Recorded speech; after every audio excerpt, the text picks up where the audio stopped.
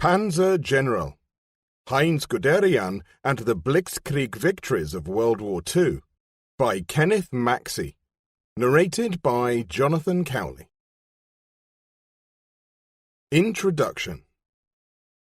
It is with immense pleasure that I welcome this revised edition by Greenhill Books of my Guderian Panzer General, which was first published in English in 1975 and since then has been republished in many different languages worldwide.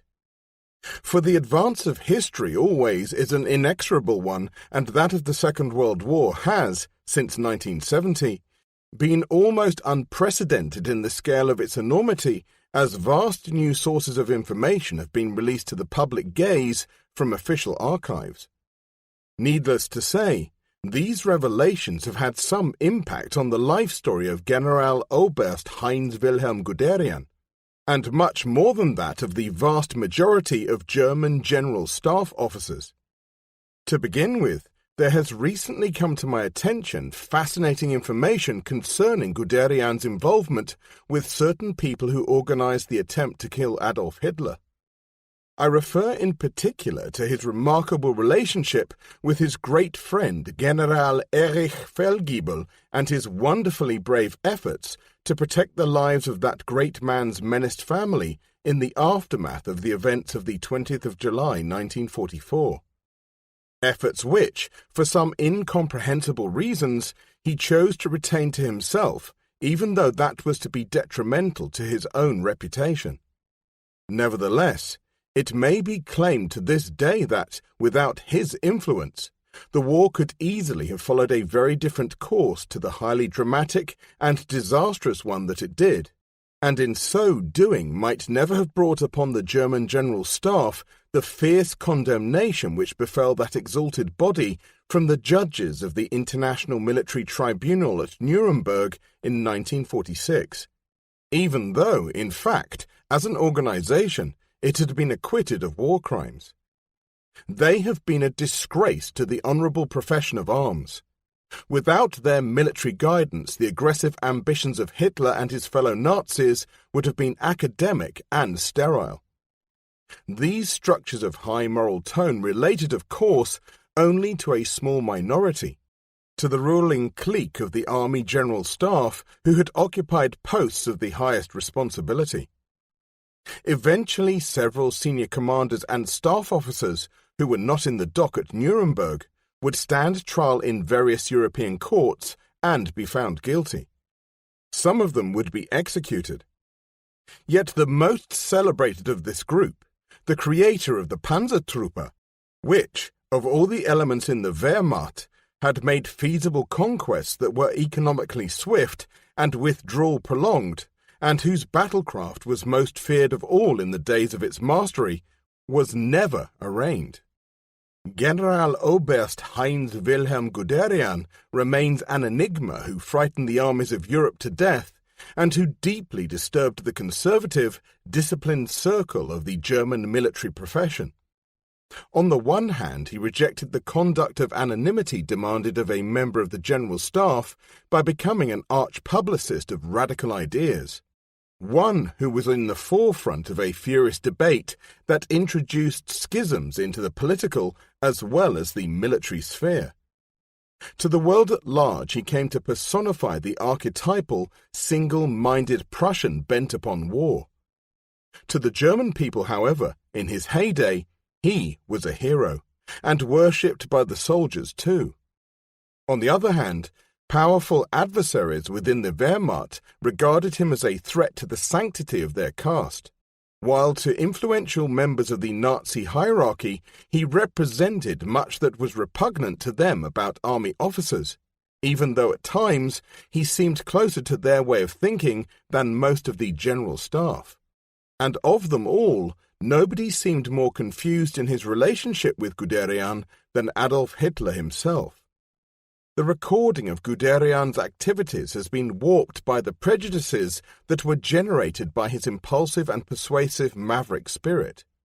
Inevitably, the predispositions of orthodox people were hostile to him, and jealousy was nursed by the casualties of a fierce internecine struggle that took place within a revolutionary German hierarchy. In the aftermath of an epoch of violence and hatred, what sort of convincing personal defense could be made by a general who had been kept behind bars, without trial, for 3 years?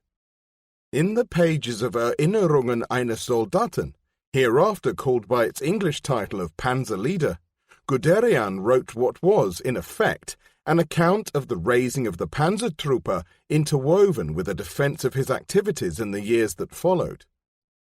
Since its publication, it has become a standard reference work in connection with the Panzertruppe and Guderian, though it is wide open to criticism, as all autobiographies must be.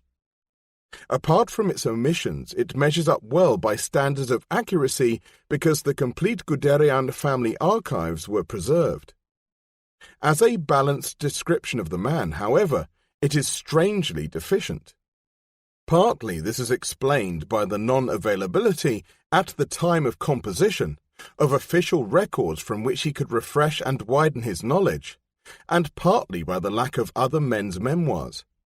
But to some extent Guderian proved his own worst advocate in that he denied the reader insight into his background and a sight of the fundamental evidence which displayed the man in the making and in his true colours.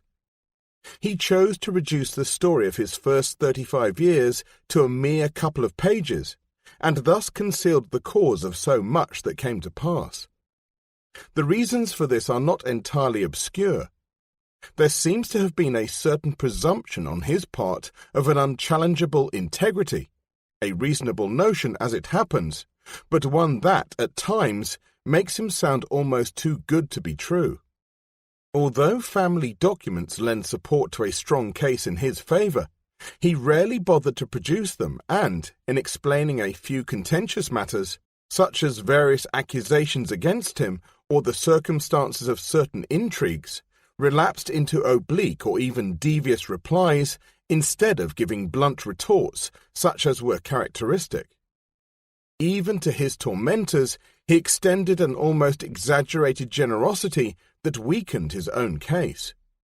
However, it must be realized that Guderian assembled the memoirs under conditions of peculiar stress.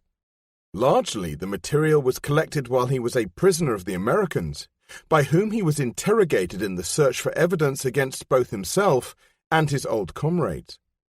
The early days of his incarceration were spent in discomfort, sometimes in humiliating circumstances, and always in the expectation of indictment. Even when the Americans and British absolved him, the Poles endeavoured to bring him to trial in connection with the Battle for Warsaw in 1944. Later he became involved in a legal wrangle with Fabian von Schlabrendorf, whose book, Offiziere gegen Hitler, had appeared in Switzerland in 1946 and was, in 1948, to be serialized in a West German newspaper. Sections of that book were harmful to Guderian. They not only stimulated the distaste of those who already detested him, but drove Guderian to defend himself at law. Although Schlabrendorf was induced to recant publicly in 1948, the damage had been done. Schlabrendorf's first edition was quoted, and still is. Despite the appearance of a second edition in 1951, with all references to Guderian deleted, and his The Secret War Against Hitler, published in 1956, long after Guderian's death, in which Guderian is hardly mentioned at all, Schlabrendorf is still read with a strong measure of credibility. In Panzerlieder, Guderian denied everything that Schlabrendorf had written in connection with his activities concerning the anti-Hitler plotters, though he by no means clarified the story to complete satisfaction, as he so easily could with considerable credit. Family documents, particularly the correspondence with his wife, help sharpen blurred passages in Panzerlieder and fill some of the gaps. One begins to discern the man's basic loyalties, his humanity and brimming patriotism, and here too a professed honesty of purpose is made apparent, for sometimes he expressed himself with startlingly dangerous clarity.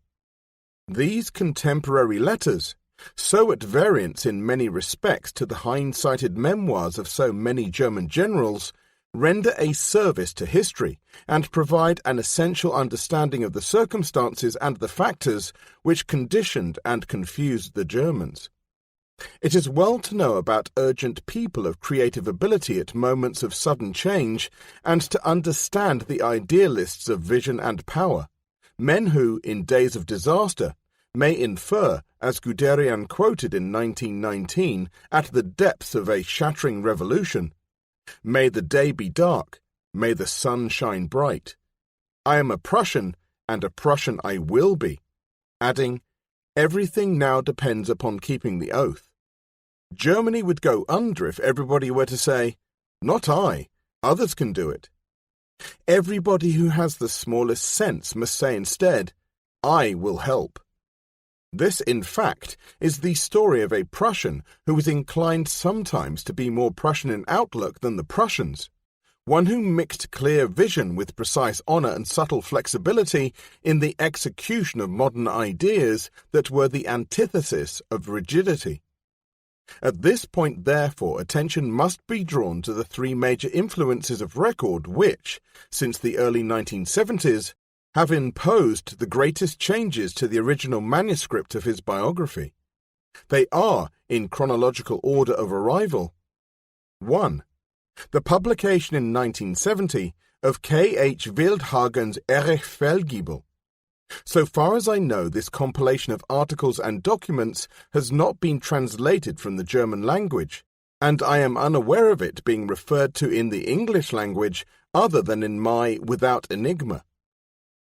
But, lacking knowledge of Wildhagen's book, which describes Feldgiebel's activities in the Second World War, virtually all accounts in English of the bomb plots to assassinate Hitler can only be seriously incomplete and incorrect.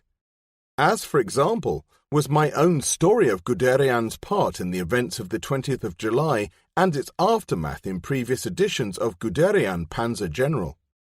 One of my intentions here is to correct the errors and injustices committed. 2. The decision by the British government early in the 1970s to divulge the hitherto top secrecy of the breaking of enemy codes and the publication in 1974 of F. W. Winterbotham's famous, inaccurate The Ultra-Secret, was of course the greatest reason for huge revisions to the history of the Second World War as previously written. Almost overnight, for example, every reputable history book dealing with military strategy, including official ones, became incomplete and in need of wholesale revision. A process which was inevitably slowed by the pace at which ultra-intelligence material was released. By the rate at which the 5 volumes of the official British intelligence in the Second World War was compiled and then published by HMSO. B. The measured pace of freeing the millions of documents by the Public Record Office starting in 1977, which, of necessity to this day, remains limited by a security that continues to deny access to a number of sensitive areas. As it happens, the fact that GC and CS at Bletchley Park, from May 1940 onwards, was breaking an ever-increasing quantity of Axis ciphers and codes had little effect on Guderian's own operational tasks prior to July 1944, when he became Chief of the General Staff. But the fact that I decided in 1975 not to mention or guess at the impact of Ultra in my book certainly requires some sort of comment today. 3. Then there is the Basil Liddell Hart saga that broke in 1988, when Professor John Mearsheimer's sensational Liddell, Hart and the Weight of History was published.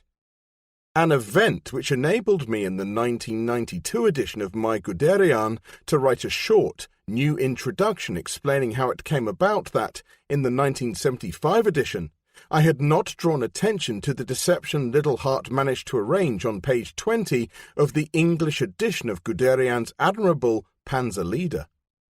I'm referencing, of course, to the insertion of a misleading but crucial paragraph, which had not been present in Guderian's Erinnerungen eines Soldaten, in which it was stated that Guderian owed many suggestions to the development of the Panzertrooper. It is almost irrelevant in this book to point out that Mearsheimer's admirable work, to which I contributed some important evidence, brought about the virtual ruin of Liddell Hart's reputation as a historian and military philosopher. All that matters here, insofar as Guderian is concerned, is the extent to which that deception tended to diminish Guderian's reputation. The effects of fresh information drawn from the three major sources will be written, where appropriate, into the ensuing text. K.M. 2003. 1. A Peculiar Fellow. On 21st May 1940, a travel-stained German general, short in stature but powerful in enthusiasm, drove into Abbeville and gazed out across the English Channel.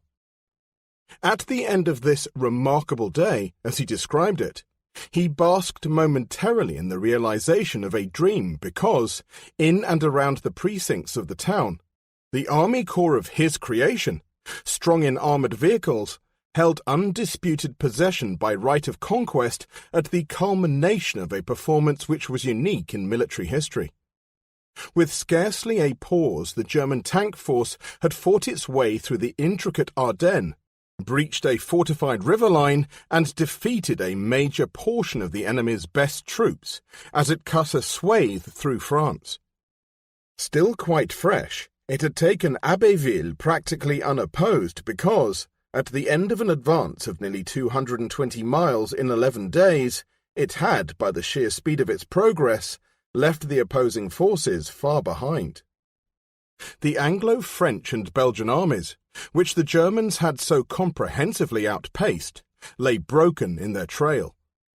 The rest of the Channel ports stood virtually undefended, ripe for seizing, and those outmanoeuvred Allied forces which still retained a measure of cohesion could only look on, aghast in the realization that they were on the verge of total envelopment.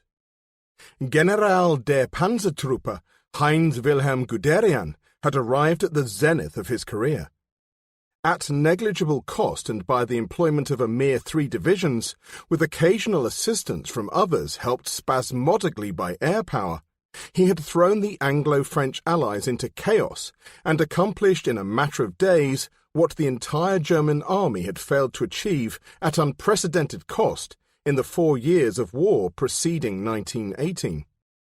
In the process, this general officer had elevated himself to the eminence of Gustavus Adolphus by creating a truly revolutionary concept and weapon in time of peace, and pursuing the idea to a successful conclusion in war. The difference in authority between a monarch and a quite junior officer, however, made his achievement all the more outstanding. The force he had created was motivated by speed allied to armoured protection for the fighting men, and the panzer divisions he commanded were dominated by the tank, a weapon which had barely demonstrated its potentiality before 1918. Yet on the 21st of May 1940, the sheer pace of Guderian's advance, which had stricken the Anglo-French armies by its dash and discreet selection of objectives, also baffled the conventionally minded strategists and tacticians of the great German General Staff when they watched the unbelievable unfolding before them on their maps and heard the reports flooding back by radio from the Panzer spearhead. Let it not be imagined that the officers of the General Staff were laggard in their search for military improvements.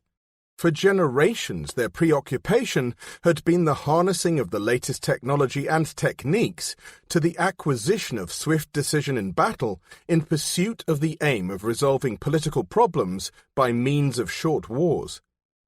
Yet with the prospect of a short war in sight, the finishing touches to the design etched by the Panzer Force were bedeviled by paradox.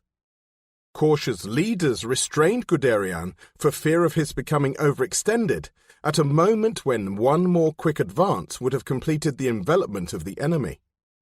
The Allies were allowed, eventually, to escape via Dunkirk. At the same time, the reaction of the German hierarchy to Guderian's success was euphoric. Generaloberst Alfred Jodl, the Chef des Oberkommandos der Wehrmacht, OKW, Operations Staff, recorded how the head of state and supreme commander, Adolf Hitler, was beside himself with joy, and he already foresaw victory and peace. France, it was true, would fall, but the triumph was incomplete. For the British, encouraged by their army's escape, declined to give up the struggle. Tanks could not easily cross the Channel, and aircraft, unlike armies, would not bring a decision on their own. Guderian's triumph of method now acted as a spur to disaster. With the seizure of such immense gains by the application of comparatively minimal force, Hitler and the uplifted members of his entourage came to believe that nothing was beyond the power of their tank and air forces. In due course, German tanks would stamp their track marks across the rest of Europe, deep into Russia and along the North African shores. But never again would they wholly bring about the destruction of an entire major nation along with its army.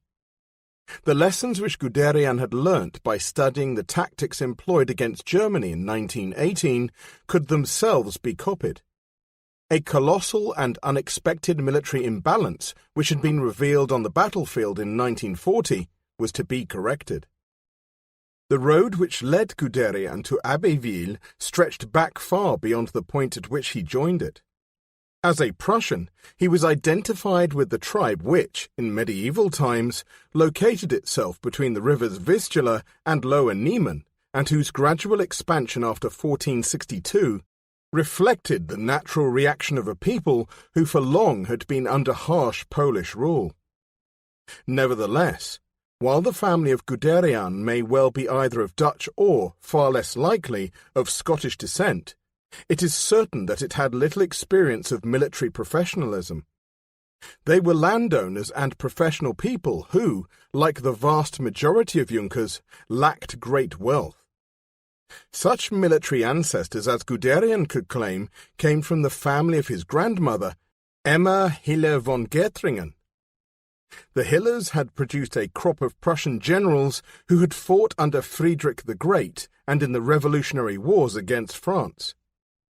Rudolf Freiherr Hiller von Gethringen had been a cavalry captain involved in the debacle of 1806, though later, as commander of the Neumark Landwehr, he had served with distinction against the French in the campaign of 1813 and in the conclusive fight against Napoleon at Waterloo in 1815. And in 1861, a Hiller von Gethringen had been a cavalry captain told to plan a march on Berlin in support of the General Staff against the Diet. The Guderian family found its early role as civilian supporters of burgeoning Prussian militarism, the cult which flourished as a modern Sparta under the urging of the saviour of the army after 1806, Gerhard Scharnhorst, and his notable successors, Karl von Clausewitz, Albrecht von Roon, and Helmut von Moltke the Elder. These men dwelt amid the relative poverty of the Junker aristocracy and recognized military preparations alongside what a future chief of staff, Paul von Hindenburg, described as wantlessness. They felt a binding patriotism which traditionally permitted them, for example, to carry out a coup d'état against the government, providing the monarch did not object. Heinz Guderian's father, Friedrich, had recognized wantlessness only too well. His father had died young, leaving a widow with 6 children, and the widow had felt compelled to sell the family estate at Hansdorf Netz in the Warthegau in order to spend more time on the children. Guderians to this day form a closely knit family group, as part of a rationalization of frugal effort for their well-being. But it was at his own wish that young Friedrich went to the Cadet Corps in 1872, though this was helpful to the family exchequer. He arrived there in the aftermath of Moltke's greatest victorious campaign, at a moment when Prussian armed might was supreme and Moltke was engaged upon extending its technical innovations. This the old nobility had opposed, and so Friedrich Guderian fitted neatly into Moltke's scheme of diluting the army nobility with healthy infusions of the middle classes to fill vacancies in the technical arms.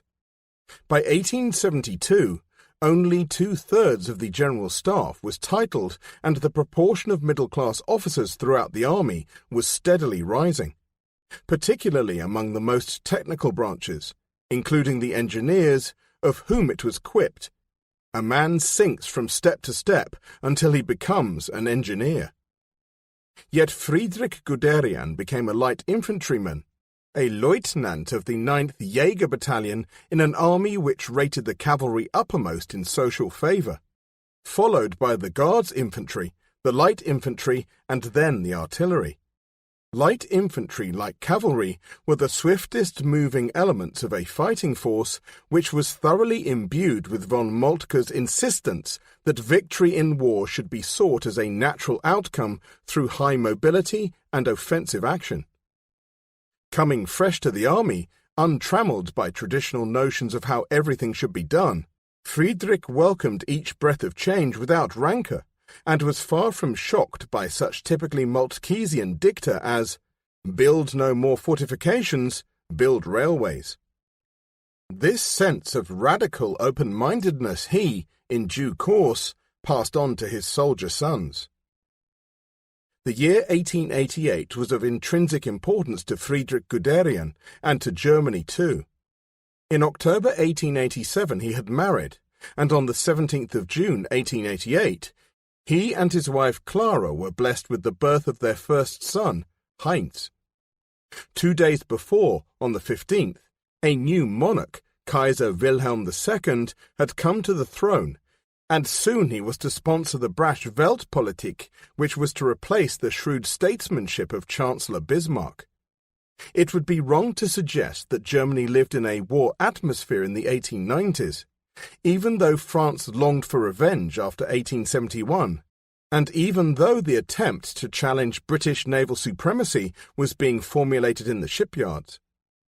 Germany's trade was expanding, and busy industrial zones and outward signs of prosperity in the principal cities, along with advances in mass education, were beginning to replace the old austerity.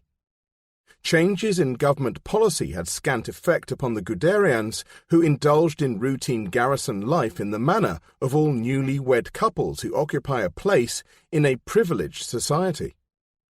Fritz, a brother for Heinz, was born in October 1890, and the following year they moved to Colmar in Alsace, staying there until 1900, when they were posted to Saint-Avold in Lorraine. By this time, both Heinz and Fritz had determined to become army officers, a choice fully endorsed by their father, whose wishes in the matter can hardly ever have been in doubt, since necessity also made demands. At Saint-Avold, there were inadequate boarding school facilities, whereas the cadet schools in Germany, like the Real Gymnasium, taught modern subjects, including French, English, mathematics, and history. From 1901 to 1903, Heinz and Fritz attended the Karlsruher Cadet School at Baden, and in 1903, Heinz was transferred to the Principal Cadet School at Gross-Lichterfelde, Berlin, whence he was later followed by Fritz. Here they came under the spell of Prussian discipline in its most insistent and sophisticated form. In contrast to the absurdities of the external manifestations of its military regime, the rigid minutiae of drill, dress, and formality, there was an inculcation of a definitive philosophy and attitude, a flexibility which is unfathomed by those who visualize Prussianism only in its unbending form. In parallel with uniformity of application went, chiefly for the officer's benefit, a recognition of the right and desirability of expressing uncompromising opinions up to the moment of an order's delivery. Thus a cadet's mental processes were schooled to acknowledging ultimate authority, but only after argument had been exhausted. It may be remarked that this is not so very different from the methods employed in most other armies. Quite. Most other armies had copied the Prussian system, the difference between them being merely that of degree. It was the meticulous thoroughness applied by the Germans that caused their embarrassed enemies to fear and hate a superior type of execution. Outwardly, at first, Guderian acquiesced to the system. His reservations as to the spirit, if not its letter, would appear much later to suit the convenience of difficult situations. Flexibility of response was forever close to his thoughts and actions. He did not immediately rebel, and his reports improved as he progressed and began to develop the essential enthusiasm for those subjects which were forever to enthrall him. Usually he attained a good position in class. In Panzerlieder, he recalled his instructors and teachers at Gross Lichterfelde, with emotions of deep gratitude and respect. However, it was not so of the instructors at the war school in Metz. Of them, in 1907 he wrote, "The system is not for ambitious people, only for average persons. It is tedious," and added that he found his seniors unsympathetic. Yet, from what was written of him at the end of the course, it would seem the seniors were rather impressed by a cadet whom, they said, was serious-minded and looked ahead, was ambitious, honourable, a good rider, a strong character with charm, one who was intensely interested in his profession and very earnest. Ironically, in the light of the future, he did poorly at his final examination on tactics by adopting a posture of defence instead of the prescribed solution of attack. To his immense satisfaction, Guderian had been sent in February 1907 to Bicha as a Fähnrich to join the 10th Hanoverian Jaeger Battalion, at that time under his father, a commander who was both loved and feared by family and battalion alike. In January 1908, he became a lieutenant and immersed himself in the normal life of a typical young officer who liked animals, rode well, enjoyed hunting and shooting, and he also developed a delight in architecture and the countryside, and appreciated the theatre and dancing. But music defied him. He was dismally tone-deaf, and had to be dropped from a cadet choir when it was found that he sang different tunes from the others. There was perhaps something significant about this. Certainly his diary illustrates an awakening criticism of the system which possessed him, and a healthy skepticism such as was shared by only a very small proportion of his contemporaries. It speaks of the study of military history. With an outstandingly good memory, he could quote from the classical and military works by heart. It also tells of profitable battalion exercises under his father's direction, from whom he learnt so much. "I try to copy him," he wrote. There is, too, within the pages of a diary which records passing thoughts, the suggestion of an obsession with the meaning of enduring friendship. In July 1908, at a moment of loneliness, he wrote, "Friends demand that I should spend more time with them. If they had been more careful, there need not have been a rift. Now it is difficult to repair the damage. They have lost my respect. They accuse me of being an introvert, but to run with the mob is nothing to be proud of." And in November 1909, "If only I could find a real friend. My comrades are very good, but there is not one I can depend upon wholly. Everywhere mistrust reigns." A year later he finds a glimmer of hope when some new officers joined the battalion, and he was no longer the most junior member. Good friendships are developing. Our youngest officers, including Bodewin Keitel, are very pleasant. The most promising with the most aptitude as a soldier and in other ways is Keitel, I think. Already it was apparent that he was better with his juniors than with his seniors, another recurrent theme in later life.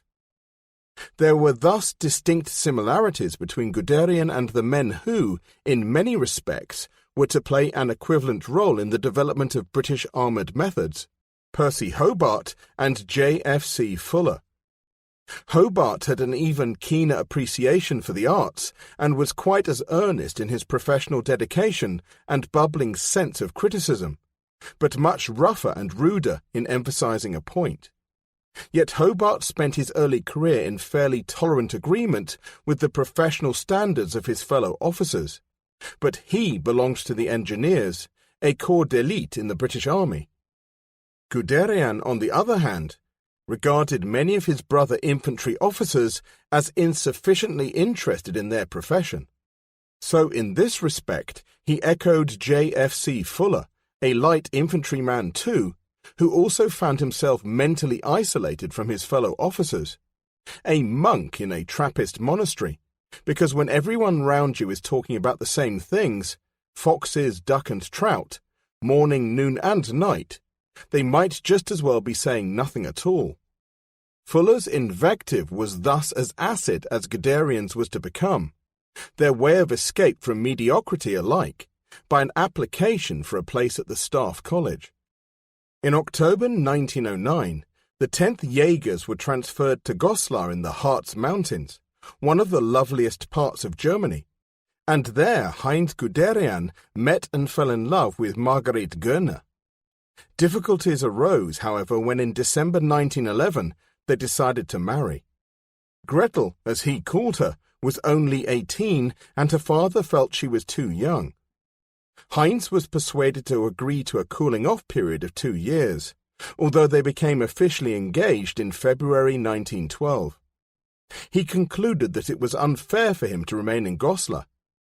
Moreover, he felt the need to undertake some sort of technical training to broaden the basis of his professional knowledge.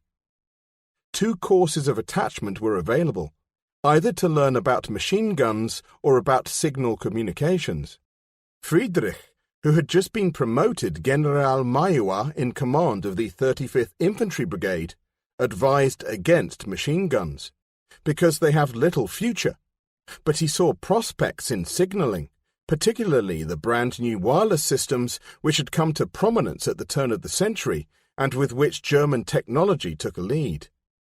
His son was in accord. On the 1st of October, Heinz joined the radio company of the 3rd Telegraph Battalion at Koblenz, and there began the work which was to lead him to the peak of his achievements. The year to come, indeed the next decade, was packed tight with activity for Guderian. Time passed quickly because the new work taxed him hard. As he describes it himself, having had no previous experience with radio communications and being in addition in charge of recruit training for some time, I was heavily burdened by my military duties. According to directives issued by the Chief of Staff, 8th Corps, officers from the Koblenz garrison conducted the preparatory course for the Kriegsakademie, War Academy. Preparation was very intensive. Moreover, the instructors enlivened the classrooms with a spirit of comradeship, thus making our social relations also very pleasant. The curriculum covered tactics up to the level of a reinforced infantry brigade, fieldcraft, engineering, and instruction in arms. It was left to our discretion to choose our own method of studying languages, geography, and history. In due course, Guderian would qualify as an interpreter in French, and he also became fluent in English. By frenetic application, he passed the academy exam at the first attempt, and was thus the youngest at 25 of the 168 officers selected to attend the 3 years course starting at the War Academy in Berlin on the 5th of October 1913. This was a clear indication of his maturity. But first there was another matter of high priority to be settled. Parents bowed before Guderian's wave of success and consented to an early marriage. On the 1st of October he wedded Marguerite. Not for nothing in the years to come was he to earn the nickname Schnell Heinz, Quick Heinz. Nor by chance did he adhere to one of Moltke's dicta he liked to quote. First reckon, then risk. He would win renown for his contradictory juxtaposition of methods, a compound of studied contemplation on the one hand with sudden impulse on the other. But his marriage was a deeply contemplated step and of fundamental importance. Marguerite, with her peaceful, soothing nature, adapted herself to his moods and aspirations and provided the perfect foil for the young officer, who had already won a reputation for bursting energy and frightening impetuosity. Of her he wrote that she was a perfect helpmate, and their first son was to tell the author that she was absolutely essential to her husband. In fact, this need of his for a cool partner and chief of staff was to become an absolute necessity to the German army too, as his career progressed. Of still greater importance were the evolving ambitions of Marguerite, who, as time went by, came to believe in her husband's great destiny and whose influence upon him, as will be seen, was not only designed to encourage but to guide his footsteps along safer paths when, in tempestuous moments, he threatened to throw everything away. And the wedding itself held pointers to the future. In attendance was the admired Bodewin Keitel, a second cousin of Marguerite, whose brother Wilhelm would one day become Adolf Hitler's principal staff officer. Both Keitels were destined to have their impact on Guderian's destiny in the years to come. At the War Academy, still more strong characters in the drama of Guderian's life began to assemble. Among his contemporaries was Erich von Manstein, who, of them all, came closest to understanding the philosophy and methods that, later, were to be preached and practiced by Guderian. The senior member of the board of directors was Oberst Graf Rudiger von der Goltz, who, according to Guderian, exerted even profounder educational influence upon the younger officers than the director himself. 6 years later, von der Goltz was to have a direct effect upon his erstwhile student. The first year at the college concentrated chiefly upon improving the general knowledge of the students. Guderian says that tactics were the main subject along with military history, with special emphasis on the opening of the campaign in 1757, with the advance into Bohemia in separate groups and their juncture for the Battle of Prague. The campaign of 1805 was discussed subsequently. Study of the past was terminated sharply when the assassination of Archduke Franz Ferdinand of Austria at Sarajevo on the 28th of June threw the future into turmoil and uncertainty. At that moment Guderian, with the other infantry and cavalry members of the course, was serving an attachment with the field artillery for a period long enough to guarantee that the students gained a real insight. The German army always had been a protagonist of practical work in the absence of a war of its own, despite its delight in the developing of theories. Now the war which Kaiser Wilhelm II had provoked was upon them, and the theories would be put to the test. On the 1st of August, mobilization was declared. The course at the War Academy was dissolved before Guderian could complete his attachment, and he was ordered to join the unit with which he was going into battle. It was not, however, the parent regiment to which his heart belonged, the 10th Jaegers. Because he had last served with 3rd Telegraph Battalion, his place in the mobilization plan was in charge of Heavy Wireless Station No. 3, attached to the 5th Cavalry Division in 1 Cavalry Corps, which was part of the 2nd Army. War came at a bad moment for the Guderians.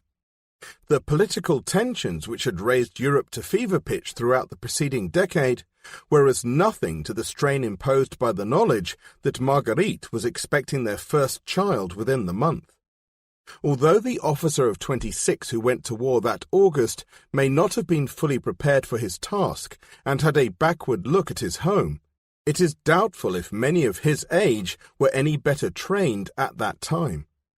He had formulated a philosophy to which he had generally adhered since analyzing himself prior to joining the battalion.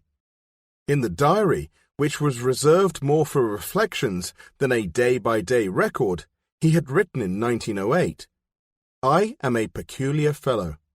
Sometimes I feel uplifted and believe that everything must go right and nothing wrong. The longer one lives, the more one comes to realize that these are illusions.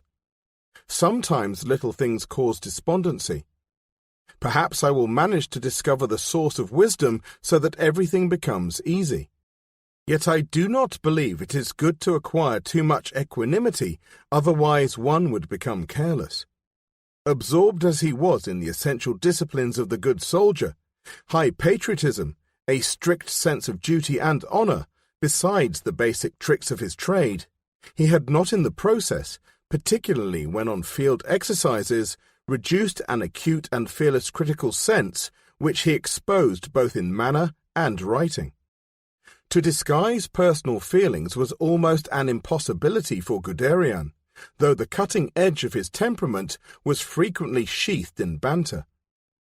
During the manoeuvres of spring 1913, he had been involved in one of the earliest trials of a wireless detachment working with cavalry, and in cooperation with the 5th Cavalry Division under Generalmajor von Ilsemann, had gained valuable experience, but also a feeling of disquiet at the way the exercises had proceeded.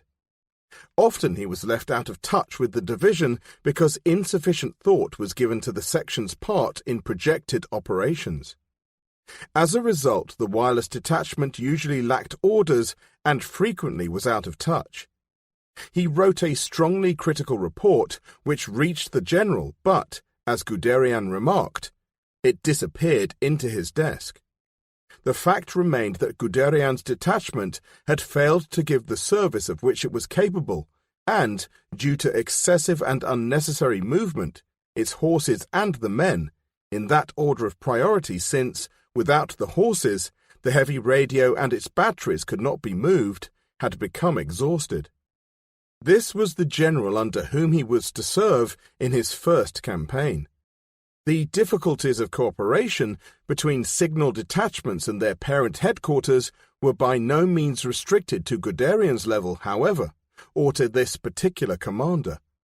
A failure to resolve basic misunderstandings between an infant technological weapon system, as wireless undoubtedly was, even if not recognized as such, and the General Staff's established practices lay at the heart of the trouble.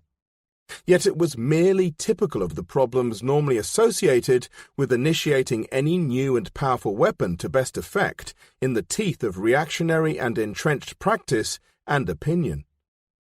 In 1914, the newly created wireless arm had neither the confidence nor the sympathy of the General Staff, and consequently was deprived of information about strategic intentions and denied its full potential.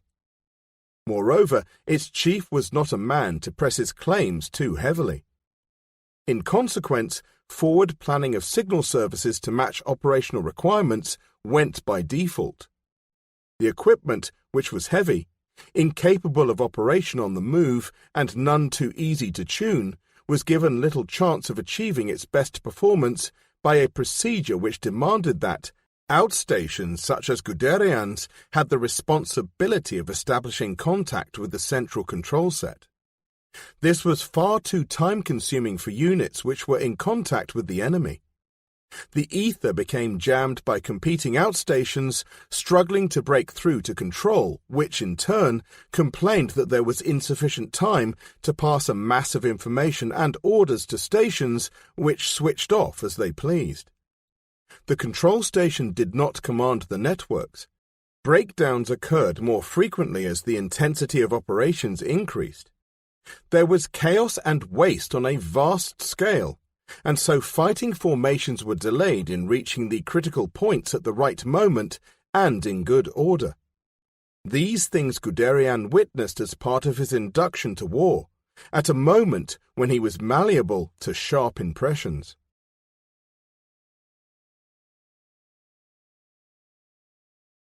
Two. Factors for the future. To understand the reasoning which prompted the arguments that Guderian was one day to use in support of mechanized armies, one has only to follow his career throughout the First World War and in its immediate aftermath on the eastern frontier of Germany. Fate was to carry him to almost every front where the definitive actions took place. Thus, he was able to witness, and in comparatively remote circumstances, register and store away acute personal memories, particularly concerning the atrophy of mobile warfare and the consequent onset of the stalemate, which was to kill all hope of a quick end to the conflict. The German army went to war in 1914 under the direction of Helmut von Moltke the Younger, a chief of staff who, though the nephew of his great namesake, was a paler character by far. Likewise, the plan of campaign which he adopted was a thinner version of the one created by his predecessor, Graf Alfred von Schlieffen, an officer whose commitment to the study of war was such that he thought of nothing else. The army of Schlieffen's design was modern and contained two weapons which, it was hoped, would give a margin of technical advantage sufficient to overcome the enormous defensive firepower and élan of its enemies. Heavy mobile artillery was intended to crush all kinds of fortifications and demoralize armies in the field. Radio communications would enable information and orders to pass swiftly to and from command posts to the extremities of the battlefield, and thus enable commanders to exert detailed control of the battle from remote locations. The sort of initiatives at the lower levels of command, which Moltke the Elder had found it essential to encourage, were being stifled. At the same time, all-embracing envelopments in the quest for a modern canaille, such as Moltke had accomplished at Sedan in 1870, was Schlieffen's aim, the mobility to be achieved by an even more extensive use of railways than Moltke had dreamed of. By a strange omission, the method which might most extensively have increased the flexibility of the German army's mobility was largely omitted from Schlieffen's plans and those of Moltke the Younger. Motor vehicles, fast becoming popular and in greater supply, were provided in some quantity, but even so were neither sufficient in number nor efficient in performance. In 1923, Generaloberst von Kluck, who commanded the First Army in the March on Paris, and whose army was the principal sufferer from logistic failure, was to write that these systems needed to undergo a further test. In due course, a young officer in Third Wireless Section would see to that. The German plan of attack into northern France, via Belgium and the Ardennes, committed the four principal armies involved to long marches in trying conditions of summer heat and dust. Once they had departed from the railheads adjacent to the frontiers, it was the endurance of men on their feet and horses on their hooves which would decide whether or not the momentum of the marching masses could be sustained. Generalleutnant von Richthofen's 1st Cavalry Corps, of which 5th Cavalry Division was a part, and Guderian's 3rd Wireless Section, the tentacle for its vital communications, was to have an almost unique opportunity to tour the battlefields leading to the River Marne. For it began its progress into France within the boundaries of the Third Army, having marched to Dinant through the Ardennes in the first fortnight of August, and was then to pass across the rear of von Bülow's Second Army to enter the battle at the junction between Bülow's force and the strongly reinforced mass of manoeuvre residual in von Kluck's First Army on the right wing, where it bore down past Mons towards Le Cateau and Paris. The arrows marked across the maps indicate that 1st Cavalry Corps marched 160 miles before it began to come seriously into action on the 31st of August, and that therefore it may already have travelled well over 200 miles when allowance is made for diversions. Guderian stayed with 5th Cavalry Division at Dinant between the 17th and 20th, and thus was witness to the mass of horsemen, marching men, guns and transport columns passing smoothly in well-regulated columns of march through the intricate lanes and across the River Meuse, a spectacle which would have excited the least responsive military mind, but which, upon him, was to leave indelible impressions of the logistic feasibility of moving such numbers through this notably difficult terrain. His detachment had to move greater distances than the rest of the division because, due to its unique nature, it was in constant demand and therefore switched from one division to another besides the 5th Cavalry. Frequently it was wastefully employed through lack of forward planning. Either it was without clear orders, or it was sent on tasks from which it might have been spared. More than most elements of First and Second Armies, which soon began to suffer from exhaustion, the horses and men of Third Wireless Section, dragging their heavy long-range set, with its transmission range of 150 miles, were in dire straits. German cavalry as a whole ran into trouble. 2nd Cavalry Corps, pushing ahead as flank guard of First Army into Belgium, had soon complained of a fodder shortage and suffered a severe rebuff at Haarlem on the 12th of August, when they had been mown down by machine gun and rifle fire from weak Belgian detachments. Never again would German cavalry advance with the supreme and gallant confidence of arrogance as that with which they began the war, though for a little longer the fascination of cavalry power held good. On the 31st of August, when the 5th French Army stood its ground to the south of the River Serre and the British Expeditionary Force continued in withdrawal, a gap opened between the two armies. Richthofen was directed by radio from 2nd Army into the gap and told to turn east in order to seize ground between Soissons and Vaux-Aillon, thus cutting off the French 5th Army's retreat. It was due to the contribution made by radio communication that the French were almost as quickly aware of this order as was Richthofen. Most German radio traffic was either in clear or in code, and the French had broken the German code within 48 hours of the outbreak of war.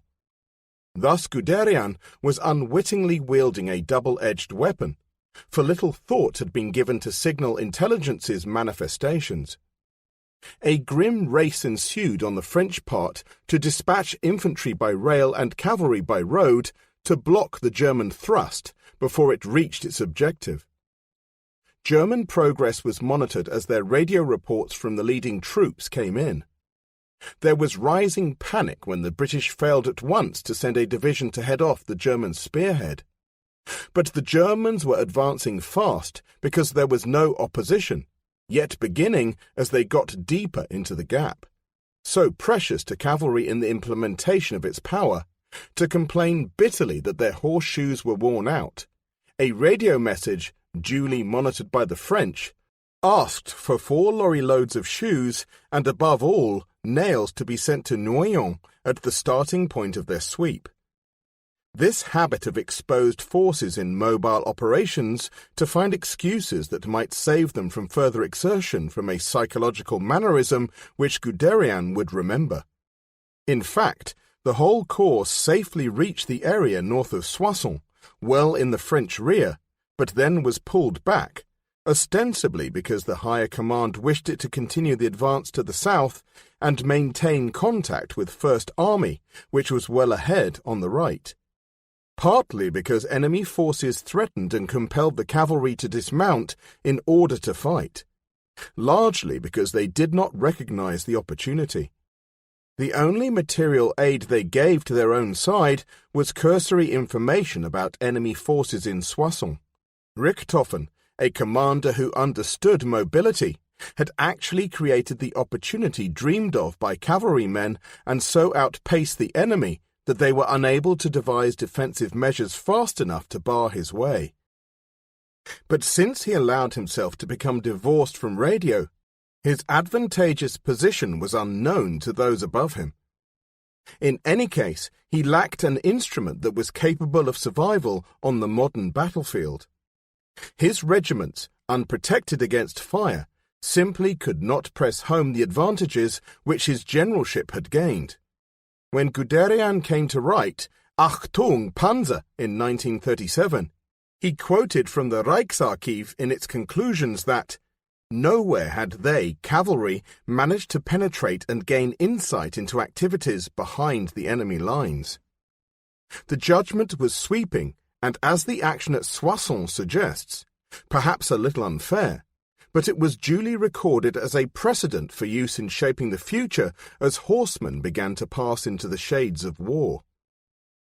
The series of command vacillations which produced a German crisis at the Battle of the Marne could not be solved by Moltke from Luxembourg, where he sat at the centre of a network of overloaded communications. Radio and telephone messages failed to compensate for close personal contact near the front, and that Moltke eschewed until the battle was lost. But personal contact was frequently at a premium everywhere.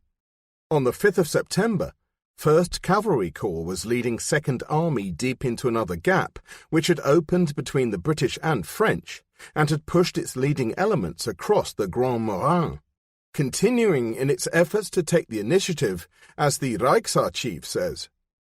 Guderian was with them and, had he known it, at the head of a formation which had completely broken through an Anglo-French line, the last time that was to happen until he personally repeated the performance 26 years later.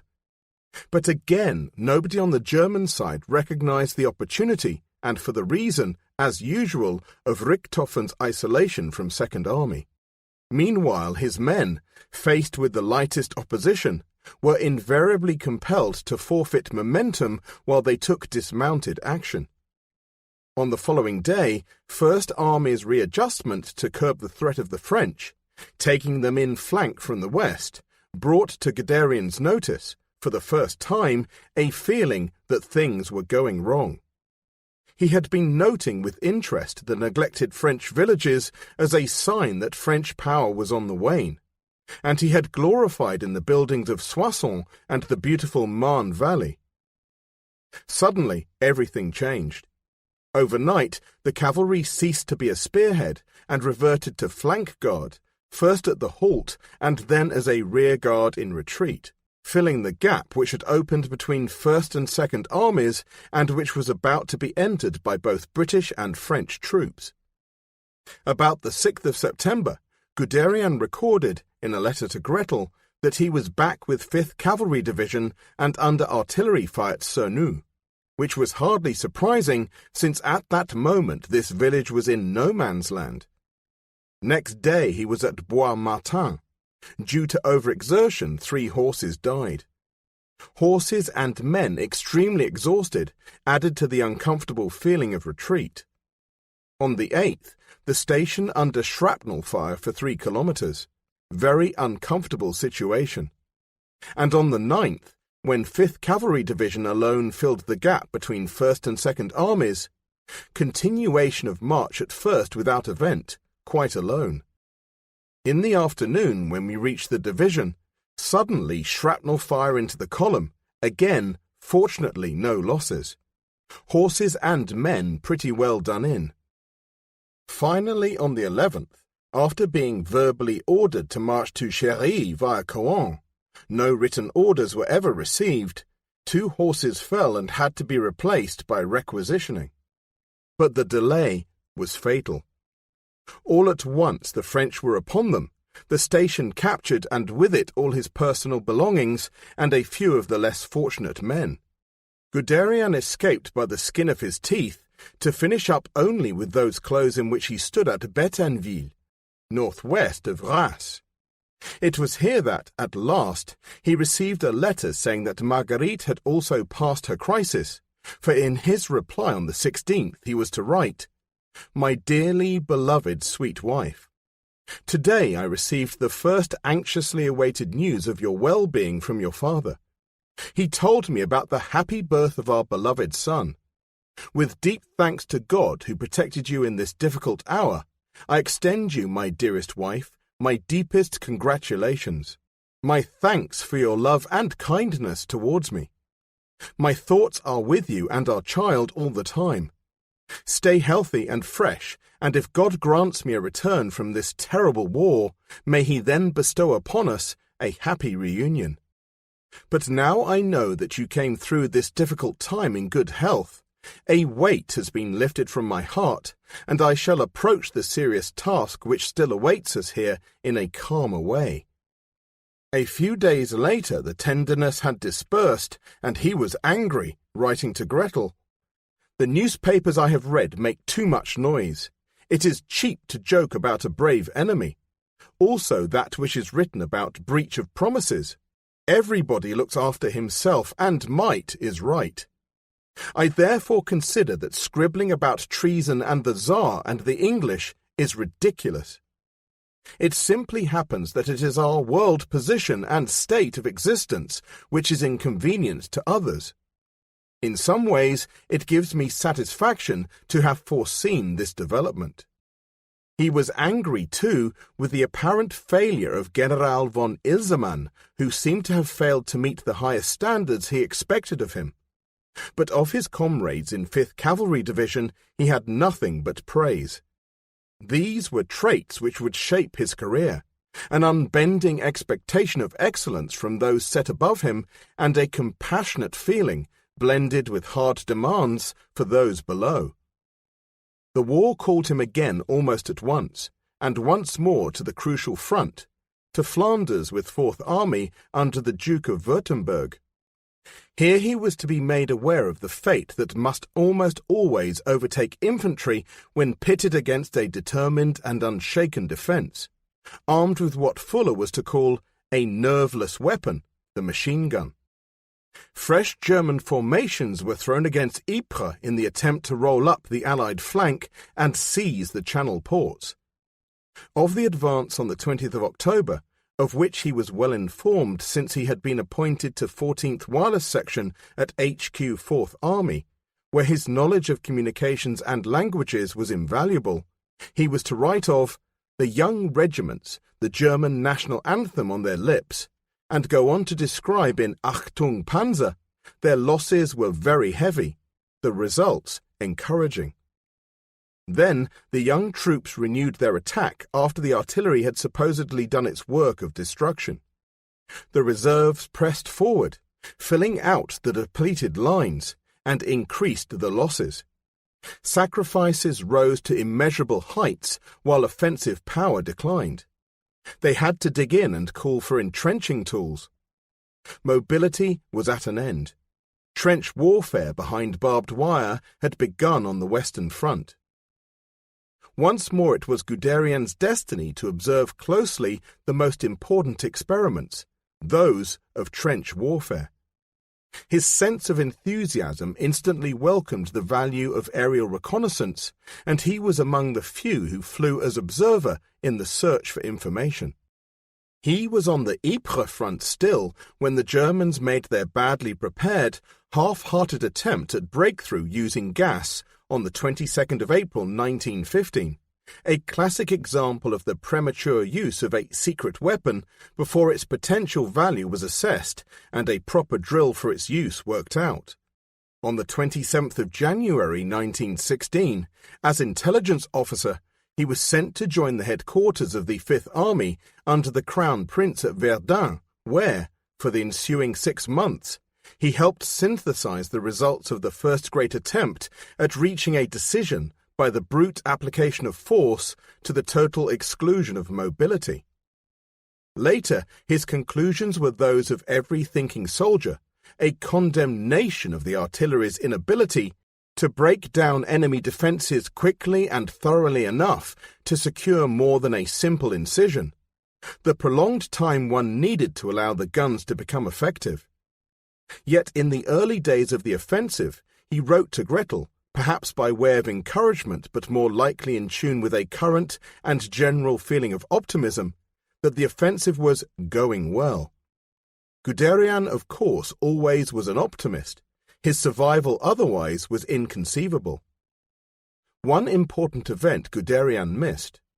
In July he was sent back to Flanders to become intelligence officer at HQ 4th Army.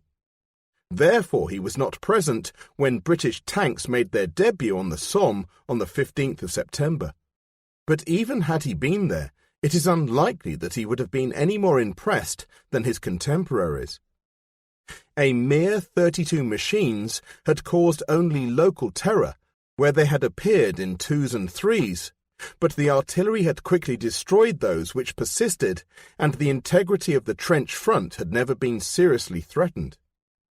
Along with the rest of the deeper thinkers in the German army, he largely ignored the reports of frontline soldiers who called the tanks cruel as effective and looked for more subtle combinations of proven weapons to unlock the fronts for the restoration of mobility. Nor, for that matter, did the possessors of this new weapon have much hope for its prospects. Major J.F.C. Fuller was frankly skeptical of their value at the time of his appointment as senior staff officer to the newly formed British Tank Corps at the end of 1916. He, like Guderian, was forever seeking new methods for infantry, and in 1914 had published a perceptive article called The Tactics of Penetration. Unlike Guderian, however, he pronounced, perhaps with tongue-in-cheek as might Guderian too when challenging the sanctity of official doctrine, that tactics are based on weapon power and not on the experiences of military history, and that the commander who first grasps the true trend of any new or improved weapon will be in a position to surprise the adversary who has not. Nevertheless, it was the British and later the French who were to thrust the tank idea to the fore, and largely because they placed officers of imagination and drive in charge of their new weapon. Though the Germans were to begin preliminary efforts to build a tank, starting in January 1917, there was negligible impulse because technicians and mediocrities were placed in charge, and the General Staff withheld serious interest. Several crucial turning points of the war were rounded in 1917.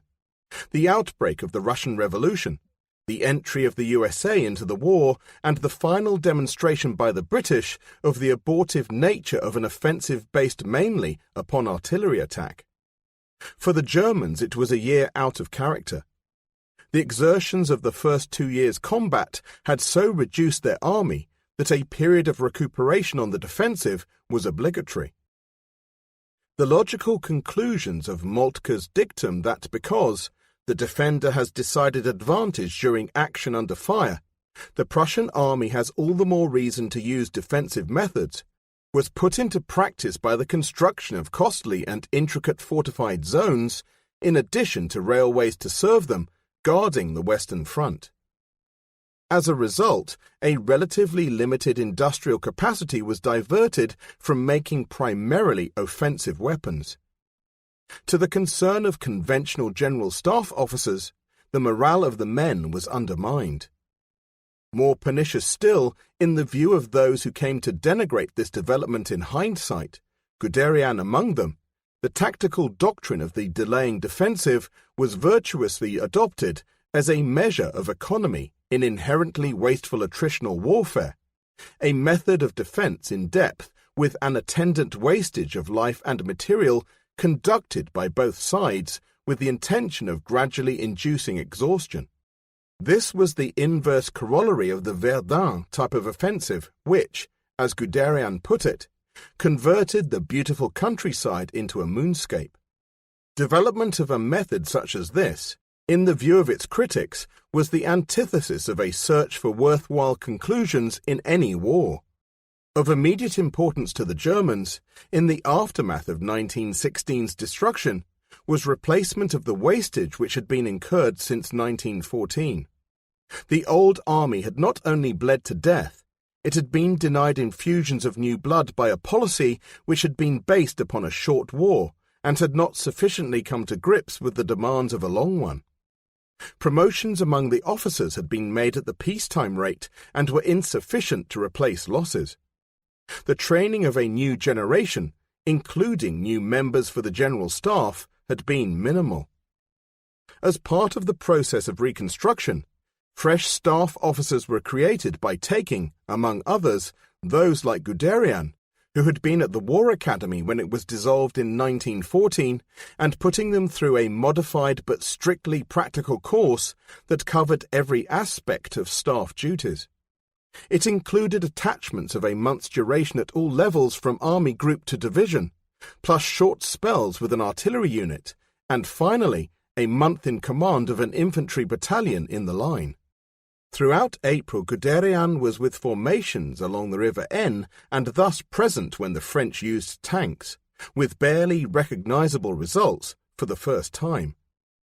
Then, starting in January 1918, He spent 2 months as a student in a General Staff Officer's course at Sedan, where, no doubt, in the intervals between intensive study, he took the opportunity to visit the scene of Moltke's Cannae of 1870 and fixed in his memory the nature of the ground where, 22 years later, he was to play his own great gambit.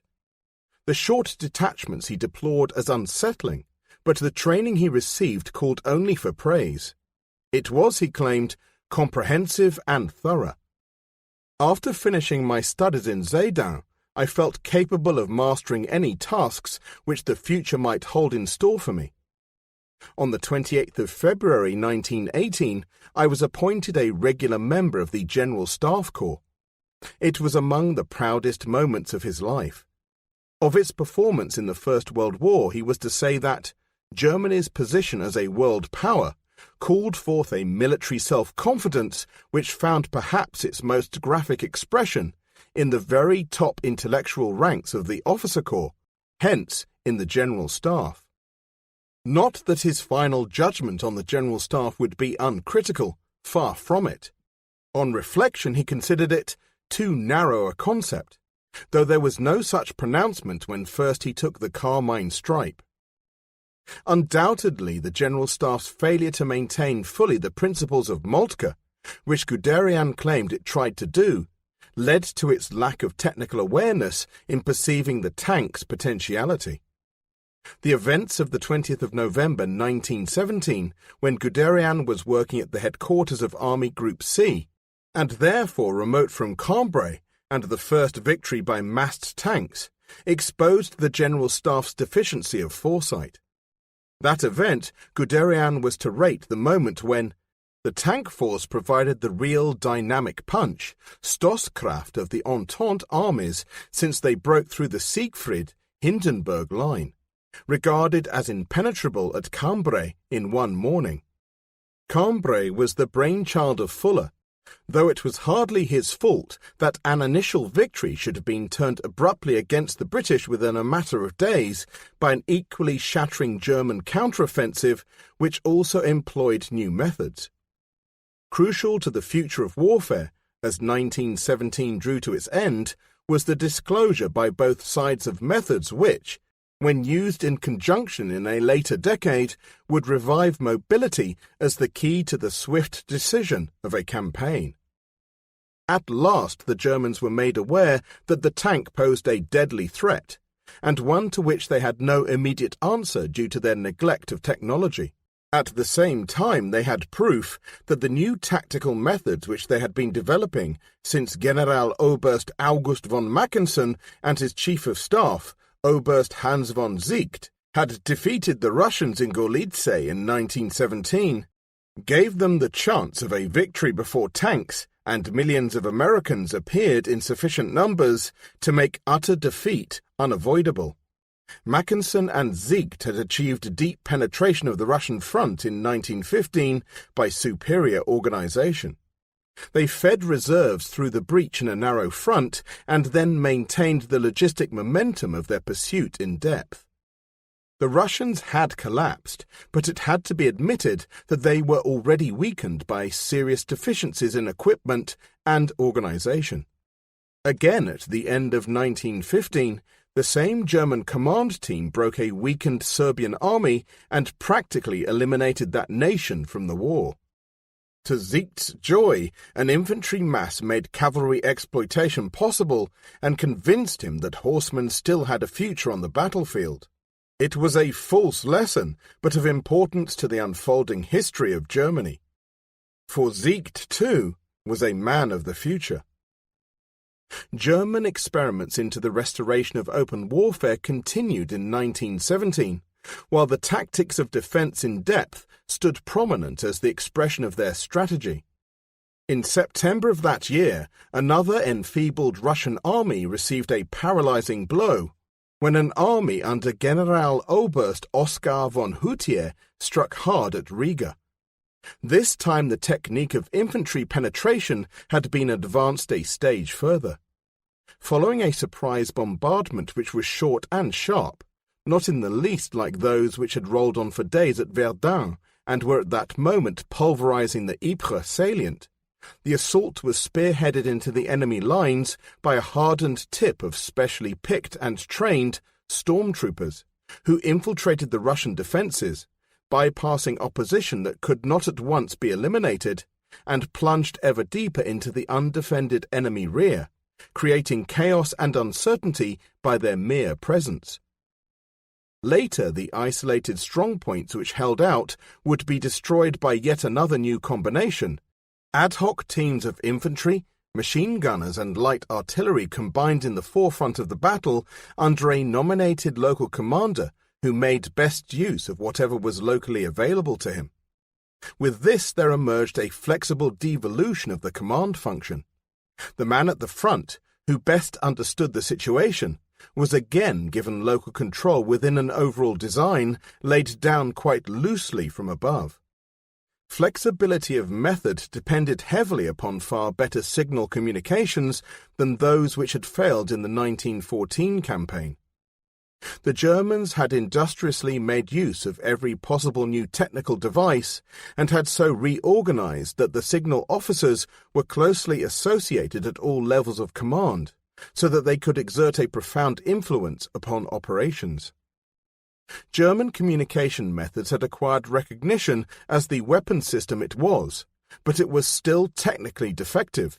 As Albert Praun, one of its most able practitioners, points out, the technical problems of adequate permanent communication systems for strategic and tactical purposes during movements, of telephone connections over long distances, and of the use of multiple-channel telephone cables and of wireless transmission without interference, still remained unsolved.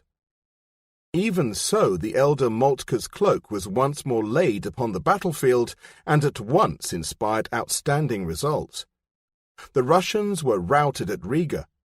A month later at Caporetto, when the same treatment was meted out to the Italians, Italy might have been thrown out of the war if only the offensive's momentum could have been maintained.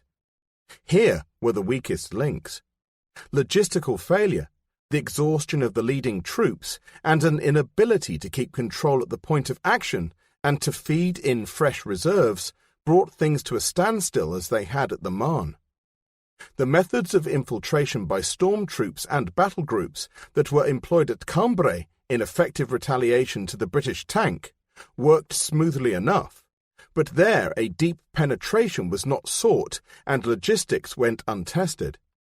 They would not be tried again on a vast scale until the 21st of March, when the Germans under Hindenburg and the direction of Generaloberst Erich Ludendorff launched what was intended to be the final crushing offensive in the West, designed to complete the task of defeating the British and the French now that Russia was out of the war and immersed in the turmoil of the Bolshevik phase of the revolution. The methods studied by Guderian and his contemporaries at Sedan in the winter of 1918 were those to be used in the Ludendorff offensive. They were intended to fit the students for any task that the attacking formations demanded. But so far as tanks were concerned, there were less than 20 of their own manufacture available to the Germans, plus a few captured machines, and so they were hardly worth study. For his part, Guderian was to find himself divorced from tactics because, in May, he became quartermaster of 38 Reserve Corps, and thus immersed in the world of logistics. Admirable experience for one who, in the years ahead, was to tax the capabilities of logisticians to the limit. To him fell the responsibility of arranging the supplies for his corps as it provided flank protection for a subsidiary offensive across the River Aisne. It began with complete surprise on the 27th of May, and achieved the longest advance, 14 miles, so far accomplished since trench warfare began in 1914. On that occasion his task was limited. It was tougher the next time, when 38 Reserve Corps was made to attack under the redoubtable Houtier on the left flank of the so-called Matz offensive, which was launched on the 9th of June with the intention of widening the scope of its failing predecessor on the left and expanding the threat to Paris.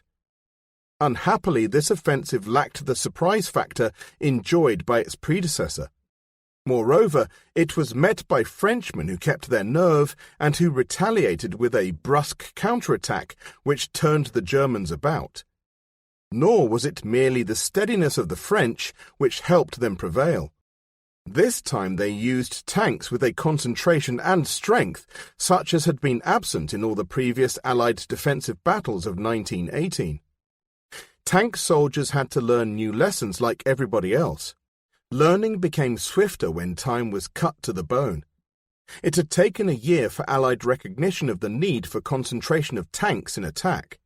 It took a mere 3 months for it to be seen that, since the tank was essentially a weapon of offense, its employment in defense must be conditioned by the principles of attack, of the same need for concentration in force instead of dilution by penny packets, the acceptance of what was an age-old principle of orthodoxy. Even so, until 144 tanks were used along a broad front by the French on the 12th of June, the tendency had been for them to be employed in handfuls. The Germans put in 5 at Saint-Quentin on the 21st of March, their first use of tanks. The British mostly used them in 2s and 3s. At Villers-Bretonneux on the 24th of April, 13 German tanks had an encounter with 10 British tanks, and the honours in this first tank versus tank engagement were about even. Against the French, the Germans scattered 15 machines along the front with scant success at Soissons and Rasse on the 1st of June. They merely copied the French, who themselves rarely committed more than 6 at a time throughout April and May. Not that the first more concentrated use of tanks by the French at the Mats was an enormous triumph. Of the 144, 70 were lost because insufficient care was taken to neutralize German artillery, which killed the scattered French machines at will. Nevertheless, where tanks were not available or were destroyed, the French infantry stuck. When tanks were present, they advanced. These things Guderian may have noticed in spare moments between his normal duties, so that, when he came to write of the 1918 tank battles in the course of his crusade for tanks, he was aware of them. But his primary duties came first, and nobody pointed him in the tank's direction at a moment when the claim of the tank upon attention was irresistible. Massed tank counterattacks became the rule. 60 went in with the French at Coutry on the 28th of June, another 60 on the 4th of July.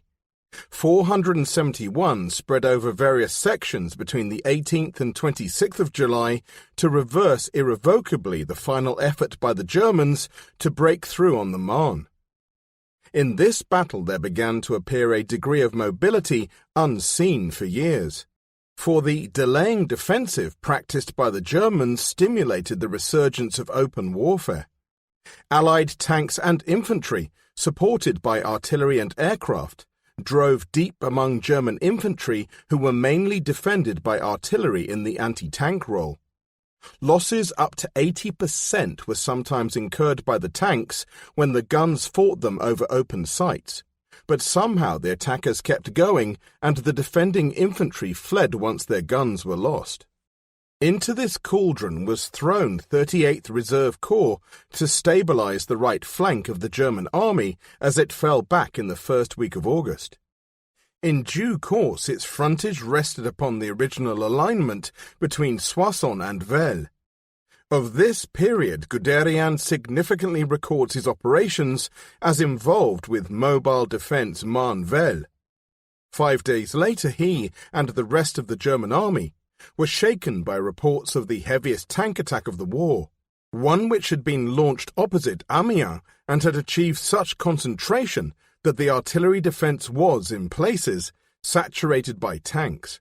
The infantry had given way, and though Ludendorff might attempt to denigrate a tank threat which he could not match, the fact remained that the German army from this moment onward was jittery whenever these machines were supposed, let alone known, to be present. What the British regarded as a means of destroying machine guns and barbed wire was looked on by the Germans as a terror weapon. The withdrawal that was to become endless until an armistice was signed in November now began. For Guderian it was a period of endless toil with little rest, made no easier because his commander came in for criticism. He makes life very difficult and is pretty demanding compared with good old Hoffmann. But in those days, as he wrote, always there is something to worry about. The whole army is exhausted. Tersely, he traced the battles. 4th to 16th August was. Here 38th Corps fell back under flank leverage caused by the defeat at Amiens and the subsequent pressure exerted against the Germans on an ever-widening frontage until the decision was taken to withdraw to their starting point in the Siegfried Line. 17th August to 4th September, N. 38th Corps was covering the withdrawal in a period when increasing war weariness and obvious disaffection made it all the more apparent that even a delaying defensive was unlikely long to avail, and, to Ludendorff, that the war had to be ended. 5th to 18th September, Siegfried Line. The final backing into the line in which 38th Corps fought at the hinge of the German manoeuvre, first in 9th Army and then in 7th, when it took over the 9th. Then he was sent to Italy as IA, Chief Operations Officer to the German military mission, just in time to be caught in the backwash from the Austrian defeat at Vittorio Veneto, which was to put Austria out of the war. Yet the nature of this ephemeral appointment cannot be glossed over in consideration of the development of Guderian's career. It indicates that he had made a considerable impression upon his superiors both before, during and after the Sedan General Staff course as an eager, imaginative and earnest staff officer who sometimes, perhaps, breached Moltke's rule. Accomplish much, remain in the background, be more than you appear to be. Guderian liked that maxim, however. Fate ordained that he should experience the revolution in double measure with a double shock. On the 20th of September, he could not envisage an immediate end to the war, writing to Gretel that, "The peace efforts of the Austrians seem utter nonsense to me.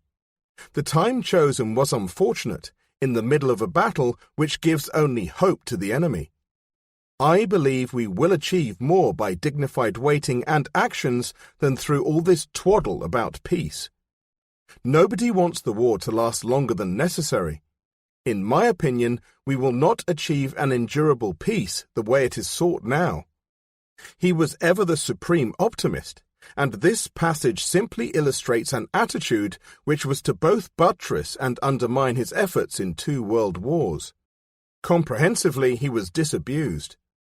On the 30th of October he found himself the junior member of a 2-man German delegation that was sent to Trent to act in negotiations between the Austria-Hungarian Armistice Commission, who were dealing with the Italians. They travelled in a railway coach without windows or heating, and arrived to find the commission had already left. Next day they caught up by motor, crossing into the Italian lines under the protection of the white flag, and preceded by a trumpeter. But the Italians at 26th Corps were not interested in having the Germans present, and so Guderian and his companion were returned to their own lines, with our bright blue eyes blindfolded, there to find scenes of the greatest turmoil. Indignation poured from Guderian in his letter to Gretel in description of a hair-raising and shameless scene in which Germany's allies behaved without honour. The regiments were coming back singing, without weapons but with red flowers in their place. The mob demonstrated in front of the Dante monument. All stores were plundered and burnt. Russian prisoners of war were released and took part. Soon shooting and stabbing began, while the population happily joined in. He was fortunate to escape and return to a Germany that was in even worse case. Our beautiful German Empire is no more. Bismarck's work lies in ruins, he wrote to Gretel from Munich on the 14th of November. Villains have torn everything down to the ground. All comprehension of justice and order, duty and decency, seems to have been destroyed. The Soldiers' Council still suffers from teething troubles and makes ridiculous regulations. I only regret not having civilian clothing here in order not to expose to the jostling mob the clothes which I have worn with honour for 12 years. Almost overnight, the highly disciplined army abandoned its cohesion and ceased to be reliable as sailors and soldiers' councils took the law into their hands, and the old order degenerated into a whirl of putsch and counter-putsch.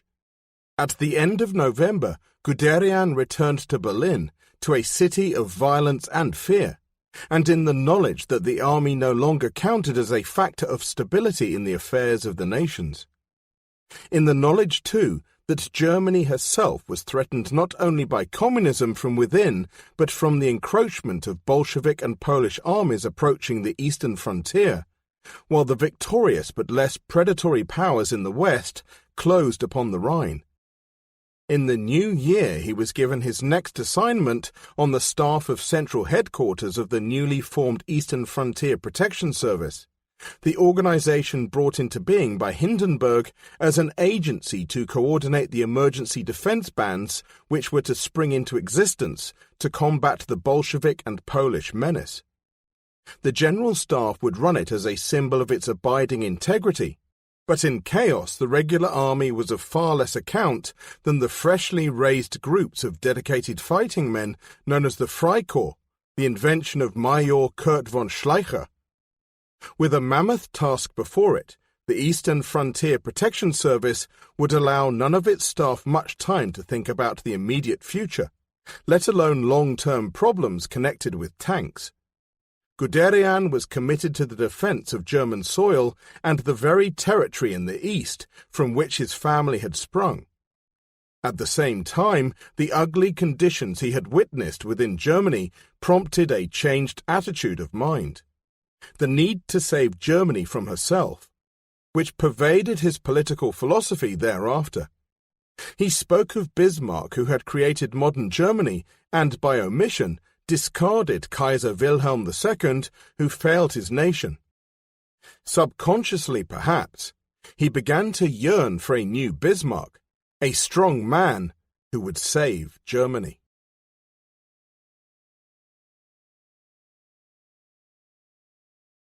(3) The Blackest Days. From first to last, the Freikorps saw itself as the sole secure bulwark against communism. Its advent coincided with the revolution. Its first role was in the destruction of the Spartacists in January 1919, and its subsequent expansion was arranged in proportion to the size of the Bolshevik threat, both from within and from outside Germany. Where Freikorps' brutality stained the pages of history, there was invariably a foregoing or simultaneous record of excess by their sworn opponents. For these antagonists numbered among their ranks the most deadly killers produced by the armies of the First World War. The prime elements of fanaticism and military professionalism rubbed shoulders and exchanged blows. The Communists were led by fervent ideologists and revolutionaries. The Freikorps was largely directed and officered by men for whom the overthrow of the monarchy and the old system of life appeared outrageous, besides aiming a blow at their own status. They were the core of an essentially patriotic group which was bitterly ashamed at losing the war. At the same time, they feared the elimination of their influence and wealth. The soldiers who followed them, to use Guderian's definition, were the real fighting men, those who represented Germany's last chance. Few who fought with or against the Freikorps would deny their military prowess, but inevitably the ruthless and, at times, depraved nature of their behavior became a byword even when undeserved. Excesses, of course, were all the more likely when it is realized that each unit and formation owed direct allegiance to the men who raised and commanded them, and that, initially, the government was compelled to make do with them for want of an alternative.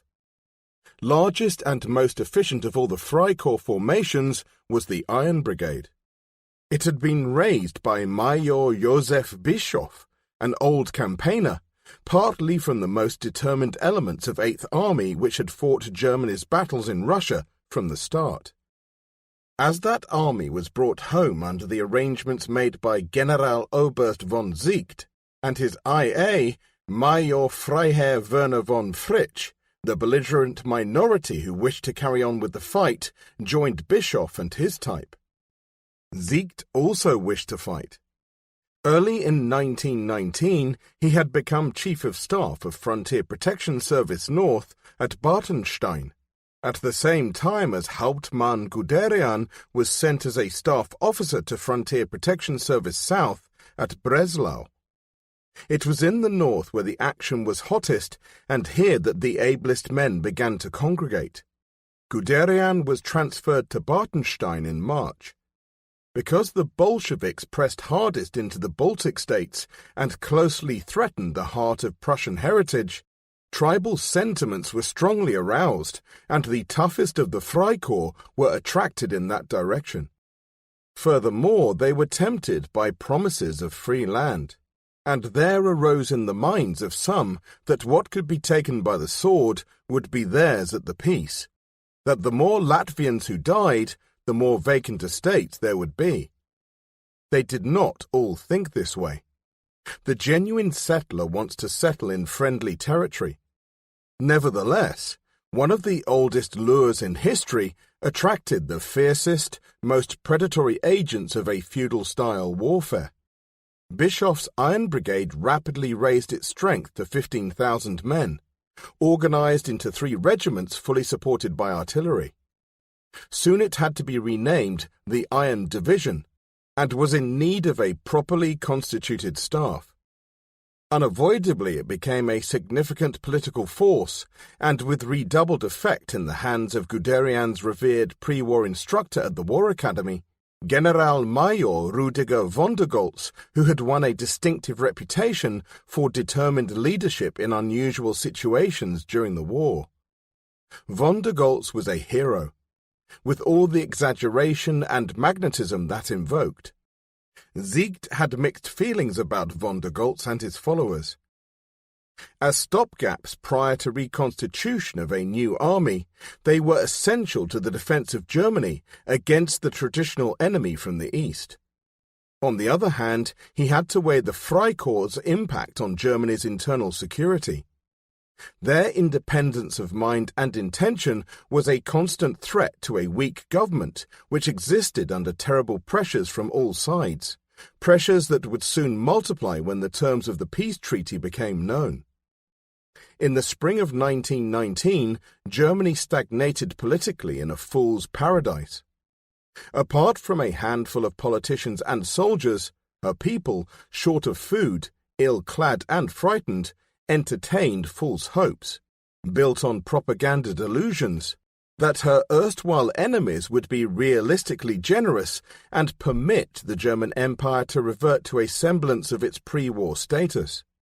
The generous settlement by the British with the defeated Boers earlier in the century gave grounds for this optimism.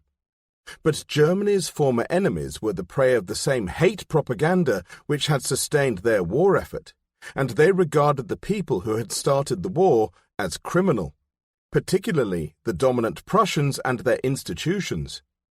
Some of these things Ziegt already knew, and when he shortly became military member of the Peace Commission to Versailles, would understand only too well.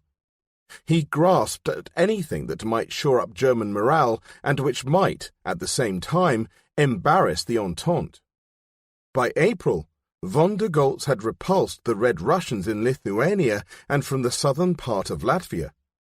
At the same time he delved in politics by appointing a Latvian prime minister of his own nomination, Kārlis Ulmanis. His operations were accompanied by a purge, the pitiless execution of Reds or anybody suspected of communist sympathies, and plans for the taking of Riga. Ziegt favored the Riga operation also because German presence in the Baltic states alongside White Russian troops would provide a bridge with a future Russian government, assuming that the Whites achieved their aim of advancing on Petrograd and unseating the Reds, a nebulous aim which also had the support of the Entente powers. The bridge was desirable since Germany was totally without allies, and this she could not afford to be. It was a delicate situation, and one demanding an almost impossibly tight supervision over von der Goltz and the Iron Division, the most aggressively German and volatile elements in the polyglot units who were endeavouring to cooperate against the Reds while retaining Entente goodwill. The German government, which had no alternative but to comply with the wishes of the Entente, could not overtly support von der Goltz's expansionist schemes. Yet a way round the problem of committing the Iron Division to the attack upon Riga on the 21st of May was found. To this division on the 2nd of June went Guderian as second General Staff Officer, an appointment that was clearly intended by Siegt and Fritsch to reinforce General Staff influence at the most sensitive spot. It was a pointer to the future and their confidence in this young officer of a mere 30 years that they reposed such trust in his judgment at a time of mortal danger, when patriotic feelings could so easily overcome circumspection. If he did well, his sound prospects would be vastly enhanced. Not only was Siegt the man of the future, so too were Wilhelm Heyer, the new Chief of Staff, and Fritsch. Those who were selected for high places usually carried their most favoured staff officers along with them. Within only a few days, on the 21st of June, in a battle at Lemsal, Guderian displayed for the first time in a moment of critical importance that tactical flair for which he was to become famous. The leading column under Hauptmann Blankenburg failed after its commander had been wounded. Guderian at once saw the danger, but recognized also an opportunity. On his own initiative, he alerted a reserve infantry regiment, throwing it into the fray to keep the momentum of the attack rolling. It was not his fault that the attack finally broke down due to insufficient preparation and inadequate resources. Already, of course, the situation was passing out of German control, and largely they were to blame. The fall of Riga had been followed by massacres to which Bolsheviks, Germans and Latvians had contributed. Guderian reported in a letter that the Bolsheviks had killed over 4,000 people, but there is enough evidence to show that as many atrocities were committed by their opponents. Standards fall low in times of desperation. A member of the Freikorps wrote, "Where once peaceful villages stood was only soot, ashes and burning embers as we passed. We kindled a funeral pyre, and more than dead material burned there. There burned our hopes, the laws and values of the civilized world, and so we came back swaggering, drunken, laden with plunder." They certainly overstepped the bounds of common sense at a time when moderation might have paid. Ulmanis had already complained that the Germans were driving the Latvians towards communism. "The Latvian people have found that the Bolsheviks are less cruel than the Germans," he wrote. Von der Goltz replaced Ulmanis with a new government of his own choice under Andreas Niedre and the Allies, who until now had vacillated, recognized at last the implications of von der Goltz's ambitions. Irresistible pressure was at once applied by the Entente to halt the rape of Latvia. In May, the terms of the peace treaty became public, and on the 28th of June, the Tuch Treaty of Versailles, in all its severity, was signed. It dealt a shattering blow to Germany, her armed forces, and her hopes. The Navy would be forbidden U-boats and great warships. For the army there were to be no more aircraft, heavy artillery, gas or tanks. Moreover, the army itself was to be reduced to a strength of 100,000 by the 3rd of March 1920, and those institutions in which Guderian had been educated, the Cadet College at Lichterfelde, the War Academy and the Great General Staff, abolished. Germany would soon be defenceless, as Hindenburg, Siegt and the upper hierarchy fully recognized. Optimistic notions of retaining what the Allies now forbade had to be abandoned. Only through subterfuge could much be saved. Siegt, appointed as chairman of the Preparatory Commission of the Peacetime Army and the Commander-in-Chief designate, had as his primary task the removal of German soldiers from the Baltic states and, as a desirable corollary, the elimination of Freikorps' power.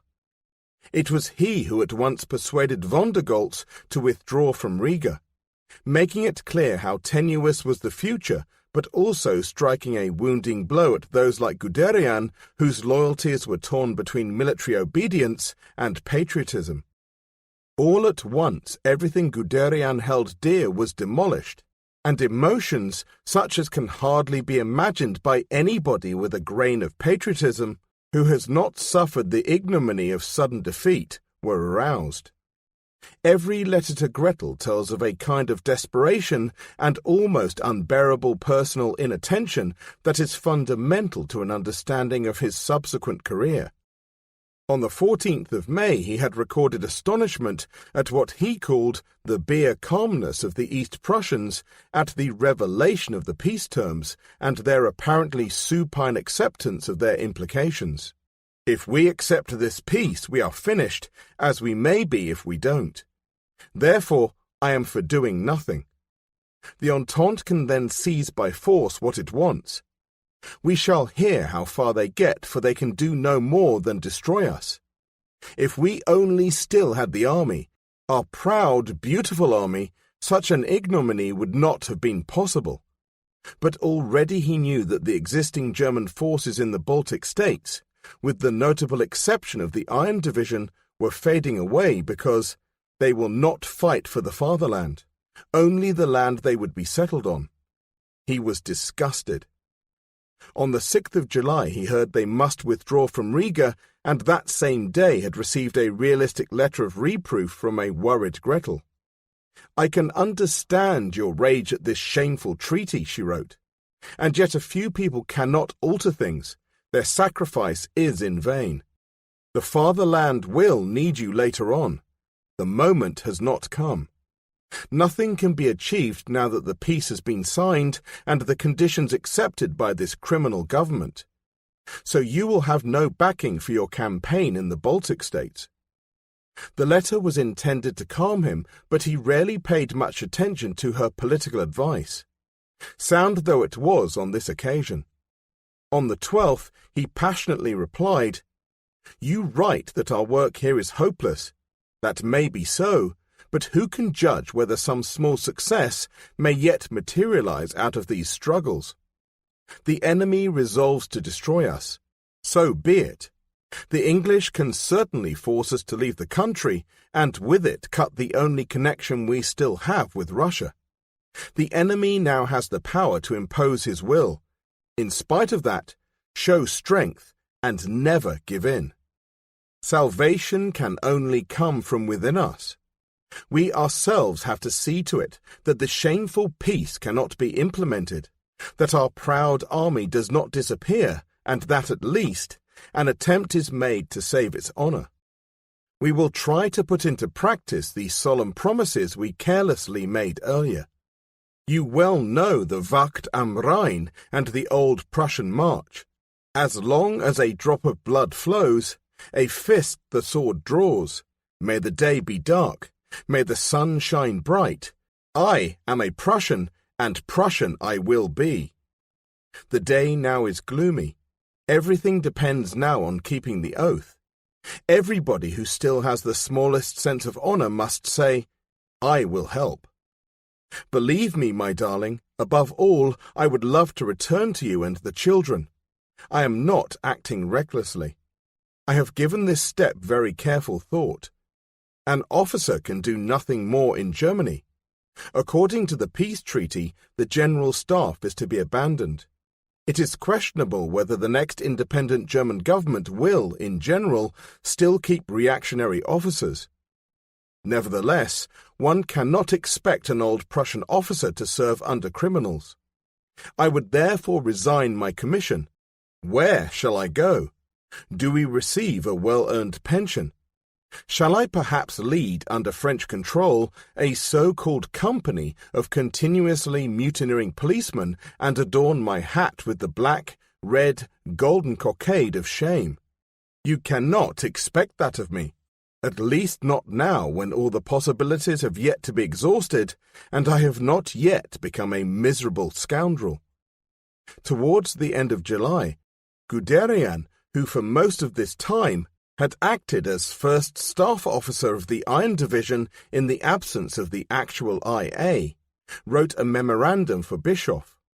It is difficult to translate into English in all its original force, for Guderian composed with an elaborate and at times dramatic style. It began by summarizing the deteriorating political situation, reflecting Siegt's earlier aims, continued with views that were his own and divergent from official policy. Germany is then surrounded at her borders by Entente states. Industry and commerce are subject to supervision by the Entente. An upsurge and strengthening of the German Empire is excluded. Therefore, the question arises how to keep a way open to Russia through the Baltic. The division has not abandoned the plan to establish a bridge between Germany and Russia, even though the policy with Latvia has been wrecked. It has made contact with White Russian units in Mitau in order to achieve an association with the Russians. Two political alternatives are offered by the Russians. One sees them joining the Entente as the best and right way. This view is predominant in Lieven's battalion and is, therefore, English-orientated. The larger part of the battalion has, in the meantime, been taken to Reval for action on the northern front. The regiment of Graf Keller, which is led by Bermont, represents the other view. This regiment is German-orientated. Colonel Bermont considers the German Empire strong enough to help the Russians in their endeavors, particularly as an alliance with Russia is of the greatest significance and would free Germany from encirclement. Important German authorities, like High Command North and Siegrost, support the division. Even if they were not convinced of the hope for the plan, they nevertheless thought it should be tried. In this they were supported by the second General Staff Officer, Hauptmann Guderian, who personally went to High Command North at Bartenstein. The German Empire does not suffer pecuniary damage by handing over war material to the Russians, as, according to the peace treaty, the largest part of it has to be given to the Entente for destruction. If the division remains in the Baltic states against the orders of the government, it should naturally make itself recognizable as Russian troops. The transfer depends primarily upon its being financed by the Russians. The division has forbidden a preliminary transfer of individual formations. Only through a complete transfer can the rightful demands be met. If individual officers and men go over, they do so at their own peril. The Entente insists on the speediest evacuation of the Baltic states, which has been emphasized emphatically at various discussions. The English fear a reorganization of Germany in the Baltic states and, simultaneously, the nullification of the Versailles Treaty. The higher command has already issued orders for an evacuation. This document deeply impressed Bischoff because it represented his own ideas, yet its bias was hardly that of the dispassionate staff officer sent by Siegt to restrain the Iron Division. Guderian's personal preferences show through along with the political notions which disturbed so many German officers of his persuasion. Bischoff remarked that he had no desire to ask the so-called Weimar coalition government for anything impossible. Even if the government is unable to identify itself openly with us, it does not mean that in reality it has to work against us or make our work impossible. But Micawber-like, he, Guderian and the rest waited for something to turn up in their favor even after the first orders for a phased withdrawal were received. August 23rd was the day set for the first departures. I travelled with Hauptmann Guderian, wrote Bischoff, still hoping that perhaps a counter-order might yet arrive. As I stood in front of the troops, and saw misgivings in their eyes whether it really was in earnest, and the hope that it was not, all doubts and misgivings fell from me. I was convinced that the whole division would stand behind me. He refused to order entrainment and called upon the troops to remain. There was a display of wild enthusiasm and a torchlight procession in celebration. This was the awful moment of climax after a period of terrible anxiety for Guderian. On the 26th of July, he had replied to a letter in which Gretel had complained of his seeming indifference to her and the children. "I need peace and quiet in a deep wood, away from work to become calmer, to be rid of these emotional upsets. The emotions stir one's nerves until one feels raving mad. You must cure me once more, as I know you will in a few days, and twist me round your little finger." But in the same letter he had asked, "Where is there a man who dares to commit a single satisfactory deed?" His memorandum and personal pleading had warned those at Bartenstein that he did not wholeheartedly support Zicht, although Zicht at that moment was suffering a heart attack which, temporarily, put him out of action. On the 27th of August, he had written to Gretel about his feelings on the 23rd of August. "My dearest little woman," and told her again of the torture he was enduring. "I had to make the most difficult decision of my life, and take a step fraught with consequence. May God grant us success. We acted for the best, for our country and our people." He concluded, "Matters are on a razor's edge, and I am nearly at my wits' ends. It is desperate with us. The morale of the troops is good, almost as in 1914. He had flung his career into the melting pot and opted to stay with an organization which did not have first call upon his loyalty. It could have been an irredeemable turning point in his life, had not his masters at Bartenstein also been torn by identical conflicts of conscience. The great German General Staff now demonstrated its compassion and its appreciation of a young staff officer whose abilities it valued highly. It peremptorily recalled him to Bartenstein and prevented him from going near the Iron Division again.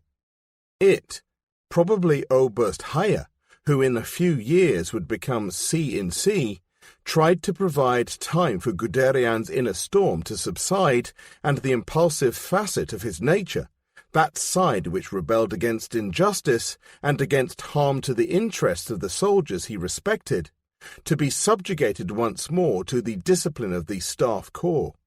But his involvement with politics and his susceptibility to the lures of extremist factions marked an important stage in his development. Within the rules of the Prussian disciplinary code, he had carried an argument up to and then beyond the point of decision. He had disobeyed, had so nearly been destroyed, and yet had survived.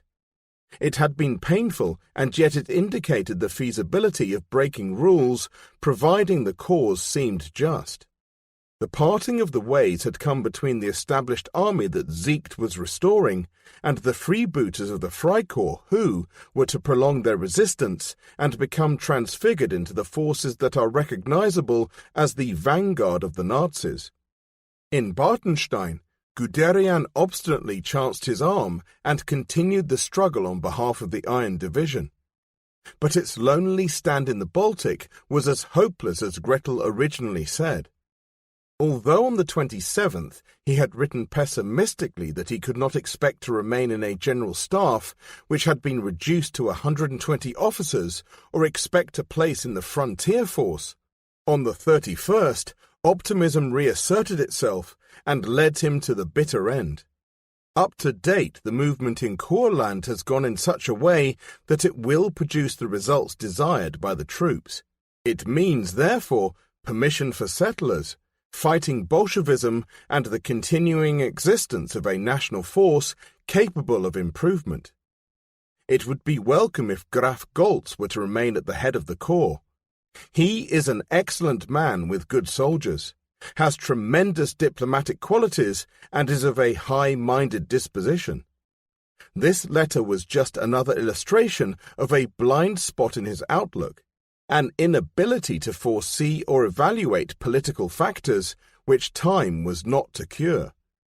If on the 15th of September he could encourage Bischoff on the lines that the government, Reich's Defense Ministry and Foreign Office would not abandon the Iron Division and the other troops in the Baltic states, that unrealistic persuasion was soon undermined along with his own position. He had believed what he had been told and had failed to examine political forces. Freikorps numbers were dwindling as the disenchanted drifted home and their opponents increased in such strength that military defeat became inevitable. In October, the German forces were beaten in battle. Thereafter, further official support for the Freikorps, even clandestinely given, was pointless. At the end of September, Guderian had been put out of harm's way, or as he wrote to Gretel, "Please remember that I am just now plunged into loneliness." They posted him to a place of relative political innocuity, with Reichswehr Brigade 10 in Hanover. Then, in January 1920, he was given what was, maybe, an essential respite from general staff work and sent to rejoin his old 10th Jaeger Battalion at Goslar as a company commander. The future he regarded gloomily, recording in Panzerlieder that he had left the general staff, in circumstances not of the happiest. He was distinctly under a cloud, in fact. He had sampled the heady wine of ideological nationalism, found it tempting, but then had it dashed from his lips. He had been retained as part of the sober and respectable officer corps whose task it was to restore the stability of an old and trusted order to Germany, and thus he was diverted from the self-destruction upon which the Freikorps was bent. This withdrawal from hot political contacts was effective, if not absolute. There is little doubt that his removal from the general staff post inflicted a severe and memorable shock. Under conditions of moderate political pressure in the future, he would react like a Pavlovian conditioned animal and seem to resist positive political commitment by assuming an attitude of military propriety. Yet Guderian always retained a proneness to subversive intervention into matters which he judged to be of overriding importance. This he would justify as the ultimate interpretation of Prussian discipline's inner meaning. But it was a proclivity of which ill-disposed colleagues in the future became increasingly wary. Nor did he quite forgive Siegt for his part in sanctioning the withdrawal from the Baltic states, even though he paid lip service to the fundamental tenets of Siegtian political behavior. Not long after the Second World War, Guderian gave the Americans a character sketch of Siegt which, in one way, was more revealing of himself than it was of the subject. Siegt, he said, was alert, reflective, cool, and an almost timid person. The italics are mine because it is a judgment, so far as I am aware, which is unique, somewhat different to Guderian's subsequent assessment that Siegt was coldly calculating. It was at variance with the consensus of opinion among German generals. Those like Manstein, Guderian's old classmate at the War Academy, who had served under Siegt in war and peace, when he wrote of the inner fire that inspired him and the iron will which made him a leader of men. Siegt was the new commander-in-chief and faced with the formidable task of rebuilding an army that was deep in politics at a time when a weak government was threatened with serious internal disorders. He recovered from his heart attack in sufficient time to meet the first major challenge to his intention of steering the army out of politics, a challenge which came, not unexpectedly, from the remnants of the Freikorps, homeward bound in hostile mood from the Baltic, with the ambitious von der Goltz in their midst. Officially they had been abolished, though many were still in the Baltic, and for years they were to reappear in various forms. Men such as von der Goltz were not easily denied. In March 1920, the long-feared coup took place when elements of the Freikorps converged on Berlin and appeared in several other cities in response to a putsch initiated by a politically inept civil servant called Wolfgang Kapp. Backed by Ludendorff, the Freikorps, and those who still looked upon them as the salvation of Germany, put heavy pressure upon the government and formed a puppet regime of their own in Berlin. Siegt refused the request of the government to use the Reichswehr against the Freikorps, saying, "Would you force a battle at the Brandenburg Tor between troops who a year and a half ago were fighting shoulder to shoulder against the enemy?" Instead, he took indefinite leave and thereby emphasized his professed determination to keep the army out of politics. Into his place Kapp put von der Goltz, but it was all a charade. A general strike called by the real government quickly brought about the collapse of Kapp, with his ramshackle organization, and Siegt was able to return to the work of reconstruction with a strengthened hand. There was little bloodshed as a result of the Kapp putsch, even though the Freikorps marched on Berlin and made its presence felt in various other parts of Germany. The 10th Jaeger Battalion, Guderian with it, were on standby, and he was provided with light comic relief when most of his fellow company commanders were captured by rebels in Hildesheim. They managed, however, to seize guns from the rebels. In 5 days all was over. Common sense persuaded him to resist the temptation to join with Kapp and von der Goltz in their attempt to set up military dictatorship. A year later, during the Max-Holtz disturbances, and in 1923 at the time of the Hitler putsch in Munich, Guderian remained loyal to Siegt and the new Reichswehr as it grew as a separate instrument of state, controlled by the Chief of the Army High Command, working through and not against the Republic to which they swore their oath of allegiance. Nevertheless, Guderian had railed, on the 8th of April 1920, against lack of energetic action in the aftermath of the Kapp putsch and the cowardice, stupidity, and weakness of this lamentable government. When, at long last, will the saviour come? I am becoming more and more pessimistic with regard to the hope for peace. We are in the middle of a 30 years' war. It is sad but cannot be altered. Our children will only know the word peace by its name. Soon he was answered by a ruthless killing of communists in the Ruhr by units of the army and the Freikorps of Ritter von Epp. In the reorganization of the Reichswehr, Siegt's aim encompassed, in addition to political isolation, the creation of a defense force which could be so constructed that it laid the foundation for the resurrection of the German army when the time was ripe. The 100,000 men it was to recruit, many of whom would be of commissioned or non-commissioned officer caliber, would form a strong foundation of leadership in the event of expansion. Though the General Staff was prescribed, its function and existence were to be preserved in a special Truppenamt, troop office with responsibility for defense, organization, intelligence, and training. In addition, a civilian department, guided by ex-General Staff officers, carried out research into history and future military developments. In the shadow of defeat, the new organization was dedicated to the analysis of what had gone wrong and to the development of every feasible scheme of modernization which could be studied or carried out within, or just beyond, the fringes of the Versailles Treaty. The officers of the German army performed their task in an atmosphere absolutely different from that enjoyed by their predecessors. Guderian stated that they had to relinquish many privileges and forego many cherished traditions, and they did so to save their fatherland from inundation by the flood of Asiatic Bolshevism then already threatening. The Weimar Republic did not succeed in turning this marriage of convenience into a love match. No genuine attachment evolved between the officer corps and the new state. Until the end of 1921, Guderian was committed to a solitary function, lowly but fundamental, that of training a company of infantry.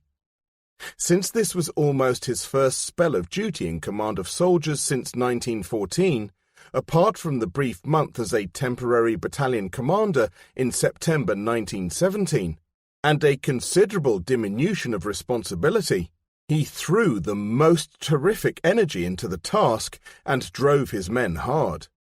This was his first opportunity to become involved with exercises at the lowest level in consolidating the lessons of 1918. In 1921, there were exploratory maneuvers with mechanized troops in the Harz near Goslar. The task was dear to his heart, since it enabled him to experiment with the closer officer-man relationship that to him was so important, as it was to Zicht, whose policy sought a closing of the gap between the ranks. He could be rough with the men, even rougher with the officers, and his caustic tongue would lash and hurt. Yet he was fair, and as a trainer, systematically progressive, meticulously thorough, and always careful to explain the reasons for whatever demands he made. Only a company of the finest skill, morale and polish could be the product of such inspired and relentless leadership by a man who believed as much in persuasion as brute compulsion. They never forgot him and always welcomed him back. When the time came to leave, his men expressed their feelings in a piece of verse which perfectly sums up his impact upon ordinary soldiers. It is you, Hauptmann Guderian, who not merely saw an instrument in man, who taught us the why of such unavoidable toil. If things were sometimes severe, then duty is harsh. What fears the warrior? The company is grateful. 4. The search for a savior.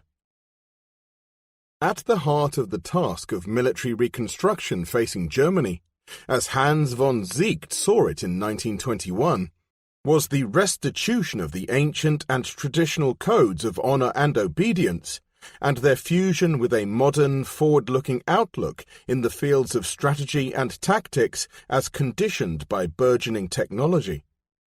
Ziegt, like so many of his predecessors and contemporaries, was a man of maxims. Concerning the soldier's honor which demanded of an officer, for example, that he defend to the utmost not only his character, but that of his wife also, he was unbending. Herein lies the new and serious duty of the commander, the duty of severity for honor's sake, he wrote. The requirement was not so very new, but he felt it had to be said over and again. Nor was he pronouncing startling originalities when he wrote, "The more efficient this regular army, the greater its mobility. The more resolute and competent its command, the greater will be the chance of beating the opposing forces, and demanded high mobility to be attained by the employment of numerous and highly efficient cavalry, by the fullest possible use of motor transport, and by the marching capacity of infantry. The most effective armament and continuous replacement of men and material." He did not actually exclude tanks from his inventory, even though they were not mentioned. These he regarded as developing into a special troop besides infantry, cavalry, and artillery, an important distinction which was to cause much controversy later on. In addition to the Truppenamt and related central organs of the Reichswehr, command inspectorates were set up to control and probe into matters which Ziegt deemed essential for the future. Among them was the Inspectorate of Transport Troops under General von Schischwitz, whose wide-ranging task encompassed both their tactical employment and the widespread complexities of their administration.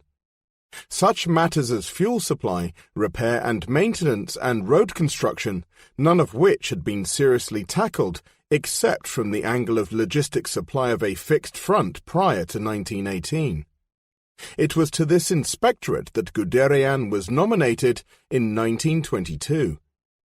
But the manner of his posting clearly, and for sufficient reason, undermined his confidence in what the future held. A vague inquiry by his colonel in the autumn of 1921 as to his feelings about rejoining the staff was followed by a long silence until January, when he received a telephone call from Oberstleutnant Joachim von Stulpnagel of the Truppenamt, asking why he had not reported to the 7th Bavarian Motorized Transport Battalion at Munich. There had been a breakdown in staff duties. Immediately, however, a suspicious Guderian was demanding explanations. What was going on? How stood his prospects? At a time when promotion was stationary, a job in a lonely Bavarian transport battalion far from represented a staff appointment with sound prospects. The appointment sounded all too much like a sidetrack, remote from a place at the centre of things to which Guderian was accustomed and which an ambitious officer required as a springboard for advancement. Stulpnagel hastened to explain that he was destined to become the General Staff Officer to Schleswig, but that the posting to Munich was to enable him to obtain prior, first-hand experience of transport troops. He followed this with a letter on the 16th of January, which was a mixture of placation and sound advice. Your employment with the Inspectorate of Motorized Troops is intended to be a special recognition for your performances up till now. To speak in confidence, you are supposed to transmit the intentions of the General Staff to the motorized troops. You can imagine that some specialists will not like your coming. All the more important it is for you to break through with tact and understanding for the larger interests and gain the recognition of these specialists. At that time, in every army, there yawned a gulf between specialists and regimental and staff soldiers, a gulf that was exceptionally wide in the German army due to a common contempt for rude mechanicals. With Guderian, no such snobbery existed. His service with the signallers had eliminated any there might have been, and so his selection for this task was admirably made. He was, as he wrote, delighted and made happier still by Major Oswald Lutz, the battalion commander in Munich, whose task it was to give him all the experience possible in less than 3 months. Lutz was a railway engineer by training, a man of remarkably clear mental aptitude and thoroughly receptive to new ideas. He also possessed the sort of whimsical humour that was compatible with Guderian's kind of banter. He once ordered the cadets at the training school to climb into the trees, and when they returned to the ground explained that he had done so in order to see if their platoon leader would go up into the trees for me. He had. Guderian was on the threshold of his last years of comparative repose in his military career. Ahead lay a decade of study, the development of revolutionary ideas, and the pursuit of knowledge stimulated by the demand that he should teach. It was of small account. In fact, it was to his eventual advantage, when, at the outset in the inspectorate, Schleswig's chief of staff, Major Petter, insisted upon overruling his general concerning the sort of work upon which Guderian was employed, as any chief staff in the German army was fully entitled to do. Instead of directing Guderian's energies upon the organization and employment of motorized troops in a combat role, he was put to work on logistics. The prospect appalled him. He protested and was overruled. He asked to be sent back to the 10th Jaegers and was told quite firmly not to argue and instead to get on with his job. It could not have been better than if it had been so arranged. It deflated Guderian's ego and cleared his mind so that he could tackle a totally new experience from first principles, working for men who were determined to be masters in their own house. The General Staff, even in its new covert guise, was a remarkably tightly knit organization with a talent for making the best use of its component parts.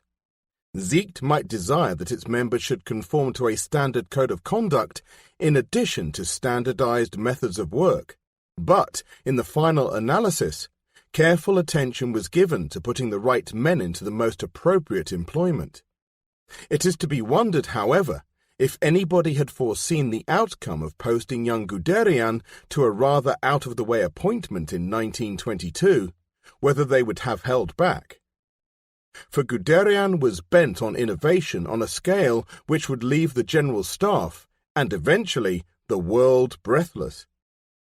By the application of that dynamic industry which now was second nature, he mastered the office work and decentralized routine subjects to the clerks. With mundane things out of the way, he could turn his mind to what Schiswitz, a hard taskmaster, had always intended he should do: study motorized troops. He entered an academic world, almost cutting himself off from the political and economic turmoil that went on outside, the upheavals of putsch and counter-putsch, the effects of Allied reparations on the economy with the attendant French occupation of the Ruhr in 1923, and the runaway inflation of the mark, which did fearful damage to stable segments of society and crippled industry. The rise of the private armies, Stahlhelms, Sturmabteilung, and their ilk, the prevalent wavering of a weakened democracy before the threat of strong men and vested interests. Political events he carefully watched, but studiously managed to avoid or deflect, since his work and income remained fairly constant.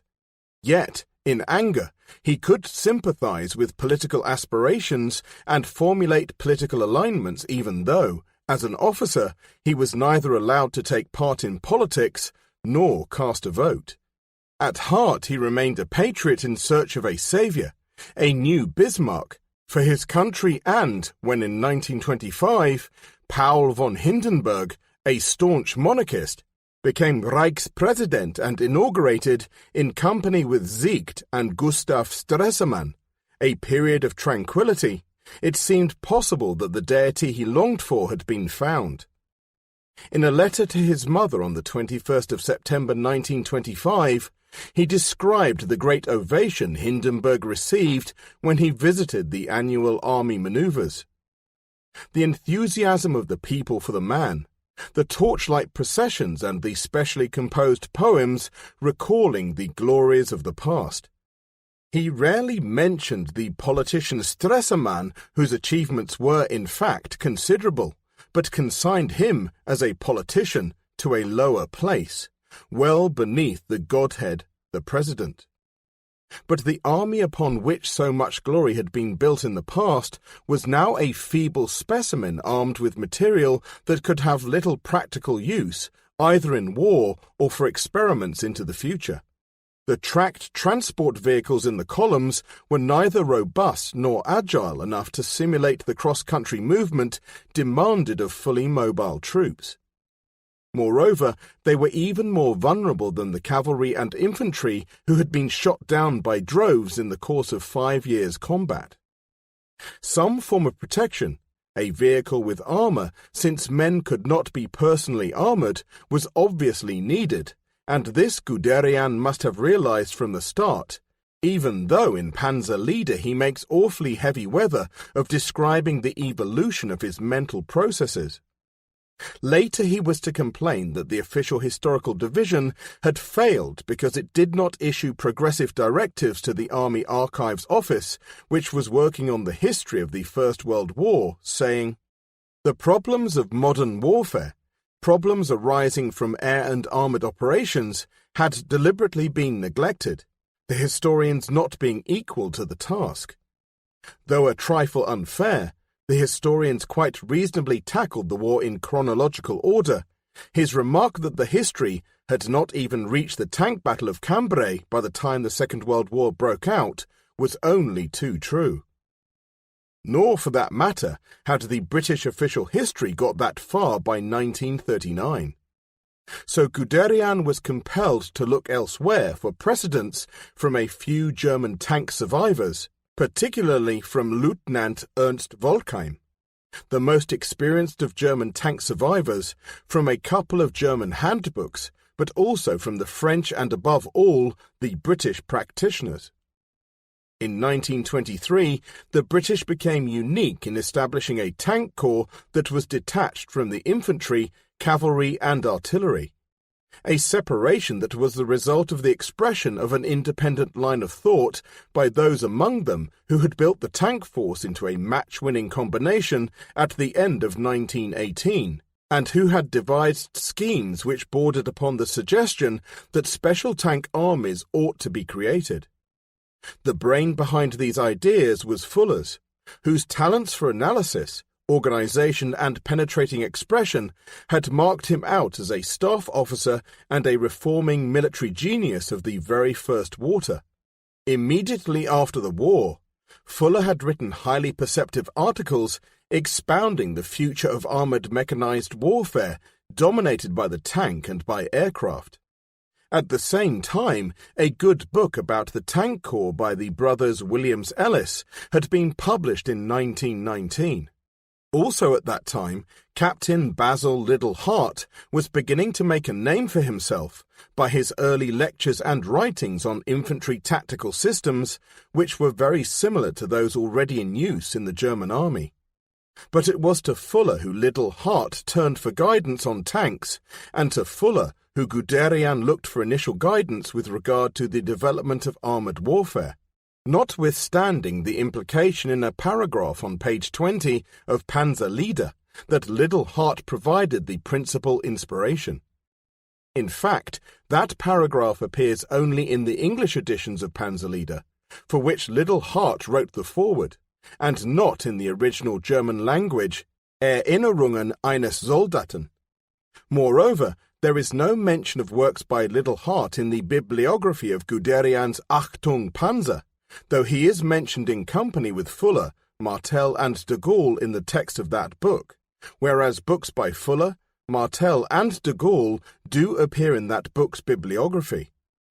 Guderian's elder son, in fact, writes, "As far as I know, it was Fuller who made the most suggestions. Once before the war, my father visited him. Fuller was almost certainly more competent as an active officer than Captain B. H. Liddell Hart. At any rate, my father often spoke of him, Fuller, while I cannot remember other names being mentioned at that time before 1939. The greater emphasis upon Liddell Hart seems to have developed through contacts after the war.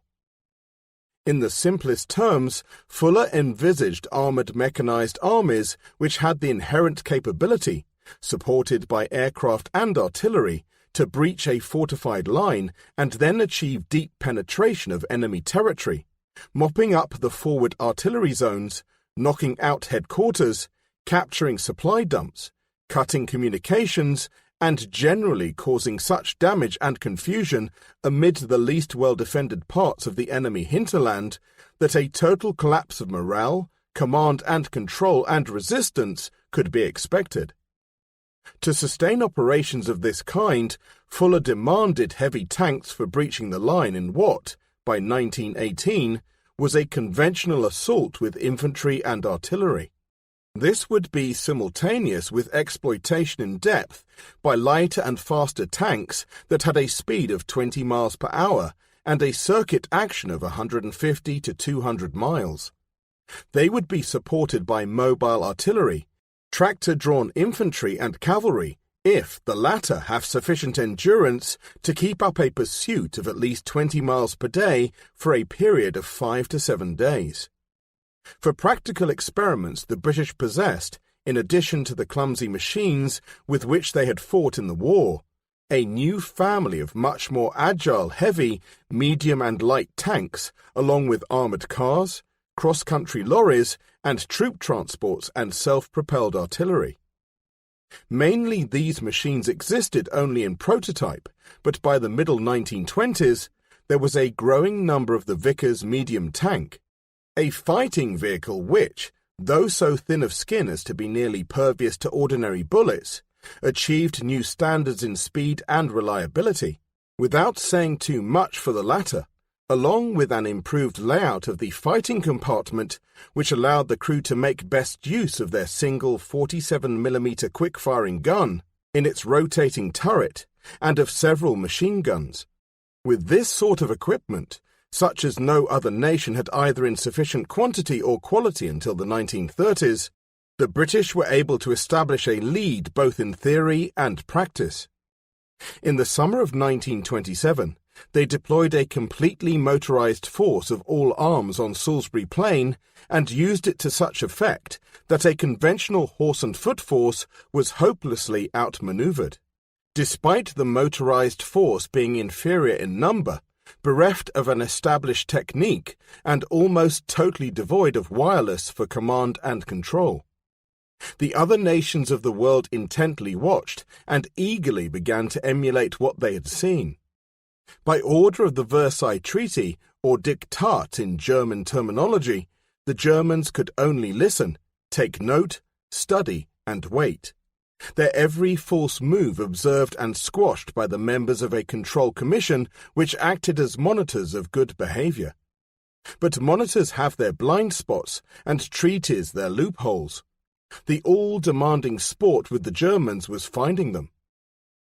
The Versailles Treaty did not prohibit Germany from having allies. What more sensible policy that she should look to another isolated power for the alliance that the Entente discouraged? When, in 1921, Lenin made overtures for a German-Russian treaty of cooperation, Ziegt welcomed the new bridge, such as he had sought in 1919 in company with different supporters on the Russian side. Moreover, Ziegt, as the most powerful man in Germany, carried the political weight to push through the Treaty of Rapallo, which was signed on the 17th of April 1922, which restored collaboration between the signatories and encouraged, among other things, military cooperation, particularly with regard to the projects of more advanced technology such as tanks, gas, and aircraft. In due course, 3 experimental training centers were set up in Russia, where machines, substances, and techniques could be tested, and a cadre of specialists trained. Not only were Russian-built tanks, the MS-1 and the MS-2 with its 37mm gun developed and employed for the most part, but also certain German designs. One was a 9-ton light tank, Leichter Traktor, armed with a high-velocity 37mm gun in a fully rotating turret, produced in secret as agricultural machinery by the firm of Rheinmetall in 1926 or thereabouts, and assembled in Russia. It had a remarkable similarity in layout to the British medium. Another was the heavy 20-ton Großtraktor, which appeared about 1929 and was armed with a short, low-velocity 75mm gun in a fully traversing turret, mounted on a hull inherited from an experimental tank of 1918 vintage, the A7VU. Produced secretly in Germany and at once shipped to the tank testing ground on the Kama River in Russia, the secret existence and quick disappearance of these machines neatly skirted infringement of the Versailles Treaty. Thus, small tank design cells were formed within German industry. Krupp and Daimler-Benz came in at this stage, along with Rheinmetall, to tackle basic design and production problems in connection with optics, armament, armor, power plant, transmission, suspensions, and tracks. Also, an eye was kept on the Swedish M21 tank, manufactured by Bofors, who had an arrangement with Krupp's. The M21 was a derivative of the German LK2, which had been copied in 1918 from the British Whippet. It was out of date, but at least it was German. Encouraged by Schischwitz and Lutz, and kept firmly on the ground by Petter, Guderian approached motorization with inventive zeal. The constructively critical faculties of his mind, which up to now had merely been called upon to modify matters of daily routine in work conditioned by the stress of war and civil strife, were highly responsive to brand-new concepts. War had left him physically unscathed and mentally uninhibited by paralyzing experiences of trench warfare. Never had he been wounded, rarely infected by personal involvement with the cramping fears of the circumscribed tactical routines of the trenches. Hence he could scan the future prospects of warfare with an outlook that was untrammeled by indelibly inflexible impressions. He began to envisage himself as a repository for information from which he developed new combat ideas that encroached upon a largely unexplored operational field. The age of 35 was perhaps a little late to find original inspirations, but he could hardly have been expected to initiate original schemes before, since the war had precluded an opportunity. Be that as it may, he now recognized, with mounting and excited perception, the deficiencies of the current ways of making war, and, more important, means to make a fundamental change. As he read more deeply into his subject, there began to appear profound conclusions drawn from his study of ancient and contemporary history. This led to the pursuit of a pastime which used to absorb the old Prussian general staff: prodigious writing in military journals. Encouraged by General von Altrock, the editor of the Militärwochenblatt, military weekly, he composed articles, some of them anonymous, which crystallized his thoughts and his style, and, at the same time, won him a reputation for clear exposition on controversial matters of immediate interest in the contemporary debate surrounding the reasons for Germany losing the last war. But it also won him enemies, for at this early stage the tank enthusiasts proposed converting the cavalry to mechanized divisions.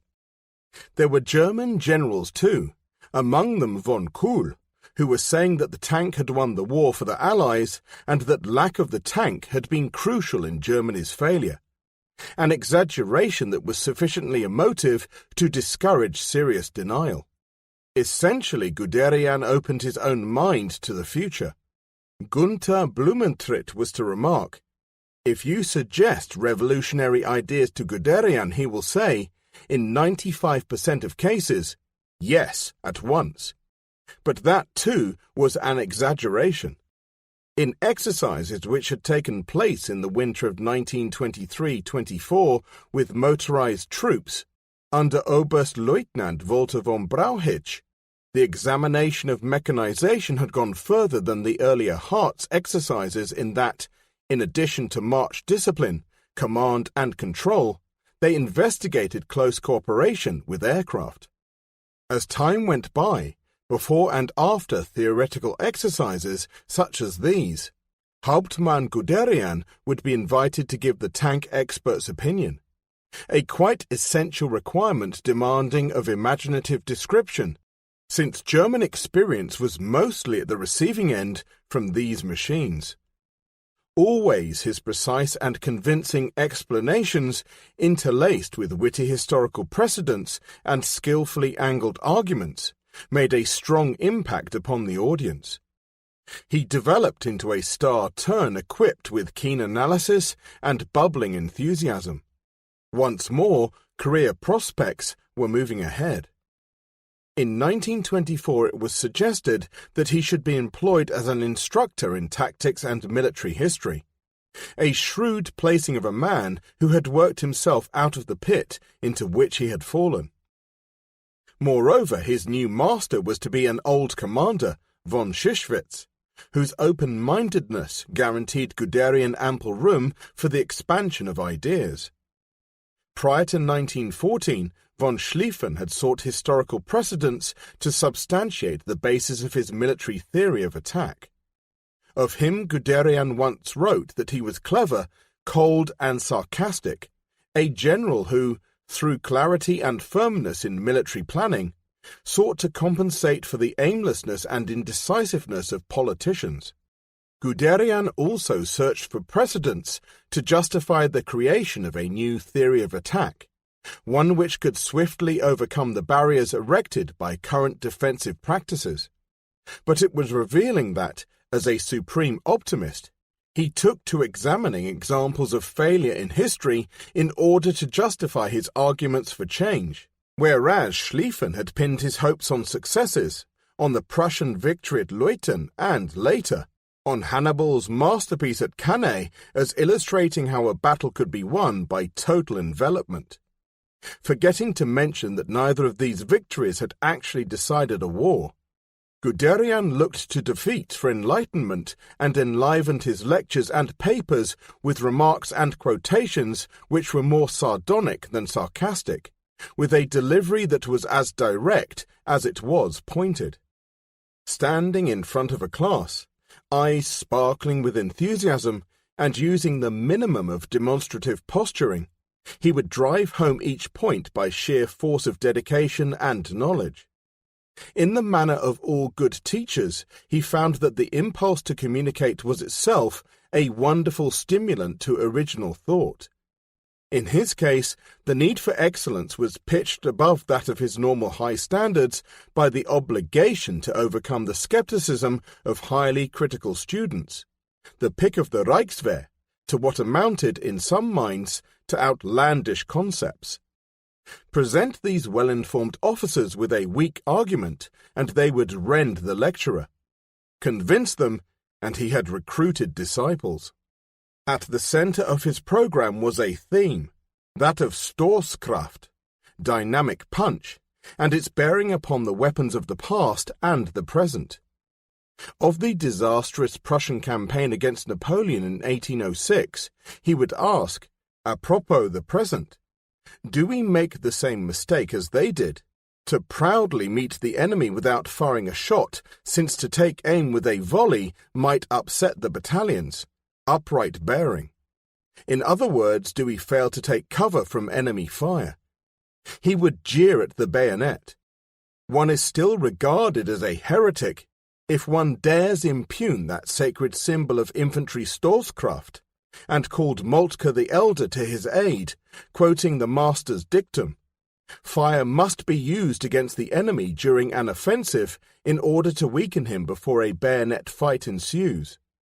Caustically he quoted again the day of honor at Hegelborg in 1813, when a celebrated bayonet charge cost the enemy all of 30 to 35 dead.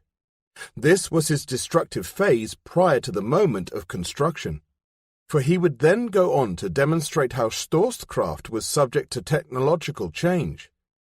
In 1914 it lay with firepower, that is to say in the infantry's machine gun and with other heavy weapons, but largely with the divisional artillery.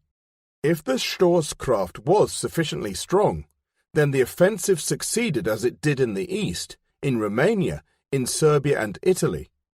If it was weak, as on the Western Front, it failed. The World War proved that Stoßkraft does not depend upon firepower alone. Guns must be brought close to the enemy lines, so that pinpoint targets can be recognized at close range and then annihilated by direct fire. The cavalry sword he would dismiss with a flourish similar to that with which he disposed of the bayonet. Even the celebrated attacks by the Bayreuth dragoons at Hohenfriedburg and by Seydlitz's cavalry at Rossbach were made against infantry who were already shattered.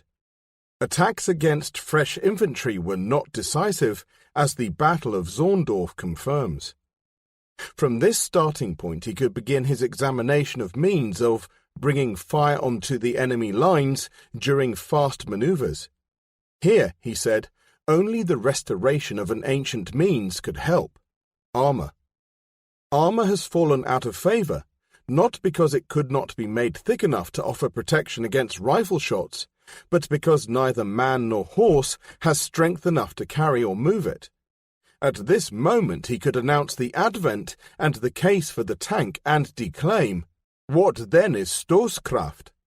It is the force which enables the soldier in combat to bring his weapons close enough to the enemy lines in order to destroy him.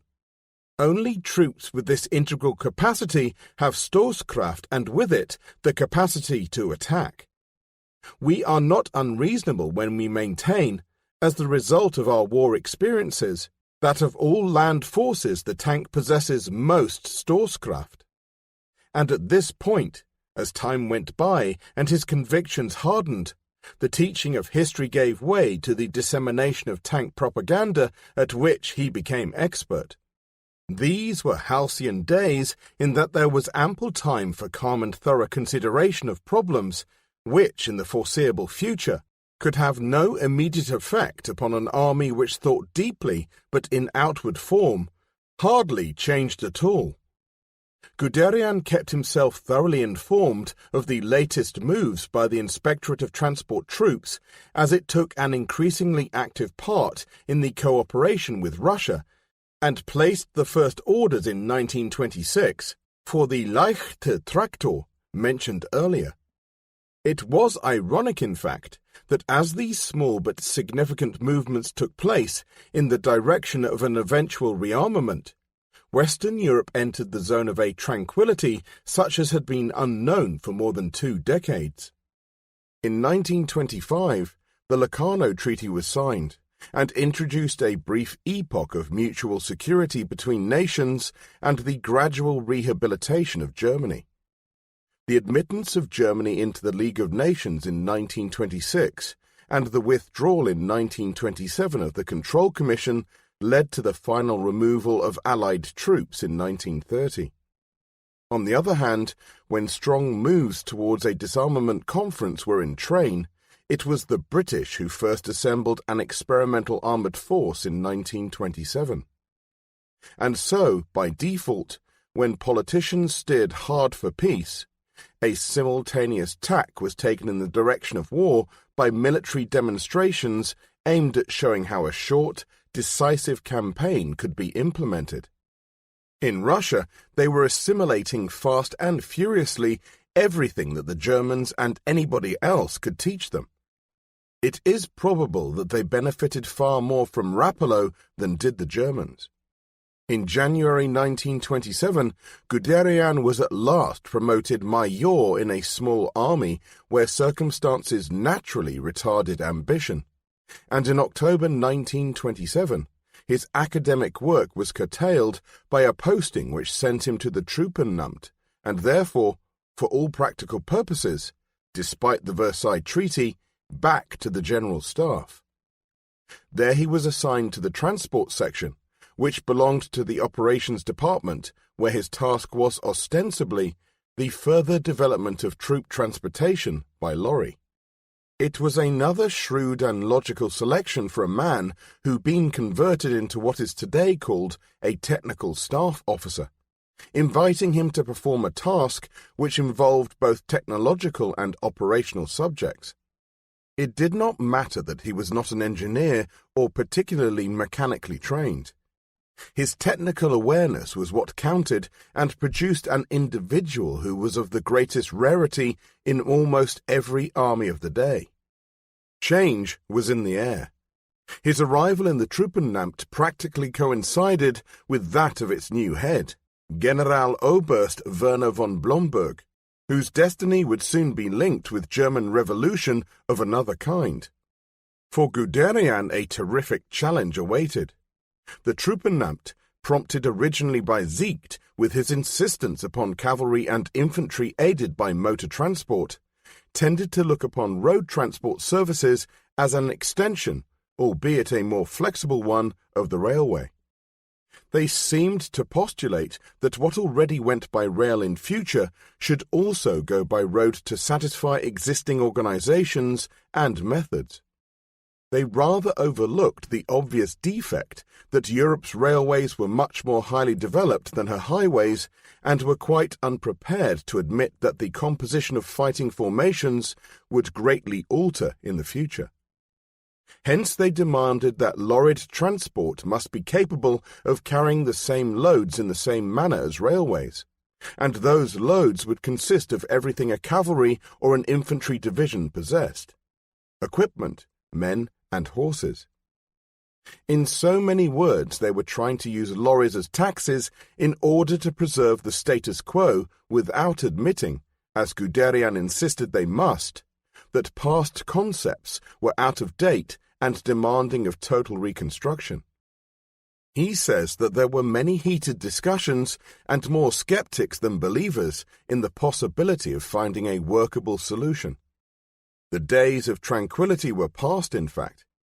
In stating his opposition to the unworkable and to concepts which were the antithesis of what he reasoned as essential, He nailed his colours to the mast and embarked upon the course which was to change history. At about the same time as liaison with Russia commenced, the training of a new staff was demanded. The Transport Department set up its own small school to instruct officers, civilian employees, and non-commissioned officers in automotive mechanics. In 1928, it was decided to add a tactical wing to study and teach the employment of tanks and their cooperation with other arms. And who better to found that wing than Guderian? But in the autumn of 1928, when the suggestion was approved, he had to admit that as yet he had not even seen the inside of a tank. This was soon rectified. In 1929 he went with Gretel to Sweden via Denmark, an occasion which prompted him, in Panzer Leader, to give a rare insight into his abiding delight in beautiful things, the countryside and the Scandinavian cities, the sort of pleasure which used to pass soldiers like Schlieffen and Erwin Rommel by.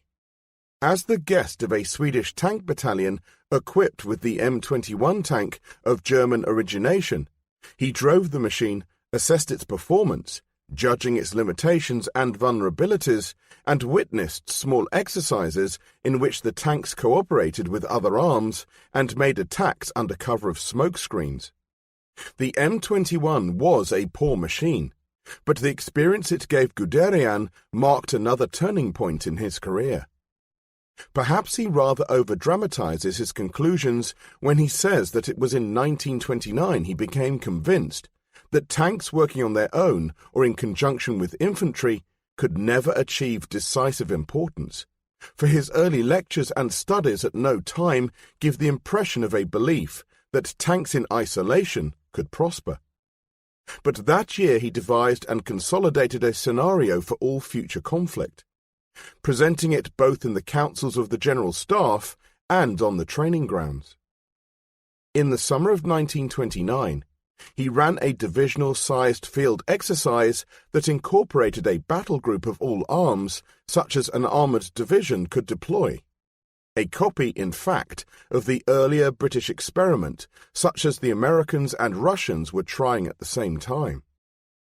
The concept of the armoured division, a formation comprising a balanced force of tanks, armoured cars, motorised infantry, artillery and engineers, was by no means a German invention. The idea had long ago been suggested by British and French protagonists of the tank, who saw it as the dominant weapon. It had been discussed in public and was often mentioned in the quite large number of books about tanks then beginning to appear.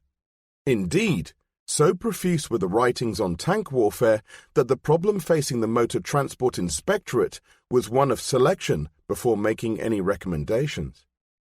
The Russians were tending towards independent tank formations which could be used in the traditional strategic role of cavalry. The French saw the tank as a strictly infantry support weapon, moving at the speed of marching men, and looked on armoured cars as the seekers of information in the old cavalry role.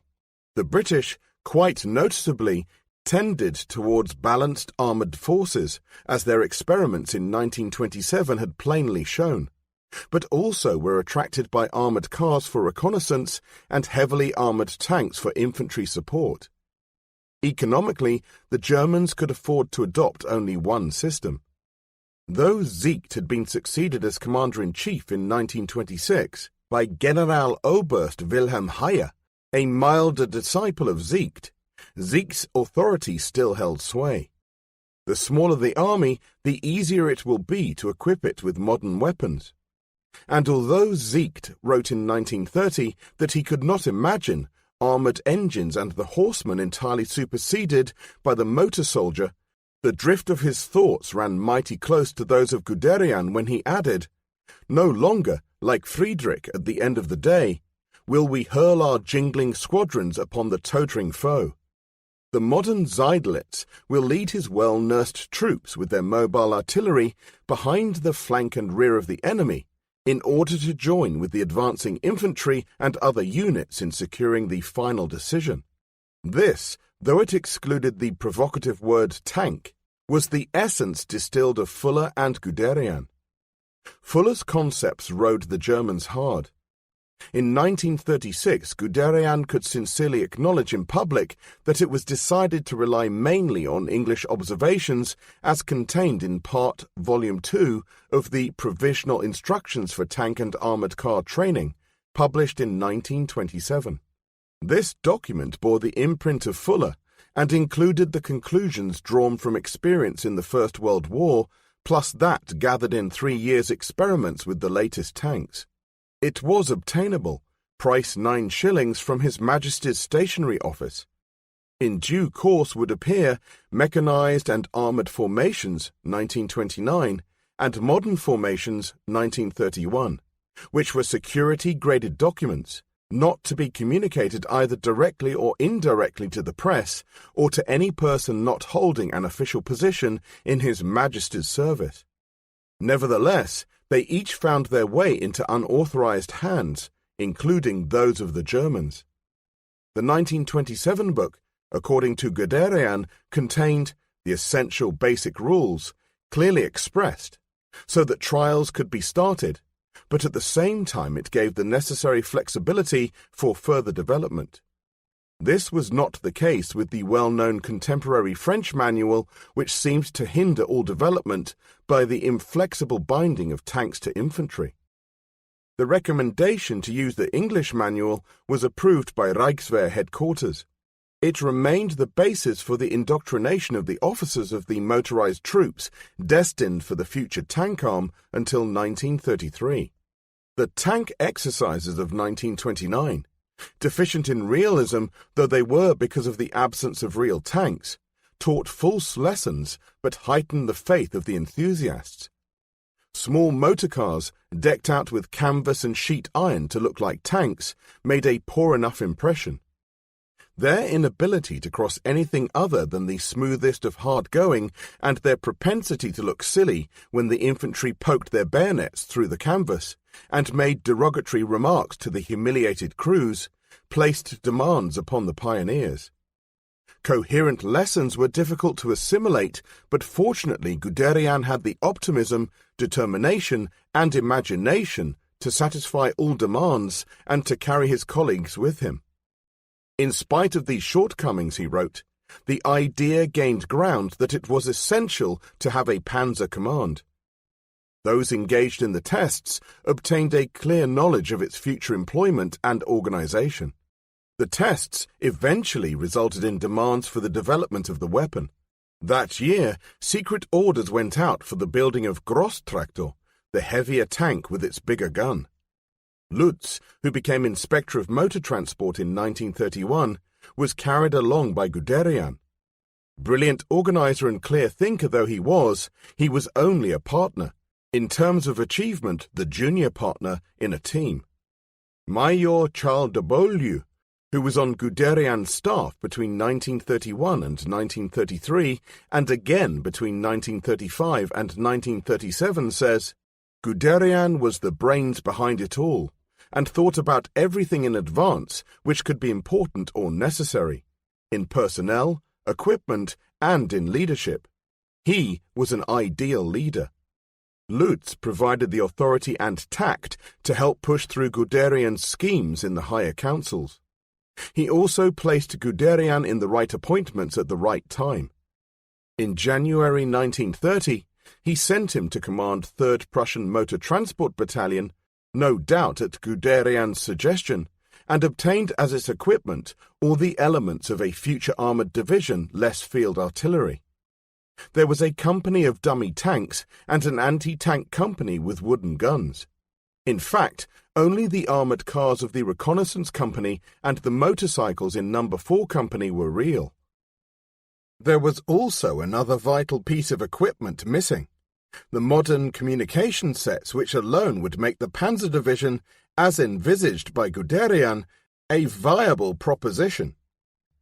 When Colonel Ernest Swinton wrote the first tactical directive for British tanks in 1916, he tackled the communication problem by suggesting that 1 tank in 10 should be equipped with small wireless sets, others to lay telephone cable as they advanced. while the rest make do with visual signals and smoke rockets to indicate progress. At that time, of course, there were no suitable small wireless sets, while cable laying was both frail and an inflexible method related only to short advances. Anybody who has attempted visual signaling from the top of a tank will testify what a thoroughly unsatisfactory system it can be, while the few who have tried it in action and survived when every weapon in sight is throwing missiles are most unlikely to repeat the experience. A few tanks were equipped with radio and used it in action before the end of the First World War, but they became specialized vehicles because they could not send or receive messages satisfactorily on the move. They were usually employed as reporting centers only.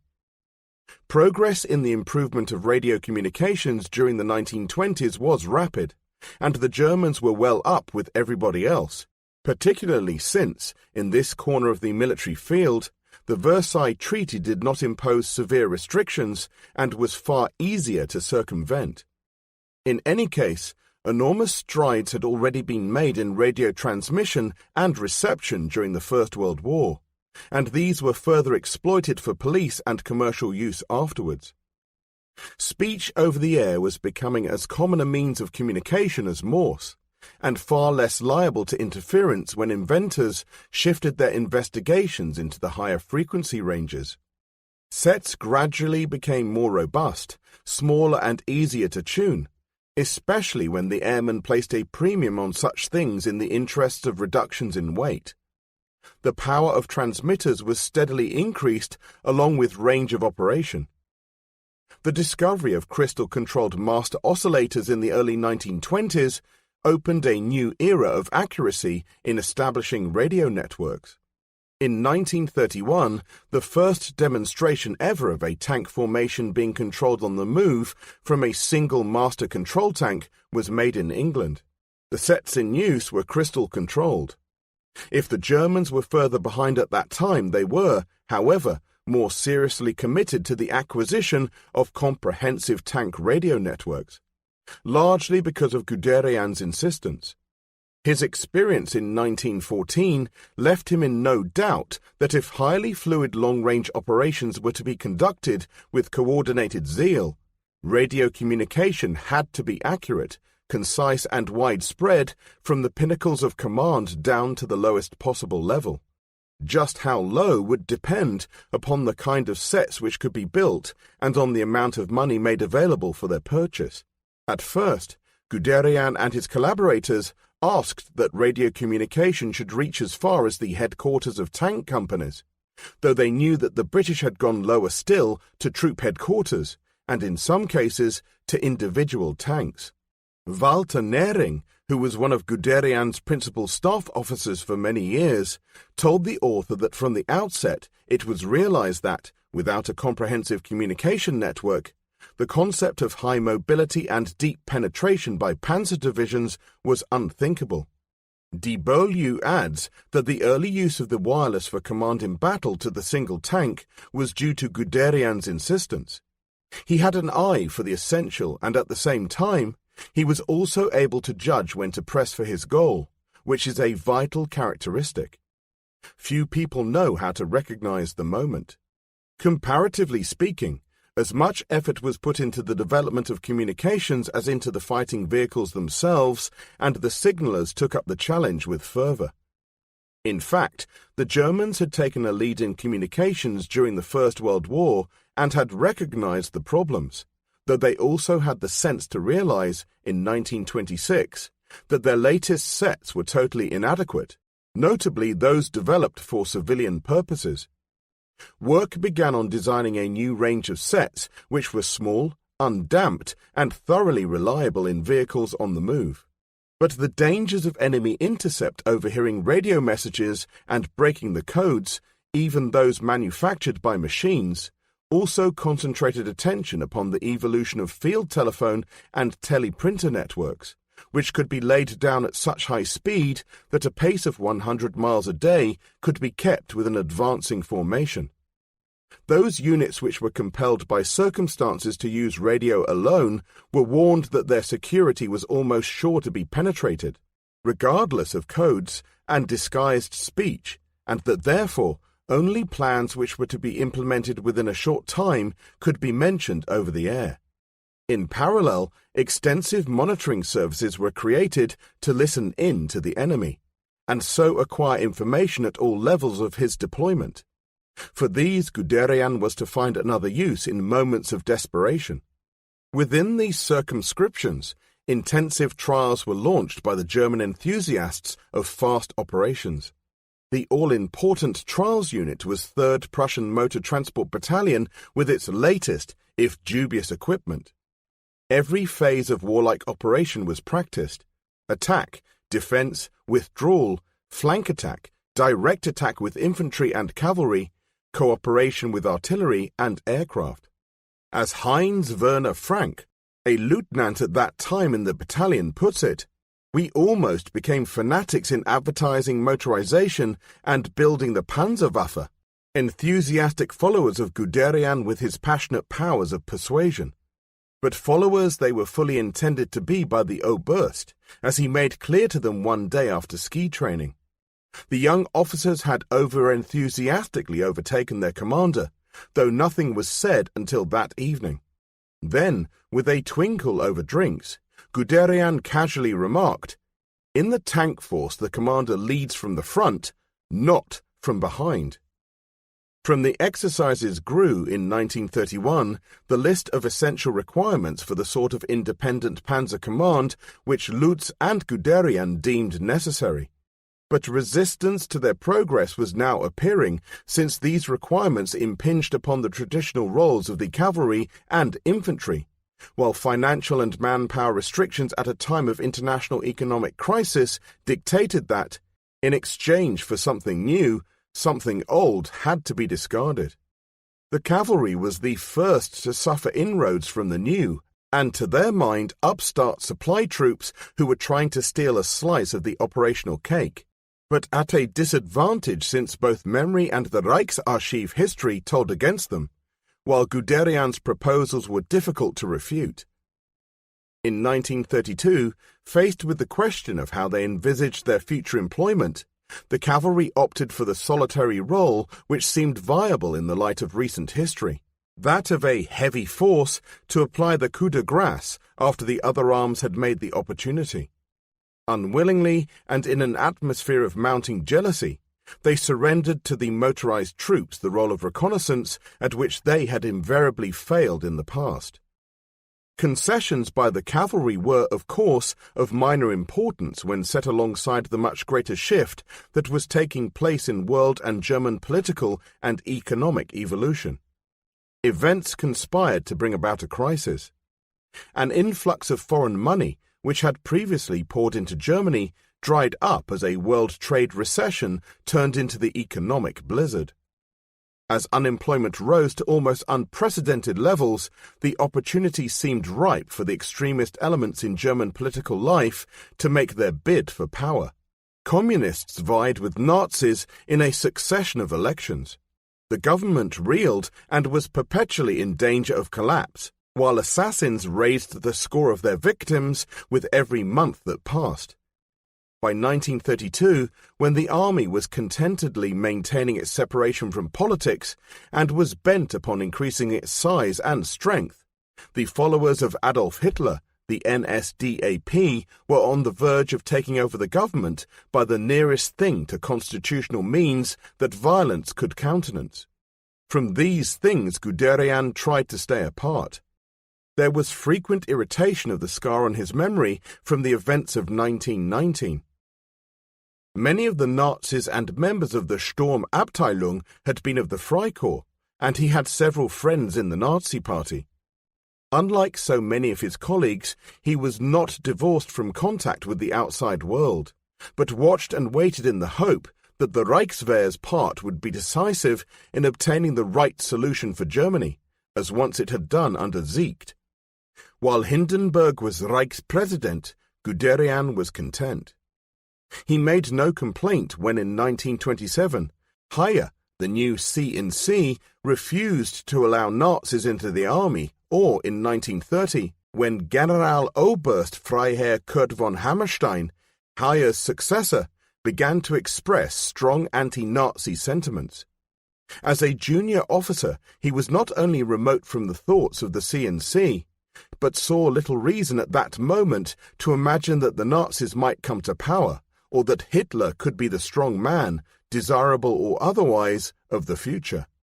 But in 1930, a fresh influence began to make itself positively felt through the activities of the head of the Truppenamt, General Werner von Blomberg. Blomberg had visited Russia in 1928 in connection with the various collaboration projects and became impressed by the priority received by her army compared with the status of Germany's. He later remarked, "I was not far short of coming home a complete Bolshevist."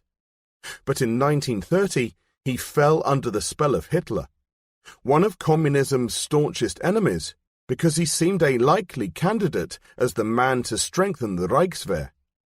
Already Hitler was demonstrating his magnetic persuasive ability to be all things to all men in his search for personal power. As yet hardly anybody recognized him as an evil force because only those in the very closest contact had the remotest chance of doing so.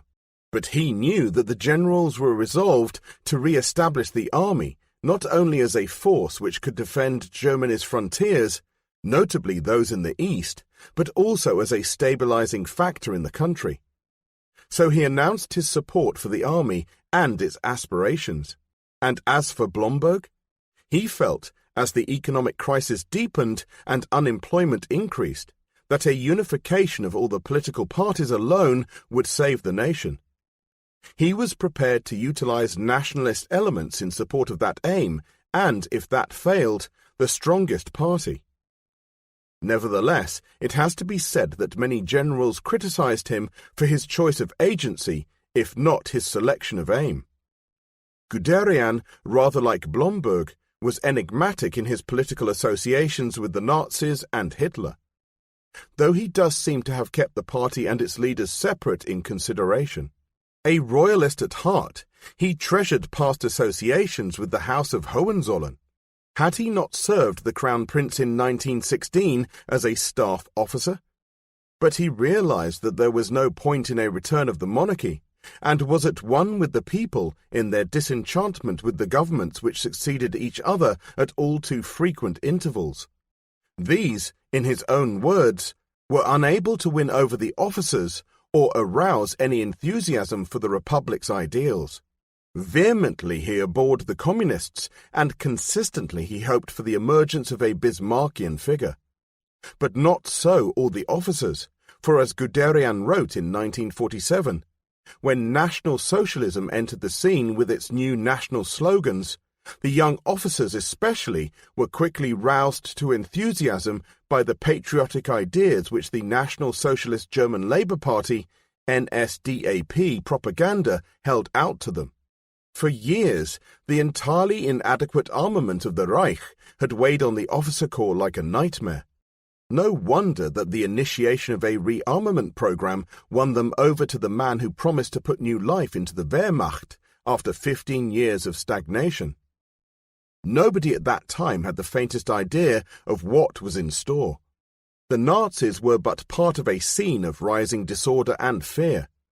At first, Guderian argued against the claims of the Nazis with those of his junior officers who took their part. Like so many of his generation, he venerated Hindenburg, writing upon the president's death in 1934, "He possessed the trust of the world." And like so many officers in 1932, he too was angry with the tone of Hitler's campaign. He and they would have been appalled had they known that, in December, Hitler considered impeaching Hindenburg, and further disturbed if they had understood Hitler's pathological inferiority complex when dealing with the General Staff. After all, at that moment Hitler was going out of his way to placate the General Staff by giving public praise to the army. 6 million unemployed and a rising threat by communists at the polls could not be set lightly aside, however. A desperate situation demanded draconian measures or a scapegoat. Men like Guderian thought that somebody like Hitler could provide the necessary rule of iron and still be kept under control of the army. The last soldier-chancellor, the arch-intriguer Kurt von Schleicher, overplayed his hand and Hitler became chancellor in his place on the 30th of January 1933. A few hours later, Hindenburg selected von Blomberg as Minister of Defense, and Blomberg in his turn picked one of the most able generals to lead the Ministeramt, the office with the task of coordinating all defense matters, land, sea and air, and which, in due course, became the Wehrmachtamt, Generalleutnant Walter von Reichenau. The elevation of these men, each a Nazi sympathizer, met with Guderian's approval. Of Blomberg he thought well, and Reichenau he regarded as a modern soldier, though one who was very political.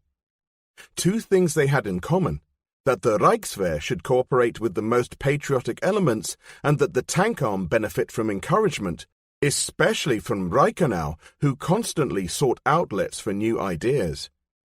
The political stance adopted by Guderian at this moment of political fermentation was of ambivalence, contrived to satisfy what he considered best for Germany and the army. He retained a tacit belief in Siecht's principle of non-political involvement, gave approval to generals such as Siecht, Schleicher, Blomberg and Reichenau, who were knee-deep in politics because they seemed to have the army's best interests at heart by striving might and main for expansion, kept contact, as did many army officers, with old Freikorps friends such as Adolf Hühnlein, who was a member of the Sturmabteilung High Command, and, as time went by, managed in his mind to segregate Hitler from the other members of the Nazi Party. He seems not to have reacted one way or the other when Schleicher put an ineffectual ban on the SA in 1932. In 1933, however, Guderian was a mere Oberstleutnant who, like the vast majority of army officers, had not the slightest personal contact with Hitler. How could they know the secrets of this man when even the closest of his party colleagues were denied his innermost thoughts? And they were certainly not privy to the counsels of the army hierarchy. Yet the development of Guderian's feelings towards Hitler are important and brought to light by his wife's letters, which also reflect Görner sentiments. The Görners, Gretel's family, were not in the least pro-Nazi, as snatches from their letter show, and yet Gretel leaves no doubt about their convictions concerning Hitler. On the 23rd of March 1933, after Hitler had been granted dictatorial powers, she described to her mother her exultation. After all the hideous mess of the past years, we get at last a feeling of awe and greatness. Also she extolled his beautiful way of speaking, his iron will, his energy and good words for the army. It could hardly have been said better by an enthusiast for Bismarck. And next day, her father wrote to say how fine it was that the new government had tidied things up. All will be achieved without wounds. A year later, on the 3rd of June 1934, Gretel still sang songs of high-pitched praise to her mother in tune with the majority of the people. I am so glad that Heinz has written to you enthusiastically about Hitler. Everybody who gets to know him is very impressed by his personality. Above all, his eyes and look send a special message to the heart. I do not think we will find a more courageous and better leader. Of course, by then, Guderian was aware that Hitler would help him in the task of building a panzer command, and so his enthusiasm may have been conditioned by ambition and hope. In 1945 he was to write, "Policy was not shaped by soldiers but by politicians, and the army had to accept the political and military situation as it existed," adding rather typically, but nevertheless in confirmation of his distaste for all party men, "This was unfortunate because politicians rarely exposed themselves to the hazards of war, usually remaining safely at home. But Germany then lay in ruins. It is easy to criticize the Germans in hindsight, and to forget that fascist parties throughout the world at that time of desperation contained a proportion of highly respected and distinguished people, nearly all of whom were fooled by Hitler. With the economic crisis at its height, Germany happened to acquire as her savior an unscrupulous dictator. The French remained in disarray, the British formed a so-called national government, and the Americans accorded President Roosevelt unprecedented powers to dictate. In the final analysis, it was a rearmament program which raised each Western nation out of the economic depths.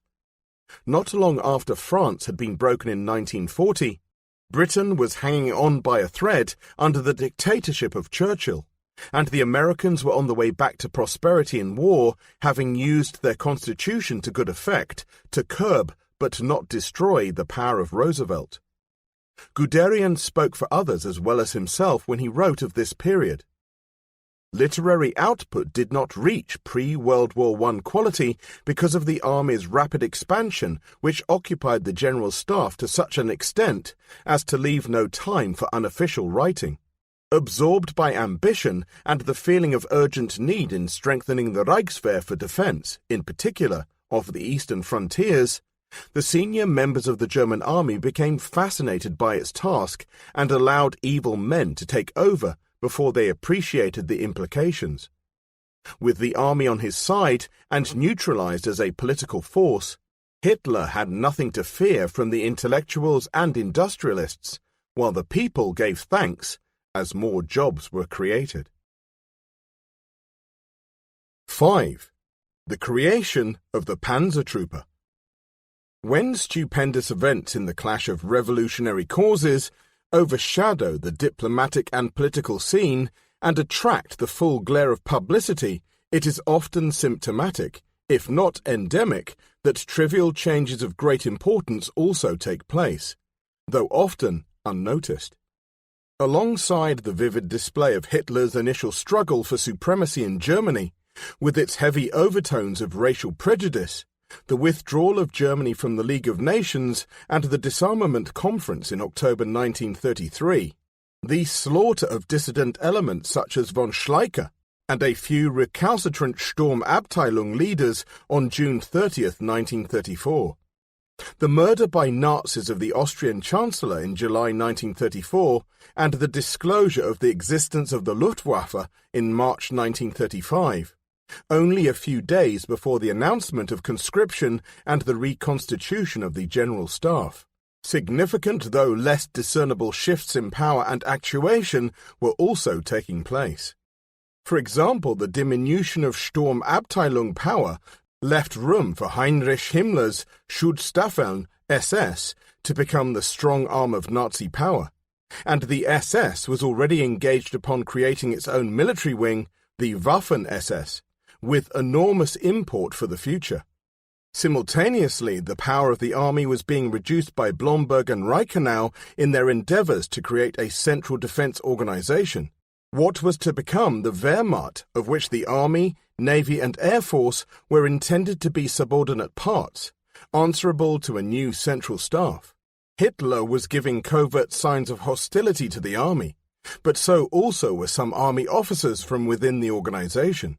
Thus the movement by Lutz, a mere Generalleutnant, and his chief of staff, Guderian, promoted Oberst on the 1st of April 1930, to form a new command, an army within the army, as some suggested it might be since it incorporated elements of each existing arm, was only a minor movement within one great revolution, though possibly more likely to prosper since so much attention which might have been hostile was deflected elsewhere. While their main opponents in the high command were preoccupied, Lutz and Guderian could initially debate in relative obscurity and gain advantages by rational arguments in committee. But hope and temporary advantages were not enough for Guderian. He needed immediate and positive support from the highest level. Blomberg, as Minister for War, was sympathetic but too remote within the military structure.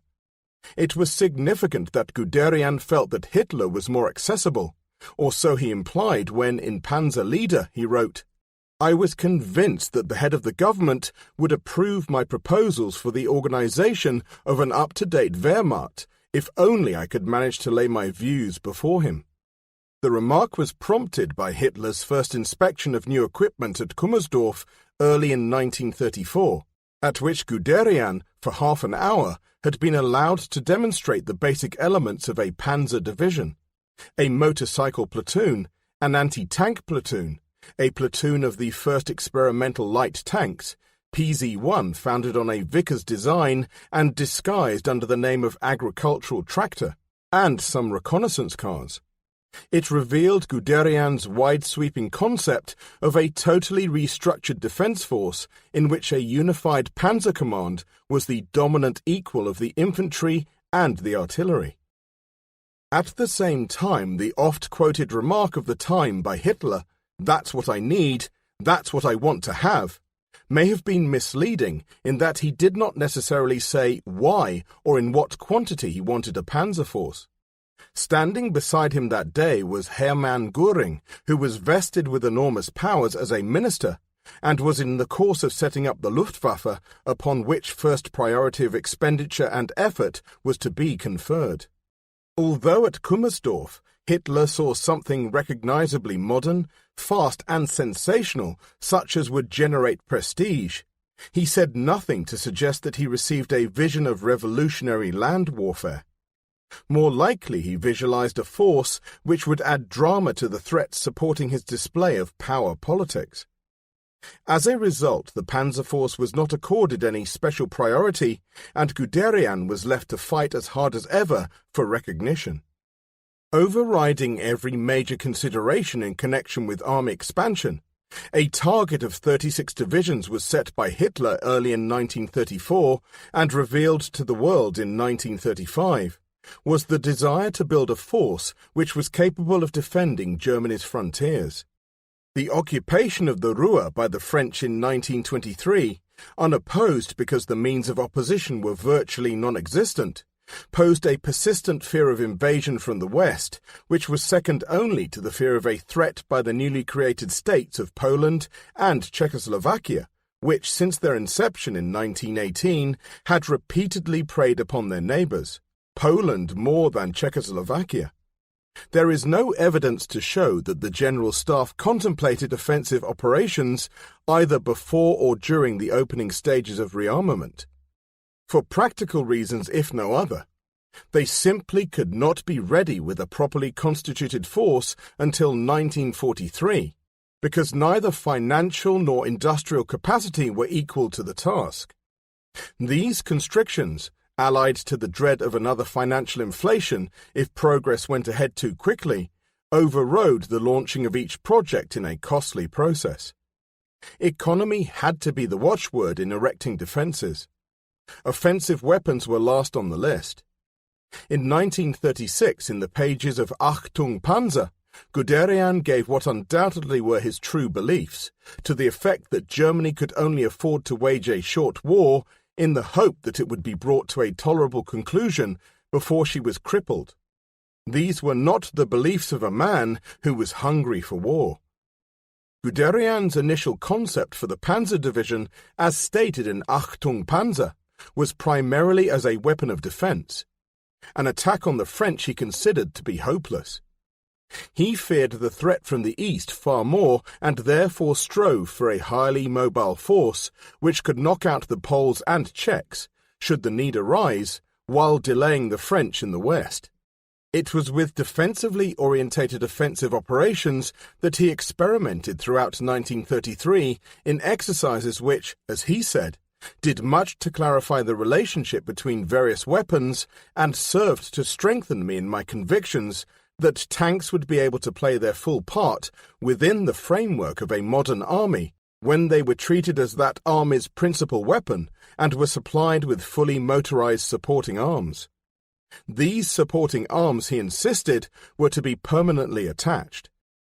The task of the proposed panzer divisions which, to the mind of Guderian, ought to become the pivot around which the rest of the army revolved, was defined in a news sheet disseminated at the end of 1933. The widespread attack against enemy flank and rear, separated from other slower units, but it can also achieve considerable success in a breakthrough on the front. When used in pursuit, it can throw a fleeing enemy into confusion. On the other hand, it is less well equipped to hold captured territory. For this purpose, it is usually necessary to employ motorized infantry and artillery. The manner of its engagement is not in prolonged battles, but short, well-timed operations launched by brief orders. The principle is to use the battle tanks at the core of the operations, to concentrate the main fighting force at the decisive point of action, on the principle of surprise in order to avoid or avert enemy defensive action. Never was the course of progress steady or mellowed by sweet accord, and frequently Guderian was compelled to draw heavily upon his inherent optimism. Alas! His tolerance was not always equal to the task, and a tendency to irascibility when under stress became more pronounced. Those among his contemporaries who said he was a bull overlooked the frustrations placed in his way, and had ceased themselves to pursue the old Prussian tradition of absolute frankness, even towards the king. There are many who recall, with pleasure, his willingness to hear their case with patience and understanding. As he became absorbed by the pilgrimage of innovation, the time left for introspection got scarcer, yet something in him sounded a warning note on the 2nd of August 1934, on the eve of taking the oath of allegiance to Hitler instead of to the Constitution. To Gretel he wrote, "Pray God that both sides may abide by it equally for the welfare of Germany. The army is accustomed to keeping its oath. May the army, in honor, be able to do so this time." Gretel took up the theme on the 19th to her mother. "Over the radio I have just heard the ovation for Hitler. We need unity more than ever. It is our only strength abroad. Hitler's faith in his mission for Germany and the faith of the people in him are practically miracles. But sometimes one can become a little afraid about excessive elevation."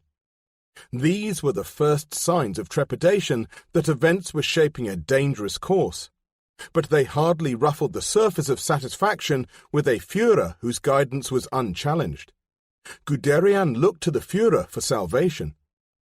As a reasonably pious member of the United Lutheran Church, he did not often attend its services, for in religion too, according to his son, he was constantly seeking new ideas. Indeed, as the pressures grew heavier at work, he seems to have cultivated a grimly intensive self-sufficiency in his assault upon obstacles thrown in his way. Frustrations there were in plenty.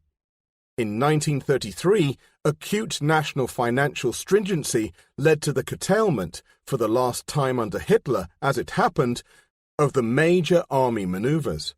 Also, Hitler cancelled the arrangements for mutual training and development with the Russians, with the result that fruitful courses had to be ended before the new training establishments at Wunsdorf and Putlos in Germany were working fully. Moreover, Lutz had to undertake some delicate negotiations with the Russians in recovering equipment left stranded at the Kama River site. On the other hand, Hammerstein-Equord was replaced as C&C by Fritsch, Guderian's old superior officer at Bartenstein. This was a blow to the few who already were trying to resist Hitler, for it has been suggested that Hammerstein, lazy though he was, had the ability, integrity and powers of decision which at any time might have been turned to ejecting the Führer before he became too well entrenched. Be that as it may, Guderian welcomed Fritsch's appointment, rating him a thoroughly sound soldier who had devoted a period of detached service to the study of the Panzer Division. Between them was a close affinity, although it must be realized that neither were part of a circle of close friends, except for the lifelong friendships made in the earliest days with their regiments. In years to come, the Nazi hierarchy would make use of Guderian, but must not be forgotten that, in seeking support for his schemes, Guderian also made use of them. Allies being short within the army, he gathered help wherever it could be found, and the head of the National Socialist Motor Corps, the NSKK, a paramilitary organization under Adolf Hühnlein of the SA, was of fruitful importance. In Panzer Leader, Guderian merely credits Hühnlein, whom he called a decent upright man with whom it was easy to work, with taking him to a Nazi Party meeting in 1933. But Hünlein's main contribution to Guderian's ambitions was the training of truck and tank drivers in 24 NSKK Reichsmotorsportschulen, about 187,000 being provided between 1933 and 1939, to solve largely the basic preparation of crews for highly motorized forces, all as part of the role of cooperation that evolved with the SA after the purge of its leaders in June 1934. Obstructors there would always be, and notably from three sources. First, from the new chief of the recreated General Staff, Generaloberst Ludwig Beck, an artilleryman like Fritsch, but slow and hesitant in decision, who was the opposite of Fritsch in philosophical outlook. Though most German generals, in Sir John Wheeler Bennett's words, did not regard war as the primary role of the soldier, but believed that Germany's rearmament should be of such a degree that they would lessen rather than increase the danger of war by making it impossible for Germany to be attacked or gainsaid with impunity. Beck interpreted this in its military aspects as a sufficiently strong argument for retaining the delaying defensive, or as Fritsch called it, organized flight. Fritsch had the last word, and the traditional Prussian doctrine of attack was reinstated, to Guderian's undisguised pleasure.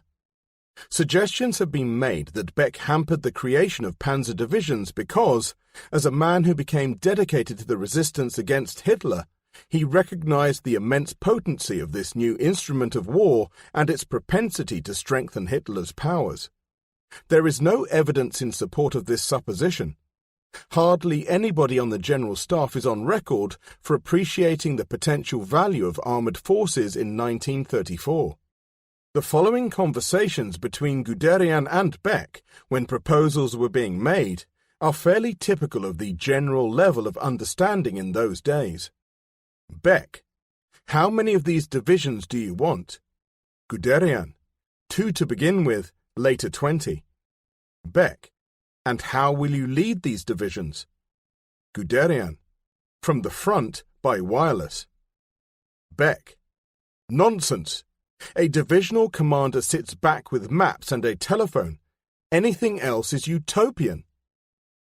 The second source of obstruction was generated by the cavalry, who persisted in their efforts to retain a full share of the manpower allocation and of resources. They saw Guderian as a threat to their existence, but in their opposition merely delayed the inevitable, since those above them were already determined that progress should be maintained. People who say that the German military hierarchy was against the creation of a panzer force are wrong. But, sound professionals that they were, they rightly demanded convincing evidence before committing themselves to something that was huge, costly, and irrevocable at a time of tight budgeting. Guderian had to provide the evidence in chief, but already many cavalry officers, notably among the younger generation, and not only in the German army by any means, welcomed the prospects offered by mechanization. They had long ago lost faith in the operational role of their arm. They and the rankers saw practical advantages in learning about mechanical vehicles in the age of the internal combustion engine. Guderian's antipathy to the cavalry was probably taken a little too far, but his patience was provoked by intransigence. In adopting the line that they might be poor substitutes for the indoctrinated men of the motor transport service, he argued against incorporating horse-thinking soldiers into the Panzertruppe, which he hoped to form, though he was remarkably successful in encouraging many cavalry officers to transfer independently.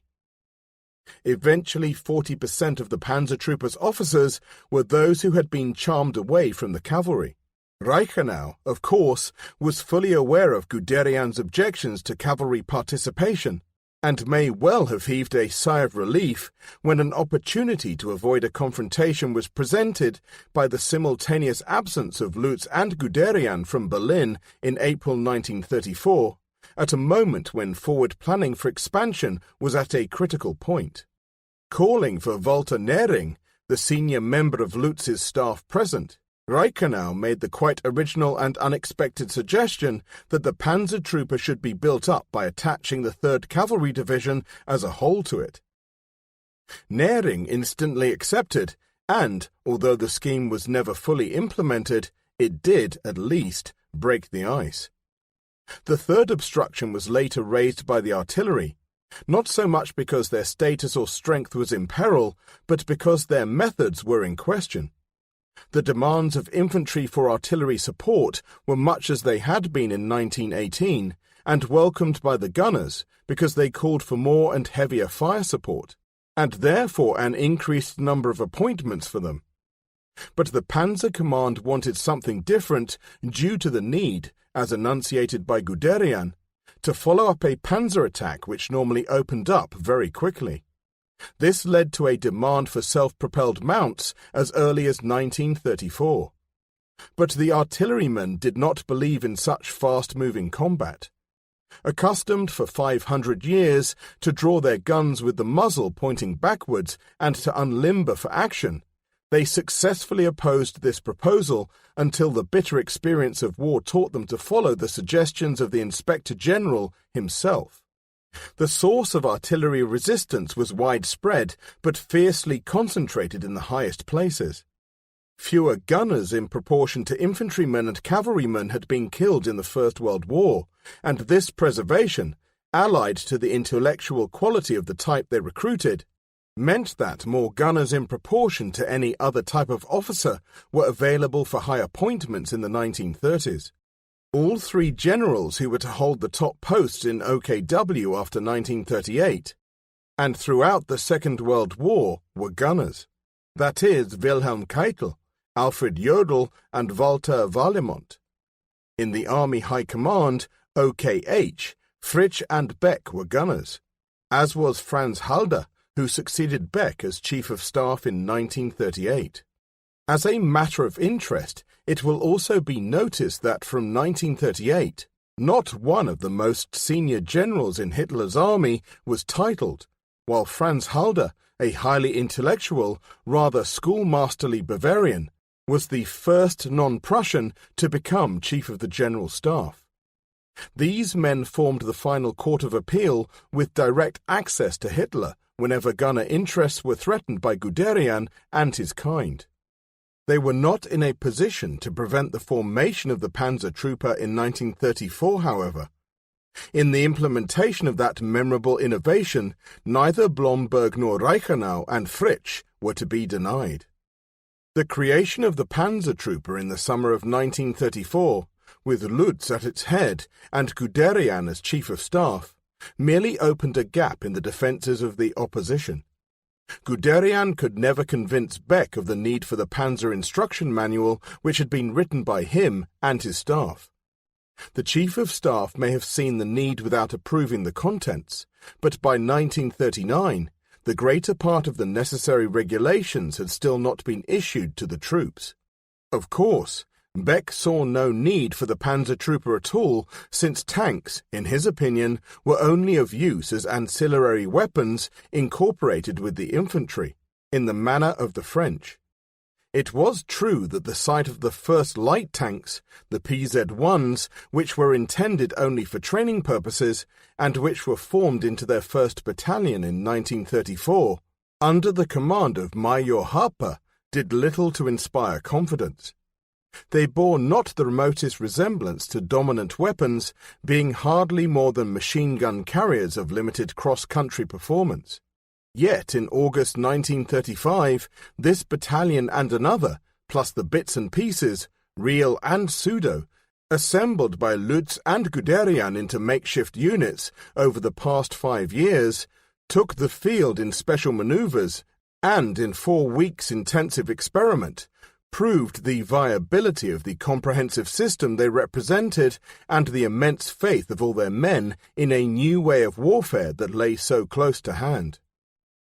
The major failures occurred mainly in highly mobile situations when the limited communication facilities were quite inadequate. Clearly, far more elaborate radio nets were needed.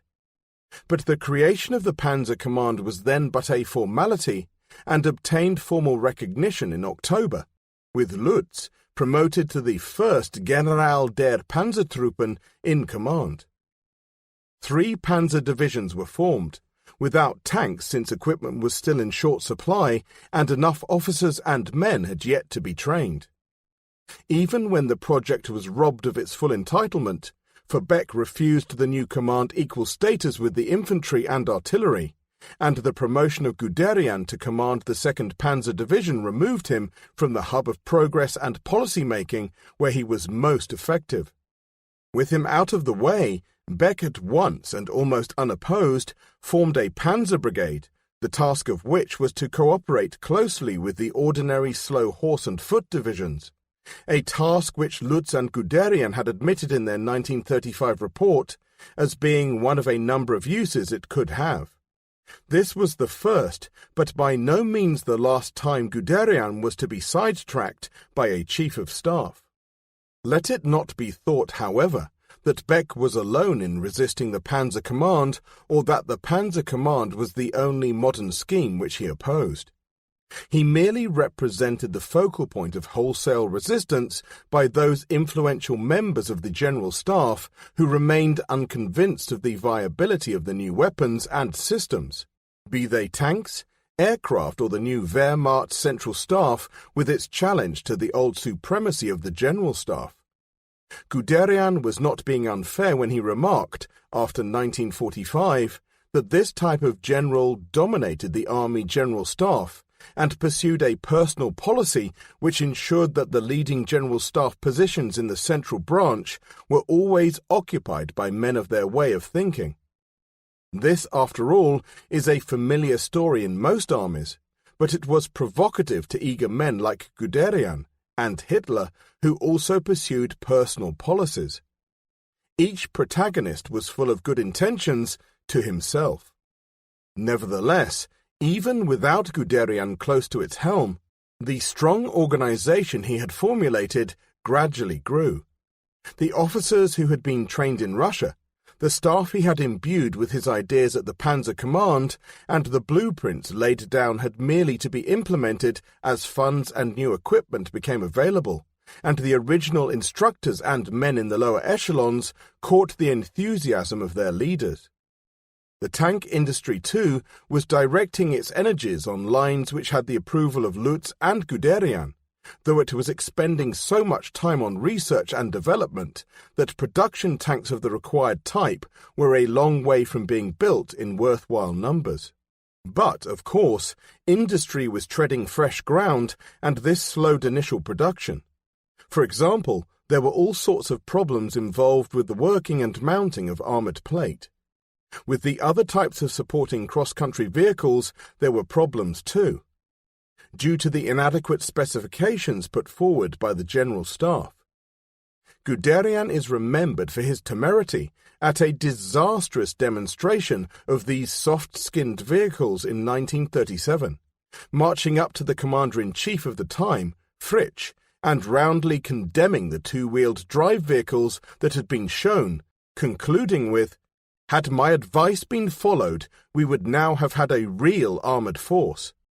The remark is significant in its meaning rather than in its smack of insubordination, for it showed that, by demanding not only the very high establishment of 561 tanks in the original armoured divisions, but also armoured infantry-carrying vehicles, he was a true disciple of Fuller, who has invariably and wrongly been criticized for overstating his demands for the tank.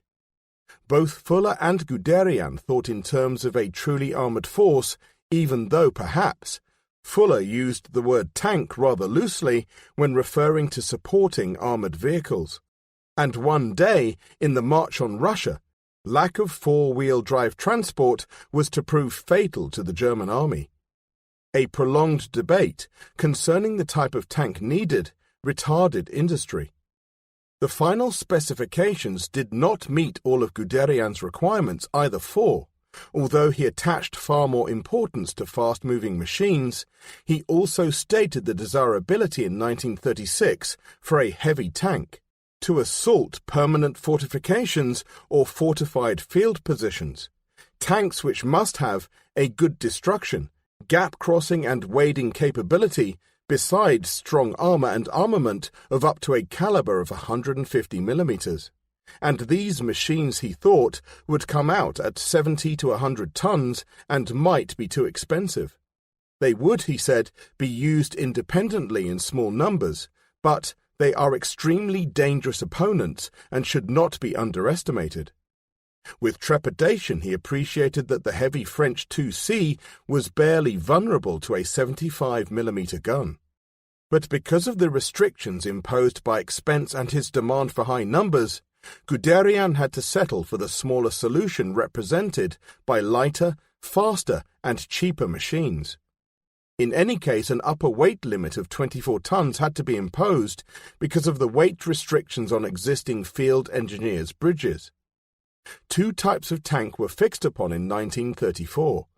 As a stopgap, a light tank for reconnaissance with a top speed of about 35 miles per hour and as main armament a 20mm gun, called PZ-2, and a medium battle tank, to be called PZ-4, with an initial weight of 18 tons, a top speed of 25 miles per hour, and a short, rather inaccurate 75mm gun as main armament, whose primary purpose was direct support, not for tank versus tank combat. Neither of these tanks in their initial production form had armor in excess of 30 millimeters, and therefore they were only proof against small arms fire and shell splinters, not against direct hits from field artillery and special anti-tank guns such as were already in service. Moreover, neither the 20mm nor the short 75mm gun had a good performance at battle ranges against the existing type of heavy French tank. However, bearing in mind that although much reliance was to be placed upon mechanized infantry anti-tank guns, deployed in depth, for dealing with enemy tanks, tank versus tank combat was rated a certainty in 1935, and so a third type of battle tank was proposed. This was to be the PZ-3, a slightly smaller version of PZ-4, whose prime purpose was a tank killer, since neither the 50mm gun, suggested by Guderian, nor the 37mm gun, finally installed by the Chief of the Ordnance Office in consultation with the Inspector of Artillery, would fire a satisfactory high-explosive round such as that fired by the 75mm gun on PZ-4. Hence, the initial equipment for the panzer divisions was to consist of three complementary types of tank, not one of which was the equal of the heavily armed and well-armoured tanks being laid down by the French. Moreover, the standard infantry anti-tank gun was inadequate before it came into service, though the overall design of the PZ-3 and 4 was good. Both, however, had ample capacity for expansion in armament, armour and power plant if the need arose, as Guderian knew from the study of history and the application of plain common sense that it must. The arrangement of crew seating was also good, and so were the optical instruments provided for turret gunners. Hence, fighting efficiency was high, while crew morale was well taken care of by the provision of excellent escape hatches. But though the proposed tanks themselves were suspect, while possessed of immense potential, there was one vital field in which the Germans were moving far ahead of their prospective opponents, that of superlative command and control procedures allied to a revolutionary and unique philosophy which had advanced beyond the most extreme ideas of other armies after 1934. The extent to which German thinking had overtaken all others was defined in an article written by Guderian in 1935 with a view to refuting criticisms of mechanization which were being made in military and non-military journals, the Berlin Stock Exchange Journal for one. In this article, Guderian reflected upon von Schlieffen's call in 1909 for methods that made possible the existence of a modern Alexander. He developed the proposition that only leaders who drive in front of the troops will influence the outcome of the battle. The best aviators did so, and so did the British General Ellis at Cambrai. He was opening a campaign to raise the scale of wireless sets so that radio communication could be extended below company level, as it stood until 1936, to give each tank a set of its own. The modern Alexander must bend modern technology to his will and instill it into his soldiers. If he forges his sword with a firm, clear mind to protect the honor and freedom of his people, that is a task set him by fate. The paper was endorsed by Oberst Erich Feldgiebel, the Chief of Staff to the Signals Corps Inspectorate, who would become Inspector and Generalmajor in 1938, and declared that modern signal systems were the only way to make the Panzer weapon work. But midway through the paper, a poignant sentence tells us something additional about Guderian. The comment, "Alexander was a king, not a mere divisional commander," has a wealth of expression along with its insight into the uphill struggle in which he was engaged. As usual, Beck took the opposite view. To him, human beings and not machines were the real instruments of war, as he said in a speech before Hitler in October 1935.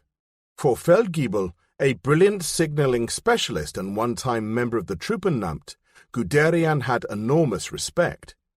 They had been close comrades since before World War I, and since then had been constantly in touch on signals matters.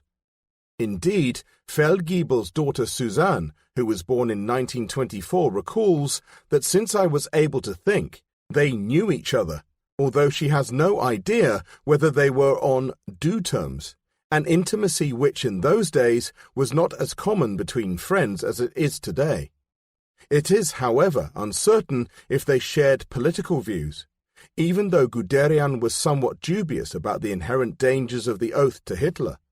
Indeed, Guderian might have been astonished had he known that, by 1938, Feldgiebel had become a dedicated leader of the small group of officers that was bent on removing Hitler from power. Although Feldgiebel's daughter believes that they might have discussed that prospect in general. Be that as it may, Feldgiebel designed the flexible radio network for the Panzer Trooper to satisfy the sort of long-range operations anticipated by Guderian. Diagrammatically, the sets were to appear as under, though with variations. These sets were simple to operate and reliable. They were constructed in units which could be easily secured to panels or connected to each other, thus permitting quick assembly or dismantling. Their design so good that exceptional performance was possible with tuning to close limits even in a vehicle such as a tank with its enormous vibrations. A point was to arrive when, as Albert Praun, who worked closely with Guderian and was, in due course, to become Chief of Wehrmacht Signals, said, "It was possible to maintain uninterrupted strategic and tactical control of armored units while they were engaged in any form of movement. Indeed, this control became simpler, more flexible and more reliable than the control of the non-mechanized units. Paradoxically, it was the main stumbling block to many officers believing in Guderian. The scope of his vision and experience extended far beyond their limited imagination. Paradoxically, too, the infantry, despite the half-heartedness of their main sponsors, also desired mechanization, as exemplified by the motorization of their anti-tank company against the advice of Guderian, who feared for the squandering of limited resources. These guns should be horse-drawn, he maintained, because they travelled in company with foot soldiers. For the same objection against diversification of industrial effort he opposed, in 1938, the provision of assault guns for the infantry. But these digressions were as nothing compared with the dilutions which took place once Guderian had been dispatched to command a division, and the cold and more pliable Oberst Friedrich Paulus took his place as Chief of Staff to Lutz. Lutz without Guderian was unable to prevent the erosion of the Panzer Trooper by sectional interests, whereas Guderian might have just been able to maintain the unity of the entire armoured force as he desired. His successors permitted the fragmentation of the force so that, for example, The reconnaissance units were handed over to the cavalry, and the motorized rifle units to the infantry, along with the creation of motorized infantry divisions. As a further diversification, light divisions, with only a low tank content, were formed and put under the cavalry, though with the proviso that when more tanks became available, they would be raised to full Panzer Division status. The Panzertruppe was reduced to responsibility only for the actual tank units, although 16 Corps staff was formed to control all three Panzer divisions and placed under a special Group Command 4, along with the two other corps which commanded the motorized infantry and the light divisions. This group was placed under Generaloberst von Brauchitsch, who had conducted the early experiments of 1923 and given the mission of studying the operational employment of mechanized formations. None of this was as serious as Guderian made out, providing there remained ample time for experiment. But in 1936, Hitler began to push Germany along the pathway of aggression, a route which dangerously resembled a tightrope.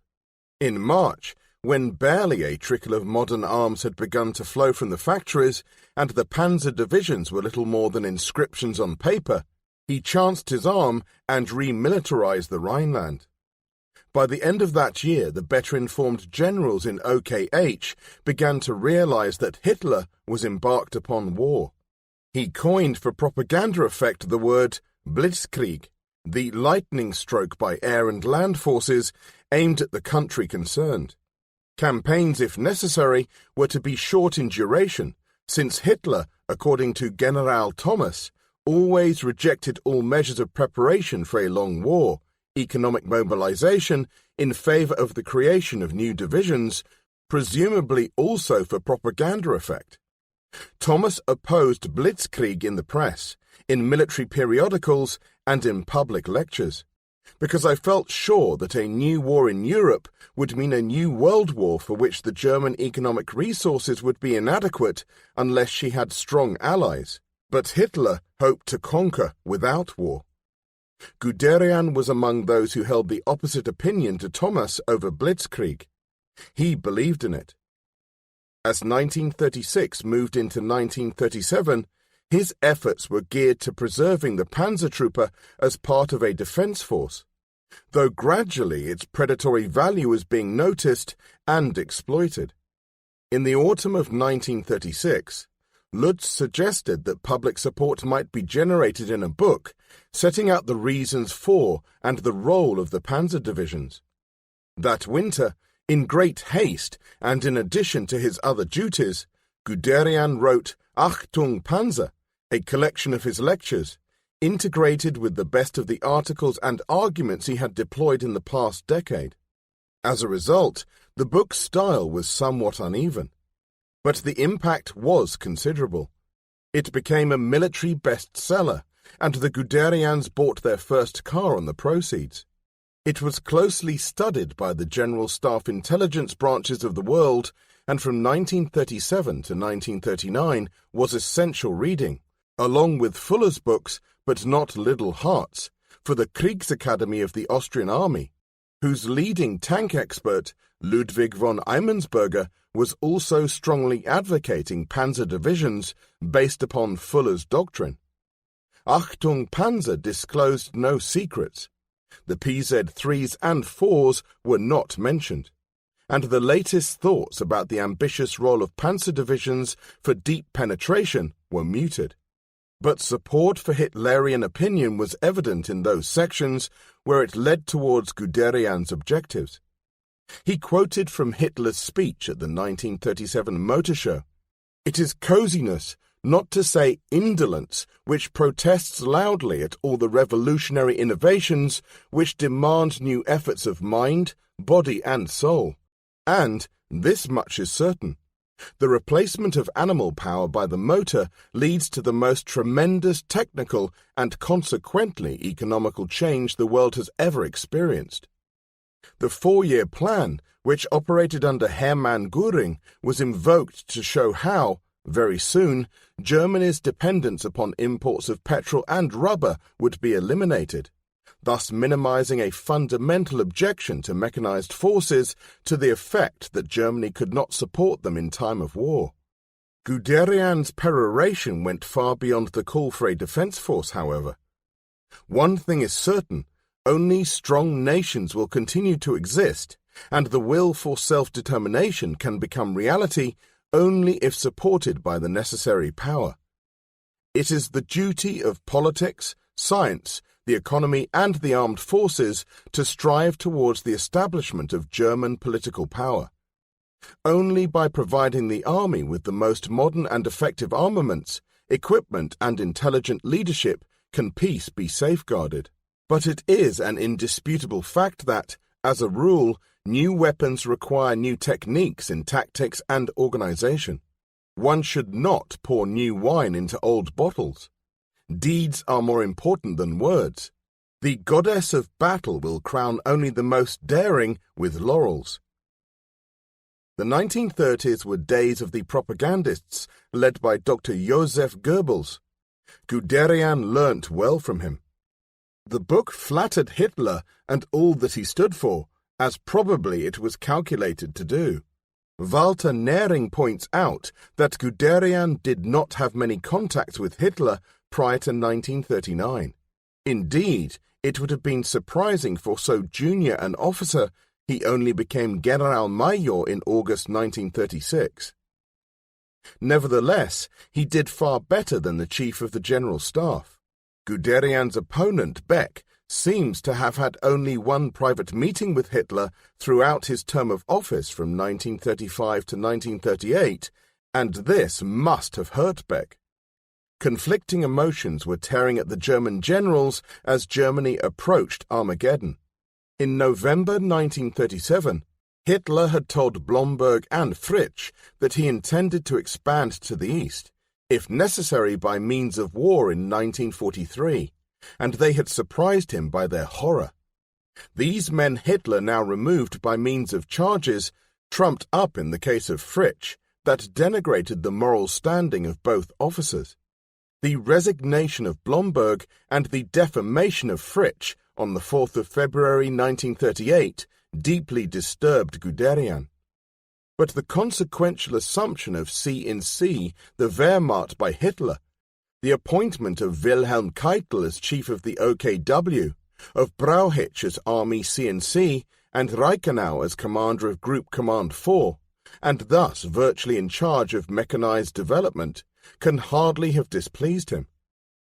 Keitel may have been advantageous to his prospects for, in addition to the family connection, Wilhelm's brother Bodovin, who was of his regiment, and his wife's relative and now too a general, was also chief of the Army Personnel Office, a position of great power and influence in arranging postings and appointments. It mattered less that Wilhelm Keitel was a mere sycophant of Hitler, picked by the Führer with the cry, "That's exactly the man I'm looking for," after Blomberg, who was Keitel's father-in-law, had reported that Wilhelm was nothing but the man who runs my office. He might be used as one more channel direct to the Führer, particularly now that the Führer was set upon employing the OKW staff as his personal instrument to the gradual exclusion of the army staff. Reichenau he welcomed as a progressively minded, intelligent soldier, for whom I felt a comradely friendship. His own elevation to Generalleutnant and to command 16 Corps, with Paulus as Chief of Staff, was not unwelcome either, even though it meant supplanting Lutz, who was made to retire. And yet a letter written to Gretel on the 7th of February transmit foreboding while making it obvious that, not for one moment, did he suspect Hitler's complicity in what had taken place. However pleasant and honourable the new appointment, I do not go with an easy mind because, apparently, serious and real tasks are before us, and indeed differences of opinion which will require strength and nerve. I will have to provide myself with a thick hide. The report to Hitler, in connection with Blomberg and Fritsch, has provided me with insight into things which would better not have happened. The Führer has acted, as usual, with the finest human decency. It is to be hoped that he will be approved by his colleagues, the Nazi leaders. This letter must be contrasted with Guderian's comments in Panzer Leader, where he refers to the 4th of February as the second blackest day of the Army High Command, and goes on to defend Fritsch and criticize Brauchitsch for not waiting for the promulgation of a court of inquiry upon his predecessor before taking serious steps. At the same time, he points out that, for the majority of German generals, the true state of affairs remained obscure. There is also evidence in the letter that Guderian saw Hitler as somebody apart from the party. Now came the serious and real task, an order to command the leading troops in the surprise occupation of Austria on the 12th of March 1938.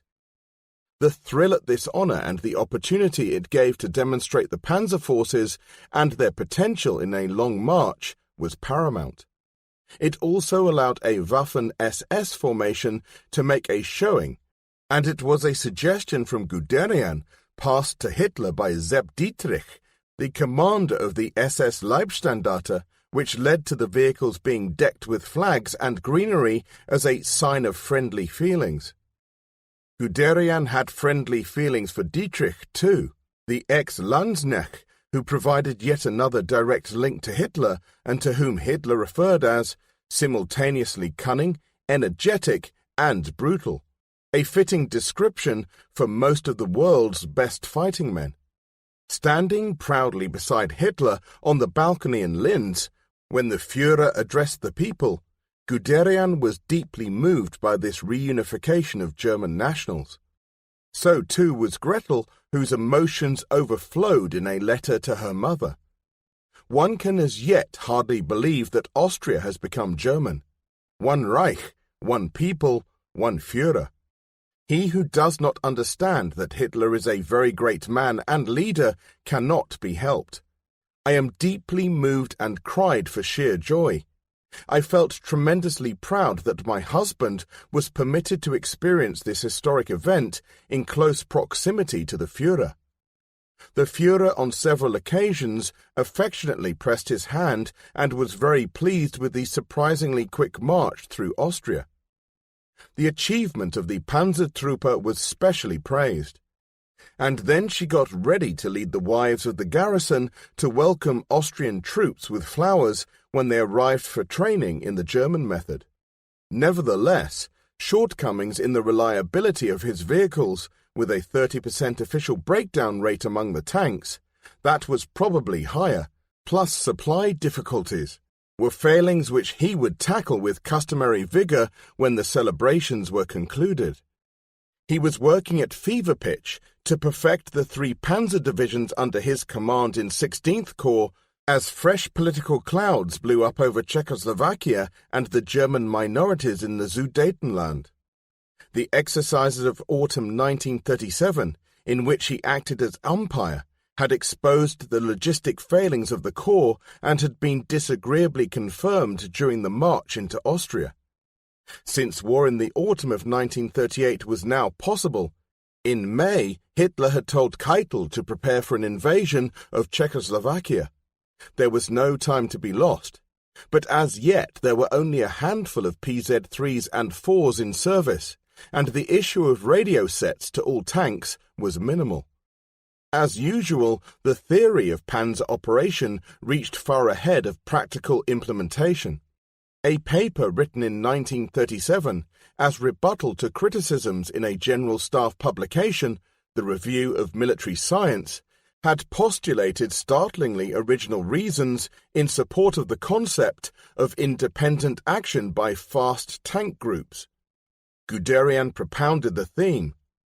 Until our critics can produce some new and better method of making a successful land attack other than self-massacre, we shall continue to maintain our belief in tanks, properly employed. His faith was based upon strategic speed, to be able to move faster than hitherto, to keep moving despite the enemy's defensive fire, and thus to make it harder for him to build up fresh defensive positions. This was essentially different from the reason commonly espoused by others, of speed as a means of tactical protection against enemy fire. To this Guderian never gave much weight, accepting that, in unusually unfavorable conditions, the hostile artillery can have serious effects on the movement of tanks. As usual, he could not retrain his sardonic wit. It is said, the motor is not a new weapon. It is simply a new method of carrying old weapons forward. It is fairly well known that combustion engines do not fire bullets. This sort of jibe in conference or on paper did not endear him to opponents among the army hierarchy who lacked his sense of humor. Reports from the world's tank battlefields in 1937 were not beneficial to Guderian's case. Italian light tanks had made a poor showing against badly armed tribesmen in Abyssinia in 1935. The Japanese had tried only a limited use of inferior machines in the Far East, and in Spain, where some of the ineffectual PZ-1s had been committed to action under the advice of Major Ritter von Thoma, as part of the Condor Legion, the results had been anything but encouraging. German and Italian tanks fighting on the fascist side and Russian tanks with the Republicans had been used in relatively small numbers. They were poorly supported and therefore did not achieve worthwhile gains. Thoma, a Bavarian and a bachelor of uncertain swings in mood and opinion, intensely annoyed Guderian with reports which suggested that tanks were a failure and that there was no need for each to have a radio set. These reports arrived at a critical moment during the negotiations for funds to buy fresh equipment, and hampered his efforts to expand the panzer force. Staunchly, Guderian pointed out the inadequacy of the tanks and the techniques that were being employed on unsuitable ground. In Achtung Panzer, he declared that neither the war in Abyssinia nor the civil war in Spain can be regarded, in our opinion, as a sort of dress rehearsal with regard to the effectiveness of the armoured fighting vehicle, but he was really only stonewalling. The fact remained that operations by the tank's sister weapon, bombing aircraft, were regarded in precisely that light, as the demonstration of a match winner. Blood-curdling accounts of destruction from the air dominated the world's newspapers to strengthen the proponents of air warfare, who claimed it as a prime means to a decision when aimed at the civil populace. Tanks could lay no such claim, and therefore were held much lower in esteem and in the order of priority for resources. Believing with the utmost sincerity in the essential nature of his demands, and fearful that his opponents would rob Germany of the fruits of his labours, undoubtedly he cast himself in the role of a military apostle. He began to react more out of character as the strain upon him increased. For example, during the training exercises of 1938, when Hitler was present and witnessed an awful muddle due to inept orders from the commander and staff of Panzer Regiment I, he saw red. In the concluding discussions, Brauchitsch and General J. von Blaskowitz let the miscreants off quite lightly. They may even have relished a debacle in one of Guderian's units. But Guderian took them all to one side and told them in no uncertain terms what he thought of them. His elder son, then a young officer, was present and remarks that it was a pulverizing performance, one upon which his brother junior officers commented favorably afterwards because they thought the rocket overdue. Most unusually, however, Guderian followed up his reprimand by posting a number of senior officers, the sort of action he rarely took. He was more accustomed to making the best use of the available material, men, land, and equipment.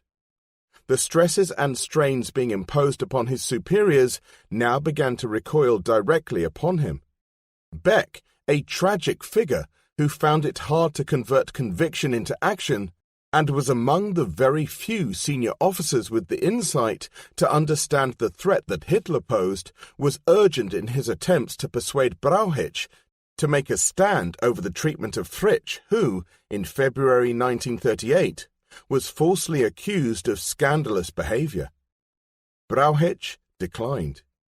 Convinced of the folly of attacking Czechoslovakia, Beck next endeavored to resist Hitler's intentions on the grounds that Germany was unprepared for war.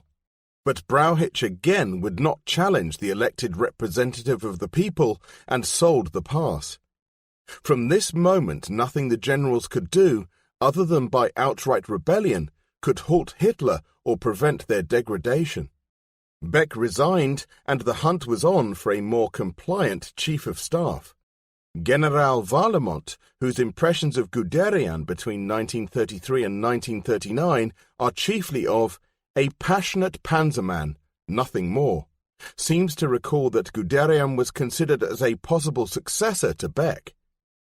It seems unlikely that this was a serious proposition, though its mere suggestion in high places was bound to arouse antagonism among the alarmed generals.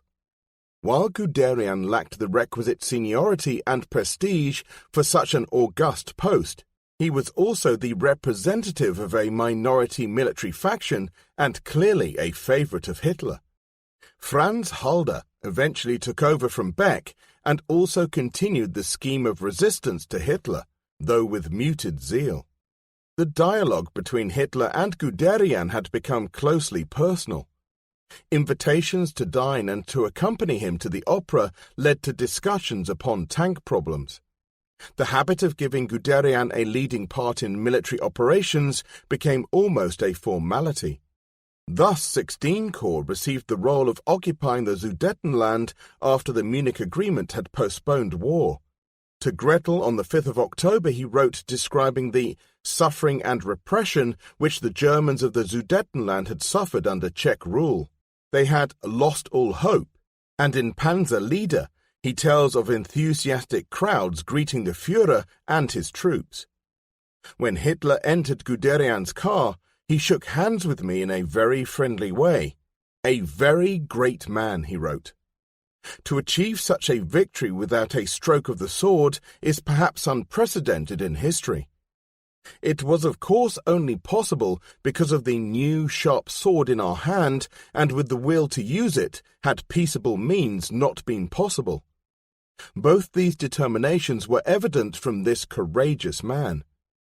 He went on to tell of the occupation, the enemy fortifications not nearly as strong as thought, yet better taken this way, the lively satisfaction of everyone, including the foreign minister, von Ribbentrop, that war had been avoided.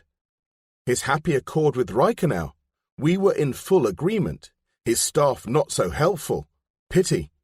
There can have been few in Germany at that moment who disagreed with his assessment of Hitler. The injustice of Versailles was being wiped out at no cost in lives. But the long-term effects were more ominous, and Guderian seems to have given little consideration to them at this moment. So uncritical was he of the Führer. Resources were in short supply as the rearmament program got into gear. The spectre of inflation loomed large as Austria was digested, as Hitler reached out for the Sudetenland and Czechoslovakia, and as the financial manipulations of the Minister of Economies, Dr. Schacht, came close to collapse. The taking of Austria and of the Sudetenland merely added to, rather than subtracted from Germany's debt. In 1937, Schacht had fixed both a limit of time and amount on the money available for rearmament, and in January 1939, as president of the Reichsbank, told the economics minister to declare the Reich bankrupt by refusing to make a routine monthly advance. According to Göring, the head of the four-year plan, Schacht was at once dismissed on the grounds of his impossible attitude. But world opinion was turning against Germany, and Guderian, who visited Britain about that time, must have known it. When Czechoslovakia was seized in March 1939, and the pressure was next put upon Poland, there could no longer be doubt in the minds of the generals where they were headed. The Army General Staff, conjoint with the civil populace, adopted roughly 3 different opinions. Subject to the usual reservations about generalization and allowing for all shades of variation in opinion, There were those like Guderian who welcomed the Hitler regime as a means of restoring Germany's prestige and authority, whose pride was in the army they were rebuilding, and whose fascination was with the new weapon systems they were creating, sharpened, undoubtedly and rather understandably, by an inquisitive ambition to see if their ideas would work. This group was probably most fearful of the Poles and abhorrent of the Communists. The Western powers to them, as to the other groups too, poised a counterweight to their most acquisitive ambitions, since they were apparently too strong to attack. Then there were the disgruntled soldiers and civilians who had been removed or snubbed by Hitler. Hammerstein, Equord and Schacht, for example, and Beck, who favoured peace chiefly because he thought Germany was not ready for a major war. With them Guderian also concurred, since he knew too well the imperfections of the Panzer Force and the rest of the army.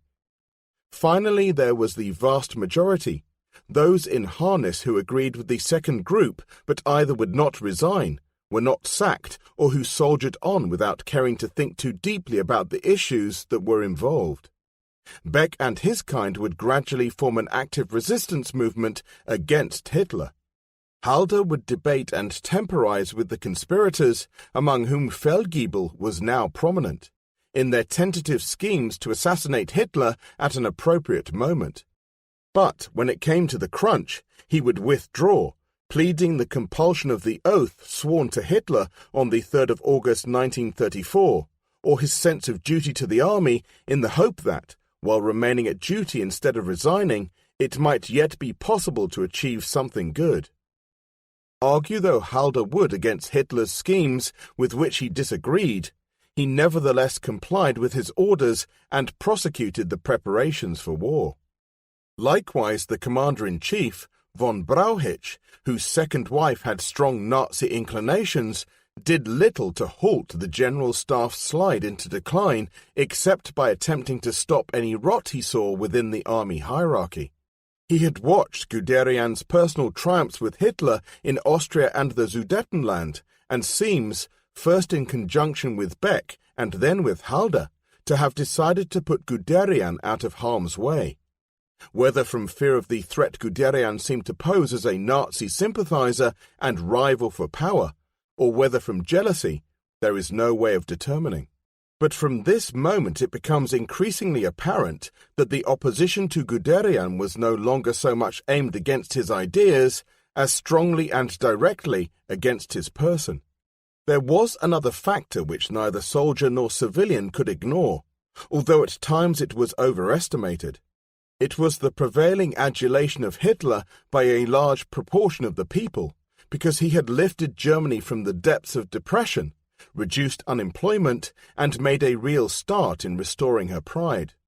Goebbels underlined that claim. There were quite as many Germans in the lower orders who were as devoted to their country's honor as there were among the upper strata.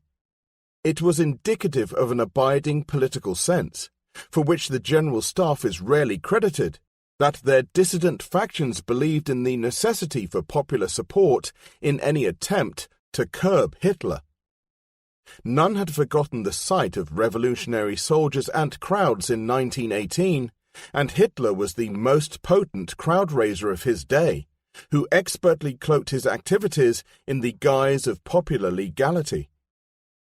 Even so, those senior German officers who had experienced Freikorps methods at close hand and who knew, as all must, that a hard core of the Nazi Party was composed of old Freikorps fighters who were unable to readjust to normal life, should not have harbored delusions about the deeds these men were capable of perpetrating.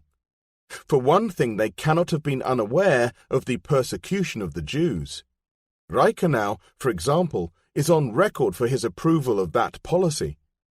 Guderian evaded the subject, though there is no record of his involvement in any form of racial atrocity, which is hardly surprising since, although he loathed the communists and resented the Polish resurgence, he was innocent of bias as regards race or religion. There is nothing in his papers to suggest it, quite the reverse. It has to be faced that many German officers were blind if, by 1938, They could not recognize an impending holocaust of war, but they were in no position to visualize the final solution and its awful implications, because at that time it was an unimaginable nightmare. For Guderian there was a point beyond which Hitler and his followers could not go without sacrificing his esteem. The treatment of Fritsch was a case in point. His indignation at the manner of the late C&C's thoroughly unjust disgrace, and a half-hearted exoneration by Brauchitsch after Fritsch's innocence was proved, was not simply reserved for the pages of Panzerlieder. His forthright expression of delight in public during the parade at Grossborn in August 1938, when Fritsch was paid honor, left nobody in any doubt where his heart lay. Despite the oath of allegiance to Hitler, he stood staunchly by the old Prussian codes. In due course, he withheld approval for Hitler's plunder of Czechoslovakia in March 1939. Yet, as usual, when controversial politics became too embarrassing, his conditioned safety mechanism came into action. There is no comment in Panzerlieder, merely a discourse on his attention to military duties and a description of his work in collecting useful war material from the Czech arsenals. Guderian, though he withheld from protest, was too honest later to make out a false case in justification of evil inflicted on a non-German people. On the other hand, he could be gullible. His elder son recalls that, "We were skeptical because Germany had deviated from the legal way of uniting all Germans in one state," and remembers asking his father a question which drew an argument that, I think, came from Hitler, that it would be necessary to eliminate the aircraft carrier in the midst of Germany, considering the attitude of the Western powers. All too readily he believed in 1939 what Hitler so glibly pronounced.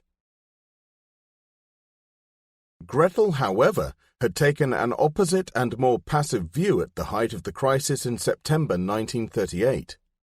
Some of the euphoria had evaporated when she wrote on the 29th, "The most beautiful present would be the maintenance of peace from the meeting at Munich today. If this is a failure, we shall need all our courage and faith. I will do my best to be a brave soldier's wife and mother." But though Guderian leant heavily upon her when his personal affairs were in difficulty, there is little reason to suppose that he adhered to her political opinions. And at that time he was about to become once more an instrument of political maneuver, partly as one of Hitler's several unwitting tools in denigrating the military hierarchy. Playing his part of being all things to all men, Hitler appeared to push wedges between the factions within the General Staff. Whether intentionally divisive or not cannot be ascertained. It could be that, recognizing Guderian and the Panzer Command were a source of disruption within the army, he used them to widen an existing rift. In October 1938 he had intervened, ostensibly to strengthen the Panzer Command in collaboration with Brauchitsch, probably at the latter's suggestion, to create a chief of mobile troops controlling all the motorized troops, panzers, infantry and cavalry. Guderian, without being told that Hitler approved the change, turned the job down since it lacked sufficient authority to overcome the resistance of the traditionalists in the high command. This he eventually explained at length to Hitler, after Bodovin Keitel had intervened, who quietly overruled him with the promise that, if he was obstructed, he was to report in person. His promotion to General der Panzertruppen was some mollification, but, naturally, he writes, there was never any question of my writing a direct report, despite the difficulties that immediately arose. That is the gist of the Guderian version in Panzerlieder. But his old friend Hermann Bulk, at that time a staff officer in Department IN6, working with Oberst von Schell on motorization, says that it was Schell who created the post of Chief of Mobile Troops in response to a conspiracy hatched by Brauchitsch and Beck, continued by Halder when he took over, designed to deny Guderian an influential role. Schell, who was later made an Under-Secretary of State, made impossible Bulk's attempts to coordinate panzer and motorization policy, and so Bulk attempted to arrange a meeting at which they would resolve their differences. With a laugh, according to Bulk, Guderian agreed to try, but Schell refused point blank, a refusal which was inevitable if conspiracy there was and he was the agent of the C-in-C. It is impossible to verify this story. Guderian seems unaware of this particular plot, though. As time went by, he felt no doubt that officers in high places were working dangerously against him. It is interesting, however, that he bore Schell no grudge and indeed, later, aided him in misfortune. But this was the second attempt to sidetrack Guderian, coming swiftly upon the suggestion that he might become Chief of Staff. Rightly, Guderian felt that, as Generalleutnant and commander of 16 Corps, he would have more effect. Not unexpectedly, all his efforts to bring cavalry establishments into line with the panzer formations met with initially unyielding resistance.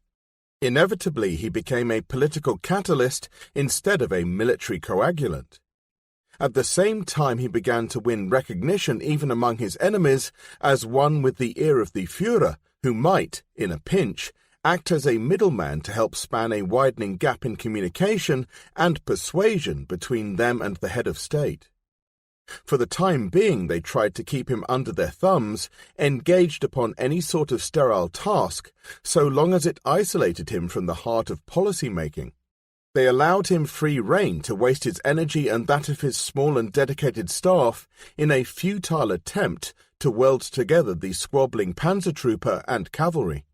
Incapable as he was of ready compromise in his approach to this problem, he attempted an integration by leading the cavalry towards new objectives as part of a modern role which would enable them to function effectively in the sort of war he envisaged.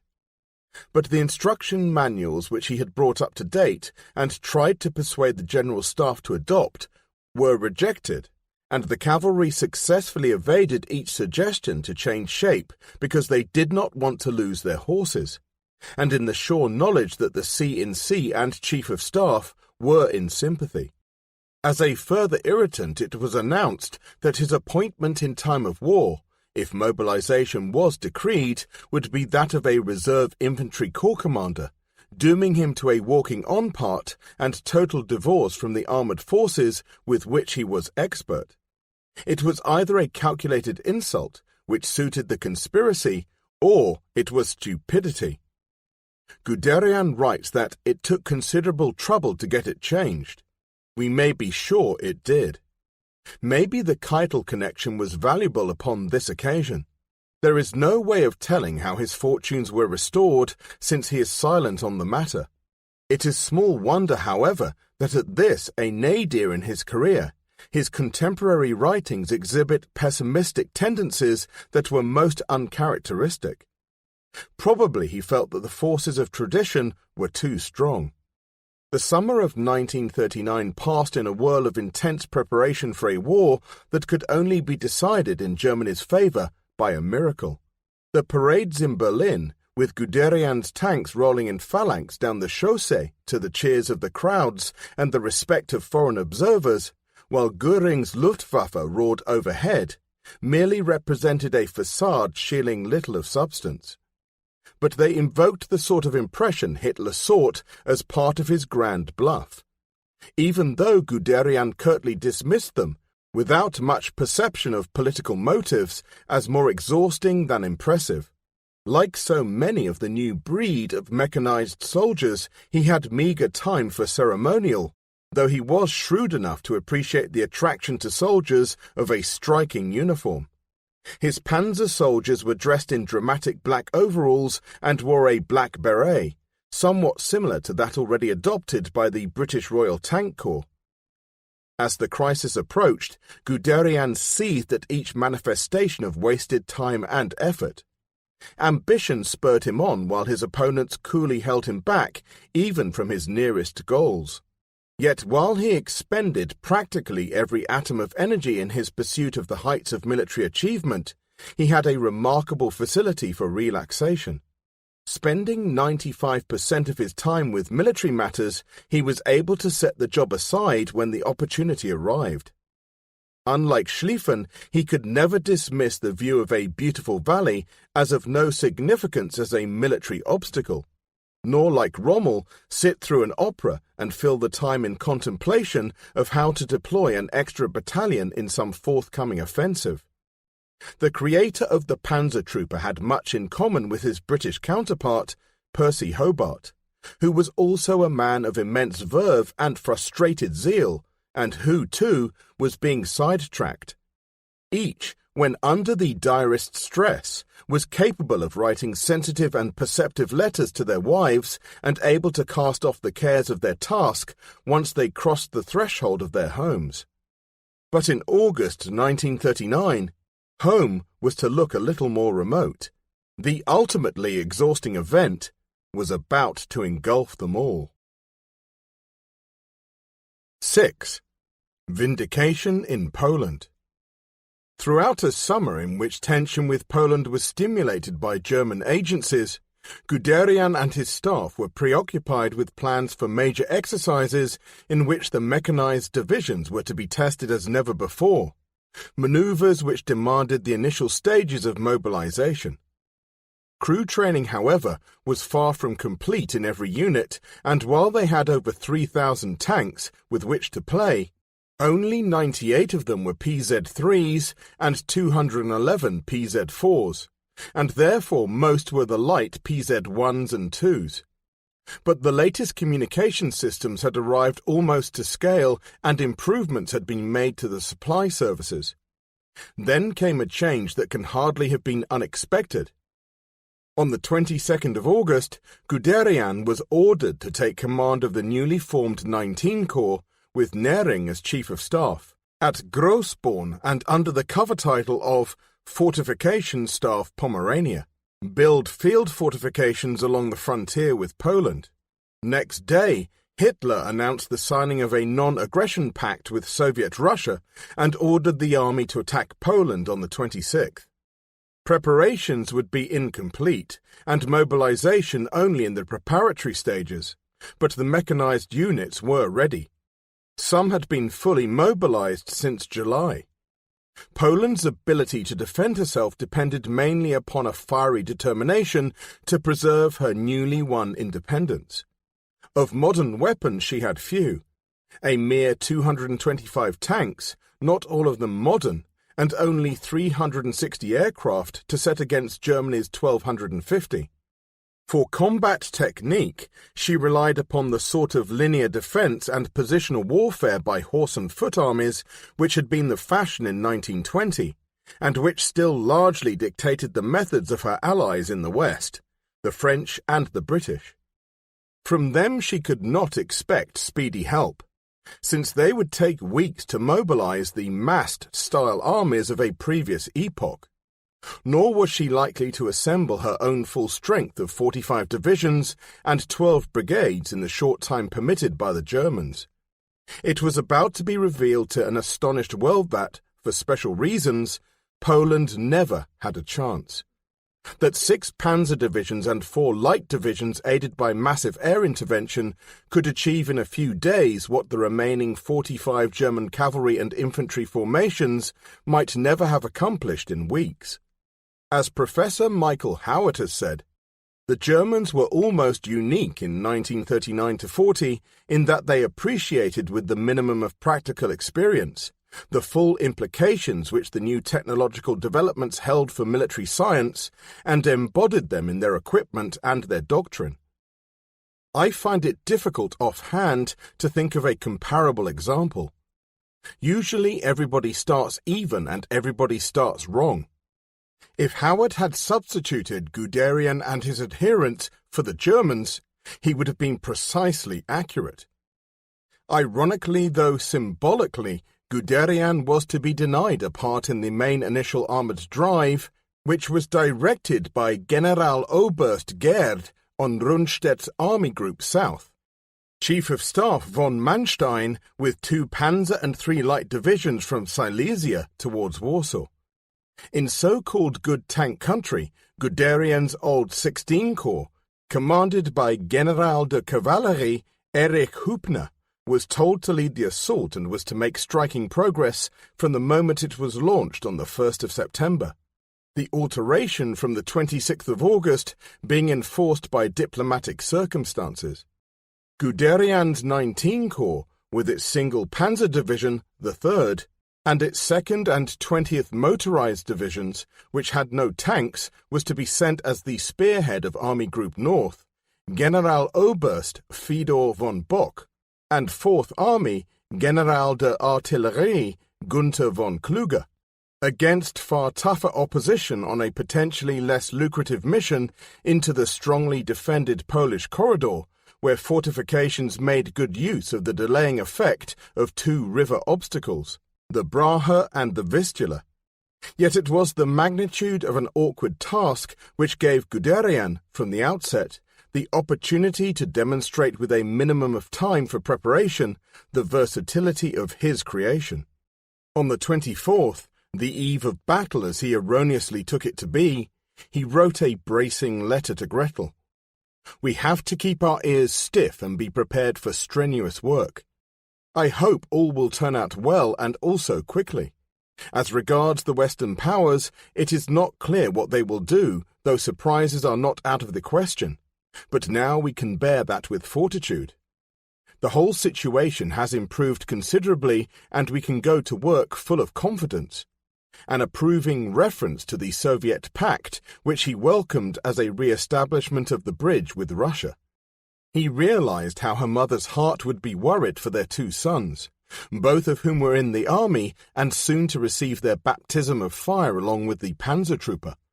But please be a brave soldier's wife and, as so often before, an example to other people. We have drawn the lot to live in a warlike way, and now have to put up with it. Nowhere does Guderian show remorse for the Poles. It would have been surprising had he done so. Poland was an excrescence to many Prussians, a nation which had come into being at the expense of the tribal homeland. Since 1918 they had posed a constant threat to Germany's eastern frontier. Frontier Defence Force East had been as much concerned with checking depredations by the Poles as by the Bolsheviks, and Guderian was particularly pleased to play a part in recapturing the old family property. His letter to Gretel indicates how the old family estates, Großklonia, Kulm, now take on a special significance. Is it not strange that I especially have been commissioned to play this role? But he cannot have had detailed knowledge of the briefing of the commanders-in-chief by Hitler on the 22nd of August, although no doubt he was aware that Brauchitsch had promised the Führer a quick war. So, likely though it is that he was informed through the usual flow of news circulating in higher military circles that the British and French might be intransigent, it is unlikely he heard then that Hitler had also pronounced on the 22nd, I have ordered to the east my death head units, with the order to kill without pity or mercy all men, women and children of Polish race or language. And even if he had known there was nothing much he, in his position, could have done about it, for the slide into degradation by the political and military forces under the Nazis had already been permitted to pass the point of no return. All the military could do now, apart from an act of outright revolution for which they were neither adjusted nor organized, was mitigate the worst ramifications of evil perpetrated by the monster they had permitted and, at times, welcomed into their midst. Those who have never suffered a situation similar to that in Germany in 1939 are entitled to maintain that the generals should have behaved differently, but they should also view the situation from the general's point of view, and ask themselves, too, how many Allied generals, faced with circumstances they did not approve, such as the bomber offensive against civilians, made a worthwhile protest? Predictably, Guderian decided that 19th Corps' main effort should be made by 3rd Panzer Division along his right flank, where a deep penetration would benefit from the protection provided by two streams running parallel with the division's boundaries. That way, too, he would have the satisfaction of quickly capturing the family home of Großklonia. The two motorized divisions were told to enter less promising territory. One rather feels that Guderian attached little importance to their role. He travelled with the leading tanks of 3rd Panzer Division in one of the latest armoured command vehicles, equipped with radio that enabled speech to his main headquarters in the rear and such other formations as he needed. His account of the first day's action in Panzer Leader embodies the full fury of the prejudices he had acquired through frustration in the past decade. His anger with the artillery when they fired into the morning mist against orders, bracketing his vehicle and frightening the driver into a ditch. His disgust when he arrived at the Brahe to find stalemate, a complete loss of impetus without a single senior commander in sight to re-inject momentum. In sight of the family home, he was enraged to discover that the commander of 6th Panzer Regiment had halted because he thought the river too strongly defended, and that the divisional commander, Generalleutnant Geyer von Schweppenborg, was nowhere to be found. Geyer, by his account, had been called back to Army Group for consultation. A barely credible state of affairs when one realizes that his division was entirely fresh to battle and demanding of personal leadership. It took the example set by a young tank commander who had found a bridge that was undemolished, and by his own intervention in conjunction with the commander of 3rd Rifle Brigade to get things moving again. Soon infantry supported by tanks were across the river at hardly any cost.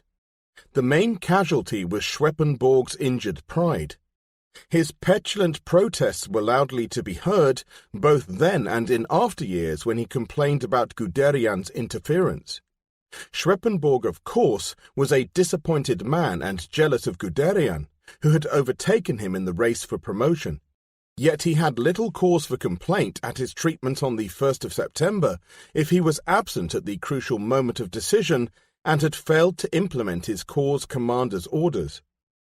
Fear of Polish horsed cavalry on the part of his staff and by infantry officers bothered Guderian as he toured the battlefield in his endeavours to overcome the inhibiting fears of troops, who were largely inexperienced and under fire for the first time. His disgust at a commander who felt compelled to withdraw at news of the presence of Polish cavalry makes entertaining reading. When I regained the use of my voice, I asked the divisional commander if he had ever heard of Pomeranian grenadiers being broken by hostile cavalry. There came an assurance that the positions would be held, and in due course it was his personal leadership in the van of the attack which sent the motorized infantry division into an attack towards Tuchel. This, the first 24 hours' experience of combat, was vital to the future self-confidence of the Panzer Force. Guderian, by his untiring efforts in supervising the establishment of both a technique of command at the front and also his own reputation for fearlessness and undeniable authority, where the fighting was heaviest, made success a certainty. Even if a few senior officers were bruised and disgruntled, the rest of his officers and men were deeply appreciative. All were impressed. It is after the 1st of September that one begins to detect that look of frank adulation on the faces of soldiers when they were photographed talking to Guderian. Resistance by the Poles was, in fact, disjointed but usually fierce. The charge by the Pomorska Cavalry Brigade against 3rd Panzer Division's tanks was but one of many gallant but quite fruitless attempts to redeem disaster. Polish deployment had been wrecked by air attacks upon communication centres. German tanks were exploiting that disruption by almost unchecked advances, blazing away at those enemy columns they caught on the roads, helping infantry and engineers in their assaults upon fortifications, moving cross-country and sweeping outflanking attacks whenever the natural line of advance was blocked. Always they were on the move and thoroughly self-sufficient within the organization of the All-Arms Panzer Division. Only rarely were they very much assisted by bombing attacks because, primarily, the Luftwaffe was engaged against targets deep in the Polish rear, and secondly, the means of close liaison between ground and air forces was as yet in its infancy. This was not surprising. The Luftwaffe was only lukewarm to direct support of the army. The Airfield Manual No. 16 laid down that the mission of the Luftwaffe is to serve this purpose, the defeat of the enemy military forces as part of a process of breaking the will of the enemy, by conducting air warfare as part of the overall pattern for the conduct of the war. And Generalleutnant Wolfram von Richthofen, who had experimented with close air support of armies in Spain, and who, in due course, was to make his reputation as the commander of an air force which carried out the most effective and devastating operations by bombers in close support of Guderian's panzer divisions, was an opponent of the dive bomber. Such difficulties as 3rd Panzer Division suffered were much more the outcome of failures in equipment and organization than the result of the enemy's retaliation. The little PZ-1 tanks and also the PZ-2s were far too thinly armored to withstand even the light Polish field artillery and anti-tank gunfire. It was only the handful of PZ-3 and 4 tanks, most of them manned for the sake of experience by the Panzer demonstration training units, which produced a rare advantage. Supply problems were hampering too. On 2nd September, Polish counterattacks, which cut 3rd Panzer in two on the eastern bank of the Brahe, might have been more quickly contained had the tanks not been stalled for lack of fuel, the supply columns being deprived of adequate orders to send them forward in time to replenish the tanks after the first day of battle. Each inadequacy and breakdown was noted and, whenever possible within existing resources, put right on the spot by Nering and his staff at Corps HQ, or by the divisional and lower staffs when there came a lull in the fighting after the collapse of Polish resistance in the corridor on 5th September. The bearer of victory was Guderian's corps, which had sealed off the major Polish formations and made it impossible for them to break the cordon. Thus armoured troops had done all that Guderian claimed for them, broken through in a direct assault, carried out a pursuit and held vital ground under enemy pressure, and they had done these things at that lightning pace which he insisted was essential. Recounting the first day's fighting in a letter to Gretel on 4th September, he cheered at his successes, mourned the dead, and gave credit to the foe. Serious losses occurred at Gross-Klonia, where a tank company lost one officer cadet, and 8 men due to the sudden lifting of the morning mist. Despite bombing, the Polish artillery often fought to the end. At the decisive point, I exerted myself personally with success in order to overcome a slight setback. The 3rd Panzer Division was the first to reach its objective in the night. The others were unable to push back the hard-fighting Poles quite so quickly, though fighting in woodland area with, here and there, heavy losses. With the deployment of a further infantry division and after some crises in heavy fighting, we succeeded in encircling completely the opposing enemy in the woods north of Schwetz to the west. On the 4th, the encirclement was tightened. Several thousand prisoners, light and heavy batteries, and much material was captured. Lively small skirmishes will continue for a while in the large woods, as many scattered troops are still roaming about. The troops fought brilliantly and are in an excellent frame of mind. Then followed the names of officers who had fallen and a mention of his delight at meeting their younger son, Kurt, at a point from where one can see the towers of Kulm, his own birthplace. Already Gretel had caught the excitement of his mood, and on the 5th she had written, "I know that my men are the best soldiers. May God send them back to me with victory, that Germany may live and at last find peace. I am burning to know where and how your troops are victorious. I followed your hard work and strife. Now may God give you undisputed success."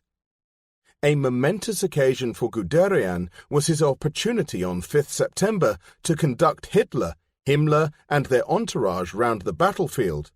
The party shepherded along by an officer who had once commanded the 10th Jaegers, Erwin Rommel, in his capacity as commander of Hitler's headquarters in the field. For the first time the Führer was given a partial insight into the essentials of modern war. Some of his illusions were shattered, but the educational process was superficial, as time would show.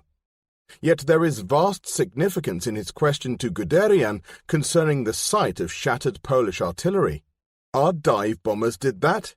And Guderian's emphatic and proud reply, "No, our panzers." At that moment it was faintly borne upon Hitler, along with Guderian's announcement of a mere 150 dead in his entire corps, that the truly dominant weapon on land might be the tank force. Up to then he had been enslaved by Göring's claim for the omnipotence of air power.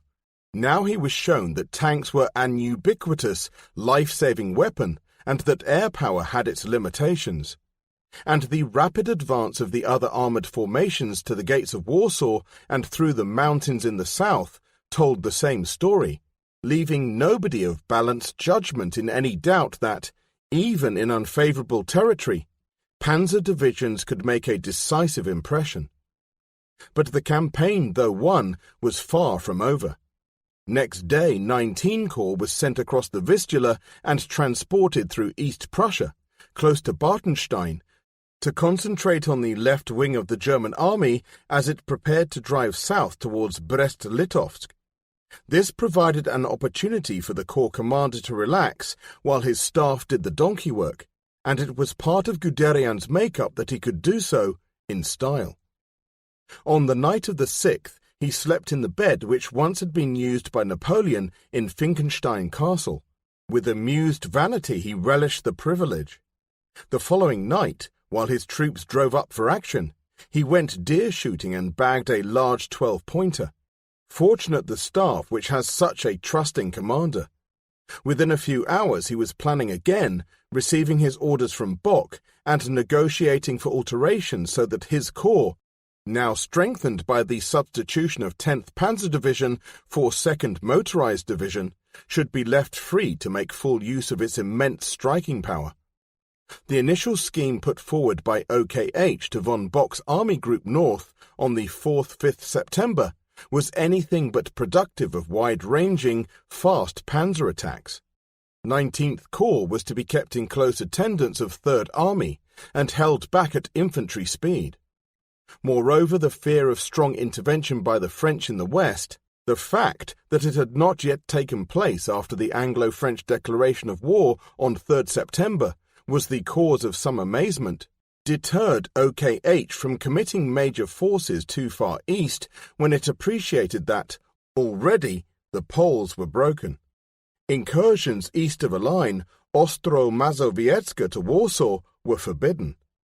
Bock, whose concept of mobile operations was acute, protested without avail long before Guderian was told of the restrictions and had the chance to add his own vehement objections to Bock on 8th September.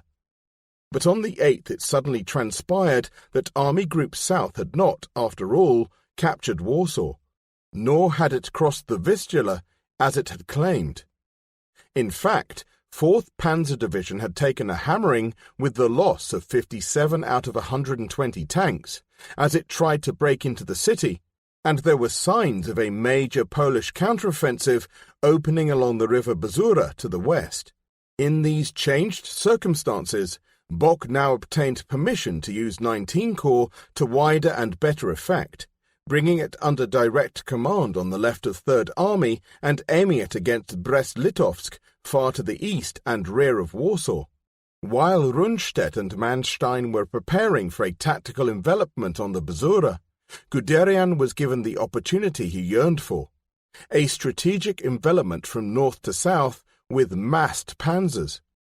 Already 21 Corps had begun to push across the river Narew against the sternly resisting Polish Narew Group and was aided initially by the presence of 10th Panzer Division.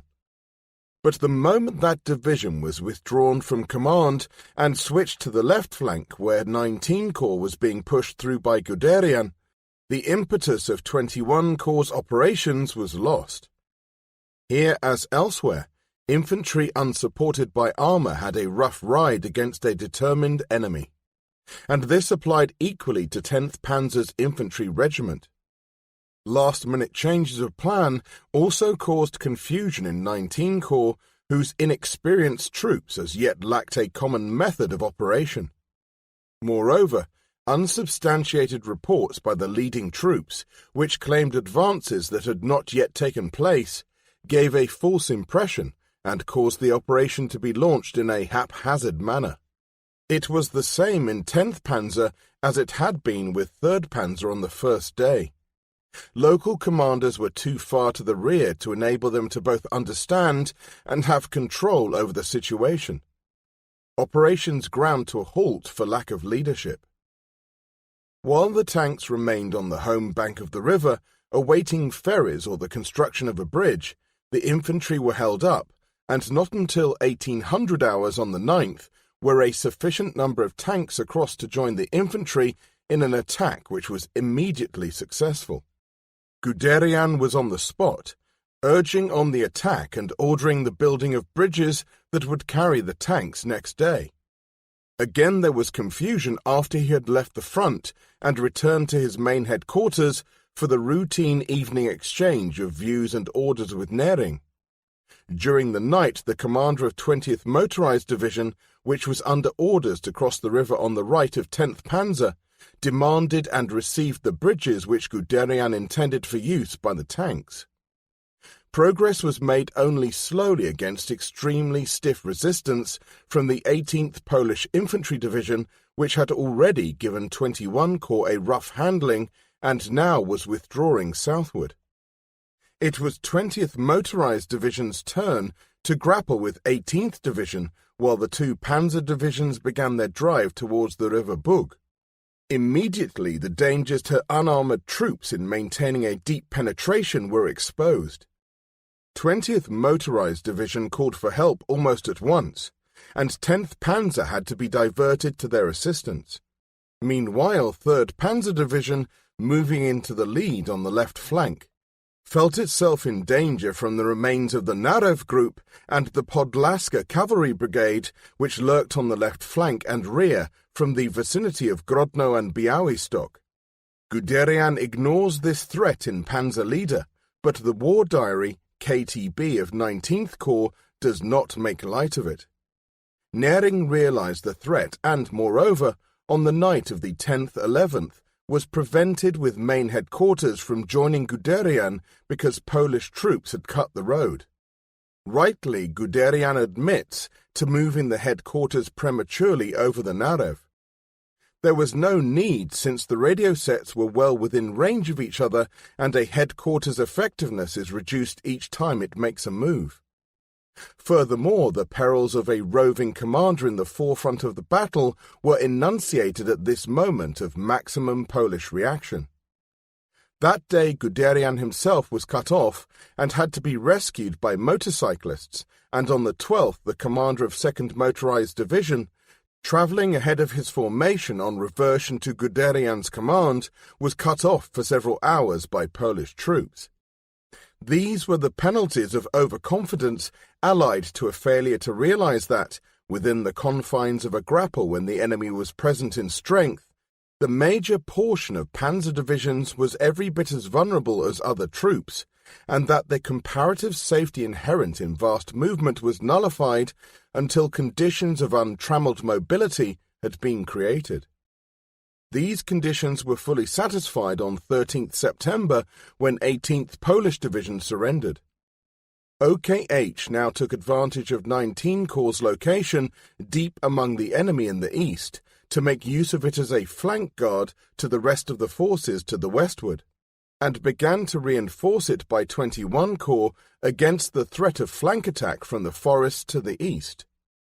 Complex traffic control problems immediately arose, not only those caused by 19 Corps' immense train of motor vehicles pouring from north to south along the inadequate road system towards Brest-Litovsk, but also in passing 21 Corps' slower-moving, horse-drawn transport from west to east across the 19 Corps' axis. It said much for the system of traffic control which had been devised before the war, and the understanding among the staff that this operation was actuated with a minimum of confusion. 19 Corps ran free and arrived at Brest-Litovsk on the 14th, with its 2 panzer divisions leading and the motorized divisions echeloned back as flank protection on either wing. Speed was the essence of victory. At Jabinka, the sudden arrival of 3rd Panzer Division caught Polish tanks in the act of detraining and destroyed them. The Polish garrison of Brest would not surrender and was well entrenched among the ancient fortifications.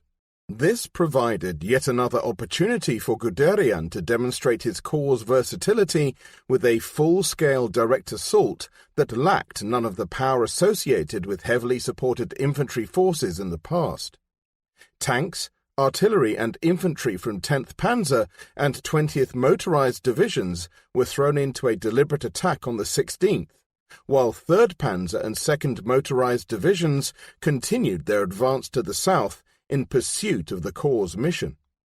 But if there was nothing to prevent a drive to the south, overcoming the defences of Brest was another matter. Resistance was fierce and accidentally stiffened when German artillery fire fell short among its own infantry. At this the infantry faltered and failed to follow close upon the heels of that part of a creeping barrage which was accurate. Next day the matter was settled by mutual consent, the final German assault coinciding with a despairing Polish attempt to break out. This, as Guderian wrote, marked the end of the campaign. Isolated garrisons throughout the country would prolong the fight for the sake of honor, but the entry of Russian troops in eastern Poland eradicated any Polish hope there might have been of establishing a coherent defense in that region. In the closing phases was heard the mutter of yet another storm to come. On 15th September, Bock decided to split 19 Corps in 2, sending half northeastward towards Slonin and the rest southeastward, a task which he estimated would take an infantry corps 8 days to complete, but which motorized troops could accomplish in a fraction of that time. To coordinate this operation with 21 Corps, he introduced Kluge's Fourth Army. Hotly, Guderian protested to Kluge at the splitting of his corps.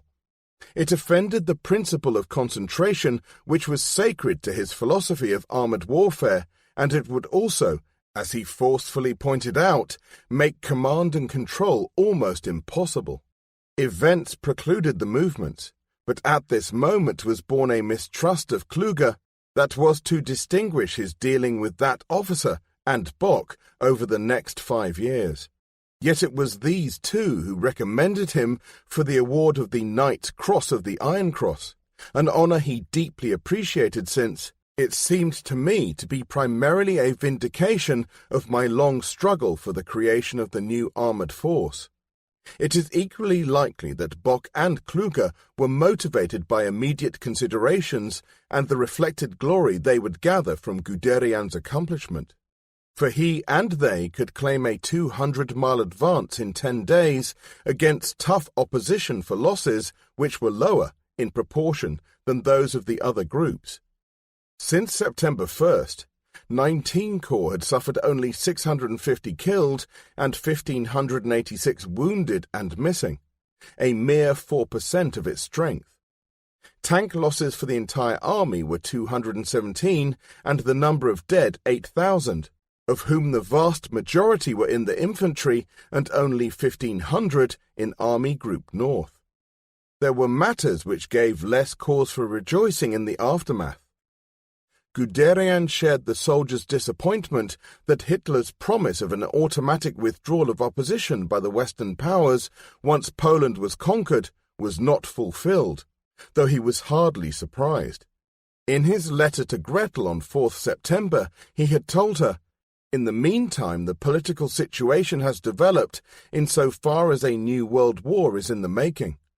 The whole affair will therefore last a long time, and we must stiffen our necks."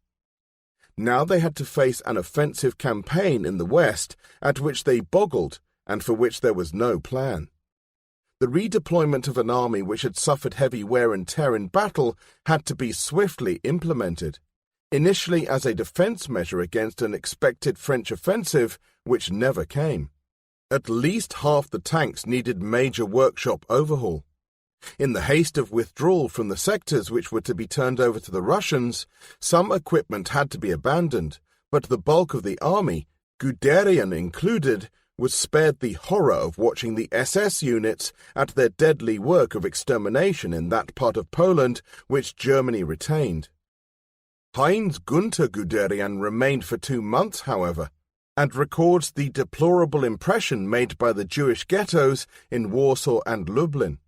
The campaign's lessons should have been patently obvious, but although the Germans were avid in correcting relatively minor sins and omissions in their equipment, their methods and organization, it was plain that the full meaning of their achievement in Poland eluded even their own commanders.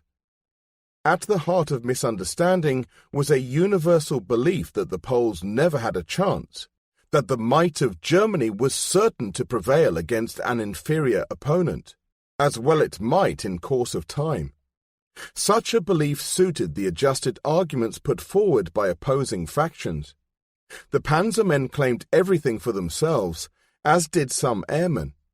But whereas history tells us that the latter played an important role within the broadest concept of air power as an instrument of force, it also reminds us that only land forces seize ground. That was what the panzer troops did with such speed and effectiveness that Polish resistance never had a chance of adjusting itself to changed circumstances. It was upon the infantry that the higher German leadership, for a variety of reasons, heaped recrimination. It was said that they had failed to fight with the fervour of their forefathers, and it could be inferred that, if the army had gone to war with the horse and foot organization Beck had preferred, execution of the campaign might have been so slow as to preclude a decision in time to preempt an irresistible offensive in the West.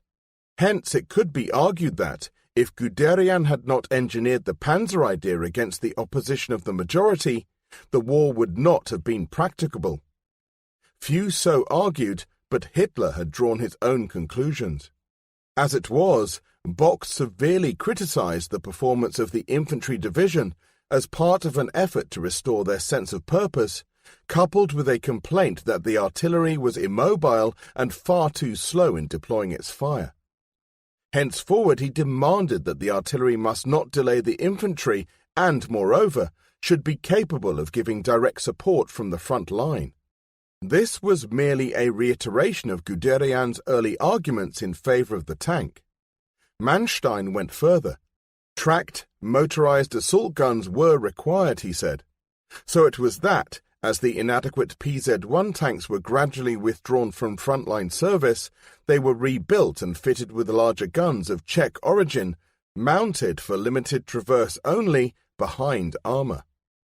With none of these things could Guderian seriously quarrel, even though he resisted digressions from the turreted tank because they were, in his opinion, retrograde steps. He felt the tanks had stood up well against the Polish tanks, many of which were better armed than his own, and so he sought increases in the firepower and armament of German tanks and expressed dissatisfaction with the standard of command at the lower levels. The light divisions, with their low tank content, had failed, as he expected they would, but with tank production reaching 125 per month and good Czech equipment becoming available, it was now possible to upgrade these divisions to full Panzer specifications. At the same time, it was quite easy to resist a bizarre bid by the cavalry to increase their establishment, even though Horst formations had amply demonstrated their terrible vulnerability in the late campaign. Yet the great manoeuvres in Poland had not seriously altered the fundamental objections to all that Guderian stood for. All Guderian could do was recommend. He was without direct power, since the post of Chief of Mobile Troops had been dissolved, unmourned, upon the outbreak of war when the representation of panzer interests had been transferred to the commander of the replacement army, a somewhat anti-panzer officer called Generaloberst Fritz Fromm. In Guderian's opinion, the personalities who were made responsible for panzer matters were not always in concert with the importance which the panzer command enjoys in modern war. Nevertheless, if educated German military specialists were unwilling to come to terms with the changes which had been wrought upon the art of war as the result of Hitler's little war in Poland, and there is ample evidence in support of Guderian's contention, an incredulous and ill-informed world was even less likely to do so.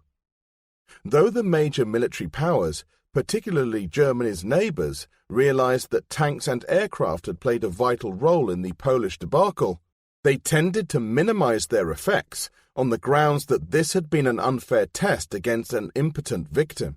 Nothing such as had happened in Poland could possibly take place against France, it was argued. They would not long be left in doubt if Hitler had his way, for Hitler was uplifted by success and this reinforcement of his self-confidence. He had seen the magic of his new weapons work. They were better than a bluff. No sooner had the dust from Poland settled than the Führer was giving the order on the 27th of September to prepare for an early invasion of Western Europe, a project which so alarmed some German officers who rejected its feasibility, let alone the attendant risk of really starting a Second World War, that they reactivated the project to assassinate Hitler. Among these dissidents were Hammerstein, Beck, and a few civilians. Guderian was not among the plotters. He might well have been the last they thought to invite, but he was far from content with the condition of army affairs, in addition to his worries about the state of the armoured forces. In October, at table, he had sensed what he took to be the Führer's mood after the presentation of his Knight's Cross. Seated upon Hitler's right hand, he gave a soldier's reply to Hitler's request for Guderian's reactions when the Soviet Pact was announced in August. He said that it had given him a sense of security, since it reduced the likelihood of a two-front war such as proved Germany's undoing in the First World War. In Panzer Leader, he expressed surprise that Hitler should look at him in amazement and displeasure, and says that only later did he come to understand Hitler's intense hatred of Soviet Russia. It is possible that Guderian's reply actually pleased the Führer, who had come to believe that most of his generals were wholeheartedly against the war and therefore against the pact.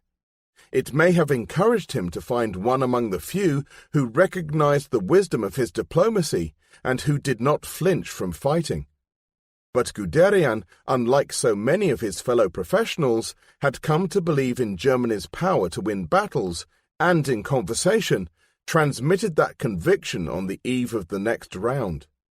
For November 12th was the date chosen for the invasion of the West, and the dissident generals had worked upon Brauchitsch and Halder to stand firm against what seemed, to them, a fatal step. On November 5th, Brauchitsch presented the case against invasion to Hitler, quoting the weather as a prime reason for postponement, an argument with which Guderian would have concurred because the mud produced by so much heavy rain would stop, or at least slow the tanks. But Brauchitsch also threw doubt upon the fighting qualities of the infantry, and this drove Hitler to fury. The army commander-in-chief became a target for a vitriolic attack, both upon his own integrity and that of the entire general staff. At the height of his tirade, according to Görlitz, he told Brauchitsch that he knew the generals were planning something more than the offensive he had ordered, an accidental shot in the dark which shook Brauchitsch to the roots. A thoroughly demoralized C&C went back to his chief of staff and tendered his resignation to Hitler. This, as supreme commander of the Wehrmacht, Hitler refused to accept. In much the same way, too, he brushed aside Keitel's offer to resign when he detected the flight of his Führer's confidence. Discipline was reasserted. The plot had to be called off by the dissidents, of course. Not only did it seem possible that they were discovered, but neither Brauchitsch nor Halder were prepared to resist further, and without them there could be no progress. The postponement on the 7th of the offensive was almost incidental, the first of many deferments which were to recur at regular intervals throughout the winter. On 23rd November, Hitler felt provoked into reading his commanders a sharp lecture and left them in no doubt, as Guderian, who was there, put it that the Luftwaffe generals, under the purposeful leadership of party comrade Göring, are entirely reliable. The admirals can be trusted to follow the Hitlerite line, but the party cannot place unconditional trust in the good faith of the army generals. At this time Guderian and his 19 Corps were concentrated near Koblenz and under command of von Rundstedt's Army Group A in readiness for the invasion. It was to Rundstedt's chief of staff, his old friend Manstein, to whom Guderian first turned for consultation upon this matter, which touched them all so deeply. Manstein agreed that something should be done, but Rundstedt would not move in a positive manner. He kept to the letter of his oath. The same attitude he found among the other generals he consulted in his efforts to organize a protest. Finally, he visited Reichenau, who suggested that Guderian himself should speak to Hitler, and it was he who arranged an audience. The record of that meeting is Guderian's alone, and is in the character of a man who cherished the army's honor above all else, besides being the possessor of a quite unquestionable spirit of aggression when posed with a problem which struck at the heart of his beliefs. Guderian's correspondence leaves no doubt that the meeting took place, and, if his account is true, contradicts Wheeler Bennett's claim that not a voice was raised in criticism or even in comment, although it must be remembered, as Wheeler Bennett remarks, that the main body of the Führer's lecture gave rise to a wave of enthusiasm. Guderian says he was closeted with Hitler for an hour, in which time he put the case for the generals and the plea that somebody had to speak out after the Führer told the army generals that he did not trust them. In return, Hitler blamed it all on the C&C, to which Guderian responded, "If you feel you cannot trust the present C&C of the army, then you must get rid of him." But after Hitler had asked him to name a suitable successor, and Guderian had failed to suggest a single acceptable candidate from the top men, the soldier fell silent. Now occurred the first of those increasingly recurrent scenes in which Hitler deemed it profitable to spend 30 minutes or more trying to convince a general whom he regarded as different and, perhaps, more sympathetic than the rest. There poured out a long diatribe in castigation of the generals and their resistance to Hitler's wishes over the preceding years, but, in the end, nothing constructive to settle the problem in the way that Guderian would have wished. The broken and pliable Brauchitsch remained as C&C, and the schism widened between Hitler and OKW on the one hand, and with the General Staff and OKH on the other.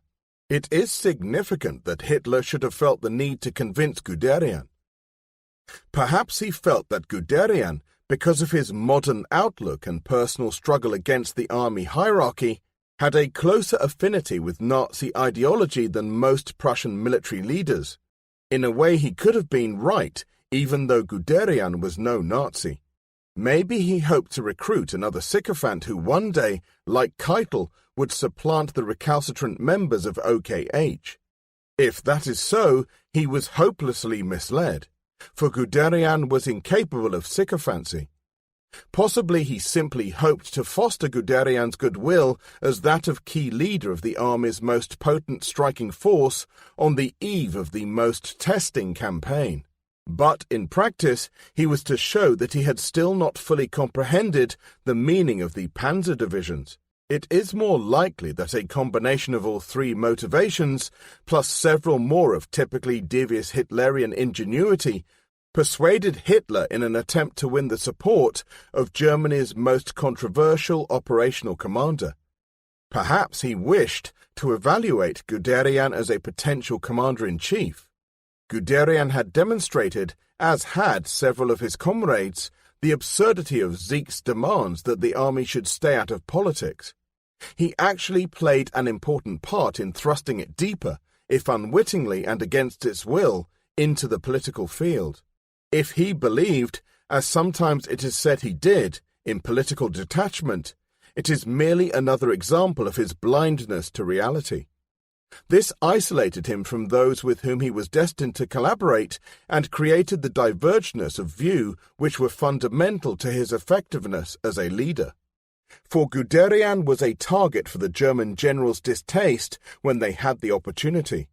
Angrily he wrote to Gretel on 21st January 1940, "The recent evening with Herr von R. Rundstedt began quite pleasantly and ended with a debate started by him and Busch, Generaloberst Ernst Busch, the commander of 16th Army, about the panzer trooper. It was a debate which I thought impossible in its lack of understanding and, in part, even hatefulness after the Polish campaign. I went home deeply disappointed. These people will never see me again. It is completely fruitless ever to expect anything from this well-known group of comrades. To these people can be traced back the reason for our irreplaceable equipment standing immobile out of doors for months on end to perish in the extreme cold. The damage arising from this is inconceivable. Apart from this great annoyance, I have that evening contracted a nasty infection and am suffering from catarrh and a cold of the most evil kind. And we continue to wait. I have a lot to do for the next fortnight with regard to training courses, but everything suffers on account of the bad training facilities. Had they only left us at our depots, but that cannot be put right now. It freezes, it is snowing. The big brook carries floating ice. It is mostly cloudy and dull. The months pass, and what remains is a big question mark. Gretel probably smiled compassionately when she received that letter, knowing that a sick and despondent husband would recover and eventually forgive his tormentors. Forgiveness came easily to him on this occasion as it happened, for on 11th of February he could happily report to Gretel after a meeting at which the future campaign was discussed as a war game. Apparently von R. himself has the feeling that I was right to defend myself recently. At the meeting he was kindness itself. It mattered less that, in the same letter, he could complain, "I suffer from loneliness because I constantly meet strangers to whom I cannot speak freely, and so one talks banalities and what is closest to the heart remains unsaid." But this was the end of the period of isolation. Rundstedt's change of mood marked a change in the fortunes of the creator of the panzer trooper. For the plans they had discussed were the ones that Hitler favored and which Guderian recognized as the revelation of a dream.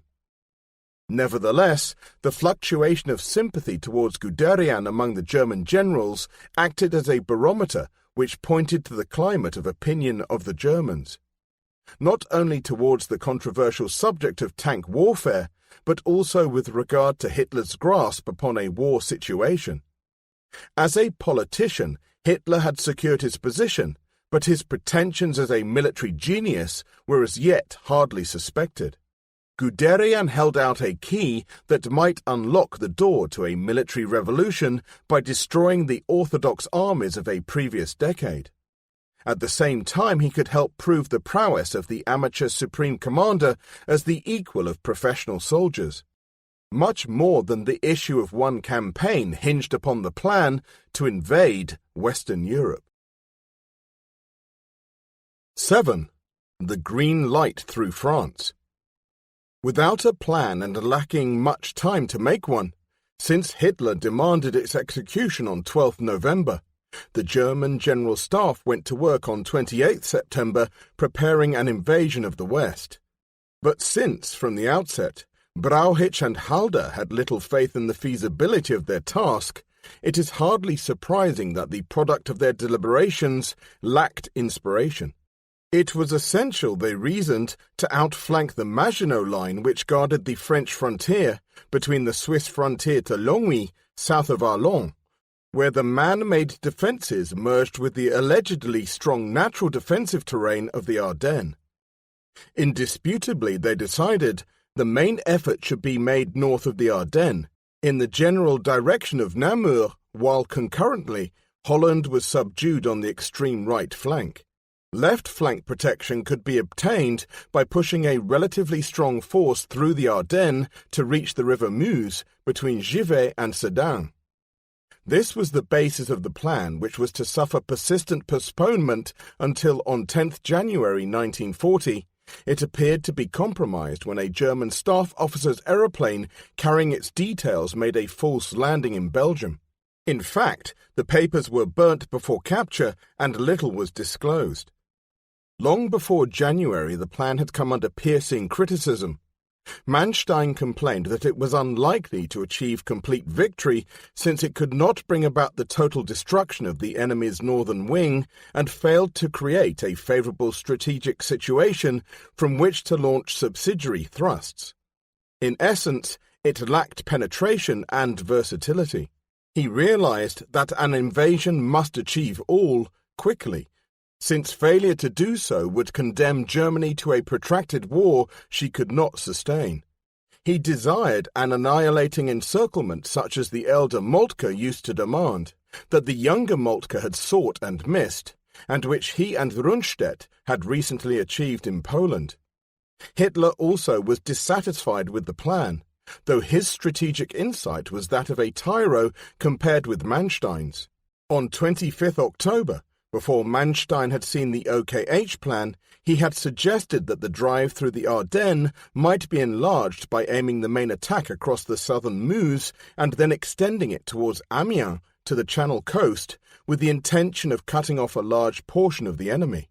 On the 31st, quite independently of Hitler, Rundstedt sent OKH a reasoned project which looked remarkably similar to the one Hitler had conjured out of a dream. This brought Guderian into the debate as the acknowledged expert whose qualifications in the tank sphere were far superior to those of Brauchitsch, Halder, and the rest. For despite the sniping which still went on among underlings against the Panzertruppe, nobody in Supreme Command doubted that the coming invasion would depend upon aircraft and tanks. Indeed, the principal reasons for the postponements were fear that aircraft could not fly in bad weather and that the tanks would bog down in the winter mud. After Hitler mentioned his idea to Jodl on 9th November, Jodl discussed it with Wilhelm Keitel, and Keitel called Guderian into consultation on the feasibility of passing strong tank forces through the Ardennes. Guderian omits mention of this in Panzer Leader and only writes of a similar discussion with Manstein in the latter half of November, by which time he had had the time to calculate the demands in terms of forces needed for the project. No doubt recalling his close experience of the Ardennes during the hectic days of 1914 and his sojourn at Sedan during the staff course in 1918, he had confidently informed Keitel that panzer divisions could be sent through the Ardennes. But on 11th November, when told that his own 19 Corps might be the leading formation in a drive for Sedan, he insisted that the two panzer and single motorized divisions proposed were quite insufficient for the task. Later still, when faced with a searching examination by Manstein as the latter developed his more ambitious scheme, he expanded still further his own requirements. Now he bid for 7 mobile divisions in the van. As the winter advanced, Manstein became ever more urgent in his memorandums and personal pleas to OKH, until at last they rid themselves of this insistent staff officer by appointing him to command of an infantry corps. Nevertheless, OKH opinion was veering. The January war games conducted by Rundstedt demonstrated the potentiality of a blow against Sedan at the joint between the strong northern flank and its weaker extension along the Meuse. Though Guderian's insistence that the panzer divisions should lead the attack into the Ardennes, execute the river crossing, and also spearhead the advance deep into France, was treated with outright skepticism, if not scorn. The bitter Herrenabend had reflected the nadir of his part in the argument. It was from that moment that he began to stamp his personality on the victory to come. Halder insisted that the infantry divisions must catch up at the Meuse, since they alone would have the power to perform a major obstacle crossing operation against prepared positions. He said that Guderian's intentions were senseless, and he was supported by Rundstedt.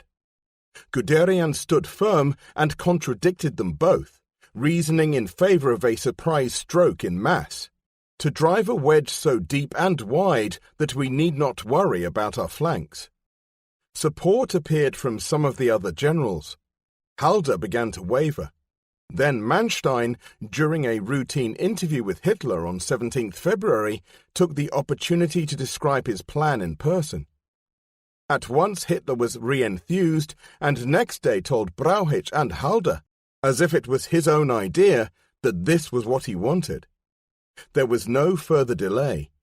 A new plan appeared in which the full weight of the assault was to be thrown into the Ardennes, leaving only a single panzer division, 9th in 39 Corps, committed to Holland, and two more, 3rd and 4th in 16 Corps, temporarily leading the initial thrust against Belgium to the north of Namur.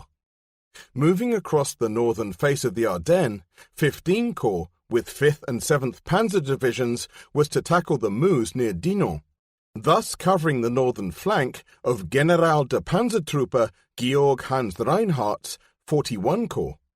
The offensive's Schwerpunkt was to consist of a special panzer group under General der Kavallerie Ewald von Kleist, comprising 41 Corps, Guderian's 19 Corps, and Wittersheim's 14 Corps, placed within Generaloberst Siegmund List's 12th Army, which in turn came under Rundstedt's Army Group A.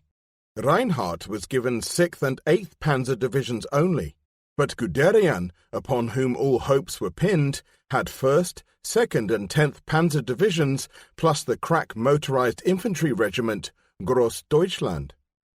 The armoured strength of Kleist's group would thus amount to about 1,260 tanks, with a larger share of PZ-3s and 4s, plus the 1st Schützenpanzers, out of a total German tank availability on the day of assault, 10th May, of about 2,800. But, in addition, priority of air support was promised during the advance to the Meuse, along with a massed bombing attack during the actual river crossing operation. This obviated the need to push heavy artillery and the attendant road-cluttering ammunition columns along tortuous routes, which were to be filled by the fully motorized Mobile Corps. As the hard winter gave way to a cheering spring and the Wehrmacht opened the campaigning season with the swift subjugation of Denmark and Norway, Guderian and the rest became absorbed by training and planning. Map exercises predominated since, although tank crews spent a few nights practicing driving along difficult country lanes, shortage of fuel precluded intensive rehearsal. Due to shortage of ammunition, some tank crews never once fired their guns, though the artillery, including the long 88mm anti-aircraft guns, were given considerable practice in direct fire at small targets, such as pillbox slits, in addition to their orthodox role. Over and again, infantry and engineers rehearsed the techniques of an assault river crossing in rubber boats, and then the tank ferrying and bridging operations that must follow once the infantry had secured a foothold on the enemy bank. The training on the River Moselle was notably realistic, since its approaches were so like those of the Meuse.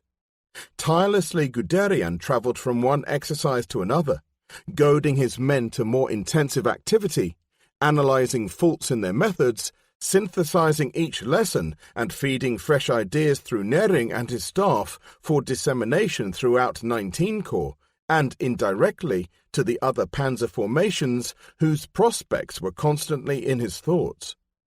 For though Guderian gave most attention to his own corps, he never forgot the welfare of the entire armoured force. All ranks came to recognize and value the bustling general with the eager look bearing down upon them with purposeful questions, terse comments, and shrewd assessments of their performance. Der Schnell Heinz enfolded them all with the stern but fair fatherly spirit which he lavished upon his own family. Those who survive have affectionate and enduring memories of him and his catchphrases that the privileged among them love to throw back at him. Klotzen, nicht klacken, which can be translated in all sorts of ways but means don't feel with the fingers but hit with the fist, and joy riding in canoes on the Meuse is forbidden, are but two. It amounted to a feeling of absolute mutual confidence, the essence of outstanding leadership. How much confidence did Guderian himself repose in the prospects of the oncoming adventure, an enterprise which, at one time, had been as unthinkable to him as it still was to many of his contemporaries? He says in Panzer Leader that French reticence to take advantage of German preoccupation in Poland suggested overcaution on their part, but this was insufficient in rating them inept. Far more important was the knowledge that French strategic and tactical doctrine had dictated, certainly until September 1939, a mode of positional warfare waged at the pace of 1918. Though the French were thought to be superior in number of tanks, they and the British between them could actually assemble about 4,200. It could be assumed that these machines would neither be used at speed nor in mass, and that their scale of radios was low and under-implemented.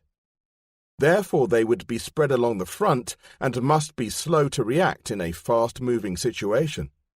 This Guderian felt sure would prove fatal. He was aware, however, that many of the latest French tanks, the Saumur S-35 and the heavy Char B, carried twice the armour of his PZ-4s and, in their 47mm gun, had a superior anti-armour weapon to any mounted in his own tanks. Thus, in a tank versus tank contest, his machines would be at a disadvantage, and so too would the infantry whose only anti-tank gun was the same 37mm as carried by the PZ-3. The use of field artillery, along with 88mm guns in the forefront of the battle, alone would compensate for this deficiency. That and the ability to outfight the enemy by manoeuvring for his flanks and rear and defeating his armour by directing accurate fire at the smallest exposed weak spots. A testing exercise for nervous gun layers in the heat of battle. German knowledge of the enemy positions in the Ardennes and along the Meuse was quite comprehensive, and generally encouraging to them. They realized, from extensive reconnaissance by every possible means, that the defences were shallow and, in places, incomplete. Taken on balance, there was good reason for Guderian to have confidence that superior, surprise handling of his armour could surmount shocked opposition in the good defensive country of the Ardennes and bounce away across the Meuse before the enemy could recover from initial setbacks. His only recorded doubts before the action became related to fear for inadequate support from his superiors, though, to be fair to them, it has to be said that only a man of Guderian's conviction could have been happy with the prospects. Hitler was out of his depth in the realms of educated military thinking. Though his intuition put him on the course that was to prove right, his frequently expressed doubts often undermined his composure. Brauchitsch and Halder had vacillated so much at first and become converts so late to the new scheme that it was impossible to place solid trust in their consistency if a crisis arose. List wanted infantry divisions to lead across the Meuse. Rundstedt had wavered and demonstrated a lack of tank appreciation by declining to consider deep penetration beyond a Meuse bridgehead. Kleist had no experience of armour, though his cavalryman's instinct for movement and his recognition of opportunities were by no means dim. Busch did not think Guderian would manage to cross the Meuse at all, while Bock, whose army group in the north had been deprived of the original dominant role prescribed in the first plan, spoke for a majority with reasoned objections, by conventional standards, when he told Halder, "You will be creeping along 10 miles from the Maginot Line flank on your breakthrough, and hoping that the French will watch inertly. You are cramming the mass of tanks together into the narrow roads of the Ardennes as if there were no such thing as air power.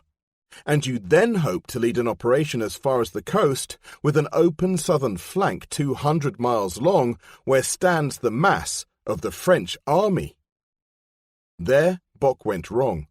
For sufficient intelligence of Allied intentions in the event of an invasion of Holland and Belgium had been gathered throughout the winter months to make it almost certain that the massive Allied armies would move forward into Belgium and thus create a vacuum in the open space Panzer Group Kleist was to enter. Yet it is interesting that Guderian once called the advance via Amiens to Abbeville a raid. Perhaps it was the careless use of a word.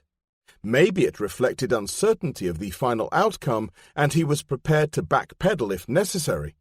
Mentally, he was as flexibly attuned to retrograde panzer movements as to progressive ones, as the Supreme Command would one day learn. In a mood which reflects repose, and certainly not bombast or overconfidence, he sent his feelings to Gretel as his headquarters got ready to advance. Your guess was right. I now say farewell to you. We have strenuous days ahead of us, and I don't know when I will have a chance to write again. I would like to have said farewell in person. Now it has to be done by means of an insipid piece of paper, and all my tenderness remains unspoken and undone. The last beautiful leave is still fresh in my mind, and even a short repetition would have been a blessing, but it was not to be. Great activity is developing in the beautiful spring countryside, but it is not in harmony with the splendor of the blossom, and so, despite all the confidence, one is filled with a gentle sadness. Your thoughts will now speed increasingly to our boys, and I wish and hope with you that you may hold them safe and sound again in your arms after the victorious campaign. We must now direct our thoughts towards our task. Everything else, therefore, must take second place. I have left my comfortable quarters and will move forward tonight. If a big success materializes, none of the discomfort will be of account. Stretching back 100 miles from head to tail, 15, 41, and 19 Corps began to wend their way from woodland hiding places down the roads leading across the frontier. Ahead, the opposition, such as it was, fell to pieces under the impact of surprise. In places, the defenders, quite literally, were caught napping by infiltrators dressed in civilian clothes who had previously entered the zone on the pretext of being tourists and who neutralized as many demolition devices as possible and saved bridges and defiles from destruction. Working alongside the tank and infantry combat teams were the assault engineers, whose job it was, expeditiously, to remove and demolish those roadblocks which stood. Everywhere the advance flowed smoothly and to schedule. Halder called it a very good marching achievement. Indeed, the preliminary movements were largely a struggle by engineers and logisticians to remove barriers and overcome the choking traffic jams which inevitably, at random moments, impeded Guderian's advance. The appearance of a screening French cavalry division, half in lorries and half in tanks, at the approaches to the river Soumwa caused only the slightest pause, since it was soon swept away, artillery and all, in a brief skirmish. German tanks infiltrated much as they pleased, and the terror they inspired was exaggerated by rumour into a dreadful spasm which passed from the mouths of stragglers and refugees of battle to the ears of uncommitted formations in flank and rear. Yet, on the German side, Kleist, the cavalryman, logically and loyally credited French horsemen with a prowess he contended ought to be theirs, and deflected 10th Panzer, squeezing it along Guderian's left flank, southward from its planned axis to counter a nebulous cavalry threat at Longwy. Guderian protested vigorously against this detachment of 1/3 of my force to meet a hypothetical threat, but compromised and shifted the division's axis in order to staunch Kleist's fears.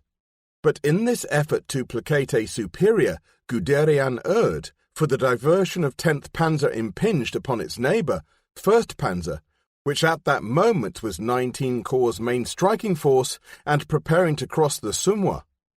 First Panzer then became entangled with Second Panzer further north, and they in turn encroached into 41 Corps' sector, stalling 6th Panzer. Fortunately, the enemy made no air attacks upon the snarled-up columns. Otherwise, irreparable damage besides further chaos might have been caused. This was but the first and smallest of many vacillations to come from every level of command. These were the perfectly natural reactions to a quite unprecedented operation of war, classical examples of friction. The battle for the Somme was settled before 19 Corps arrived, for the French were already in voluntary retirement to the Meuse. Infantry waded the river on the night of 11th-12th May, and the tanks crossed by fords at dawn. Nering and Guderian established their headquarters in the comfortable Hotel Panorama, with a splendid view over the valley of the Somme, and paid for their overindulgence under an accurate enemy bombing attack which showered Guderian with glass and a lucky escape from a falling boar's head mounted on the wall above his desk. After that, they tended to behave a little less ostentatiously, and Guderian became surprisingly cautious. The old, undecided question of how and when to cross the Meuse cropped up, and now demanded a firm answer. 1st Panzer Division, flanked on the left by the 10th, though a little in the air on the right because 2nd, due to its traffic problems, was falling behind, was within striking distance of the river. Kleist had by now overcome his doubts. Reports from the other fronts made it clear that the main Allied armies had moved into Belgium. News of tank versus tank skirmishing in the approaches to Hanau between 16 Corps and the French light mechanized divisions, the nearest equivalent in the French order of battle to the Panzer divisions, indicated a technical superiority on the German part. Though the French tanks were comfortably proof against German 37mm shot, their return fire was slow and inaccurate due to the poor layout of the fighting compartment. In French tanks, the commander also laid and fired the gun. In German models, the commander just commanded while another crew member aimed and fired the gun. Also, the French spread their tanks over a wide and shallow frontage in accordance with their outmoded tactical methods, while the Germans concentrated on attacking vital points in turn and defeated their opponents in detail. Kleist opted to attack at once without wasting time. Immediately and according to the war game plan, OKW put 2 air corps at his disposal. But Guderian demurred because 2nd Panzer Division might not arrive in time to join the unified attack on a broad front, which he felt was essential. In any case, time for the dissemination of orders was short. Kleist overruled Guderian. The incident was not without importance, since it implies uncertainties in Guderian's mind, some of which might, as has been suggested by Alistair Horn, have been implanted by the shock of the narrow escape from bombing. This is unlikely, though it matches neatly with Fuller's ideas in 1918 that to bomb enemy headquarters might neutralize clear thinking. It certainly indicates that, for all Guderian's criticism, Kleist possessed a clean grasp of panzer time and space potential. More shocks were to follow. On the return flight after the interview with Kleist, Guderian's pilot lost direction and nearly came down in the French lines. It was Guderian's quick recognition of their actual location, a throwback to the skills of 1915 when he flew on reconnaissance, which saved them. Planning the assault over the Meuse was a classic example of mixed improvisation and general staff foresight. Kleist's group was to attack at 1600 hours on the 13th, and to be preceded by an intensive artillery and air bombardment instead of helped by simultaneous air support as the troops began to cross the water. There was insufficient time for both the Army and Air Force staffs to write and disseminate the necessary complex written orders for a formal river crossing, but Nering recognized that the situation coincided so closely with that envisaged in a recent war game that it was only necessary to reproduce the war game's orders with times amended to a start at 1600 hours instead of, as originally, 1000. They went out from corps at 08:15 hours on the 13th, and those by 1st Panzer were issued at 1200 hours. The Air Force, faced with a similar communication problem, simply ignored Kleist's orders and proceeded with the predetermined plan that had been made with Guderian. But the Air Force was snug and intact at its bases, whereas 19 Corps could not be sure that 2nd Panzer would arrive at the start line in time, while 41 Corps also was short of the river at daybreak. In other words, an intended simultaneous assault by 5 divisions could easily be reduced to a piecemeal incursion by 2. Both corps were committed in the event to an opposed assault crossing of a major water obstacle on the run, the sort of operation which few commanders had welcomed in the past and at which many were to boggle in the future. Guderian did not have to be bombed in order to acquire a few reservations about the outcome of the next 24 hours. Though the battle for Sedan opened with 1st Panzer Division leading, it was in actuality to be an artillery and air engagement in which tanks took little part and infantry captured ground only after a duel with high explosives had been settled. The Germans were to find that not only were they prevented from crossing the river while French guns were in action, but their own guns were at a disadvantage in the approaches to the river. For while Guderian allowed the conventional field units to employ the usual indirect fire, he demanded that Anti-Aircraft Regiment 102 should support the crossing, for which purpose it is to commit its guns very far forward. In effect, he was asking the powerful 88mm anti-aircraft guns, of a type which one day would arm his heaviest tanks, to execute the direct fire role he envisaged for tanks. The reason being that this highly accurate gun of large caliber had a far deadlier effect against pinpoint targets than the smaller, less accurate tank guns of the day. This was the moment when a heavy tank or an armoured assault gun would have been useful, but only 55 of the latter were as yet in service, and mostly with Guderian, and they were equipped only with the same inaccurate 75mm guns as in Panzer IV. Here and there French fire hindered the German deployment, but mostly it was restricted in order to conserve ammunition and in the conventional belief that it might be 4 to 6 days before the attack would come.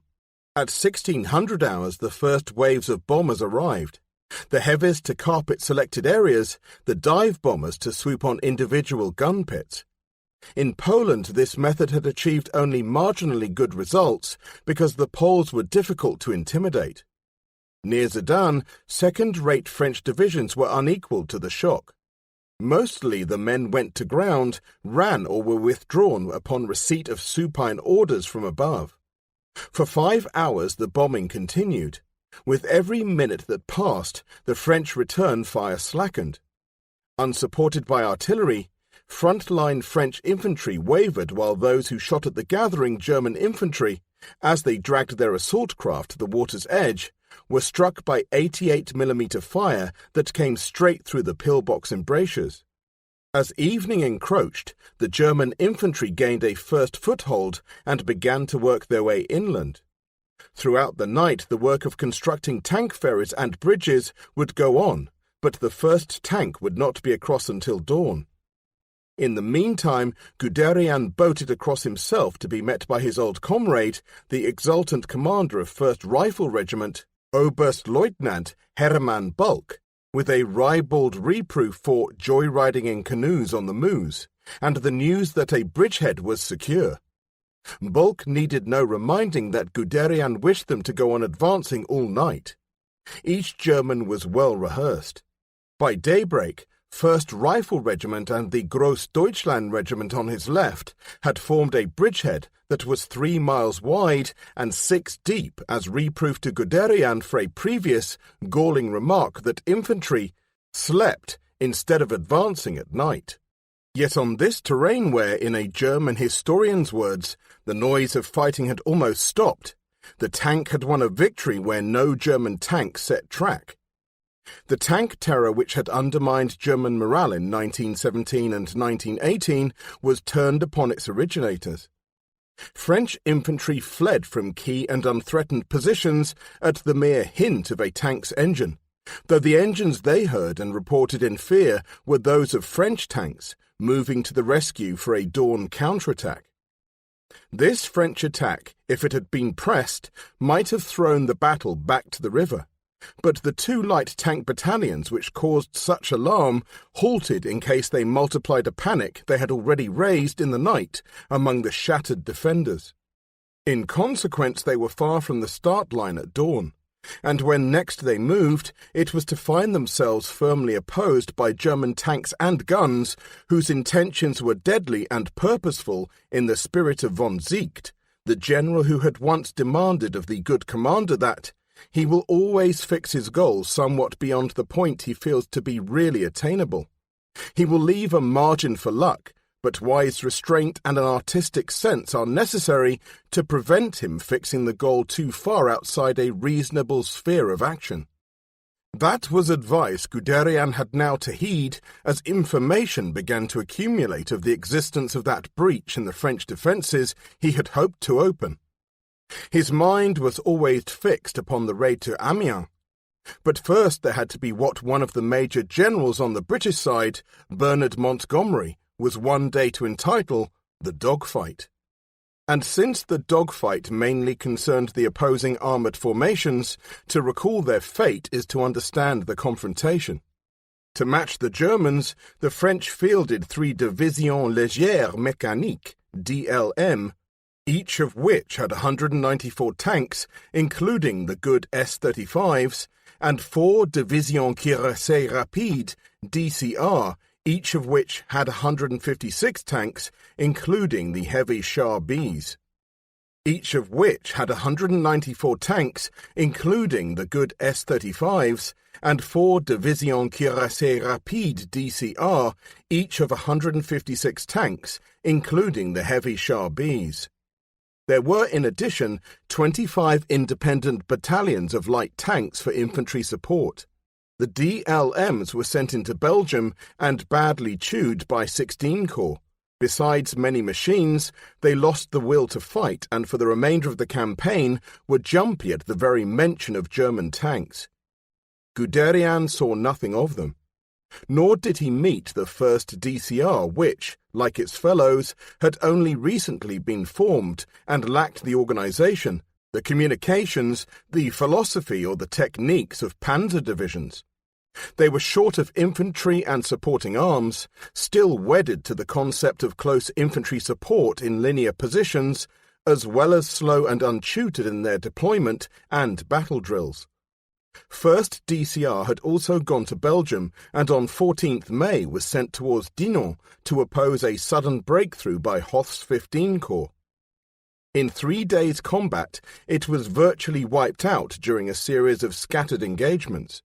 Invariably it was short of fuel because of logistic ineptitude. Never was it coordinated due to weak command procedures and chaotic traffic control. 2 of the remaining 3 DCRs tried conclusions with panzer divisions, and the result of their labour resolved itself into a study of contrasts between prowess and trepidation, professionalism and amateurism. 3rd DCR began to arrive south of Sedan at Chemeri on the 14th as part of 21 Corps, whose task it was to push Guderian back into the Meuse. Once more the dissemination of orders by the French was dilatory, the converse of Guderian's, and refuelling disorganized and slow. As with 1st DCR, a second chance for recovery was denied. First by 1st Panzer moving against Chemeri, and later by Gross Deutschland Regiment and 10th Panzer pushing resolutely onto the high ground of Bois-Mont-Dieu, and denying 3rd DCR its assembly area. 3rd DCR complied with enemy pressure, reverted to the defensive, and thus was dispersed. But in dispersal it also became engaged in a hard and bitter struggle for the village of Stonne, and this prompted a manoeuvre which was to exemplify the foundation of Guderian's concept of armoured warfare, and incidentally induce another clash with Kleist. As his troops moved into the Bois-Mont-Dieu, Guderian appreciated that the 12-mile gap which had opened between this piece of high ground and the Meuse was wide enough to allow his entire corps to turn right and move westward towards the Channel. The one inhibiting factor was an air report of French tanks concentrating against the exposed flank. In fairness, he felt it right to ask the commander of 1st Panzer Division if he was prepared to take his whole division or whether a flank guard should be left behind. From the division's Ian, Major Wenck, came the answer, Klotzen, nicht klecken. In any case, a strong flank guard was provided on both 1st Panzer's flanks. On the right, 41 Corps was at last beginning to make progress westward after crossing the Meuse near Montfermeil, and 2nd Panzer was moving its tanks close alongside, furious Allied air attacks on the bridges having failed in their mission. On the left, Grossdeutschland and 10th Panzer were absorbing the intervention of French 21 Corps, particularly in the vicinity of the key village of Stonne. Here, throughout the latter part of the 14th and most of the 15th, 3rd DCR and Grossdeutschland strove for ascendancy. 3rd DCR began to lose tanks when they tried to take up their advanced defensive positions and fell back. Once more, the sheer pace of the Panzer attack had preempted them. Early on the 15th, Grossdeutschland took possession of Stonne. At that moment, 3rd DCR came under orders, once more, to make a phased attack towards Sedan. But the division, once it had been dispersed, was incapable of concentrating again in so short a space of time. Instead, it indulged in a piecemeal counterattack against Stonne and at once met emplaced German infantry anti-tank guns. A desperate battle ensued, tank versus gun and gun versus tank, in the manner envisaged in Achtung Panzer. The casualties mounted on both sides, and the ordinary riflemen cowered in impotence. For a moment the heavy French Chars-Bs dominated, since their armour proved impenetrable to the German 37mm guns. Eventually only one German gun remained in action, but this proved sufficient. At 100 meters range, the layer detected a small ventilation grill in the tank's side and through this posted his shots. Then, in quick succession, he destroyed 3 Chars-Bs. Even so, at 1800 hours, Stonne was once more in French hands, for Grossdeutschland was exhausted. Guderian watched this struggle on the 15th, anxious that his risky decision of the previous night should not rebound in its rashness, conscious too that he was acting against the wishes of Kleist, who had resisted the early westward shift of 19 Corps for fear of the sort of threat which was now developing. There had been strong words. Guderian had railed at Kleist's desire to halt and consolidate as a plan which throws away the victory. Kleist had given way, but there was justification for his anxiety.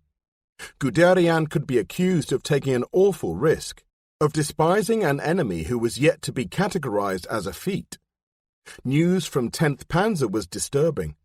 They were receiving a heavy tank attack on their extreme left and could barely spare their reserve infantry to reinforce Grossdeutschland at Stonne. Everything hung in the balance. One concerted push by the French, even if their offensive went in with only attenuated strength, could have swung the issue their way. It might not have crippled 19 Corps, for 14 motorized corps was arriving close to Sedan and, in a dire emergency, 1st and 2nd Panzer Divisions could have been brought back. But the mere suggestion of a break upon Guderian would have reasserted the dominance of Kleist and permanently inhibited Guderian's future attempts to maintain the Ziegtian doctrine of an ambitious goal. As it was, the French halted their attack when it was on the verge of making progress, and the crisis for Guderian passed. On the following day, a fresh German infantry division arrived to stabilize the front. In 5 days, half the main French armoured formations had been eliminated. Next, it was the fatal turn of 2nd DCR, which was in the dangerous process of sending its tanks in small packets by rail to Hirson and Saint-Quentin, and its supply lorries by road from Chalon to Guise, and thence eastward to Sagny-la-Baye on the 15th. Nobody warned them they were heading into the path of Kleist's group, since nobody on the French side was sure how far Kleist had advanced. While the battle at Stonna raged on the 15th, Reinhardt's 41 Corps on Guderian's right was accelerating in its westward drive and already, with impunity, was overrunning French formations. Its 6th Panzer Division, leaving its companion, the 8th, on the east bank of the Meuse, had driven through the French-defended areas and entered the exposed communication zone to begin playing havoc with supply columns, communication centres and dumps. Among the lorries they caught were those belonging to 2nd DCR, the survivors racing southward to escape, but thus becoming divorced from the tanks they were meant to supply. Those tanks were at that moment beginning to offload from trains between Saint-Quentin and Hirson, and from the outset would be marooned, presented, fuelless, for mopping up by Reinhardt. Reinhardt was at Liat at midnight, when the leading elements of 19 Corps still lay far behind at Poix-Terrain, though 2nd Panzer had at last broken clear of opposition. 19 Corps had suffered from the worst of the dogfight by being compelled to dissipate part of its strength in holding the hinge of the southern flank, and having also collided with a few well-led French infantry units which stood and fought strenuously. There was furious fighting for the village of Bouvelmont, in which Bulk's exhausted 1st Rifle Regiment, supported by tanks, at last overcame part of 14th Division, commanded by a future Marshal of France, Lattre de Tassigny. Here, once more, Guderian managed to arrive at the psychological moment, at dawn on the 16th, when the French were beginning to withdraw, when the Germans were longing for a rest and the necessity for fresh impetus had need to be injected into a pursuit. It was in moments such as this, in triumph or in crisis, that Guderian appeared at his best. Paul Dieris, who often accompanied Guderian and referred to him as a modern Seydlitz, wrote at the time, "He radiates a sensation of positive and personal calmness. He is never ruffled, but that does not mean that Guderian cannot astonish his officers. For instance, when he arrives at a command post of a subordinate unit and states its next task, many a person might think it a joke that the goal would be placed so far ahead. But in short, clear terms, the general explains the feasibility of the operation. At such moments he speaks in a fascinating way to put over his intense desire to advance. Vibrant haste was not the only product of his habitual eagerness. As so often before, he felt anxious about the shortage of time in which to produce convincing results. The invariable bane of the Panzertruppe from the day of its inception, and the spur to its brash ambition. The previous evening he had held a hectic telephone conversation with Kleist, who once more was expressing anxiety about the southern flank. Again Kleist had justification for caution. The situation at Stonna was still obscure, and there was insufficient evidence to prove that the French no longer had the capacity to mount a decisive counterstroke. Neither Kleist nor his superiors were to know that French armoured forces were virtually extinct, that only 1.5 of these major formations remained intact, or that the moral fibre of the French High Command had cracked at realization of the calamity which had befallen their armies. German leaders at the tip of the spearhead, where it broke through the final layers of the French linear positions, may not have been so well supplied with statistics and sophisticated politico-military intelligence as their High Command, but they were right in claiming that this was the moment to take risks, for they could smell the atmosphere of enemy decay and recognize from instinct and experience the sight of victory. Nothing like this had been seen by Guderian when he rode near the head of the breakthrough at the Marne in 1914, and yet it was a reference to this somewhat dubious historical precedent which he flung at Kleist, as Kleist endeavoured to have him stop. Kleist yielded and granted him another 24 hours' grace, but Guderian was not to know then, since Kleist was unswervingly loyal to his superior officer, nor does he seem to have known later that Kleist was simply obeying orders from above. orders, moreover, which neither reflected the current mood of OKH nor OKW. On 14th May, OKW and OKH had concurred in withdrawing 16 from Army Group B in Belgium so as to reinforce the success of Rundstedt's Army Group A in France. On the 16th, Halder was expressing delight at a breakthrough which is developing on almost classical lines, an opinion which found support at OKW. Rundstedt, however, had begun to fuss on the 15th, when the advance from the Meuse had barely started. His war diary suggested the necessity of halting on the River Oise for fear of the threat from the south, and because the enemy must in no circumstances be allowed a success on the Aisne or late in the Laon region. On the 16th, these fears overflowed. Guderian thrust forward on the 16th with only 1st and 2nd Panzer Divisions, leaving 10th Panzer Division and Grossdeutschland Regiment to the south of Sedan as insurance against interference from the south and in deference to Kleist's anxiety. The French again repeatedly attacked the hinge at Stonne and caused losses to the arriving German infantry. But they made no progress. The rest of 19 Corps shot ahead, and by nightfall was 40 miles distant at Dercy on the Serre, at the same moment as a battle group from 41 Corps arrived at Guise on the Oise and began the process of mopping up the stalled tanks of 2nd DCR. Conveniently overlooking Kleist's 24-hour time limit, Guderian blandly sent out radio orders that evening to continue the advance next day, orders which were monitored by Kleist's headquarters and which at once brought down a peremptory counter-order along with instructions for Guderian to report to Kleist next morning. At 0700 hours on the 17th, Kleist stepped from his aircraft at 19 Corps headquarters and, without ado, roundly accused Guderian of deliberately disobeying orders. Guderian at once tendered his resignation. Neither could be credited with much common sense at that moment, but both were on edge. Kleist to a far greater extent than Guderian could have known, for Kleist was not much more in favour of a halt than Guderian. The uncertainty was germinated by Rundstedt. Again his war diary reflected tremors of doubt, for after it recorded on the 16th that the commanders of the motorized formations were convinced they could push on over the Oise, especially Generals Guderian and Kleist, it went on, but looking at operations as a whole, the risk involved does not seem to be justified. The extended flank between La Fère and Rethel is too sensitive, especially in the Laon area.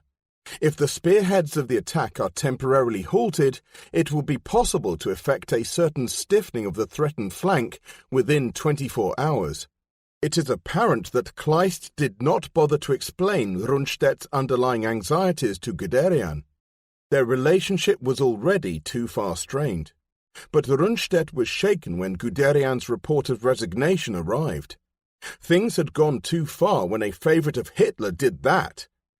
He sent him a curt order to remain in his post and await a plenipotentiary, no less than the 12th Army commander, Generaloberst List. List arrived in the afternoon, swiftly declined Guderian's resignation, and with the authority of the Army Group commander, told him to begin a reconnaissance in force, leaving Corps HQ where it was. In effect, this gave Guderian a free hand, one which he made all the freer by laying cable to his tactical headquarters so that his orders could no longer be monitored by superior officers. List confirms these events, as well as Guderian's request to be peacemaker on his own behalf with Kleist. Between resignation and reinstatement, Guderian sat down to pour out his troubles in a letter to Gretel. It no longer exists, but its purport is made plain by her reply on 27th May, in which she wrote, "It would be lunacy and tragic if at the crowning moment of your life's work you stood aside. Despite all your troubles, do not take steps that will harm you and which you will regret for the rest of your life. Darling, I beg of you from the bottom of my heart not to do this. If you have to act, I think you should send a direct report to the Führer. Anything else would be, as always, to your disadvantage. She went on to warn him to have care in what he wrote. That important letter of yours was opened by the censor, and added, I almost asked Bodovin Keitel yesterday for an explanation, but could not make up my mind, since I was not sure if it would be in your best interests. The vigilance of the army authorities, it is unlikely that this act of censorship was state-inspired, seems to throw a revealing shaft of light upon their mistrust of Guderian. That the mail of a senior general should be censored, even by a rampant bureaucracy, was, to say the least, unusual, while the dispatch of a major to instruct his wife to keep silent about the letter's content demonstrated a distinct official uneasiness at what had passed. But the disagreements that had raised the incident were but a storm in a teacup compared with what was brewing between the leaders of OKW, OKH, and Army Group A.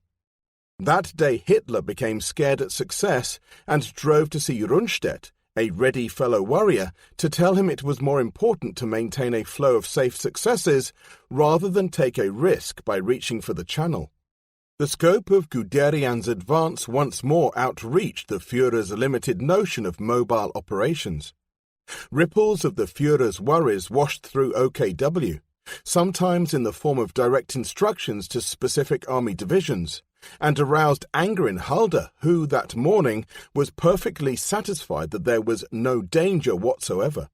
He assessed the situation with the same accurate insight as the spearhead commanders, and kept his head in the days to come as Hitler and his entourage soared between euphoria and melancholy, overconfidence and funk. Brauchitsch, however, endorsed Rundstedt's decision to halt at about the same time as List, on Rundstedt's authority, was letting Guderian loose again, though that evening Haider persuaded Hitler, for the time being, that all was well. The brakes were again released, but a precedent had been set. From now on, Hitler pestered Rundstedt, who had revealed himself as the willowy sort who, unless he lost an otherwise even temper, would bend when Hitler blew. Almost unnoticed, and certainly unreported to Kleist or registered with much emphasis at HQ 19 Corps, an event, exaggeratingly fixed in the history of armoured warfare, had taken place in the period the German commanders were locked in vituperation at the rear. Moving fast and uncoordinated along the road from Laon, a battalion of French Char Bs and 2 battalions of light tanks had hit the left flank of 1st Panzer Division.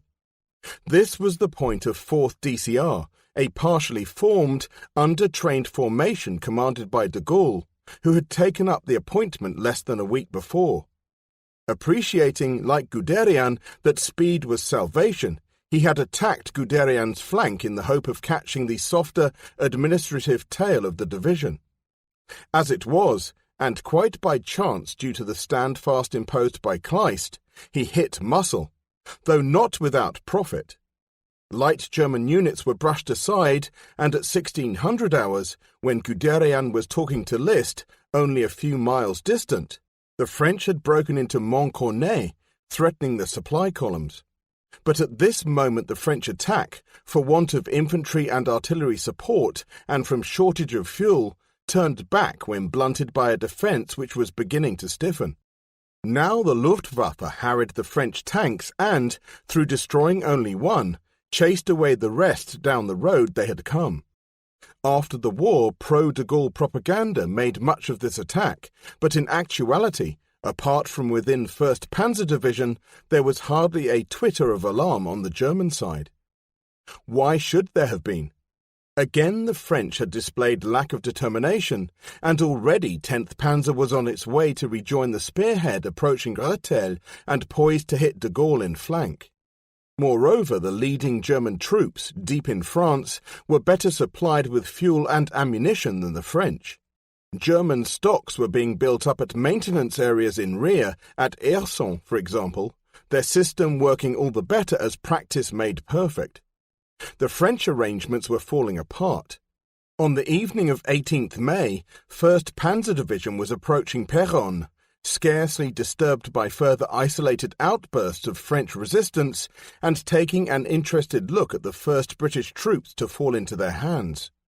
At the same moment, Halder managed at last to persuade Hitler that the way to the Channel was open, with the result that OKH overrode Rundstedt and Kleist was allowed to give Guderian his head.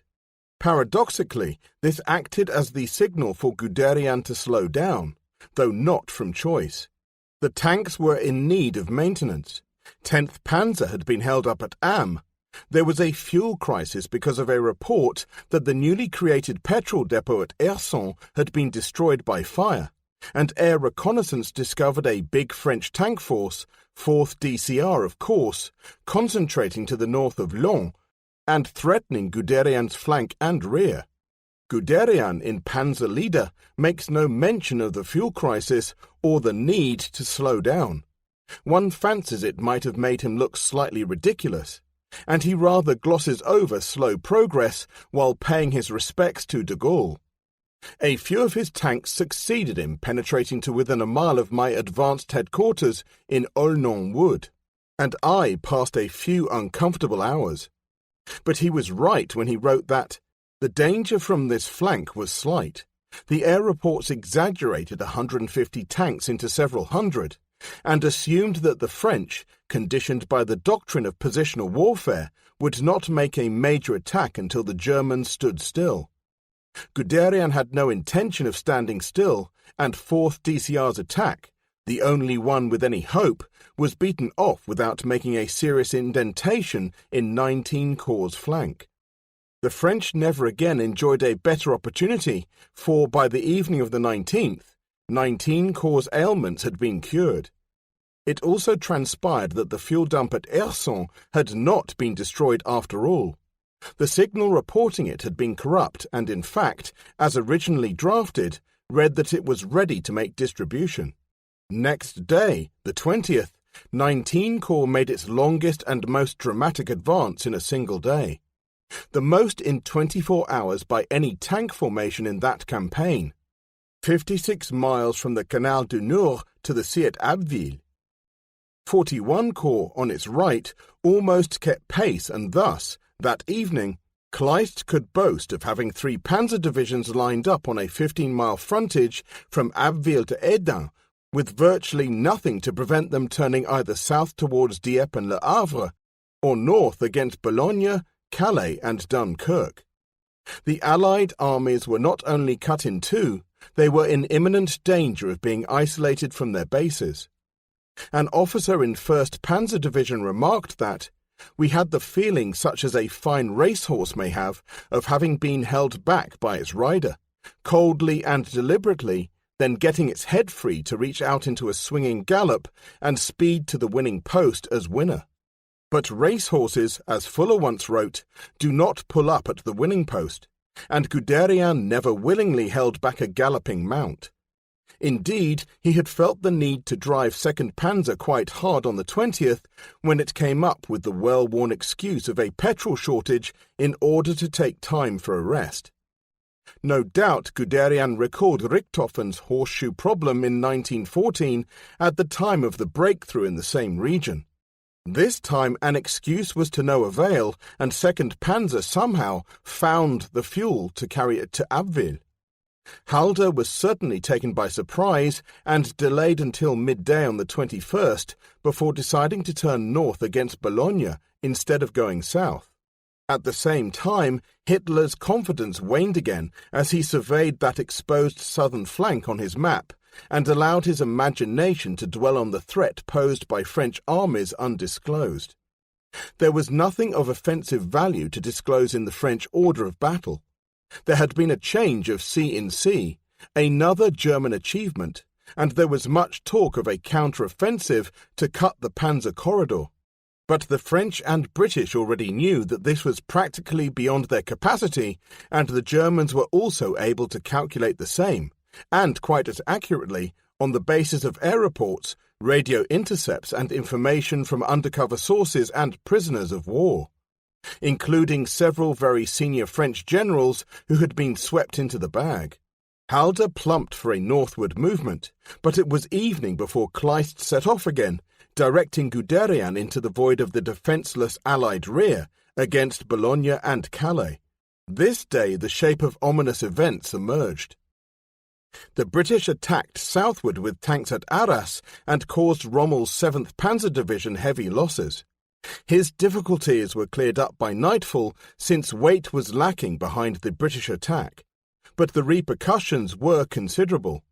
Though Halder was not in the least disturbed, he welcomed, as did Guderian, any abortive Allied attack which further helped to destroy their forces against a resilient and economic German defence. Kleist took the orthodox step of withdrawing a division, 10th Panzer, into reserve, thus weakening Guderian still further, since elements of the corps had also to be left behind at Abbeville and a few other key localities guarding the River Somme crossings. Reinhardt, too, felt bound to redeploy a division eastward as a precaution against the Arras threat.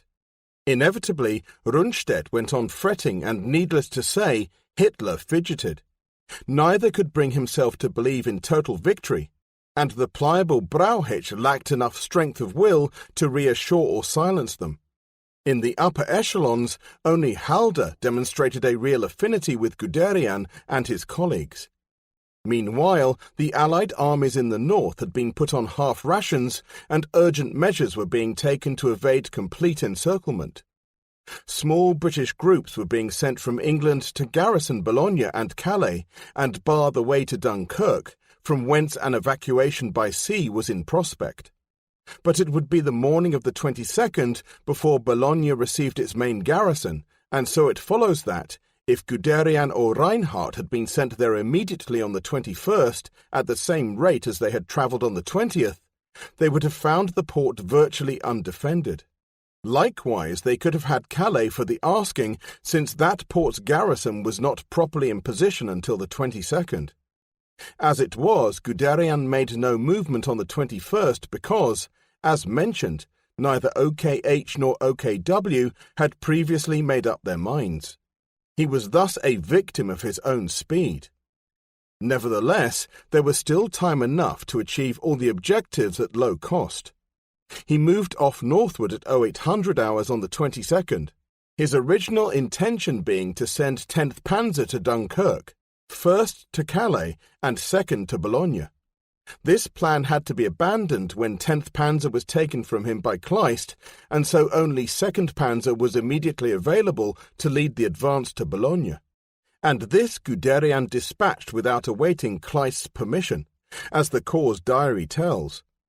Strong resistance from French units was met on the way and, on the heights above the port, British troops, supported by heavy anti-aircraft guns used in the same way as the comparable German 88mm guns, held firm. Now the Germans had a fight on their hands of a kind they had only occasionally met from first-line French units. It took some 36 hours to clear Boulogne. In the meantime, 10th Panzer Division was once more released to him, and he was told to invest Calais on the 23rd. Though British troops were known to be arriving, Guderian gave no special priority to taking the port, which clearly would fall in due course. His aim, and that of Kleist, was to place a solid barrier between the coast and the Allied armies to the east, thus forcing them to fight their way to safety through an ever-thickening German ring. As his contribution to forging the ring, Guderian sent 1st Panzer Division in the direction of Gravelines and Dunkirk, above all Dunkirk, on the 23rd. 19 Corps' war diary leaves no doubt about it.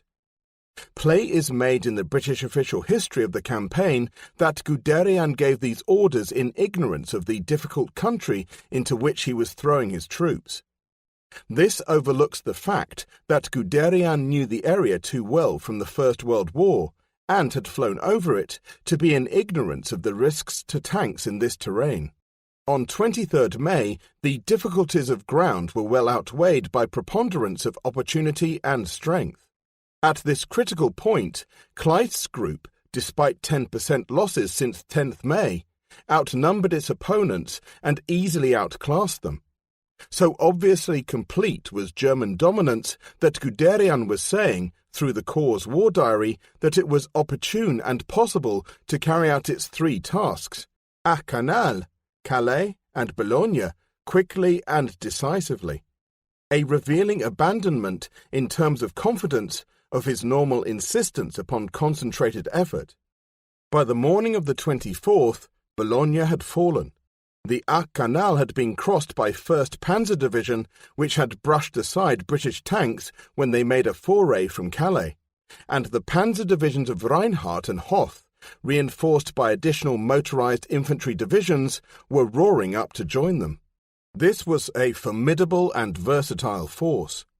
Moreover, the southern flank was being gradually secured by infantry divisions marching as fast as they could towards Abbeville, and the defences of Boulogne were being worked on by Allied prisoners, a breach of the rules of war.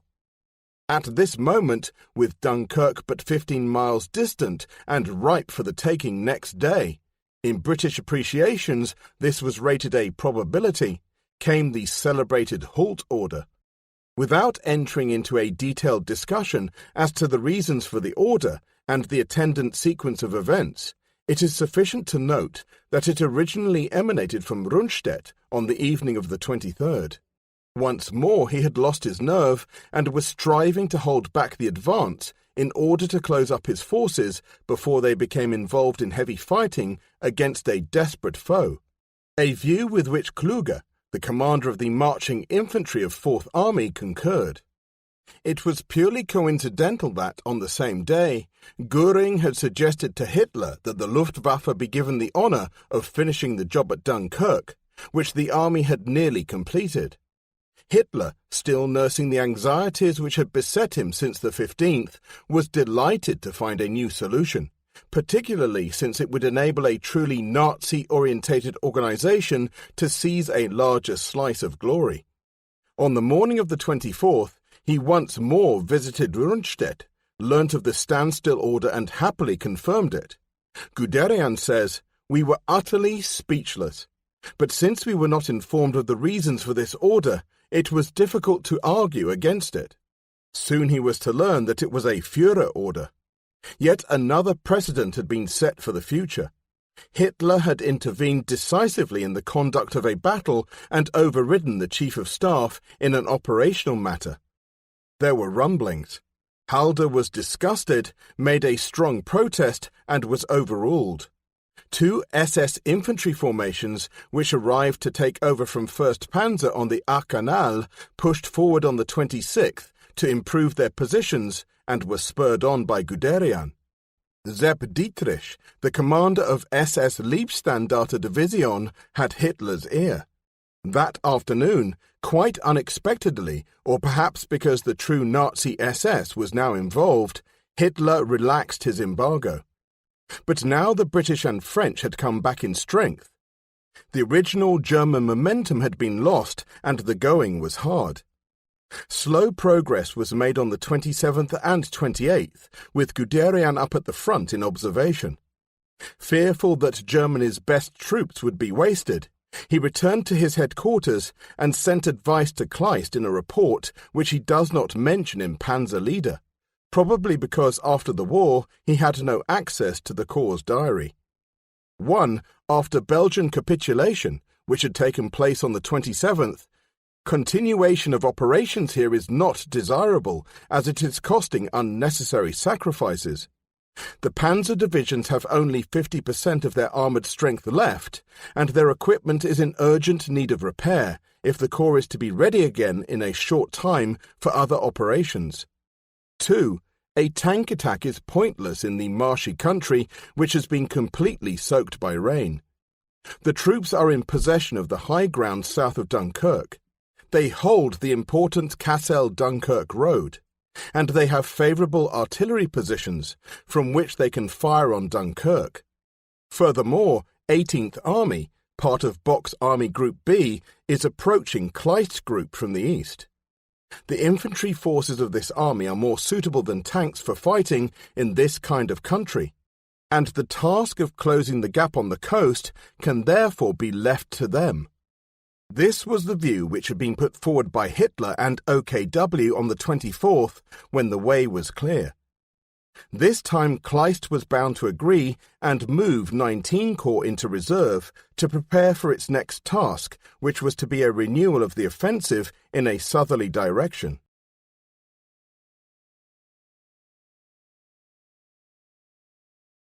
The Germans might have been less sanguine had they been aware of a new factor that was on the eve of one of the greatest turning points of the war.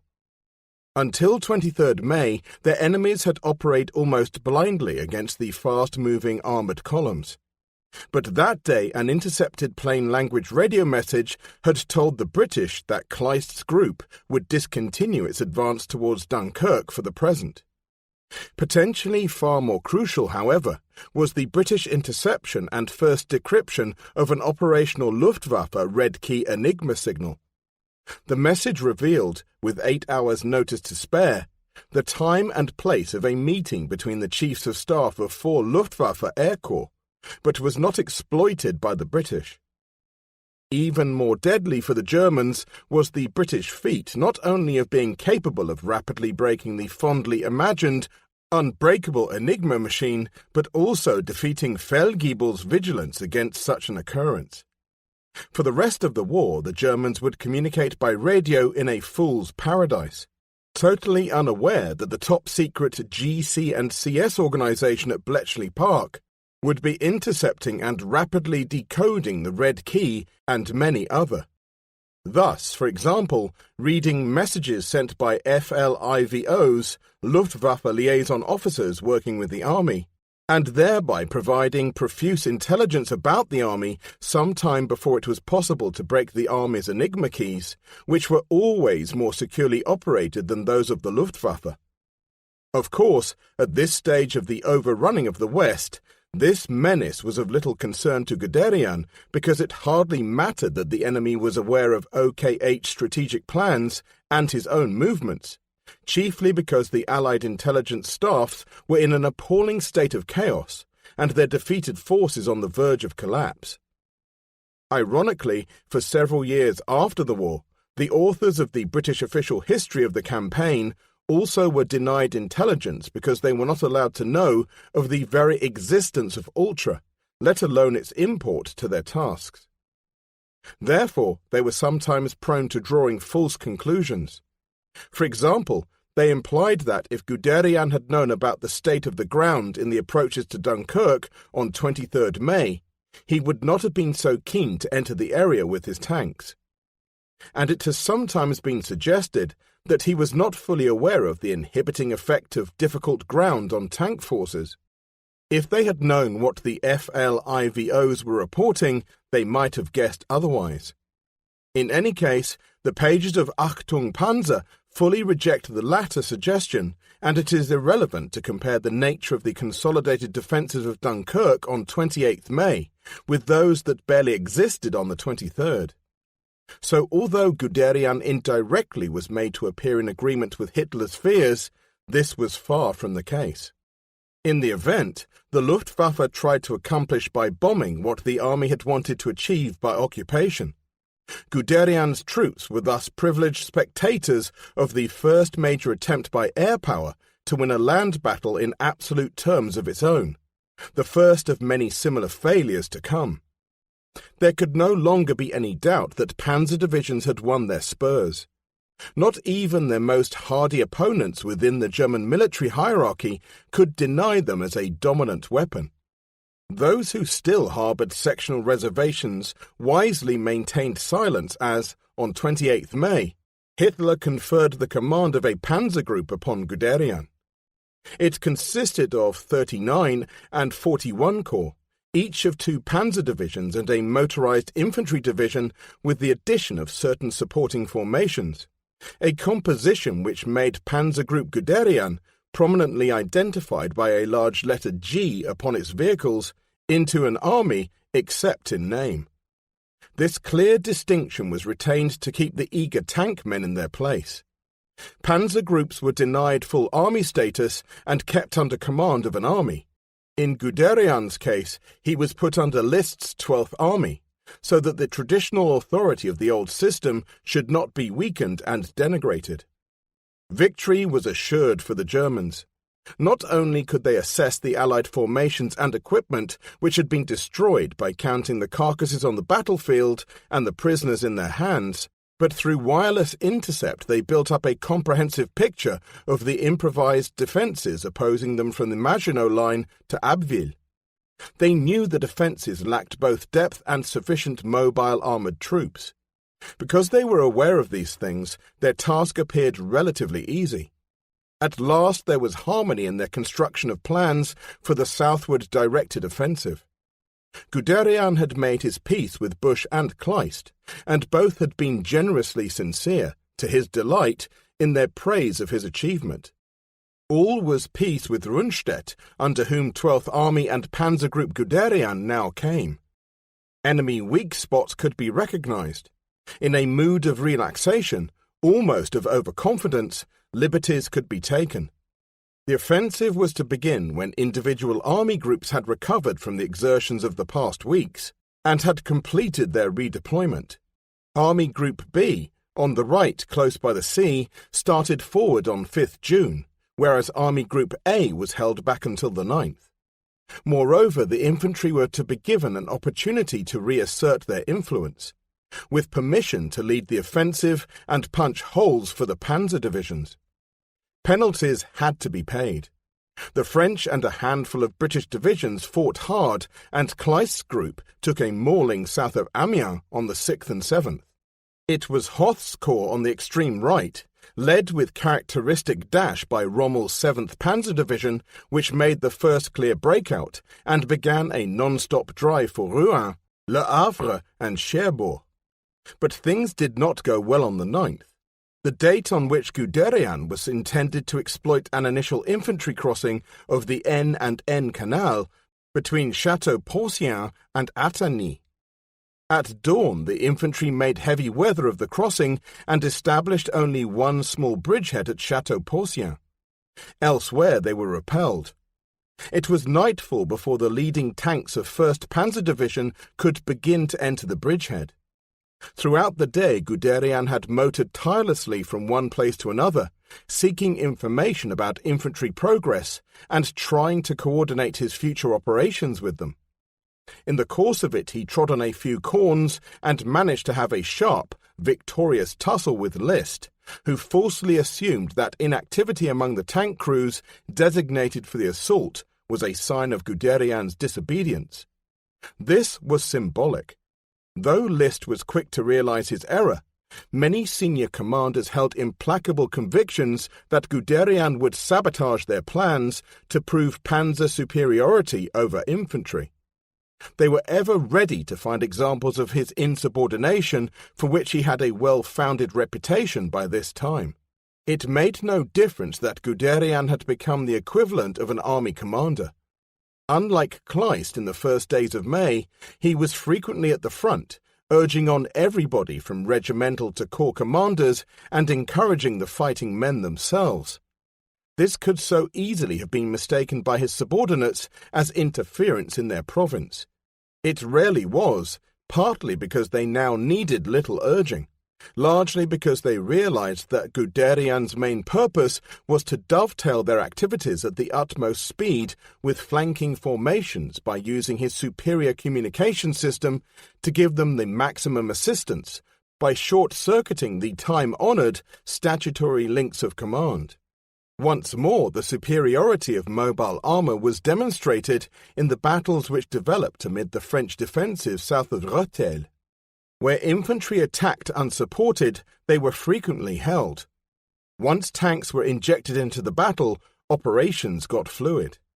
Where time was lost by the Germans and French, tank counterstrokes developed, even those involving just a few of their chars-bs. There came a pause in the advance while the tank battle was resolved. Overcoming the miserable hesitation which had stigmatized their performance at Sedan, the French tank crews this time countered each German penetration promptly. The outcome was finally settled by superiority of German numbers and techniques rather than superiority of German tanks. On the spot, Guderian personally carried out trials against a Char-B using a captured French 47mm anti-tank gun, which he knew to be superior to the German 37, and found that, frontally, the Char-B was invulnerable. Shots bounced off the French armour and the wrecks of German tanks and guns in the countryside at Juneville confirmed his opinion that German armour was too thin and their guns not powerful enough. Soon the breakthrough was made and instantly mobile operations began. Try though they might, by throwing in the last remnants of their mobile divisions to restrain the avalanche, the French were doomed, as they had been since the initial reverse at Sedan. Their morale collapsed once more after only a temporary resurgence. There is no need to retrace in detail the account of Panzer Group Guderian's race to the Swiss frontier. Random impressions are sufficient. On 11th June, he watched 1st Panzer Division take Bettenville with a copybook tank and infantry attack, supported by artillery fire, and recalled to mind September 1914, when, in the depths of defeat after the Marne, he had arrived there, bereft of his command and all but what he stood in, and had learnt of the birth of his first son. Now he was the victor, surrounded by his triumphant host, and the son was already among the wounded. A letter to Gretel, written on 15th June, the day after Paris fell, neatly summarizes the evolving situation as he saw it. I wrote to you recently that the front would enter a state of movement. The day after Châlons, Vitry-le-François, and Saint-Dizier fell. Yesterday Chaumont, and today Langres. I believe we have broken through and hope to reach Besançon today. That would be a great success, which would have a retrogressive effect upon the whole of the Maginot Line and would also have political repercussions. I am very happy that this performance should be achieved despite enormous difficulties due to constant alterations of directions. The battle against one's own superiors sometimes makes more work than against the French. The country is in a catastrophic condition. As a result of the enforced evacuation, there is an indescribable refugee misery and all the cattle are dying. Everywhere places are plundered by refugees and French soldiers. Up till now we have come across only scanty civilian populations. The Middle Ages were humane compared with the present. This letter, composed in the heat of combat, is unusual from the pen of a combat general in its expression of compassion. By conditioning and circumstances, the breed can rarely afford to reflect too deeply upon suffering when actually engaged in battle. Cynics may well categorize these as crocodile's tears from a typical product of the Prussian military machine. This was not in the nature of Guderian.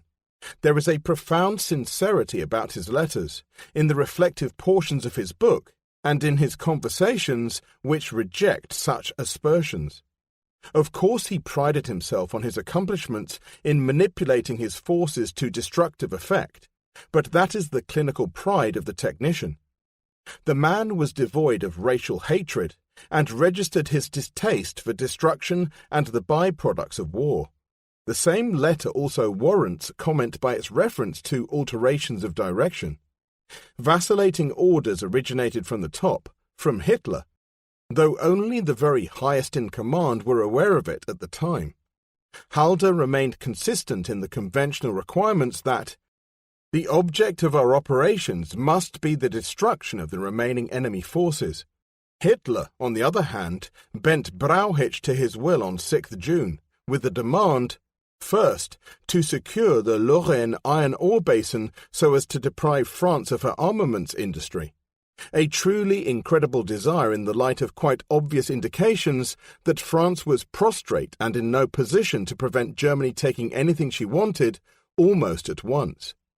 Furthermore, he ignored the General Staff's logical argument that, until an enemy's forces were destroyed, territorial occupation was worthless. The confrontation was made meaningless in the present context because, within a matter of days, France sued for an armistice. In the longer term, of course, a fundamental principle had been established. In future, Hitler would interfere as of routine in detailed army planning and play one general staff officer against another in the realms of strategy and tactics. The chief of the general staff was once again reduced in power and influence, while the C&C became a mere cipher, with vital repercussions for Guderian at a later date. To Guderian, the almost daily switching from essential to prestige objectives was a source of annoyance rather than concern.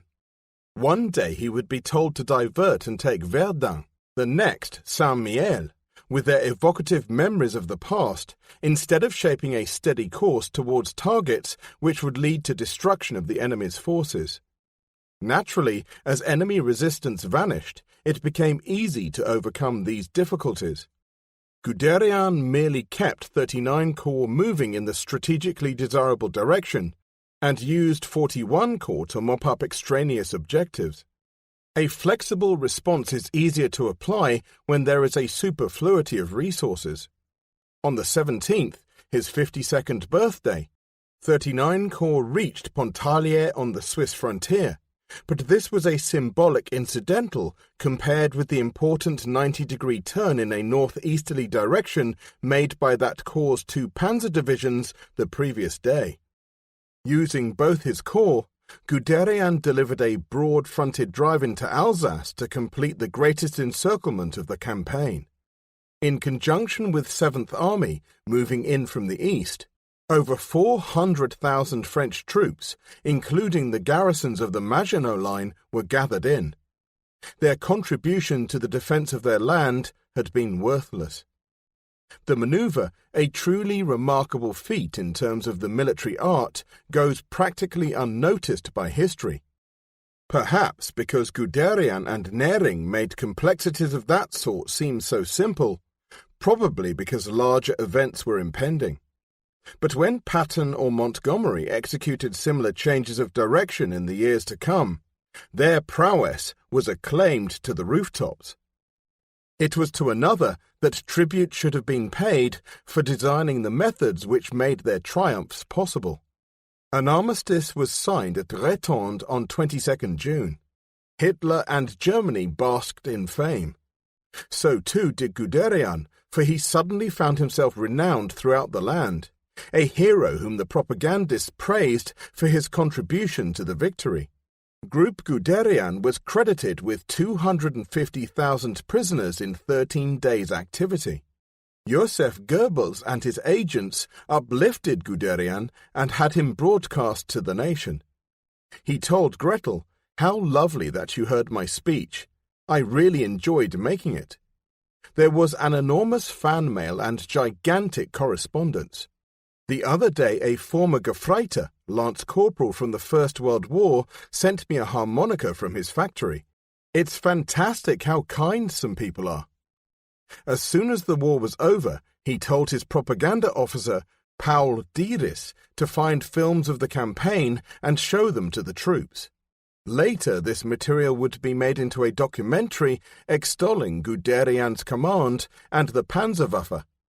Never once did he forget to publicize his organization, and thus, be it said, himself, as counter to those who still resented the triumph. But as Dieris points out, though he realized the meaning of his success, it did not go to his head. There were more serious matters to contemplate, among them a genuine hope that the fighting was over, in the belief that Britain would give up. That hope would soon die. The British fought on, but in any case neither Guderian nor anybody else on the German side were aware that Hitler was formulating schemes which outlawed peace.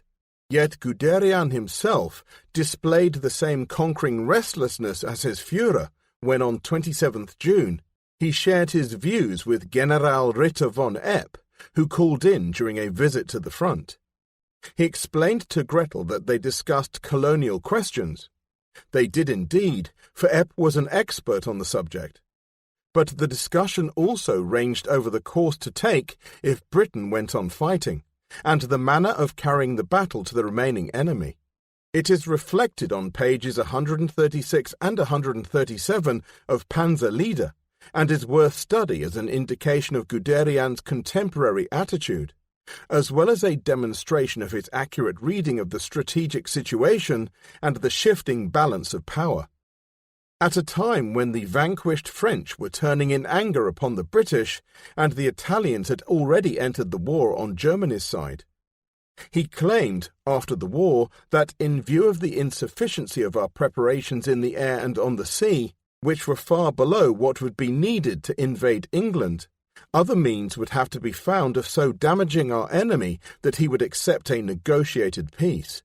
He went on, "It seemed to me then that we could ensure peace in the near future by, first of all, advancing at once to the mouth of the Rhône. Then, having captured the French Mediterranean bases in conjunction with the Italians, by landing in Africa while the Luftwaffe's first-class parachute troops seized Malta. Should the French be willing to participate in these operations, so much the better. Should they refuse, then the war must be carried on by the Italians and ourselves on our own, and carried on at once. The weakness of the British in Egypt at that time was known to us. The Italians still had strong forces in Abyssinia. The defences of Malta against air attack were inadequate. Everything seemed to me to be in favour of further operations along those lines, and I could see no disadvantages. The presence of 4 to 6 panzer divisions in North Africa would have given us such overwhelming superiority that any British reinforcements would inevitably have arrived too late. Epp, of course, was a dyed-in-the-wool Nazi, one of the original Freikorps fighters who had won a reputation as the ruthless exterminator of German communists and who had helped finance the Nazi Party at the outset. As a member of the Reichstag and chief of the Nazi Party's Department for Colonial Policy, Epp had the Führer's ear, even though he was among those who doubted the wisdom of Germany's involvement in a major war. Guderian claims that Epp put his scheme to Hitler, but that Hitler was not interested in exploring the possibilities further. This is not strictly correct. Hitler, inspired not a little by Jodl, explored a multitude of projects after the fall of France, among them collaboration with the Italians in an invasion of Egypt that was firmly rebuffed by Mussolini, who wanted to snatch a little glory for himself in his own sphere of influence. He also made overtures to Spain in connection with a drive to Gibraltar and through the Armistice Commission to spread his political influence into French North Africa. Admiral Raeder II put a strong naval case linked with the U-boat offensive for seizing strategic points in Africa, including the West Coast. There are few now, and maybe fewer than who were in the know, who would dispute the soundness of that maritime strategy or its veritable certainty of success. Hitler, however, was a land animal who recognized the allurements of the sea, but left maritime adventures to sailors, preferring to send his army inland, exclusively in its natural environment, engaged upon operations which Hitler felt he understood best. Unknown to anybody else, Hitler had never forgotten the project he always had in mind and fixed his predatory gaze upon Soviet Russia. By 22nd July, both Brauchitsch and Halder were aware of their Supreme Commander's intentions and had formulated an outline plan of campaign. There would be nothing to spare for other projects, worthy though they might seem. Instead, the spectre of the two-front war, which Guderian and every sane German feared above all, was being resurrected. 8. The Fate of a Hero. At dawn on 22nd June 1941, Heinz Guderian, a darling of the propagandists and commander of the strongest among 4 German panzer groups, watched his corps and divisions roll into action against the Russians. In close attendance, an official war artist, stiffly garbed in uniform and steel helmet, tried on sketch block to catch the mood of confidence radiating from one of Goebbels' stars. But of those who marched eastward on the day that the world held its breath, how many felt assured by Hitler's promise of victory within 8 weeks, and how many were free from a sense of doom? Guderian was far from at ease, though, of habit. He had given everything by the way of duty to make the best of a bad job. The year of rapture that followed the triumph in France had also been one of bewilderment. On the one hand, he had frankly revelled in the pleasures of adulation, but on the other, recoiled with disgust as the fruits of victory were wasted. On 19th July 1940, he had been promoted Generaloberst, sharing the same promotion list with 12 senior generals who were raised to Generalfeldmarschall, among them Brauchitsch, Keitel, Rundstedt, Bock, Reichenau, List and Kluge. But on that occasion the notable exclusion from advancement, and subject for puzzled surprise, was Halder, who, paradoxically, had come to understand the orthodox role of the panzer trooper almost as well as Guderian. He, to his misfortune, had fallen foul of Hitler. The war for the army seemed to stand still as the Navy and Air Force, with totally inadequate resources, tried to conquer Britain in the aftermath of Hitler's failure to make peace. Guderian reverted to the old routine of training panzer divisions for a campaign that was, as yet, unrevealed, endeavouring to obtain for them more and improved equipment. The necessity to do so was quite obvious. A world in arms was industriously copying Guderian's methods, and Germany's survival would depend upon keeping a jump or two ahead in the armaments race. Hitler momentarily was under the spell of the tank, his enthusiasm for technical innovations fluctuating as wildly as it did in politics and strategy. With a campaign against Russia firmly in prospect, he asked for tank production to be increased from the existing level of about 125 to something between 800 and 1,000 per month, his aim being the doubling of the number of panzer divisions. Dr. Todt, the Minister for Armaments and War Production, explained that a program of such magnitude could not be mounted overnight, and that in any case it would cost 2 billion marks, require an additional 100,000 workmen and technicians, and, inevitably, result in the cancellation or reduction of other projects, such as U-boat and aircraft construction. It was ironic that the industrial resources of the conquered nations would provide only limited assistance, and that none of thousands of captured armoured vehicles were compatible with German methods of tank warfare. Submissively, Hitler ordered a doubling of panzer divisions by halving their tank content, to a strength which varied between 150 and 210, or, put another way, doubling the infantry component. Guderian complains that his opinions were not sought in these matters, but it would have been surprising had this been so. His views were well known and, in principle, accepted. They had been underlined by the reports he and the other commanders had submitted after the French campaign. Moreover, the scheme to invade Russia was a closely guarded secret, known only to a few in the autumn. Practically unanimously, the panzer leaders rejected the light tanks, PZ-1 and 2, which had failed in action except when employed on subsidiary tasks. These machines would be phased out. Furthermore, they realized that the PZ-3s and 4s were in need of up-gunning and up-armoring to compete with the improved enemy tanks that must soon appear. The race between weapons and protection was an historical inevitability from which tanks could not escape. But entry into that race would automatically introduce production delays at the very moment when the call for increased numbers was loud and when intelligence reports were silent about those enemy, particularly Russian, tanks which were better than lightly armed and armoured. OKW and the Ordnance Office had finally compromised, as is usually essential in arriving at a weapon's specifications, by increasing the armament of the PZ-3 with a short L-42 50mm gun of much lower velocity and accuracy than the long L-60 being introduced on field mountings for the infantry. As for the infantry within the panzer divisions, they were given a few additional armoured half-tracks, though the actual proportion of units thus mounted was less than 1 in 3, as in 1940. The rest continued to travel in awkward, unarmoured wheeled vehicle of indifferent cross-country performance and zero combat effectiveness. Nevertheless, the combat power of the panzer divisions in 1941 was higher than it had been in 1940, partly as the result of replacing the light tanks with mediums, but principally due to increased confidence and experience among the large number of officers and men who, from practice, had gained priceless insight into the potential and techniques of armoured mobile warfare.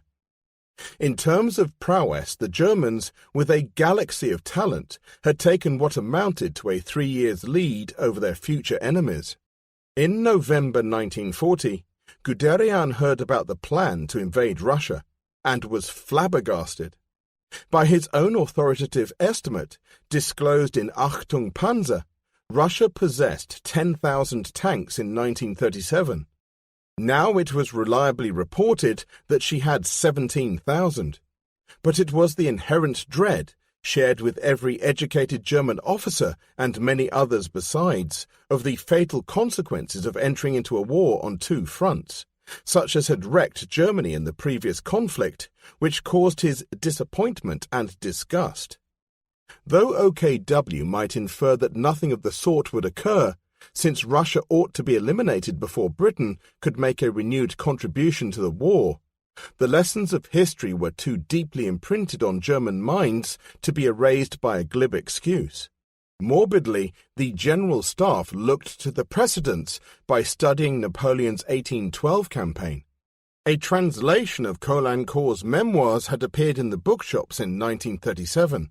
And overnight in 1941 became required and gloomy reading by those involved in planning an advance upon Moscow.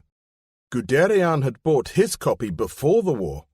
In protest, Guderian did more than some.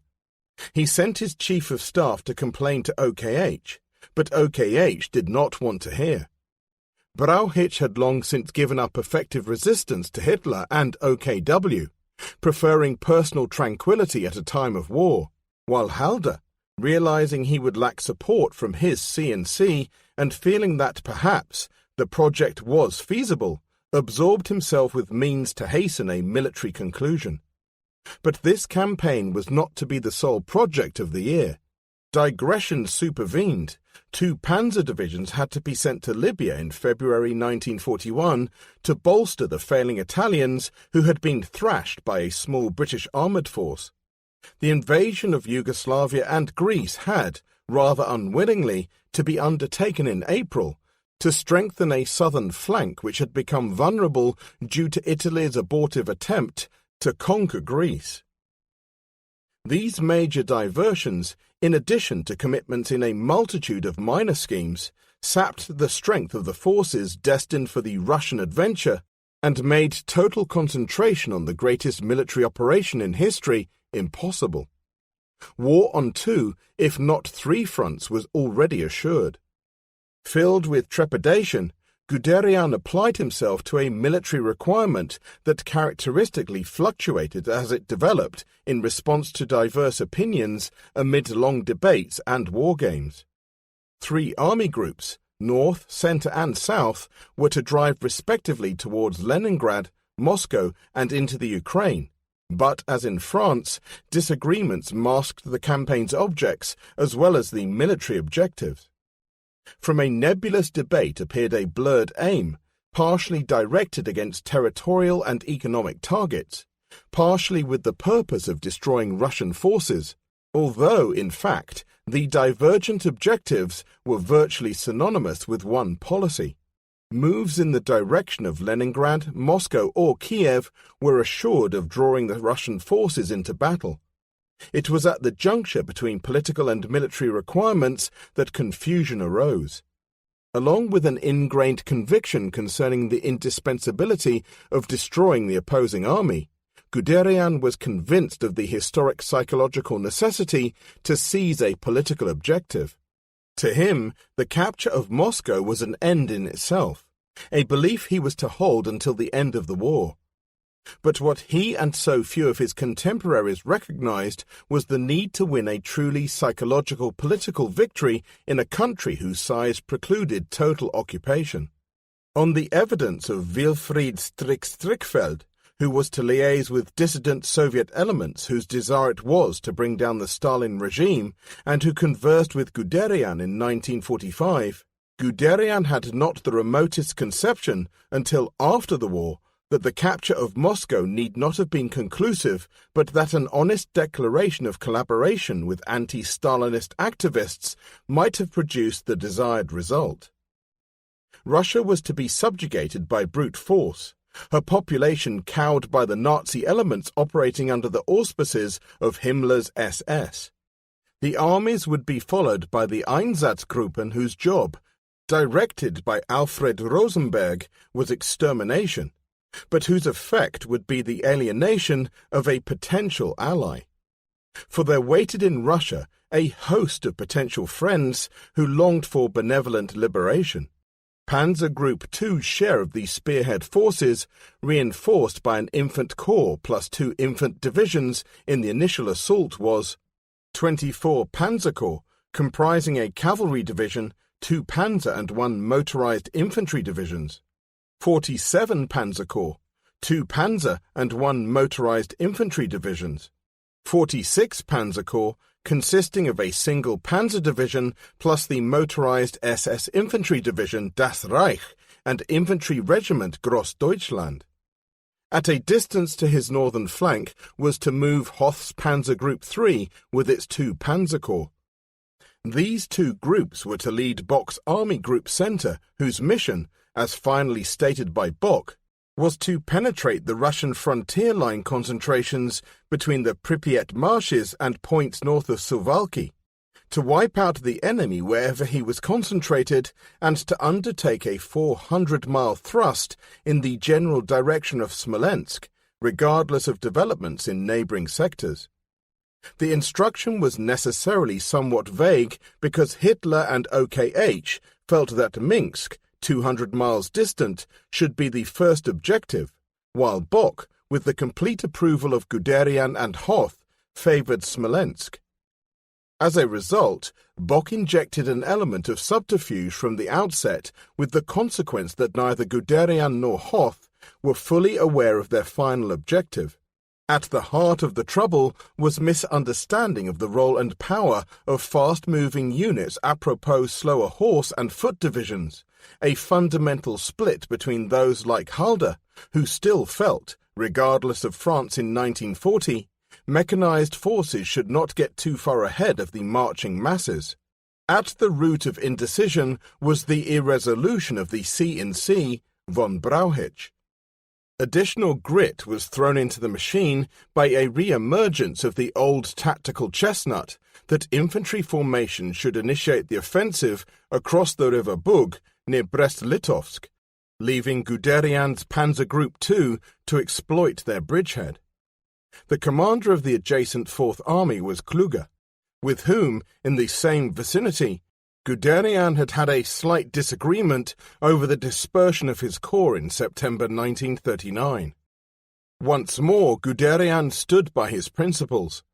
Immediate and lasting success, he claimed, would depend upon the application of maximum surprise, shock, penetration, and speed from the outset.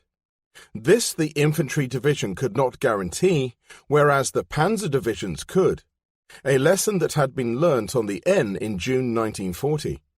Guderian gained his point, though at the same time, and with common sense, he recognized the need for an infantry corps to reduce the fortress and vital communication center of Brest-Litovsk. For this purpose, he was temporarily given command over 12 corps.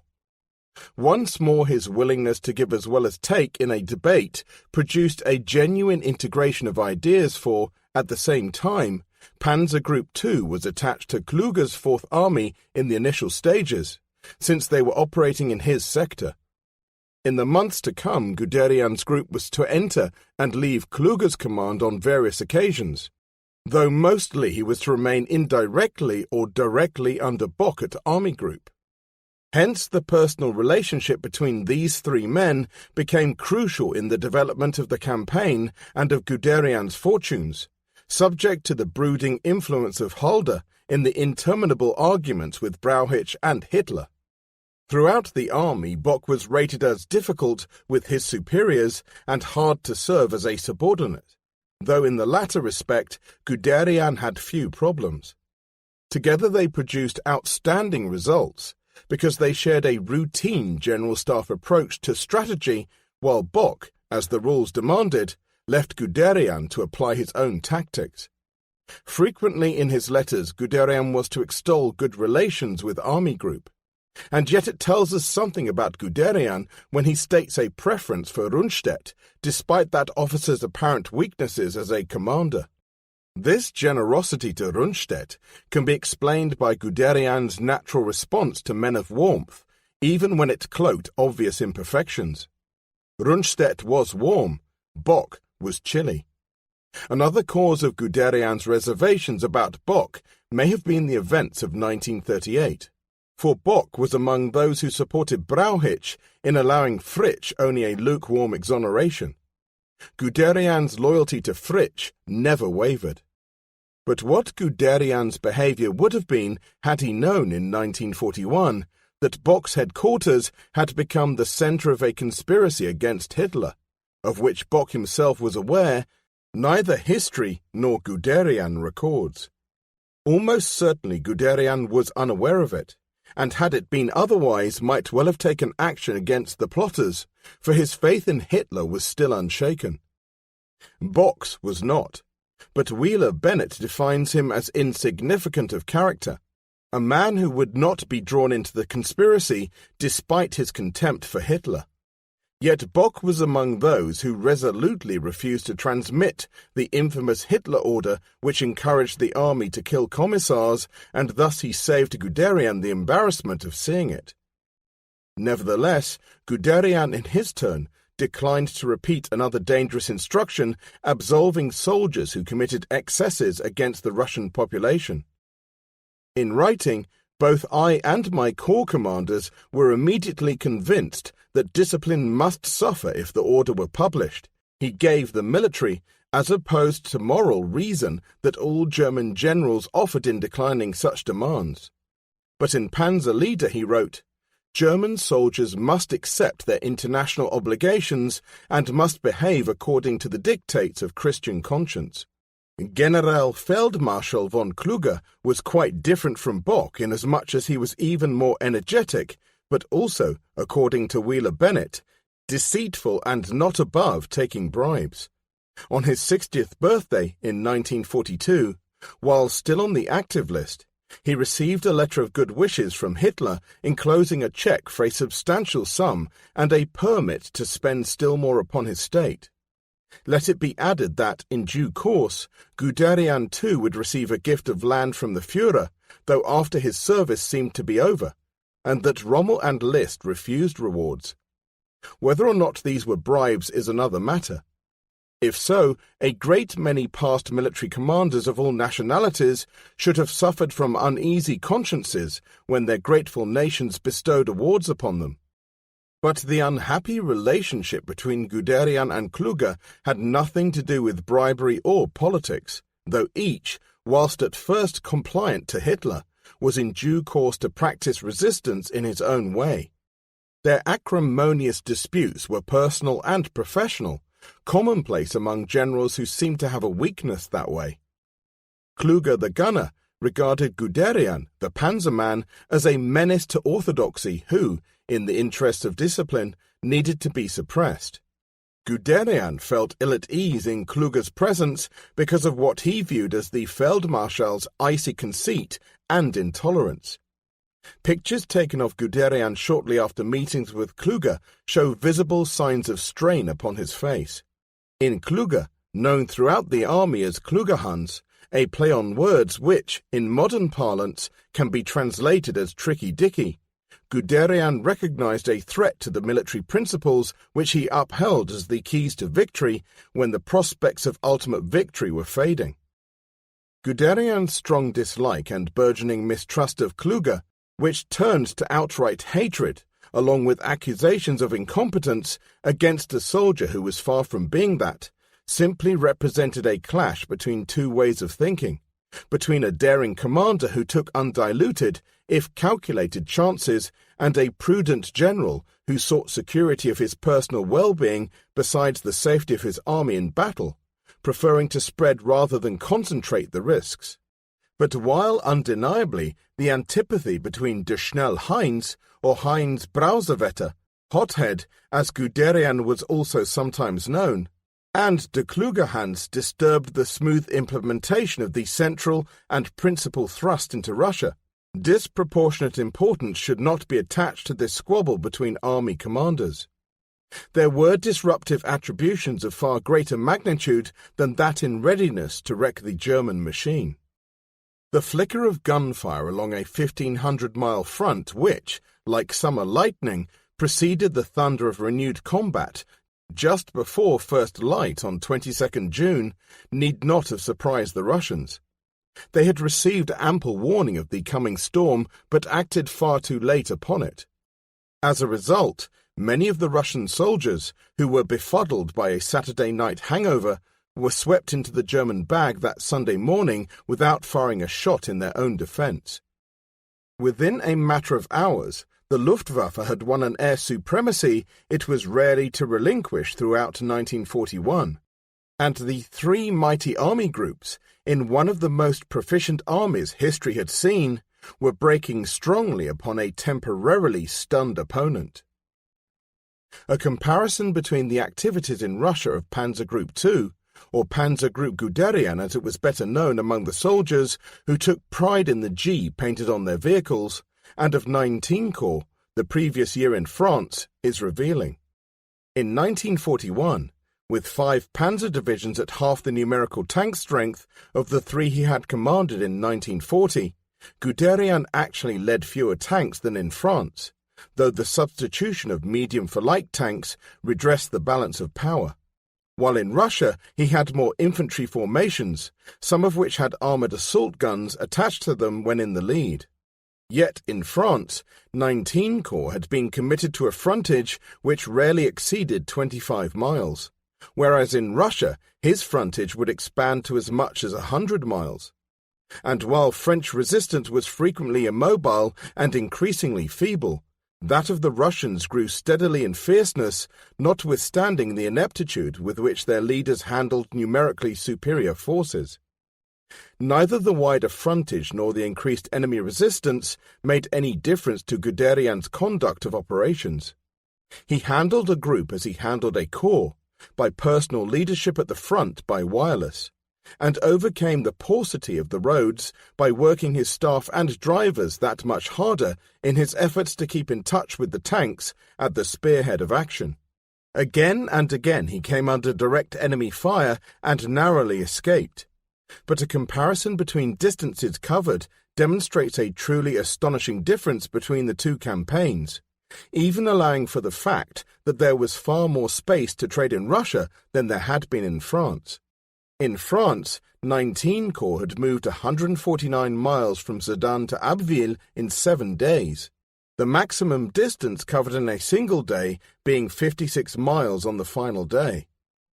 In Russia, Panzer Group II moved 273 miles from Brest-Litovsk to Bobruisk in 7 days, the maximum distance in a single day, again the last, being 72 miles, and by 16th July the group had advanced 413 miles to Smolensk, despite persistent Russian resistance and self-imposed halts for maintenance. In the course of this remarkable progress, a vast haul of enemy equipment, including 2,500 tanks and 1,500 guns, was taken by Army Group Centre alone, the lion's share in tanks going to the 2 panzer groups. But the marching infantry also performed prodigiously by covering enormous distances under the goading of Bock and Kluge, through appalling dust and in intense summer heat in their endeavours to catch up with the motorized columns and rope in hordes of Russians who had been bypassed by Guderian's and Hoth's spearheads. Once again, yet more perniciously than in France, The dilemma of gearing the pace of advance to the rate at which a bypassed and defeated enemy could be contained or captured preoccupied the minds of the higher commanders. Guderian and Hoth were insistent on pressing forward, regardless of what went on behind.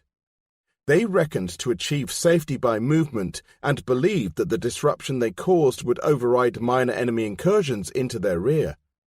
With a glaring torch of success drawing them forward, they were blind to what went on behind. But reviving the precedent he had instituted in France, Hitler intervened in Russia and demanded that Guderian and Hoth should close the pincers at Minsk instead of Smolensk, as Bock, Guderian and Hoth wished, even though Guderian accepted that to stretch so far at a single leap incurred risks. On 27th June, Hitler's orders were implemented, trapping a seething mass of Russians within a steadily contracting circle. Yet, although Guderian writes in Panzerlieder, the foundations had been laid for the first great victory of the campaign, he was rather more reserved in his letter to Gretel. Today, after 6 days of battle, a first short greeting with news that I am well. We are deep in enemy territory and, I believe, have had a very considerable success. 1,000 thanks for your kind greetings at the departure and on my birthday, and special thanks for the cornflowers and marguerites. They gave me great pleasure. The battle started early on the 22nd, where I left off in 1939. The first blow achieved surprise and had a devastating effect. A few strenuous days followed, with little time for eating and sleeping, and no time for writing. He went on to regret the losses, including several officers who had been close to him, and then wrote, "All this is very sad. The enemy resists bravely and bitterly. The fighting, therefore, is very hard. One just has to put up with it. In addition, there is some annoyance, one incident of some importance. But of that nothing in this letter. Troops and equipment again in good order. Everything else is shipshape too. Heat, gnats, dust. My caravan proves itself beautifully, but I am missing my bath." The annoyance was caused primarily by his immediate superiors. On 1st July he told Gretel, "Kluge has distinguished himself to good effect as a brake on progress." But in the same letter appears something far more significant, a sign of awakening insight into the perils of Hitler's misguided power. Everybody is scared of the Führer, and nobody dares say anything. Regrettably, this is what causes a useless waste of blood. This lack of sympathy with the difficulties being experienced by Brauchitsch, Bock, and Kluge was, of course, a common enough attitude by any leader of conviction to whom half measures were anathema. Ironically, Halder's diary on the 29th records a hope that Guderian would disobey the Führer and strike out on his own. Many Germans might have felt easier in mind had they understood the appalling confusion into which the Russians had been thrown. It was not until 30th June that Stalin and the Russian High Command came to hear of the Minsk encirclement. Such was the state of their palsied communication system, which never rivaled that of the Germans. And only then did they learn by monitoring a German communique. Not even General Pavlov, the Army Group commander, fully recognized the disaster. Indeed, he was never given the opportunity, for he was arrested that day, along with his principal staff officers, and shot. The Germans had not plumbed to depths such as those, as yet. As it had been in France, so it became in Russia. Enormous panzer successes, which Guderian considered as reason enough for further advances, attracted instructions to slow down, while the spoils of war and the still articulate, though isolated Russian armies were digested. In Army Group Center, and in the sectors of the two flanking army groups too, for that matter, 3 distinctly different kinds of battle, often widely spaced, took place. The infantry formations either grappled with or bypassed Russian formations until they were eliminated or had demobilized themselves among the towns, villages, forests, and marshes. The mobile troops tried to make as much headway as restrictive orders permitted and as infantry formations caught them up. And in the ever-enlarging zone of communications to the rear of the field army's boundaries, the SS Einsatzgruppen began their work of suppression and extermination under the guise of anti-guerrilla warfare, in a land where guerrillas were, as yet, non-existent, and where none need have appeared if unanimity had been the rule. Several German generals were aware of the pogrom, though few, if any, its enormity. Nearly all, especially the engrossed operational commanders, ignored it.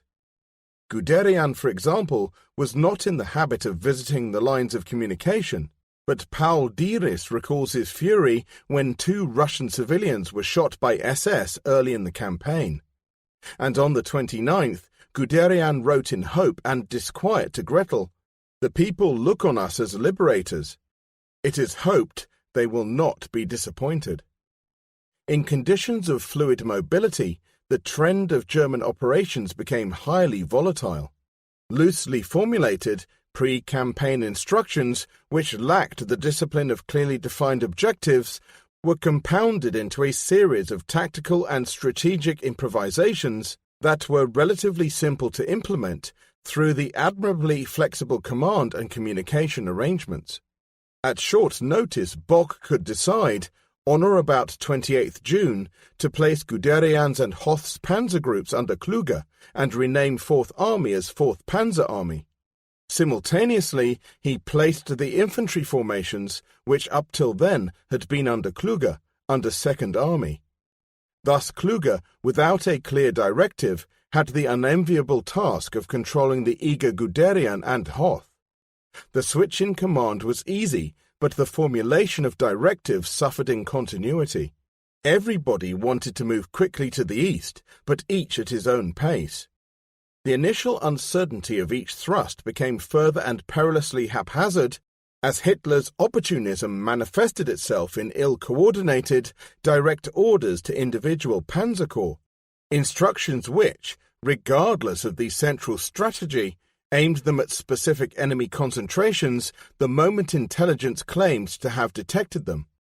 Thus, as Hoth was to point out, the Panzer Fist turned into an outspread hand, the converse of Klotzen nicht klecken. Guderian, short of orders, met trouble from Kluge halfway, and, even as Kluge was taking command on the 30th, flew to meet Hoth in an effort to preempt what he feared might come, to make private arrangements for their future collaboration in a continued drive to Smolensk as originally demanded by Bock.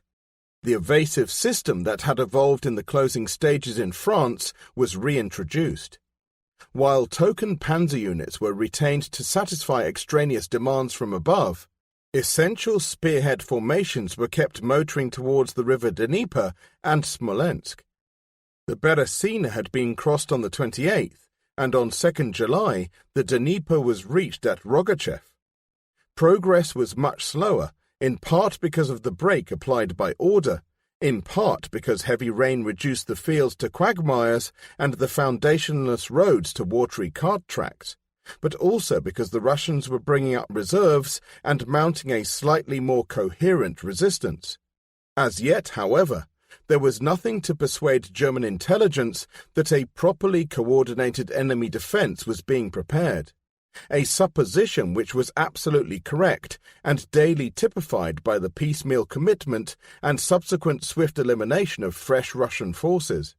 Nevertheless, Guderian and Hoth were threatened with court-martial by Kluge when, on 2nd July, elements of their divisions made simultaneous advances that were quite counter to a halt order applied by Kluge. More ominous to Guderian was a technical shock disclosed by the enemy. The swarm of Russian tanks that had initially presented itself for destruction came as no surprise, nor was their technical inferiority unexpected. These machines showed little advance upon those which the Germans had seen in 1932, at various subsequent Russian demonstrations, and in Poland. But reports from Army Group North on 24th June began to tell of a very powerful heavy tank which, for hours on end, had resisted the fire of every gun except the 88.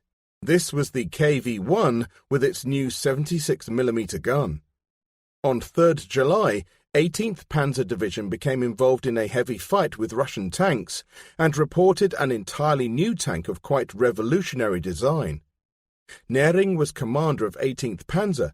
He had been succeeded as Guderian's chief of staff in the autumn of 1940 by Oberst Kurt von Liebenstein, and thus was quick to appreciate the significance of the find. What was more, he would soon present Guderian with two undamaged specimens, one an improved type of the other, where they lay in a bog alongside the road. On the 10th at Tolocino, Guderian saw and photographed his first T-34s, tanks with well-sloped armour, the powerful 76mm gun, and an excellent cross-country performance.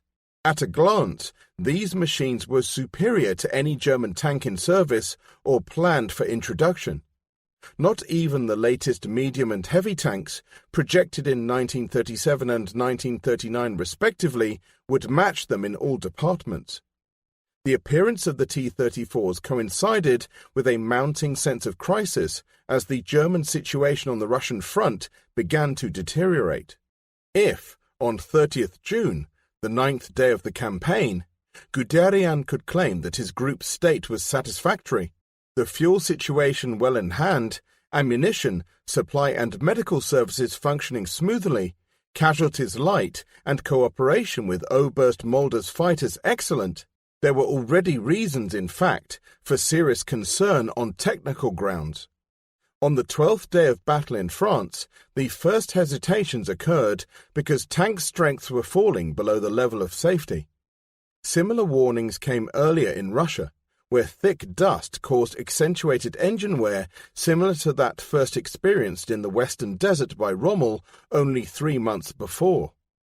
Moreover, the replacement and repair system was about to be exposed for what it was, an instrument suitable for short campaigns only. Spares were in irregular supply, facilities for major overhauls in the field non-existent. Major repairs could be carried out by maintenance companies, only providing they received spares. After the brief encounters in Poland and France, the tanks had been returned to the homeland for overhaul and rebuilding. This was impossible from Russia in 1941, not only because the Russians declined to stop fighting, but also because the railway system that had yet to be converted to the German gauge could neither, in the summer of 1941, carry supplies forward nor backload shot-up tanks to Germany. In consequence, replacement tanks were harder to come by as repairs fell behind wastage. And all this at a moment when it was clear that the Russians were receiving fresh machines. Acrimony grew more vituperative between Kluge and Guderian when the latter, with Hoth, restarted the advance on Smolensk. On 9th July there was a row after Guderian, contrary to instructions, prepared to cross the Dnieper. Kluge was perfectly aware he was being manipulated and blatantly blackmailed when Guderian blandly produced the argument that arrangements had gone too far to be reversed and that to remain stationary was to invite destruction by the Russian Air Force. There were serious risks in what Guderian and Hoth were doing. The marching infantry was several days to the rear, and Russian reserves were appearing in strength to front and flank. On the other hand, it was well argued, from experience, that to leave the Russians undisturbed would merely allow them to establish strong defences where, for the present, none existed, a lesson which had been learnt all too often in the First World War. In effect, Guderian was patronising to Kluge and snubbed him too openly for safety. Yet not always were they angry with each other, and at times there was a grudging similarity of opinion. On this occasion Kluge, according to Guderian, unwillingly gave his approval to my plan, with the remark, "Your operations always hang by a thread." For a variety of reasons, therefore, it is interesting to read an account by Kluge's chief of staff, General Gunther Blumentritt. In the period from 2nd to 11th July, our panzer groups drove into the difficult woodland and marshland of the Beresina. Russian resistance stiffened considerably. On the few roads we encountered, the first minefields, numerous bridges which had been blown up, the enemy tenaciously holding out in the woods and swamp. As the result, a unique phenomenon of this war occurred. Strong Russian elements simply stayed in hiding in the pathless forests away from the roads. The infantry corps of 4th and 9th Army had to deal with these enemy forces, and as a result furious engagements were fought in the woods day after day. The first doubts arose in our minds. No decision had been reached. Feldmarschall von Kluge decided to commit the two panzer groups for an attack along a broad front towards the east. We planned to carry out simultaneous crossing of the wide Dnieper and Dvina rivers at a maximum number of places. This great operation of von Kluge's panzer army will always be regarded as a strategic masterpiece. To be sure, he had two armoured commanders with outstanding qualifications. Generaloberst Guderian, in addition to all his other qualifications, possessed inexhaustible energy and enjoyed the absolute devotion of the units serving under him. He could be as hard as steel in his demands, and he was no pleasant subordinate, but he was a born armoured commander. In the eyes of the troops, he was a kind of Rommel of the armoured command. Guderian meant victory. Generaloberst Hoth was a modern armoured commander who adhered strictly to the techniques of the General Staff Corps. He applied a firm hand with circumspection and acumen. He was an obliging subordinate, a kind of Prince Eugène. In this short passage can be recognized the key to an appreciation of the operations which resulted on 15th July in the completion of another wholesale encirclement of Russian forces at Smolensk and the attainment of a crucial stage in the campaign. Kluge's difficulties with the Russians and with Guderian are plain to see, but one is left in little doubt from whence the strategic motivation came and to whom Blumentritt gave most credit, and Blumentritt was usually loyal to Kluge.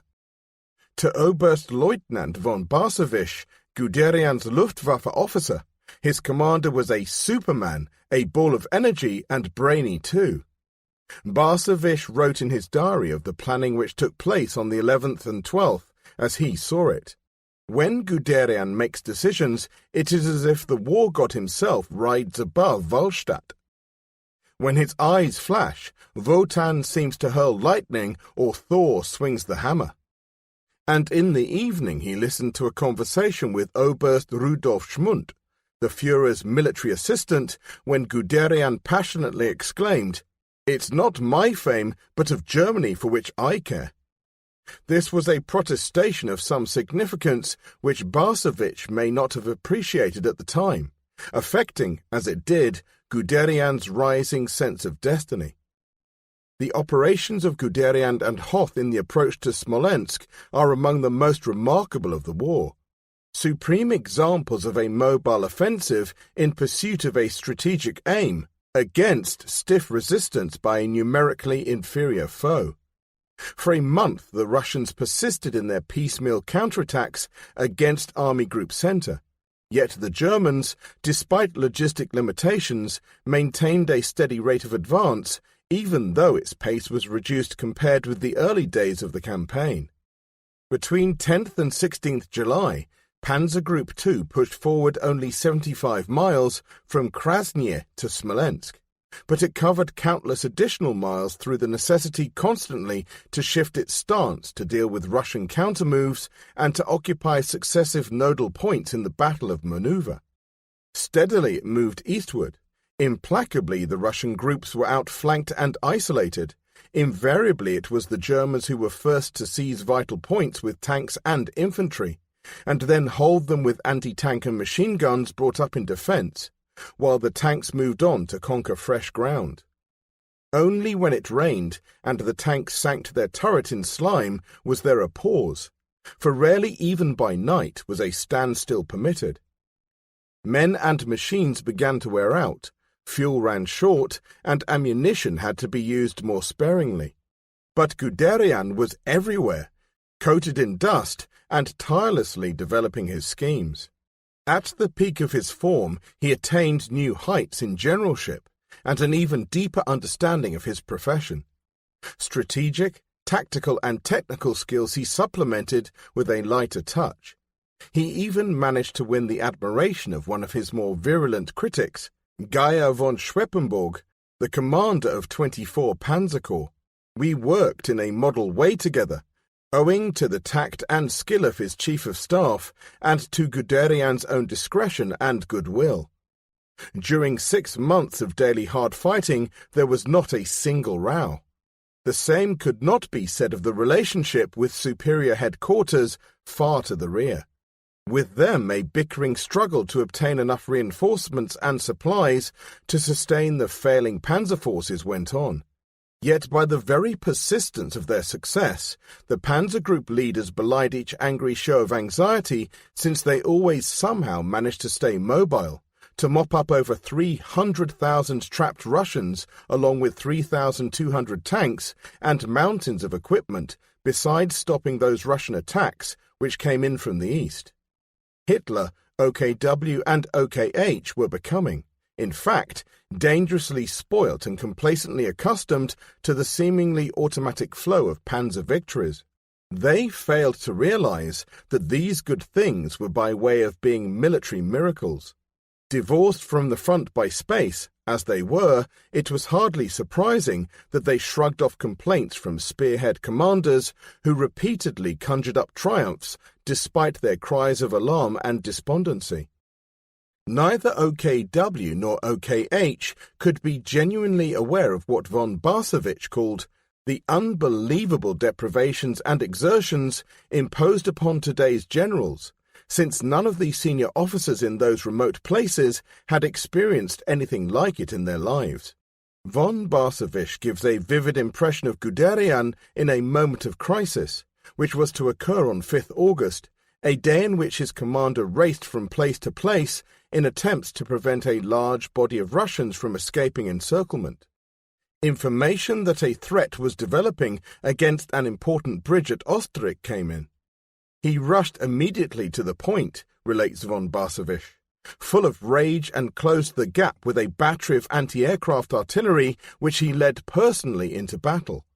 There was this fantastic man, standing by a machine gun in action against the Russians, drinking mineral water from a cup and saying, "Anger gives you a thirst." It was almost superfluous when Barsevich wrote, "Guderian is well known by his 300,000 men. It is amazing the respect with which he is greeted everywhere he goes." Twice Guderian wrote commentaries to Gretel upon himself. On the 6th August he remarked, "How long heart and nerves can stand this, I do not know." And on the 12th, in a letter which wonderfully describes the stresses of command besides his own reactions, "Have I not become old? These few weeks have imprinted their marks. The physical exertions and battles of the will make themselves felt. Occasionally I have a tremendous yearning for sleep, which I can seldom satisfy. Yet, by and large, I am feeling very fit when something is going on, also quick and able. But as soon as the tension is relaxed, comes the relapse." Notwithstanding the gallantry of the frontline troops, a dangerous crisis loomed over OKW and OKH. At the beginning of August, it was apparent that the enemy, far from being broken, was strong and capable of prolonged operations.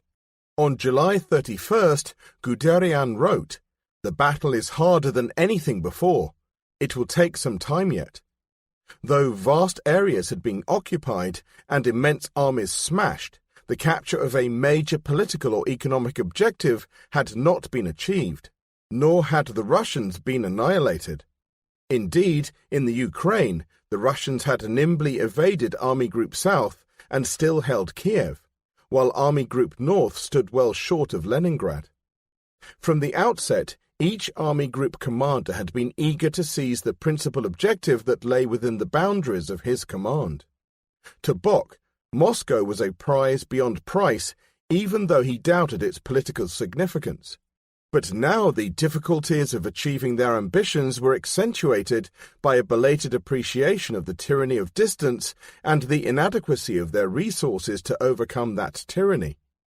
Not only were the fighting vehicles breaking under the strain, but so too was the machinery of logistics, as well as the moral fibre of the commanders, whose thoughts turned pessimistic again.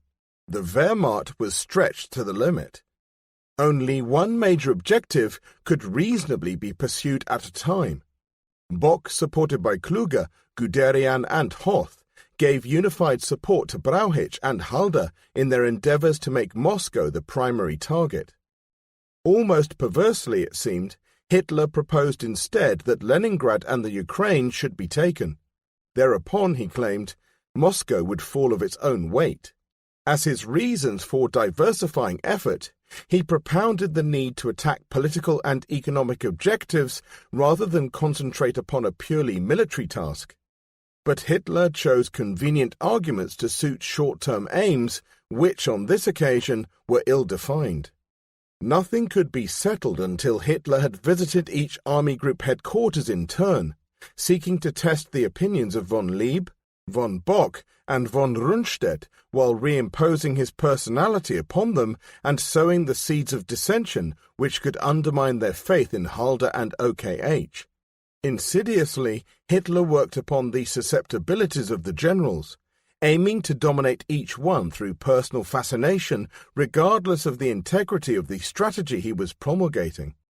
Concerning Bock's headquarters, where Hitler arrived on 4th August, there has been gossip about some sort of plot by the IA, Oberst Henning von Treschow, and his ADC, Fabian von Schlabrendorf, a barrister, along with 2 more ADCs, to arrest Hitler in the hope that a chain reaction would be set off against him.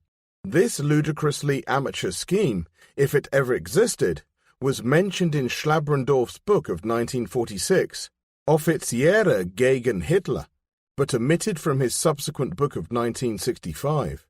It appears to have been abortive because, only at the last moment, did the plotters realize that Hitler was too strongly escorted.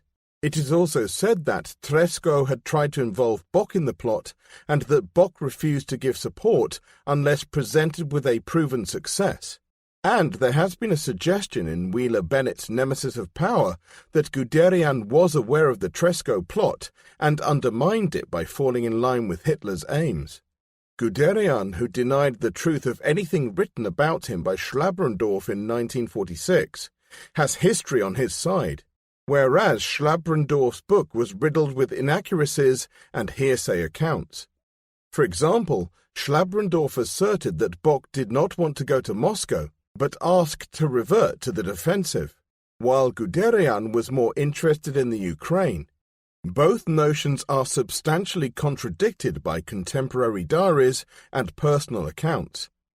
Admittedly, Hitler interviewed each senior commander alone, and nobody can be sure what was said, but there is nothing to show why Schlabrendorf should be right and everybody else wrong.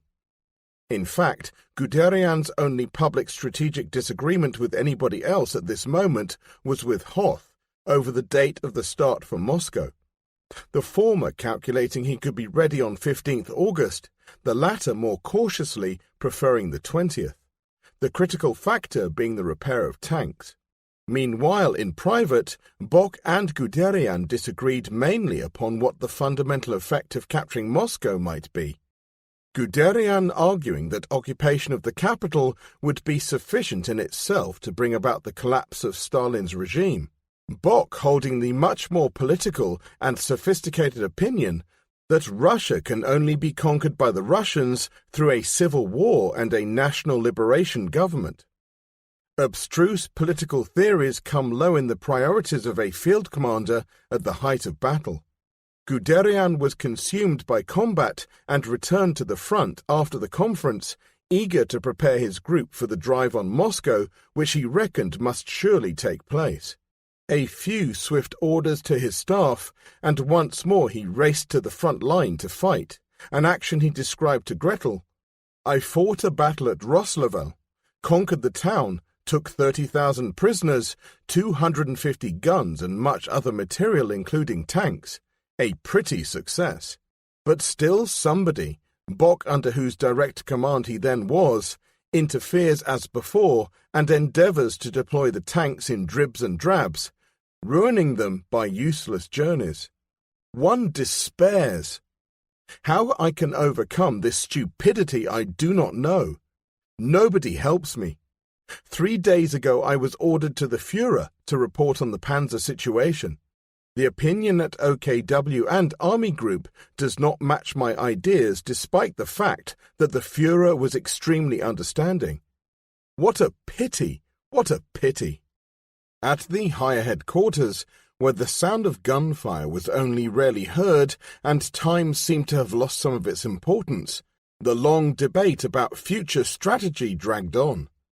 As the campaigning season ebbed away, the only immediate friendly beneficiaries of a pause were the German logisticians, who thus found the opportunity to recuperate the formation's strength along with stocks at the front. The main long-term beneficiary was, of course, the Russian army, which at last had time in which to consolidate its positions. When the initiative is finally balanced, inaction is often more destructive of generals' composure than is the actual crunch of battle on soldiers. The strain upon Halder, who, best of all, knew that a moribund strategy told the death knell of Germany, and who pondered and strove under well-high intolerable conditions, was appalling. He was caught in a vortex of proposals and counter-proposals, but lacked the authority and ability to turn them into positive action. Frequently reviled and blatantly ignored by OKW, too often abandoned by his C&C, whose credibility with OKW had sunk low, his consequential ineffectuality became apparent to worried colleagues at the lower levels, and they began to lose confidence. This highly strung staff officer, who would have welcomed a rigorous debate in straightforward terms, began to lose his sense of poise. An argument that shifted amid the sands of Hitler's tortuous political manoeuvres and intuitions was destructively exasperating to Halder. Guderian merely wished to keep moving, since this, to him, was the essence of panzer tactics and the mainspring of victory. On 12th August he wrote, "I would not wish to be in this area, Roslavel, in the autumn. It is not very pretty. Waiting always brings the dangers of immobility and static warfare. That would be terrible." That he knew only too well, the troubles of the High Command, he showed in a letter on the 18th. This situation has a bad effect upon the troops, for everyone is aware of the absence of harmony. This is the product of unclear orders and counter-orders, absence of instructions, sometimes for weeks. We are missing so many opportunities. But it is annoying when one knows the reasons. These most probably cannot be put right during this war, which we will win despite it all. That is human nature in great moments and with great men. Don't listen to too much talk about me. It is all much exaggerated, and people make a mountain out of a molehill. For talk there was about his intransigence on the one hand, but ever more loudly about his virtue linked with a growing feeling among a small and influential caucus that he was wasted in the lower echelons of command. Or so it seemed to Oberst Gunther von Bülow, Hitler's Luftwaffe adjutant, who was a fervent admirer of Guderian. It was clear to him, as many others, that the poor relationship between von Brauchitsch and Hitler was leading to disaster, and that Guderian, for whom Hitler had much more respect, would be the right replacement. At this moment, in playing a hunch, he suggested to Major Klaus von Stauffenberg, a staff officer at OKH, that he should visit Panzer Group II to assess for himself Guderian's fitness for the higher role. Stauffenberg, like most visitors after a stay with Guderian, returned enthused, and the two conspirators sought ways of unofficially thrusting Guderian's qualities upon the Führer's attention. At about the same time, von Bülow asked Guderian what his reactions would be if he were asked to be C&C, and Guderian, not surprisingly, had answered that he would follow the call. Von Bülow says that Guderian's chief of staff, Liebenstein, probably knew of the scheme, though Oberst Schmundt was unaware of it. Through notes in his diary, it is apparent that Baravisch knew too, but whether or not Halder was informed is a matter for conjecture, although Oberst Heusinger, the chief of operations, was told and may have discussed it. I think it very likely that Halder did know. Certainly his subsequent relationships with Guderian and those who supported the Panzer General assume a different character if viewed in the light of this positive assumption, for up to the middle of August, Halder had little for which to thank Brauchitsch, but good reason to feel gratitude towards Guderian, besides an increasing disenchantment with Hitler, whose arbitrary behaviour was worsening. For not only the commander-in-chief was losing, or had totally forfeited, prestige. The Führer too had begun to suffer from failing authority and was finding it more difficult, by sweet persuasion, to sway doubters. Ever more frequently, he felt compelled to resort to bullying injunctions to override contrary points of view. Increasingly, he came to rely upon the thoroughness of Prussian discipline to bend the generals to his will. Each setback and every revelation of weakening in Germany's situation was to lead to a coercive tightening of his lonely, dictatorial grip. And, since he was never effectively opposed by his closest followers and sycophants, and persisted in holding dissident factions at a distance, he was permitted to formulate and actuate warped ideas upon false or ephemeral premises which all too often were turned into faulty policy.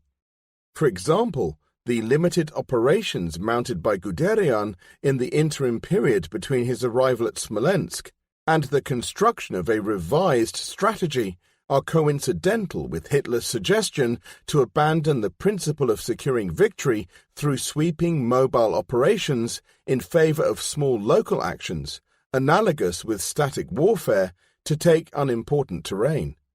This concept, encouraged by Halder and adopted by Bock as a temporary expedient to maintain a limited mobility, led to an innocuous advance on Rommel by Second Army, along with random requests to Panzer Group II for assistance. The requests, which led Guderian to complain on the 18th about the plethora of unclear orders and counter-orders. Liebenstein bitterly remarked, "The troops must think we are crazy," and he wrote in his diary on the 15th that the moves cannot lead into the flank and rear of the enemy, and again on the 20th, in complaint in connection with tanks held in the line instead of being relieved by infantry in order to prepare for the next main task. After all, this army group appears to intend attacking on both sides of the road Rosslavl to Moscow. Our further extension to the south is therefore no longer appropriate. Guderian, though he knew that the order had come from OKW via OKH, resisted it.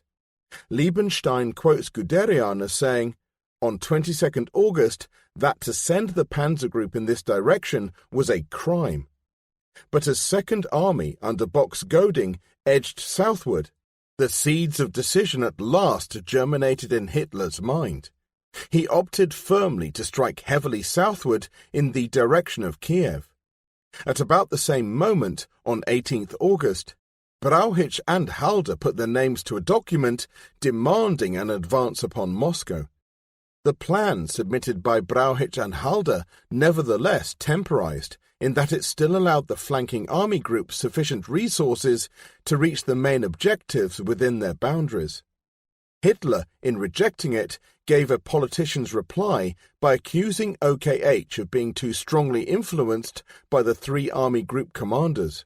Once more, Halder asked Brauchitsch to join him in joint resignation, but again the C&C declined.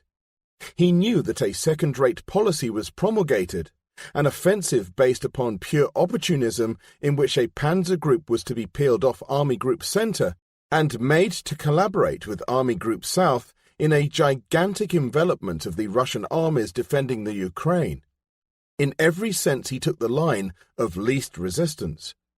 Halder stuck to his guns and called yet another meeting at Army Group Center, at which the Army and Panzer Group commanders were in attendance. With compulsive zeal and ability, Guderian argued the case against diverting his Panzer Group to the south, pointing out the logistic difficulties that would arise, and emphasizing the debilitation of men and machines.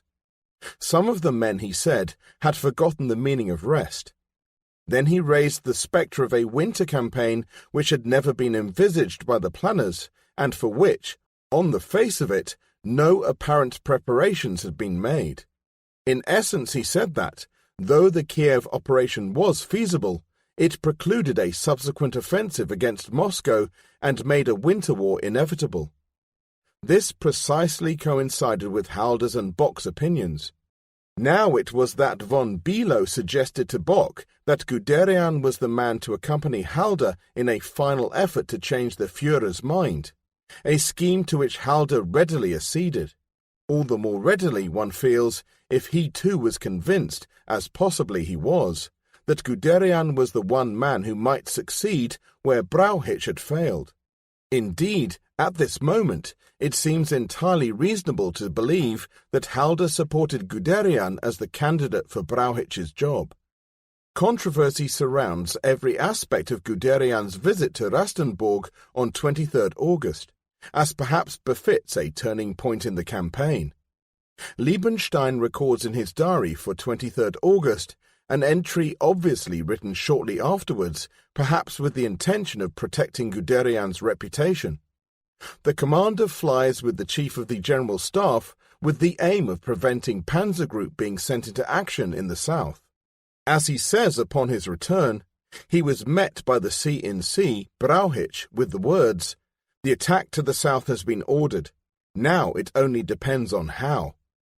In Panzerlieder, Guderian elaborates upon his meeting that night with Brauchitsch, who, he wrote, forbade him to mention the question of Moscow to the Führer. One asks, did Brauchitsch know about the plan to depose him? Probably not, but Guderian goes on to say that the conversation with the Führer, at which neither Brauchitsch nor Halder were present, got round to an attack against Moscow, and that he reasoned the case strongly for this strategy and against that of going to Kiev. Hitler, in the company of Keitel, Jodl, and Schmundt, replied with reasons, economic, political, and military, for entering the Ukraine and for neutralizing the Crimea, adding the patronizing phrase, "My generals know nothing about the economic aspects of war." Members of the entourage nodded their heads in agreement. In the face of this tirade, Guderian, unsupported, took the view, according to Liebenstein's account, that he cannot debate a resolved issue with the head of state in the presence of all his company. It would have been as much to the point had he mentioned the inhibiting effect of knowing that his future prospects of becoming C-in-C and perhaps saving Germany were in jeopardy. A headlong row with Hitler at this moment would have damaged them beyond repair. By arguing only mildly at this point, he could enhance the Führer's goodwill and turn the prospect of maximum influence in the near future into a probability. It is one of the sad commonplaces of relationship among senior German generals with Hitler that they tended always, when posed with the dilemma of mutual confidence, to bargain concessions in the hope of an improvement in their future relative status, and every time to see those hopes dashed. Each in his turn suffered, and so, therefore, did the army and Germany. What now transpired was the complete destruction of accord and faith between Halder and Guderian, those two who were probably Germany's last hope in the struggle to curb Hitler's irrationality. Liebenstein wrote, "The commander is being accused by the chief of the General Staff of having given way," and Halder commented scathingly on Guderian, "Previously he said he could not go south. Now he declares that in view of the Führer's demands to move as soon as possible to the south, he has changed his mind."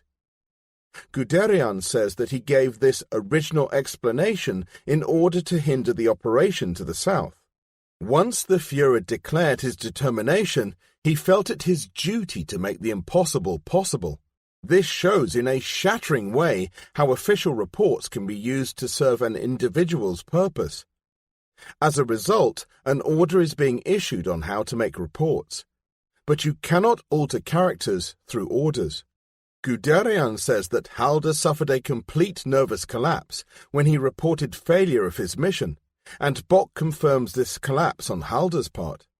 It was reasonable for Halder to be disappointed, but an overreaction on this scale needs a more convincing explanation than that.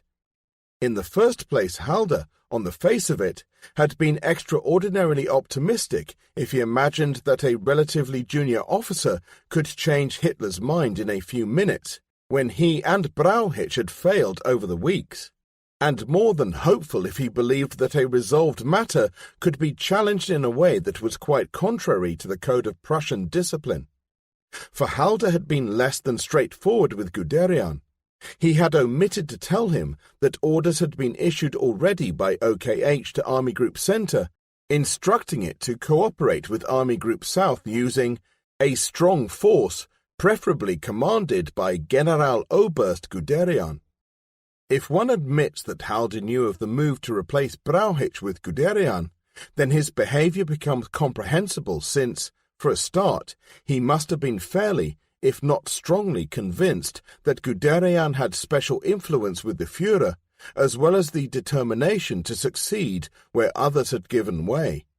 Moreover, if Guderian had changed Hitler's mind, the chances of his becoming C&C would assuredly have been enhanced. On 23rd August, therefore, Halder could well have looked on Guderian as his future commander, with all that implied. Therefore his fury and disappointment must have been redoubled at the outcome, and hence the scale of his outburst of pent-up emotions, along with accusations of disloyalty and remarks to Bock on the telephone that Guderian had let them all down. The fact remains that from this moment Halder was Guderian's enemy who, over the years, came to perpetuate the legend of Guderian as a maverick at odds with the elite of the General Staff, along with the notion, as he wrote after the war, that Guderian was shallow. But Halder was also thrown upon the defensive when the king he thought to have played turned out, in his opinion, to be a knave. For there were those on the staff, among them Oberst Fritz Bayerlein, Guderian's IA, who contended that, as the result of the events of 23rd August, Brauchitsch and Halder should have resigned, not Guderian, whom the Halder faction thought should have gone. Be these things as they may, the soured future relationship between Halder and Guderian can now be seen in a new light that looks still clearer when one realizes that the move to replace Brauchitsch gathered further momentum, while at the same time the adherents of Guderian came under what almost amounted to persecution by Halder, as the ensuing train of events demonstrates. The drive into the Ukraine demanded every atom of Guderian's ingenuity, since his fight was against both the Russians and Halder's obdurate opposition. Halder's diary states his opinion about the new operation as tackled by Guderian. 24th August. The intention of the Panzer Group to strike out, with its left wing, leads too far east.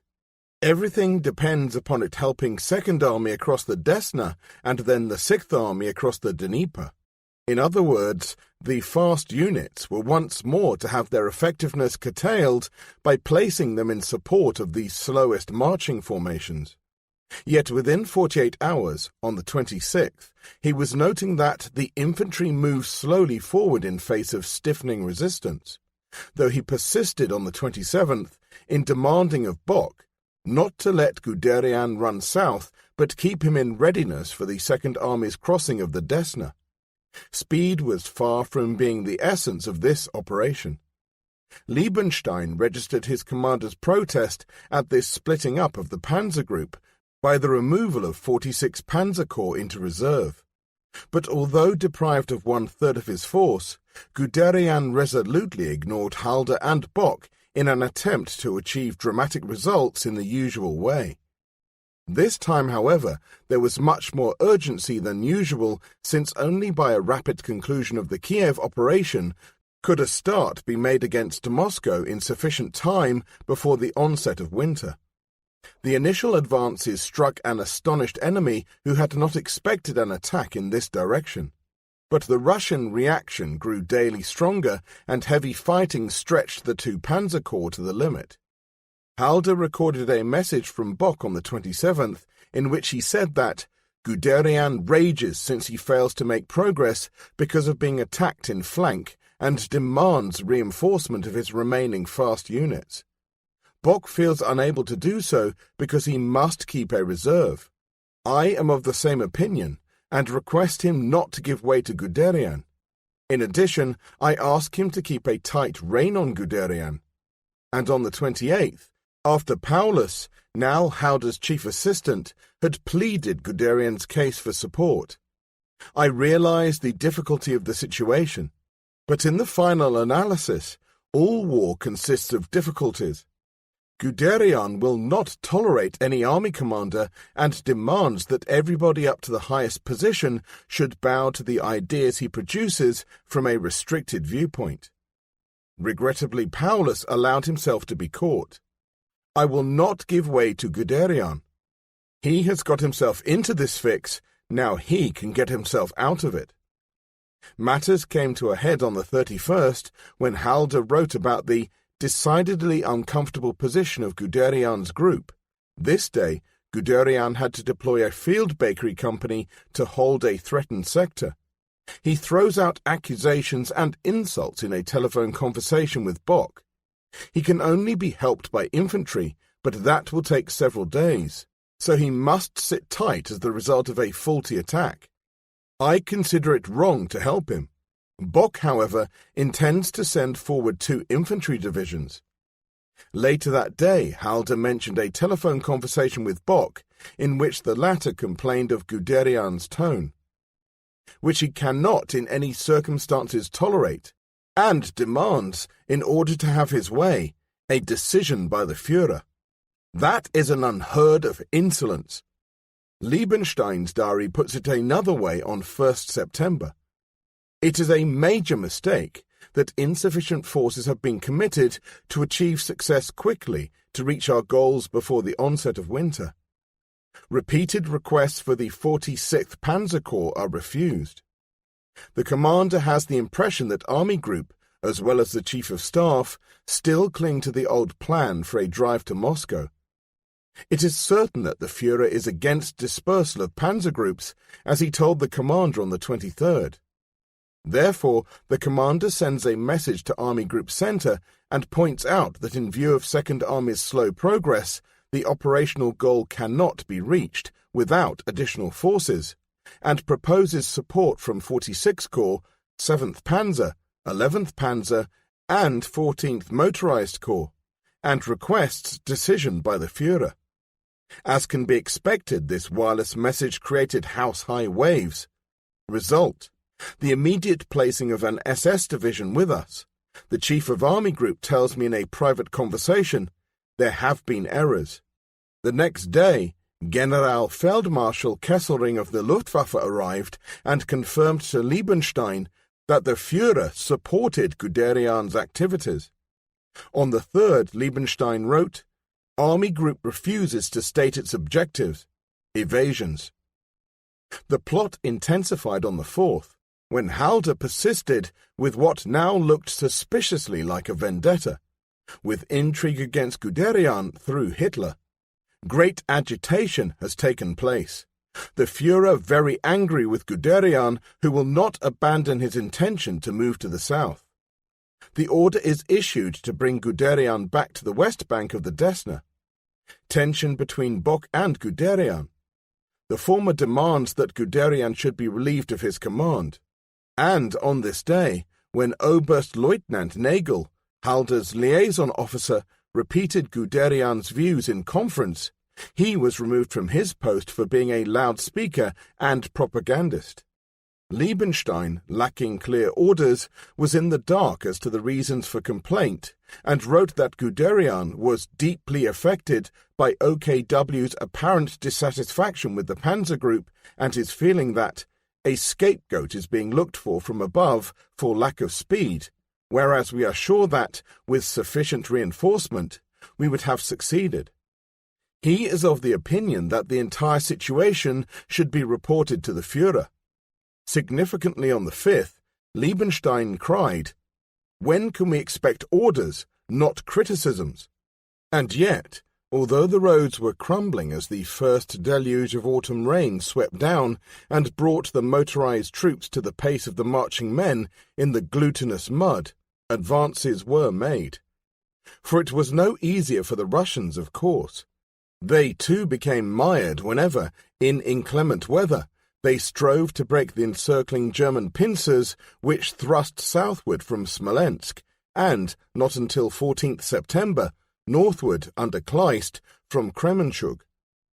Each despairing Russian thrust was beaten off, though not without moments of crisis and drama. German defensive localities, strung out like beads in a necklace behind the advancing spearheads, were often rescued in the nick of time by tanks scurrying to their aid. On 16th September, Guderian and Kleist joined hands at Loch Vista, and the encirclement was accomplished. On the operational maps it was made to appear that 3rd Panzer Division completed the job, as indeed it had, but so far as its tank strength was concerned, that was but a shadow. A mere 10 roadworthy machines, of which 6 were the obsolete PZ-2s. 10 days would pass before the spoils of this achievement were harvested, days in which nearly 500,000 Russian prisoners, over 800 tanks, and 3,500 guns fell into German hands. Few escaped. Liebenstein began to piece together the tale of intrigue from above. On the 13th, a repentant von Bock told him that he would have liked to send Guderian more divisions, but Halder regarded the drive on Moscow as more important. Who then was disobeying orders? Later, on 30th September, it was revealed by Schmundt that the Führer's intentions were incorrectly executed. Army Group Centre had pursued their own goal towards Moscow. The Führer wants panzer groups to act in unison, but he is shy to order it. He played with the idea of having panzer groups under himself, as Göring has with the air fleets. Of course, it would have been almost a unique event in history if there had been total agreement among fellow military commanders over strategy, even surprising had there been a total absence of intrigue. The remarkable aspect of Halder's behavior at this juncture was his apparent willingness to sacrifice German soldiers to the benefit of his own ambition. The fact that he did so and played a double game boded ill for Guderian. For Halder never forgave the alleged betrayal of 23rd August, while his own omissions he sought to conceal. Having delayed the completion of the Kiev operation, he now hastened to restart the attack on Moscow, late as it was in the campaign season. As the pincers closed in the Ukraine, orders were issued that the drive on Moscow was approved at last and was to start with the least delay.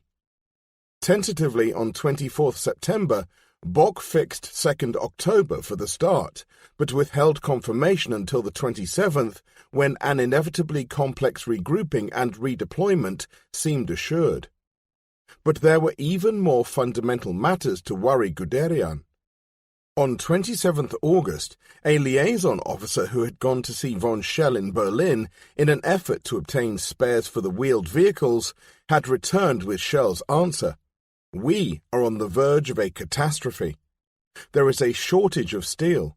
Therefore, the production of several kinds of vehicle has had to be cut by as much as 40%. Liebenstein adds, "Resupply is often senseless. For instance, sometimes we receive mortar ammunition which contains a high percentage of concrete bombs, or mudguards instead of spare parts for engines. The hours of daylight were getting short, the weather both colder and wetter. The forces Bock had been promised were spread, before redeployment, between the Leningrad front and Konotop in the south. Their establishment was 15% below strength, and their tank strength at a bare 75%. Guderian's was actually down to 50%. But though infantry strengths were low, the actual number of tank crewmen was sufficient, since their casualties had not been heavy. Fuel stocks were down, transport, horse and motor beginning to fail on the rough tracks, and though the railheads were being pushed forward, a shortage of rolling stock was acute.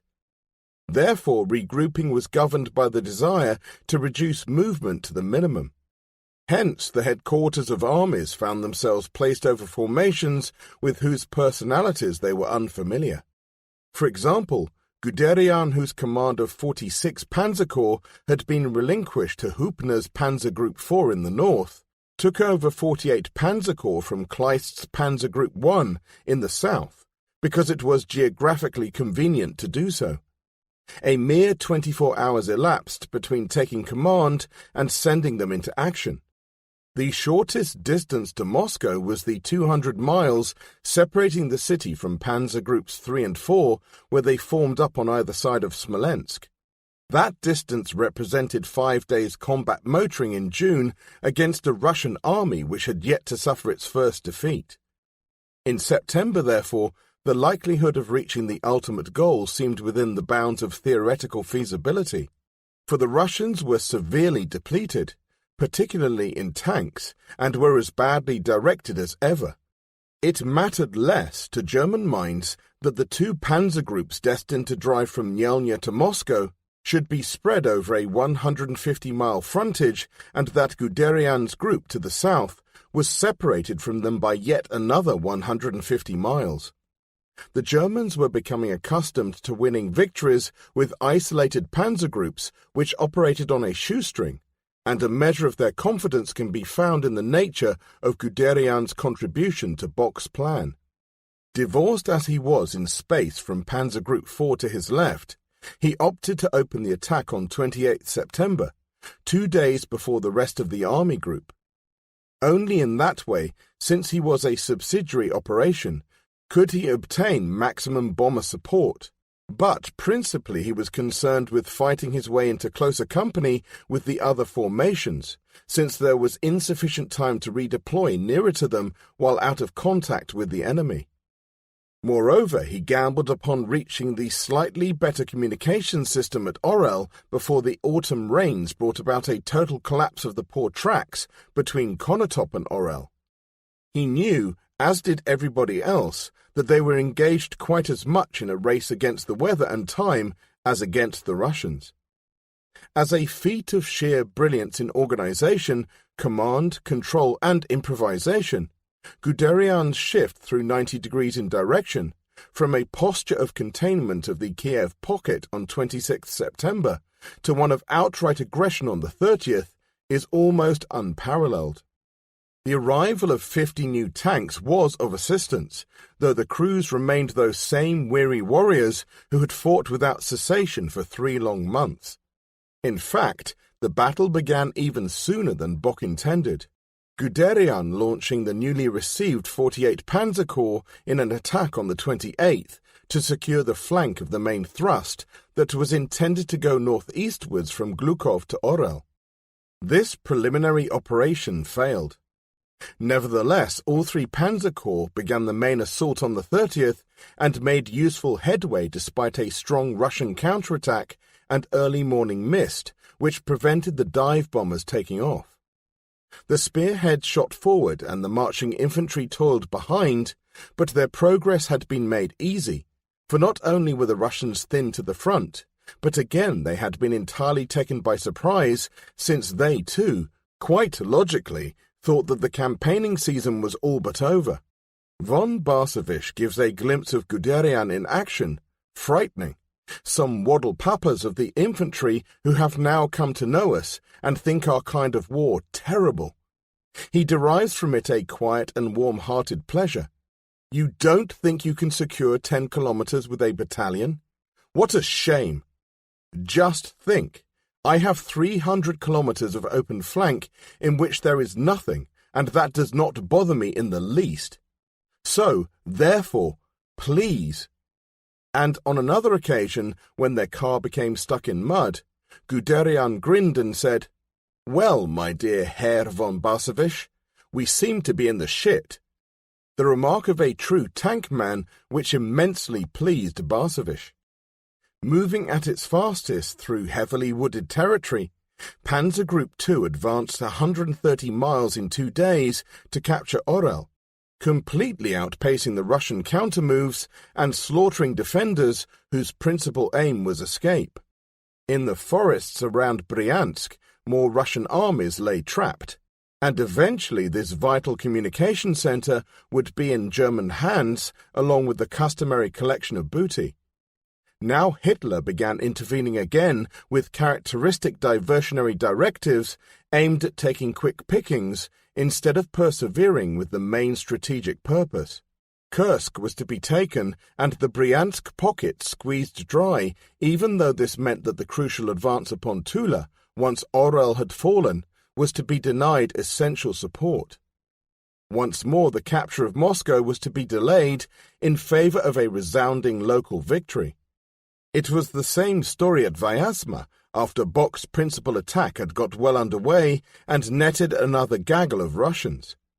First the Russians and next the weather conspired to change German fortunes. On 6th October, Bryansk fell and Guderian's leading division, 4th Panzer, ran into the 1st Russian Tank Brigade with its KV-1 and T-34 tanks at Mzensk, a quarter the way to Tula. This was an awesome moment. For the first time the Germans experienced in a big way the threat that Guderian and Nering had apprehended when they made the discovery on 3rd July. The German tanks were outfought and the advance brought to a halt through excessive losses. That night the first snows fell. It was a hollow distinction that Panzer Group II was renamed 2nd Panzer Army that day. All at once the situation swung hard against the Germans, and for the first time Guderian lost hope. The tale of woe which fills the pages of Panzer Leader sincerely reflects his feelings at the time. The advance died in its tracks and twitched only fitfully in the moments when the state of the roads and the surrounding fields permitted. After each snowfall, the thaw would bring a standstill. In the aftermath of every standstill, the enemy would be that much better prepared, and the process of regaining momentum had to be primed all over again. Moreover, options were no longer open for changes of direction and the achievement of surprise. The Russians easily read German intentions and skillfully sighted their blocking positions. With every day that passed, Guderian's thoughts turned anxiously to his soldiers' predicament as opposed to the need for pushing them deeper into Russia. Each visit to the front produced evidence of worsening privations caused by a shortage of boots, shirts and socks, indeed of all kinds of winter clothing. Senior officers were beginning to show signs of exhaustion, though it might have been of himself when he wrote that their problems were less physical than spiritual. For on 21st November, at the beginning of a letter to Gretel, in which he wrote of the duties of a commander as a misery, he displayed that same extraordinary mixture of hope and despair which had governed him in 1919 at Bartenstein. Even in the dying spasms of the German advance on Moscow, he could somehow recognize the smallest trend of a development in his favor, step by step. And yet, the demands on the troops are enormous and their performance is admirable. There is no support from above. I must muddle along on my own. Yesterday I was on the brink of despair, and my nerves were at an end. Today, an unexpected battle success by the brave panzer divisions has given me new hope. Whether it continues remains to be seen. If the battle allows, I intend to go to Army Group to explain our situation and to find out their intentions for the future. I cannot imagine how we can have things straight by next spring. Here we are, close to December, and no decision has yet been taken. This was not the letter of a general whose viewpoint was restricted, but that of a commander who thought like a commander-in-chief. In Panzer Leader, he caustically refers to the high spirits in evidence at the OKH and at Army Group Center, though this was a little hard. It is true that Halder's diary reflects confidence. It is also essential that any superior command should maintain an outwardly confident mien to its subordinates. Guderian did no less himself. But Halder was aware that his belated drive on Moscow was in danger, and his reputation with it. Von Barsevich recorded how Guderian is outwardly composed but inwardly worried about the bad weather, and quotes Guderian's persuasive encouragement of the troops when he spoke to them. Comradeship depends upon mutual frankness. A big effort now, if we press on, will save far greater suffering in the year to come. Von Brauchitsch had recently suffered a heart attack while at Army Group. Von Bock was down with stomach cramps, though driving himself to the limit. In due course, with 30 degrees of frost reducing the combat worthiness of men and machines to a mere 20% of efficiency, if that, he would come within sight of Moscow in the north. But Guderian's 2nd Panzer Army, even though it made far more progress at this time than the other armies, was stuck near Tula, and a count of destroyed tanks on the battlefield revealed that, for the first time, more German than Russian tanks had been destroyed. The KV-1s and T-34s were deadly. The moment for something stronger than straight-talking to Hitler had long since passed, and when, at last, a Generalfeldmarschall lost patience, it was too late. Rundstedt's Army Group South had taken Rostov-on-Don on 20th November, but at once its salient came under intense Russian pressure from both sides. Without seeking permission, Rundstedt did the prudent thing and withdrew. The first retrograde strategic step in German military experience since 1919. And when OKW had instructed him to rescind the order, he told them, in a moment of weary exasperation, to find somebody else to do it. Reichenau stepped into his shoes, but the withdrawal continued, and the effect of Rundstedt's resignation only whipped up a wave of resistance to Hitler's authority. Even the SS leader, Sepp Dietrich, told Hitler his approach was wrong. On the eve of a major Russian counteroffensive before Moscow on the 6th December, Guderian, Hübner and Reinhardt presented Bock with a fait accompli and withdrew their leading troops into shelter. Almost simultaneously, they came under mounting pressure from the Russians and had to begin a withdrawal. Inevitably, equipment, stores, and some of the wounded and frostbitten had to be left behind. Yet the German soldiers continued to fight back, and there were no signs of disruption, even in the face of defeat. Faced with impending disaster, Guderian is on record for his efforts to gather support from those with influence to bring a halt to the offensive and a withdrawal to refuge. Always for him, there was safety in movement, whether it was forwards or backwards. At the crux of the matter was the need for adequate supplies to sustain the mobility of machines and the well-being of his men.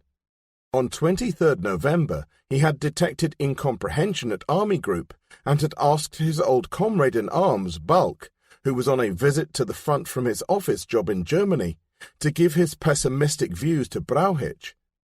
The telephone log of 2nd Panzer Army is a record of Guderian's struggle with Bock to end the winter campaign. A poignant document. On 8th December, he was lobbying visiting generals, and on the 10th sending written reports to Schmundt and to Bodewin-Keitel in an effort to reach the ear of Hitler. At a meeting at Roslavel on the 14th with Brauchitsch, Bock and Kluge, whose 4th Army had already made withdrawals, he asked for and received permission to withdraw towards the Susha-Oka river line covering Orel. At this meeting he was entrusted with the unified command of the southern wing with 2nd Army, as well as 2nd Panzer Army incorporated into the Provisional Army Guderian. Next day Brauchitsch, reiterating what Guderian had said, told Halder that he saw no way out for the army. On the 16th, Guderian met Schmundt near the front at my urgent request, and then wrote to Gretel, "I am now waiting the Führer's call to report to him, first-hand, about our state and the measures I think essential. I hope it is not too late. I do not know how we can get out of it. At any rate, the administration must be taken quickly and energetically in hand. I am glad that the Führer knows the situation, and I hope he will intervene with his customary energy to rectify the administrative failures amid the railways and so on. I can never remember being so dominated by my task as now. I hope I can last out. My old sciatica is causing me trouble again. At night I lie sleepless and torture my brain as to what I can do to help my poor men who are unprotected in this crazy weather. It is terrible, unimaginable." At 0300 hours on the 17th, the call from Hitler came through on a bad line. In that it set yet another pattern for the future, it was historic. There were sumptuous promises of forthcoming aid by air, and then an order, repeated, to stand fast. Germany's fighting generals would get used to such words and harsh demands in the days to come, but Guderian was among the first to hear them, and in the prime knowledge that he listened to the man who was about to downgrade the army one step further. For Schmundt had told Guderian that Brauchitsch was to be retired and his place taken, not by Guderian or even another soldier, but by Hitler himself. In this way the true spirit of National Socialism was to be injected into the army, and the head of state and supreme commander empowered to give orders to himself. Just then, however, Guderian cared only for those things that were. Liebenstein wrote, apropos the telephone call, "The Führer's order to halt, forbidding all evading actions, does not correspond in any way with reality, as it does not correspond with our insufficient strength. Despite all claims and reports, it has not been understood by those above that we are too weak to defend ourselves." Guderian proceeded with the withdrawal, Hitler's order notwithstanding. But at last he could see for himself from whence so much of the trouble originated, though he held the belief that Hitler was being misinformed by the optimists in OKH. With his provisional army in controlled retreat under corps commanders who keenly felt their peril, Guderian, on the 17th, asked Bock's approval to fly to Rastenburg for a personal interview with Hitler. Non-committally, Bock let him go. His stomach ailments were worse, and he had made up his mind to report sick the next day and take no further part in the campaign. On 17th December, Halder began to nag, knowing Guderian was restive, but on the 19th the whole atmosphere changed. Halder was called for by Hitler, who informed him that Brauchitsch had been replaced and that, henceforward, operational command would be in the hands of the Führer himself. Bock was to be replaced by Kluge. From now on, the Chief of Staff was to be responsible for the Eastern Front alone, while the other theatres of war were to be controlled by Keitel and Jodl from OKW. Hitler reserved to himself the right to give orders as far down the chain of command as he chose, while hiving off to others the chores of a C-in-C which did not interest him. Halder could, perhaps should, have resigned there and then. But he did not, and for the reason of old, he felt his first duty was to the army. So he soldiered on in closer proximity to Hitler, executing orders in which, frequently, he did not really believe. Skirmishing began at once between Kluge and Guderian as soon as Kluge took over from Bock. On the 17th, Kluge had told Guderian that the Führer's standstill order must be carried out, in such a way that as much as possible is preserved of the army. No area is to be given up unnecessarily, but neither is it to be held if troops are to be wiped out as a result. There was flexibility in this, but Guderian replied, 10 hours later, after talking to Hitler on the telephone, "I know the Führer's mind. I will do everything I can. I need freedom of action and cannot ask whenever I want to move a division." He continued gently to withdraw before the Russian pressure, in compliance with Brauchitsch's earlier directive, but contrary to what Hitler demanded. The 5-hour meeting with Hitler, when it took place on the 20th, was totally unproductive. Each time Guderian produced evidence of appalling conditions at the front, Hitler brushed it aside with impracticable solutions. When Hitler refuted Guderian's fears of impending doom with an historical analogy, Guderian had a prompt historical retort. A claim by Hitler that winter clothing had actually reached the troops was denied by Guderian with irrefutable proof that it had not. The slightest imputation that OKW did not understand the situation at the front stimulated the Führer's indignation and anger. Suggestions that Hitler should bring battle-experienced officers to replace the OKW staff were anathema. Neither convinced the other of his sincerity and purpose, and Guderian was compelled to return to the front to make the best of a bad job, to hold where no defensive localities were prepared, to employ equipment that was falling apart, and to drive men who were jaded and depressed, though not yet broken. The burden of Kluge's telephone call to Halder was to complain about Guderian's continued withdrawal and say that Guderian had lost his nerve. Kluge was securing his own position, and so, too, was Halder against any possibility of blame by Hitler. They guarded against Guderian's habit of circumventing authority, a habit from which Kluge had often suffered in the past. And almost at once, Guderian was making local withdrawals, although, as the 2nd Panzer Army telephone log shows, they were within the terms permitted by Kluge on the 17th, and with Kluge's expressed authority. The log shows how Guderian meticulously asked Kluge's permission for each redeployment, their exchanges sounding almost comic by comparison of minute detail with the expansive freedom of the past. Wielding his power, Kluge became more than usually patronizing. "You have a sack full of reserves. What do you intend to do with them?" he asked on the 24th. "Haven't you kept an eye on the roads from Bryansk? Why move again?" And to each provocative question, Guderian answered calmly, explaining in detail but warning that a 25-kilometer gap had opened which had to be filled, to which Kluge blandly replied, "The sector must be held. After speaking to the Führer and Halder, I will let you know." A few hours later, the town of Churn was reported as lost, and Kluge instantly took this opportunity to accuse Guderian of having ordered its evacuation 24 hours previously. Guderian denied it, and there were hot words. But next day Kluge felt fully justified in his primary suspicions when the units, which had been holding Churn, arrived back escorting several hundred Russian prisoners.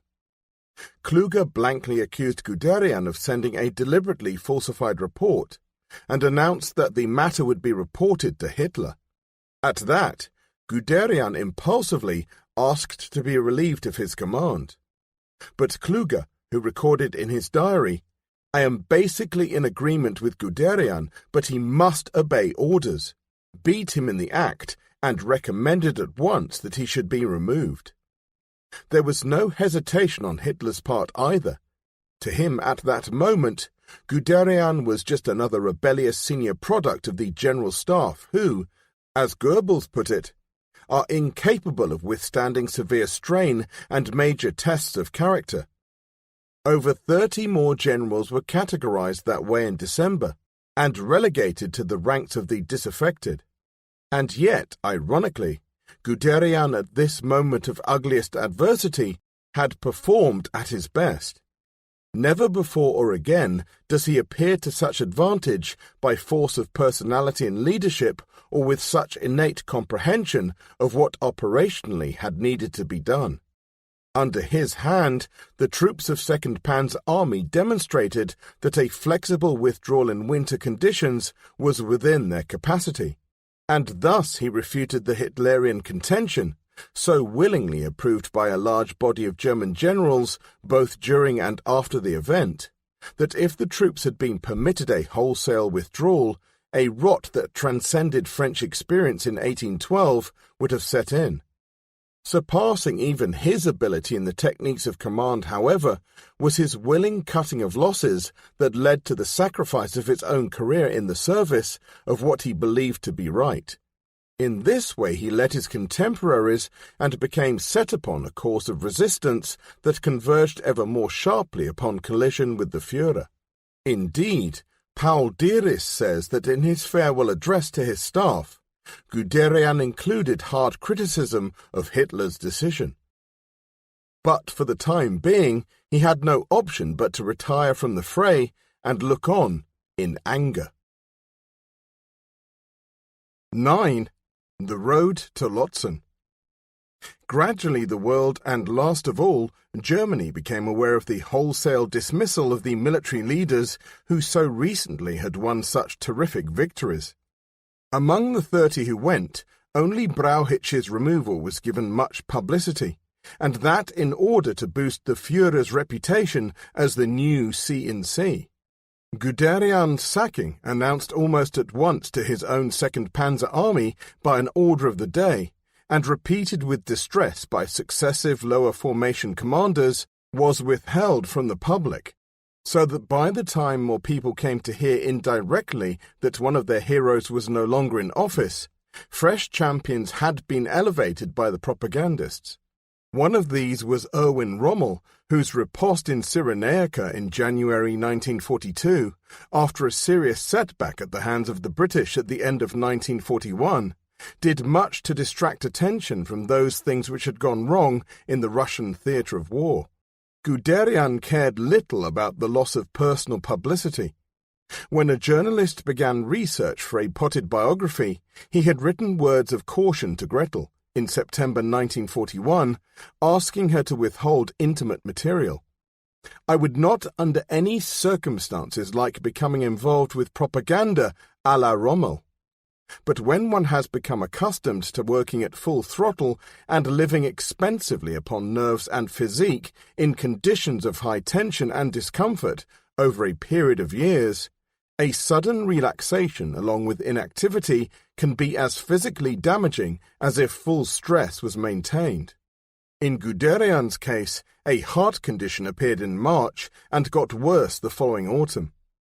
Simultaneously, strains of another sort were substituted for those of battle and persuasion which had buffeted him most.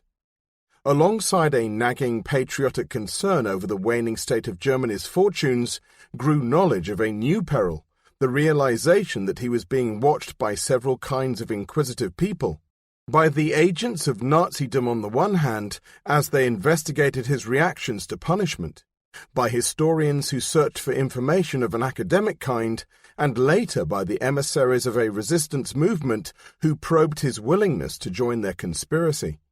Furthermore, Gretel caused him worry when she was confined to bed for several months in the spring with malignant blood poisoning. In this state of anxiety, Guderian half-heartedly hunted for repose in the sun, for a small house near Lake Constance. There seemed little else to do since, in September 1942, he was told that Hitler looked unfavorably on a suggestion by Rommel that he was the best man to take command of Panzer Army Africa. But since there was no intention of employing him again, Hitler, by recompense, offered him land in the Warthegau, once part of Prussia, and retaken from the Poles by conquest in 1939. This was put forward as a national donation to one who, when the Russian campaign seemed all but won on 17th July 1941, had been honoured with the rare oak leaves to the Knight's Cross. He accepted, and in October 1942 took possession of 2,500 acres of good farmland in Diepenhof. Post-war accusations as to Guderian's cupidity led him to justify the deal in Panzer Leader on the grounds that, since his home in Berlin had been bombed, he had nowhere else to go. His son is more explicit in denying any suggestion of profit. but frankly stating that the return of the family to the homeland and the policy to strengthen the German population in the Warthegau were problems of which the family was conscious. It is instructive to observe the fervour with which he approached the traditional role of a land-owning Junker. Partly, it seems, he wished to occupy and thus relax an active mind, but additionally the change in occupation was welcome for the opportunity it gave of indulging in family life. With the barest rudimentary knowledge and little enough preparation, apart from studying books, he began stockholding and breeding, throwing in the same wholehearted enthusiasm that he had given to soldiering, projecting his objectives far into the distance and planning with meticulous thoroughness. His letters of instruction to Gretel abound with administrative directions. Sheep and cattle were to be the staple of Diepenhof's economy. The presentation of a prize bull named Panzer Grenadier by the farmers of Schleswig-Holstein got him off to a good start. He learned the basic rules and, as usual, was filled with optimism. It is endemic that soldiers the world over tend to harbour a sublime belief in the value of a military career for teaching good husbandry. Though the statistics of bankruptcy show grimly against them, there are always retired servicemen ready to try their luck. Whether or not Guderian would have prospered where others had failed, neither time nor events would allow. The war intruded. He never quite gave up hope of a recall to command. Hope, after all, was the last thing he ever abandoned. In September, in the course of final negotiations about Diepenhof, he called wistfully on Bodewin Keitel. But once more Gretel's kinsman told him that the chances of re-employment were poor, worse than ever. Bodewin might be the brother of Wilhelm, but his influence counted far less than before, and within a matter of a few days he was to be replaced by Schmundt. As Germany's fortunes slipped into decline, power fell into the hands of men who were hostile to the old order. The revolutions of 1919 and 1933 were at last bearing full but sour fruit. By this time, moreover, it was well known that, within the inner circles of government, the slightest false move in opposition by an army officer could lead, at the very least, to instant dismissal.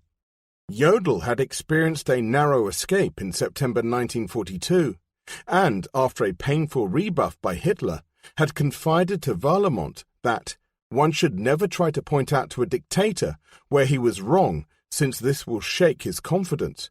And Warlemont himself had been temporarily relieved of duty by Wilhelm Keitel in November 1942 for an intervention in support of a duty officer, a major who had withstood Hitler in an effort to defend Rommel's integrity. Only by the skin of his teeth did that major escape being shot within 10 minutes, writes Warlemont. Henceforward the slightest direct resistance to Hitler by an army officer was fraught with dire retribution. Therefore common sense stood on the side of those who, like Guderian, chose mainly indirect methods of opposition, seizing rare propitious moments for direct confrontation. What use was there, they could argue, in needless self-sacrifice, when, by currently playing softly, they might later find an opportunity to influence affairs by subterfuge? Gretel's advice, "The fatherland will need you later on. The moment has not come," held as good in 1942 as it did in 1919. An overriding fear among the generals was the growth of Himmler's SS. The original Waffen-SS units had sprouted into a large private army composed of divisions which soon would compose corps and eventually armies. Even Göring's Luftwaffe, though it faced eclipse in the air because its technology was falling behind that of its opponents, continued to benefit from immense prestige. The SS and Luftwaffe, rich in the favour granted to Nazi-orientated organisations, absorbed the best of the manpower and had first pick of industrial resources. Only towards the end of 1941, when the catastrophe prophesied by von Schell was imminent, was the army given equal production priority with the Luftwaffe. The eventual defeat of Russian and British offensives in the winter of 1941-42 revived German hopes, of course, and led to further deep German penetrations the following summer, which carried them to Stalingrad, into the Caucasus, and to within a few miles of the Suez Canal at El Alamein. But none of these achievements brought a conclusion. Quite the opposite. A universal halt in the autumn was rapidly followed by reverses in winter. First, the British blow at El Alamein, conjoint with Allied landings in northwest Africa, threw the logistically impoverished Axis forces back into Tunisia. Then a Russian counteroffensive led swiftly to the isolation of the Stalingrad garrison and the eventual evacuation of the Caucasus. These catastrophes, accompanied by minor Hitlerian repressions such as those mentioned earlier, and by his perpetual vacillations, threw a heavy strain upon the staff. Life for Halder became unbearable, and it was a relief to almost everybody when he was sacked on 25th September, and replaced by the very junior Generalleutnant Kurt Zeitzler. Zeitzler was reputed to be sympathetic to Hitler, and undeniably possessed a virtue much prized by the Führer, supreme optimism. Almost at once he gave to Hitler what all new chiefs of staff felt bound to do, a concession by the army. In his case, it was the promulgation of the Hitlerian qualifications for a staff officer. I require the following from every staff officer. He must believe in the Führer and in his method of command. He must on every occasion radiate this confidence to his subordinates and those around him. Nobody challenged it. Also, in the manner of his predecessors, Zeitzler rapidly came into collision with his Führer over both operational and administrative policy. Hitler decided personally to influence key army postings and took direct charge of Bodewin-Keitel's personnel office. But although Bodewin was no longer able to help Guderian, this was not cripplingly disadvantageous. Guderian remained on good terms with the powerful Schmundt, whom he rated a genteel and sound officer, and continued to enjoy useful relationships with influential members of the Waffen-SS and Luftwaffe. In 1942, Zeb Dietrich, an old Landsknecht and Freikorps man, had gone out of his way to tell Hitler that Guderian had been unjustly treated in December 1941, and, early in 1942, had publicly demonstrated feelings of respect for his old commander. Guderian reciprocated. Dietrich, to him, was the personification of the men whom, in 1919, he had regarded as the real fighters and Germany's last hope. He cared not at all if this contributed to his reputation as a Nazi sympathizer. So Guderian had friends as well as enemies at court, though it is doubtful if the enemies were anything like as all-powerful as sometimes, without stating names, he implies in Panzer Leader. Inevitably there were those with vested interests who resisted him. He was uncomfortable company among traditionalists, and the memory of his single-minded assault on cavalry, infantry and artillery sensibilities, besides his rudeness to those, such as the members of the training department, who had obstructed him, were never forgiven.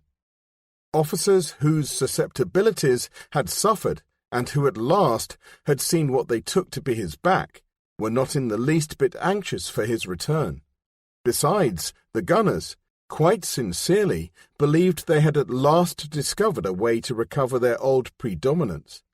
Not only had they equipped themselves with a kind of tank, the armoured assault guns, but they were in possession of a new type of low-velocity anti-tank shell that worked on the hollow charge principle, which, they told Hitler, might make the tank obsolete overnight. They overlooked, somewhat, the problem of hitting pinpoints with low-velocity projectiles, but Hitler was enthused, and that was what mattered. Tank production and development reacted as much to the seesawing of Hitler's whims and uneducated assessments as did strategy and tactics. Like a great many politicians, he was content to leave well alone until something obviously had gone wrong. Crash remedial action was then demanded to solve the crisis. Foresight was at a premium. That the appearance of the Russian T-34 tank in July 1941 had hardly registered its danger is recorded. Not until these machines appeared in large numbers, 3 months later, was serious notice taken of Guderian's initial warning and a concentrated effort made, in November 1941, at Guderian's desperate insistence, to hasten the current, lethargic program of re-equipment. He had pressed for more powerful tanks and, in addition, for self-propelled anti-tank guns, Panzerjägers. This brought astonishing retort in a letter from OKH. I only regret that the demand was not made 6 years ago. We should now be in a different position. This, as Liebenstein wrote, was received by Guderian as a personal insult. There is no other officer who has fought harder than he for better tanks. His demand for 40mm armor was refused years ago, and the same can be said over armament. 50mm guns were demanded before 1934. The rebuff before Moscow galvanized Hitler in all manner of ways, tank development being but one of them. Being Führer, he now demanded instant miracles, increased production, and a new, much more powerful tank to defeat the T-34. In January 1942, he was presented with the design of a tank that, it was hoped, would outmatch T-34's successor, a new medium tank known as VK3000, a machine which eventually would weigh 45 tons and, with its long 75mm L-70 gun, be called Panther. In addition, the heavy tank, based upon Guderian's pre-war conception of a breakthrough tank and projected in 1939, was hastened into production.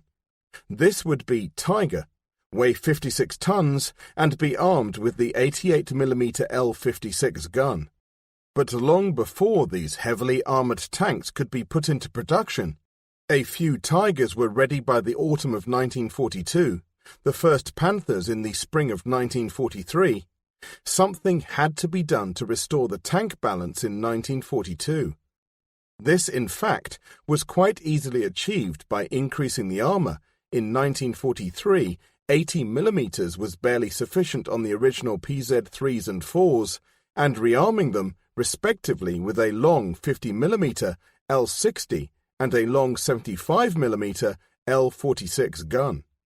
In addition, the number of self-propelled guns, Panzerjägers, Sturmgeschütz, and artillery were to be increased to give closer armoured assistance to the infantry and to stiffen anti-tank defence. These machines were based on existing chassis, both obsolete and new. The vast programme, the sort which had been rejected as impracticable in the summer of 1940, incurred enormous outlay since increases in the production of existing tanks progressed alongside the development of new machines with radical specification. But introducing new models meant disrupting and then stopping present production. In December 1942, as the panzer divisions came under intolerable pressure in Russia and the Allied effort built up to unprecedented heights in what was, predominantly, a tank war in North Africa, PZ-3 was taken out of production. At first, Hitler followed the advice tendered to him by the officers who represented tank interests at the higher levels of command and by the leading industrialists. They laid down the philosophy that tank design should be based, in order of priority, on armament, speed, and armour. This in no way contradicted Guderian's beliefs, even though he worried that many of the army officers involved did not have a clear conception from their own experience of the development of modern panzer forces. Unfortunately, neither these officers nor the industrialists were complete masters or mastered within their own house. On 8 February 1942, Dr. Todt had been killed in a crash and his place as Minister for Armaments taken by Hitler's favourite, the architect Albert Speer. Speer was a remarkable man and a superb organizer, but he knew nothing about tanks or any other sort of weaponry. He had to lean on experts, and the experts had vested interests. For example, industrialists vied with each other to favor their pet concepts and designs. In a competitive trial between two tank types, anything might happen. It was quite customary for materials of ridiculously high quality to be used in a test vehicle, well knowing that the production machine could not be similarly supplied. And if a maverick designer of the verve and ambition of, to quote the supreme example, Dr. Porsche, did not get his way in committee or by trial, he was perfectly capable of making a direct approach to Hitler, whose susceptibilities to the gigantically dramatic were familiar. In consequence, throughout 1942, and despite the agreed order of priorities laid down in January, Hitler indulged in the habitual game of digression. Some offhand mention of a new threat or idea would stimulate fresh fears. The product might be discussions about a host of counter-projects, some sound, many fanciful and useless, with the danger that bad things could be initiated. Yet, by the skin of its teeth and the dedicated efforts of the common-sense few, the central program was maintained and improved. Battle-worthy tanks began to reach the troops at the front. Even so, in October 1942, total production of PZ-4s was only 100. Appalling wastage in an overstrained and badly organized industrial base was compounded by a multitude of different permutations of self-propelled gun. An extraordinary number of variations, along with redoubled armor thicknesses, were tried in efforts to defeat every sort of enemy attack. Work went ahead on a tank weighing well over 100 tons, and there was talk of a truly bizarre monster weighing 1,000 tons. While Speer successfully carried out a rapid and amazingly effective reorganization of industry, he was quite unable to control its products because nobody could curb Hitler's military intuition at its most fantastic. A moment was to arise in February 1943, when the panzer divisions in Russia, recoiling before the storm of the Russian offensive, could muster, on average, a mere 27 tanks each.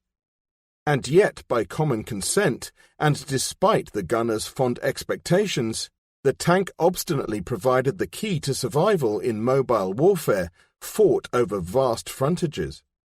Guderian writes in Panzer Leader that the few men of insight in Hitler's military entourage began to look around for someone who might be capable, even at this late hour, of staving off the chaos that threatened us all.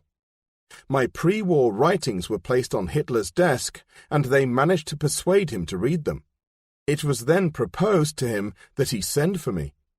Finally, they succeeded in overcoming Hitler's distrust of my person to the extent that he agreed to listen to me at least once. A slight mystery surrounds the names of the officers concerned, but all, in fact, is made clear by an entry on 28 February 1943 in the official diary of the chief of the HPA, by now Schmundt, who had taken over from Bodovin Keitel. Chief HPA has for some time recommended Generaloberst Guderian to the Führer, giving as reason that he is one of his most faithful followers in the General Staff. During long discussions on 25th and 26th February, the Führer has convinced himself that he could trust Generaloberst Guderian with this responsible post. General Engel also helped, but it was Schmundt, quite obviously, who carried on where von Bülow had failed in 1941. Guderian is right, therefore, to give the impression that it was difficult to persuade Hitler to take him back. The Führer's deep-seated mistrust of anybody who had once challenged him was never completely dispelled. Yet Hitler was capable of a semblance of forgiveness if it suited him.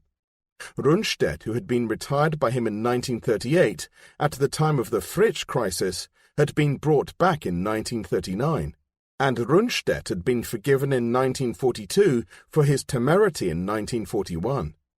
Moreover, Hitler now felt in need of something more potent than advice. His confidence had been shaken by the failure of the operations under his personal direction. His intuition had proven fallible. He needed independent executives. On the Eastern Front, he all at once gave Manstein unusual freedom of action to stem the advancing Russian armies in the Ukraine. On 20th February, Manstein hurled them back upon Kharkov when their fuel ran out. That same afternoon, Guderian, having stated to Schmundt the terms for his reinstatement in an appointment of his own design, to be called Inspector General of Armoured Troops, had an interview with the Führer. Guderian perceived Hitler's mood of uncertainty and reports him as saying, "Since 1941 our ways have parted. There were numerous misunderstandings at that time which I much regret. I need you." It is possible that, in a troubled moment, the most insincere of politicians, for once, spoke the truth. It would be equally likely that he won his way back into Guderian's trust in the innate knowledge that a man he had previously failed to convince could be persuaded to help only by a display of warm humility and abnegation. As the product of this meeting and a round of talks with key personalities, Guderian drafted a charter for Hitler's signature embodying the authority which had been denied in 1938. In the opening paragraph, Hitler was made to state that the Inspector General is responsible to me for the future development of armoured troops along the lines that will make that arm of the service into a decisive weapon for winning the war. The Inspector General is immediately subordinate to me, has the status of a Commander-in-Chief of an army, and is the senior officer of the Panzer Command. Guderian's responsibilities, as drafted, were to include organization and training not only over army units but also, where appropriate, those of the Luftwaffe and Waffen-SS. Close collaboration with Albert Speer was called for in the technical development of weapons, along with the creation of new formations and tactical doctrine. He was given direct command, too, over all replacement units of mobile troops, including the home-based schools. Finally, he was authorized to issue regulations. In effect, he had at last achieved the aim of making a self-sufficient combat force within the Wehrmacht, endowing it with much of the military status already enjoyed by the SS and the Luftwaffe, and even, as one day would prove, a small measure of political power. Guderian's charter looks remarkably similar to a document which had been drafted by his opposite number, Percy Hobart, in England in the autumn of 1940, when the state of Britain's army and armoured forces was as parlous in the wake of Dunkirk as was Germany's in the aftermath of Stalingrad. Hobart had suggested to Winston Churchill the creation of a commander of the Royal Armoured Corps with status equal to that of an army councillor and powers almost identical to those attained by Guderian. Winston Churchill's most senior generals, Generals Dill and Brooke, both of them gunners, opposed the idea. But the Prime Minister was not prepared to override them in the same way as Hitler, though he was later to express regret at not having done so. In Britain, a system similar to that which had evolved in Germany in 1938 was the result. There was also a difference in approach between Hobart and Guderian. Whereas Hobart did not feel himself fitted, for reasons of abrasive personalities, to the supreme task, Guderian never for one moment doubted that he alone was the man for the job, regardless of the opposition. Commenting on his charter after the war, he wrote, "Disadvantageous results from this organization are unknown to the author. Not everybody would have agreed with that profession of faith.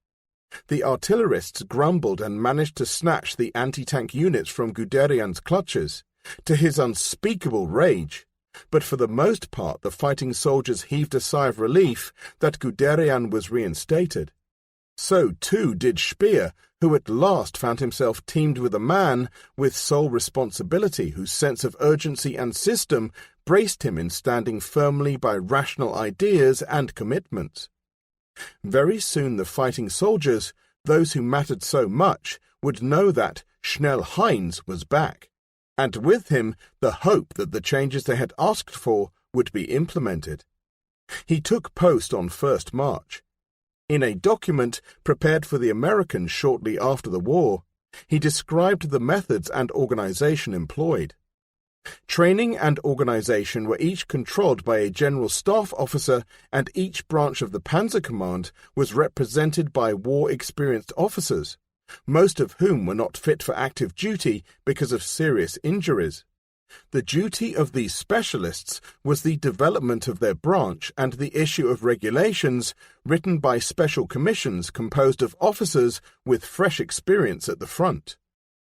These commissions worked under the supervision of the Agency for Regulations at the Panzer Command School.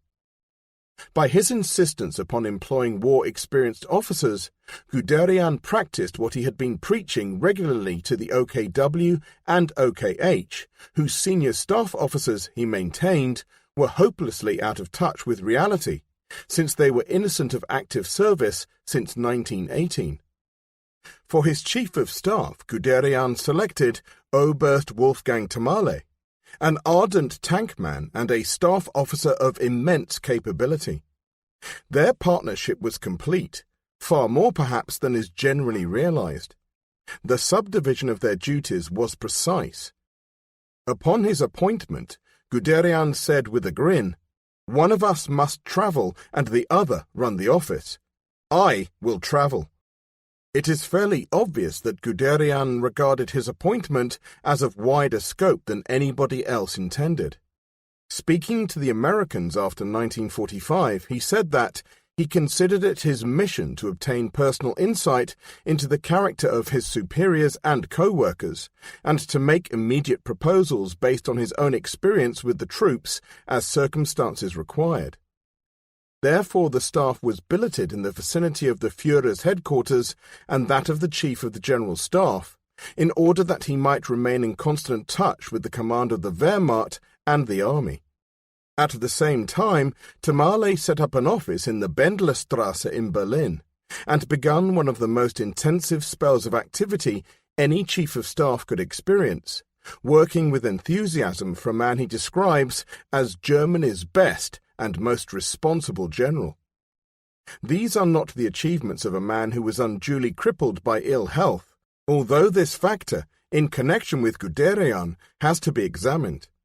Ill health, frequently incurred through fatigue and a rugged determination to remain in office, regardless of the consequences, has diminished the performance of many senior officers, and statesmen too, for that matter. It will do so again. Hugh Letton, in his study The Pathology of Leadership, cites Guderian's heart condition as a weakness, remarking in general terms that fatigue tends to be the fate of the ambitious, the conscientious or the idealistic. It is rarely experienced by the astute, the lazy or the clever, who may go to considerable trouble to avoid the condition. The listener is at liberty to categorize the mildly hypochondriac Guderian, but there is little evidence to suggest that a heart condition, real as it was, detracted from his performance. When he occasionally collapsed, it was usually after some marathon performance in conference when he had excelled himself. Possibly he reached this state as the result of burning himself out over the previous decade, and perhaps this heightened the violence of his choler. But the production of choler in the presentation of his policy of absolute frankness had by now become part of an act. His elder son, who was very close to his father, does not believe that the heart condition had much effect, and believes, too, that his father merely performed as he would have done, whatever his health. Incidentally, Guderian did not eventually die of a heart complaint. In less than a week of feverish work, a policy for tank construction and the reconstruction of the panzer forces had been hammered out for presentation to Hitler. Rationalization was its keynote. Bizarre projects were set aside, and an extraordinary scheme to stop production of the PZ-4 as well as the PZ-3, before the Panther and Tiger were either in full production or proven, was rescinded. In essence, it proposed revised establishments for the panzer divisions to take account of the new equipment that was coming into service, and attempted to prevent the formation of Luftwaffe and Waffen-SS panzer divisions. Whereas Army panzer divisions, in theory, were to possess only 190 tanks, of which most were PZ-4s, those of the SS would be well above 200. Yet eventually all sorts of variations were implemented, since the combination of war and Nazi anarchy defied a uniform system. Without reservation, Guderian supported the introduction of the long 75 and the 88mm guns. Almost any sort of increased armament was welcome to him, including the provision of 20mm and 75mm guns on armoured personnel carriers, the outcome of talks with the troops at the front. The most controversy surrounded assault artillery, Sturmgeschütz. Now that Guderian himself was convinced of the need for these machines, he wished only that their design should be regularized so that tank production would not suffer. Rightly he appreciated that the tank with its rotating turret was a far more potent all-purpose weapon system than a vehicle with a gun that had only limited traverse, and that the whole lot should come under him. To all intents and purposes, he had his way over design, but the matter of command led to difficulty. The presentation of Guderian's plan took place before Hitler and a large gathering of interested people on 9th March. Clean contrary to Guderian's hope that he would be able to push it through a select group, and thus avoid a prolonged debate with hostile vested interests. Bureaucracy and sectionalism won after 4 hours of dialectic battle. At the end he collapsed, and in the outcome lost control of the assault guns and failed in the attempt to veto the Waffen-SS and Luftwaffe panzer divisions, his main aim being consolidation of the old and tried army divisions instead of a proliferation of new, inexperienced ones. It is of interest to observe Guderian's reaction to this defeat in the pages of Panzerlieder, for while he rails at the gunners and Schmundt, he defers mild criticism of the SS and Luftwaffe, who also frustrated him. In fact, he gives the impression at this point in the book that they fell into line. Only later does he mention an unveiling attempt to save his point with both Himmler and the Luftwaffe Chief of Staff. So once more he had to make do with second best, and then begin a long round of visits to training establishments, factories, experimental stations, and, of course, the units at the front. From these numerous and all-embracing contacts, plus the flow of information accumulated by his staff, he assembled a clear picture of Germany's failing position and the irrational methods that were being employed to counteract it. Most of all he came to understand as never before, even in the closing days of 1941, the utterly pernicious effect of Hitler and his close entourage. Though not at once admitting it, there is little doubt that, with this profounder understanding, came a delayed realization of the reasons for much else that had gone wrong in the past. At last he could appreciate the difficulties suffered by Brauchitsch, Halder, Rundstedt, Bock, Kleist, and the rest. He might even have spared passing sympathy to Kluge. But whereas Guderian made peace with most of his past opponents, unhappily he was never able to bridge the gap with Halder and Kluge. After the war, when he and Halder were in American custody, an attempt, on Guderian's initiative, to bring a reconciliation failed because of Halder's refusal. Death prevented a reconciliation with Kluge, though it is doubtful if an understanding was ever possible. In May 1943, in an atmosphere of latent hostility, they met for the first time since their clash of December 1941. Guderian, with bluff indifference, told Kluge, "My special friend," as he once called him, how deeply he felt about his dismissal and that he had never been given satisfaction, despite the subsequent clarification of the situation as it had really been. Kluge interpreted the word satisfaction in its strictest Prussian relation to honor, and wrote asking Hitler for permission to challenge Guderian to a duel, with Hitler to act as his second. Hitler told them, by implication, to stop behaving like children and settle their quarrel, and instructed Guderian to apologize.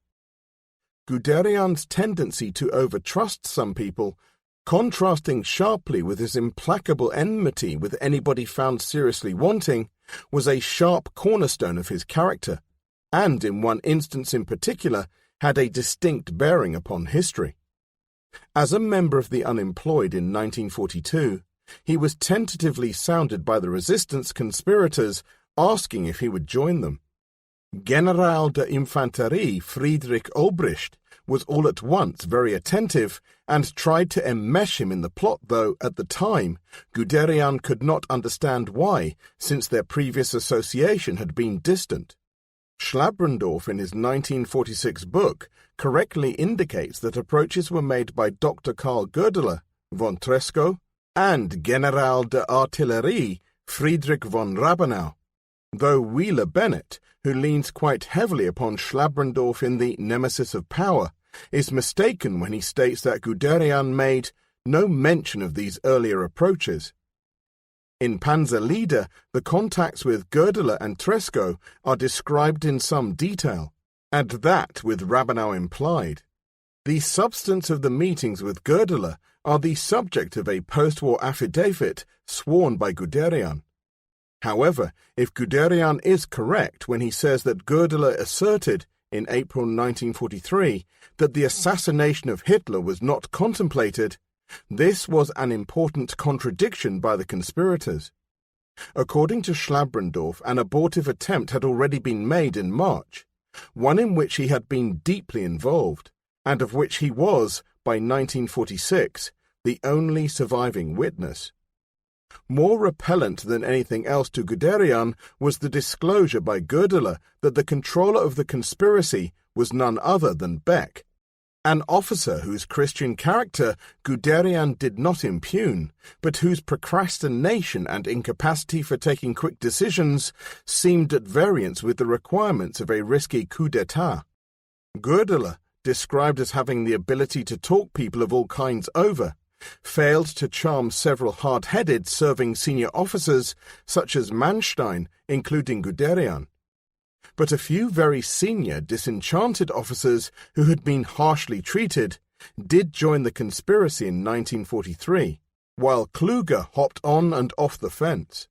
Astonishingly, General Feldgiebel is not mentioned, although he was a leading plotter and enthusiastically engaged in planning what, in due course, became known as the crucial battle of the telephone and telegraph exchanges, whereby his Signal Corps officers and men were tasked to seize control of the main communication centers which, for a few vital hours, would filter and incapacitate messages passing to and from the Wolfschanze. Guderian's position is made perfectly clear. The weaknesses and mistakes of the National Socialist system and the personal errors that Hitler made were by then plain to see, even to me. Attempts must be made to remedy them. In view of the dangerous situation as a result of the Stalingrad catastrophe and of the demand made by the Allies for unconditional surrender, a way would have to be found that did not lead to a disaster for the country and the people. I came to the conclusion that Dr. Goerdeler's plan would be harmful and was, furthermore, incapable of being put into practice. I therefore declined to take part in it. Like the rest of the army, I also felt myself bound by the oath of allegiance. Even so, Guderian claims that, at Goerdeler's request, he undertook to sound various generals at the front. Eventually he was compelled to report no support, but adds that he gave Goerdeler his word not to divulge their conversations, and maintains that he kept it until 1947, when he saw the matter mentioned in Schlabrendorff's book. Schlabrendorff, in 1946, stated that Rabenau had felt the need to threaten Guderian with disclosure of his involvement in the plot in order to prevent a leakage, though he did not repeat this allegation in the 1951 edition or in the 1965 book. Gretel told her eldest son that Rabenau threatened Guderian's life. In any case, it shows how little the conspirators understood Guderian if they imagined he could be silenced in that way, or that it was necessary to threaten once he had given his word. None of those generals who were contacted and who refused to commit themselves divulged the threat to Hitler. This was hardly surprising in the aftermath of Stalingrad, for by then the writing was plainly on the wall, even to optimists like Guderian. Each in his own way was trying to find a solution to a desperate situation, but the vast majority preferred constitutional and non-violent methods. And, being disciplined soldiers, they reasoned that their part was to create the conditions of military stability from which the politicians could negotiate in strength. It is unlikely that a single senior officer, apart from sycophants like Keitel, would have wept many tears if Hitler had been deposed, legally or illegally.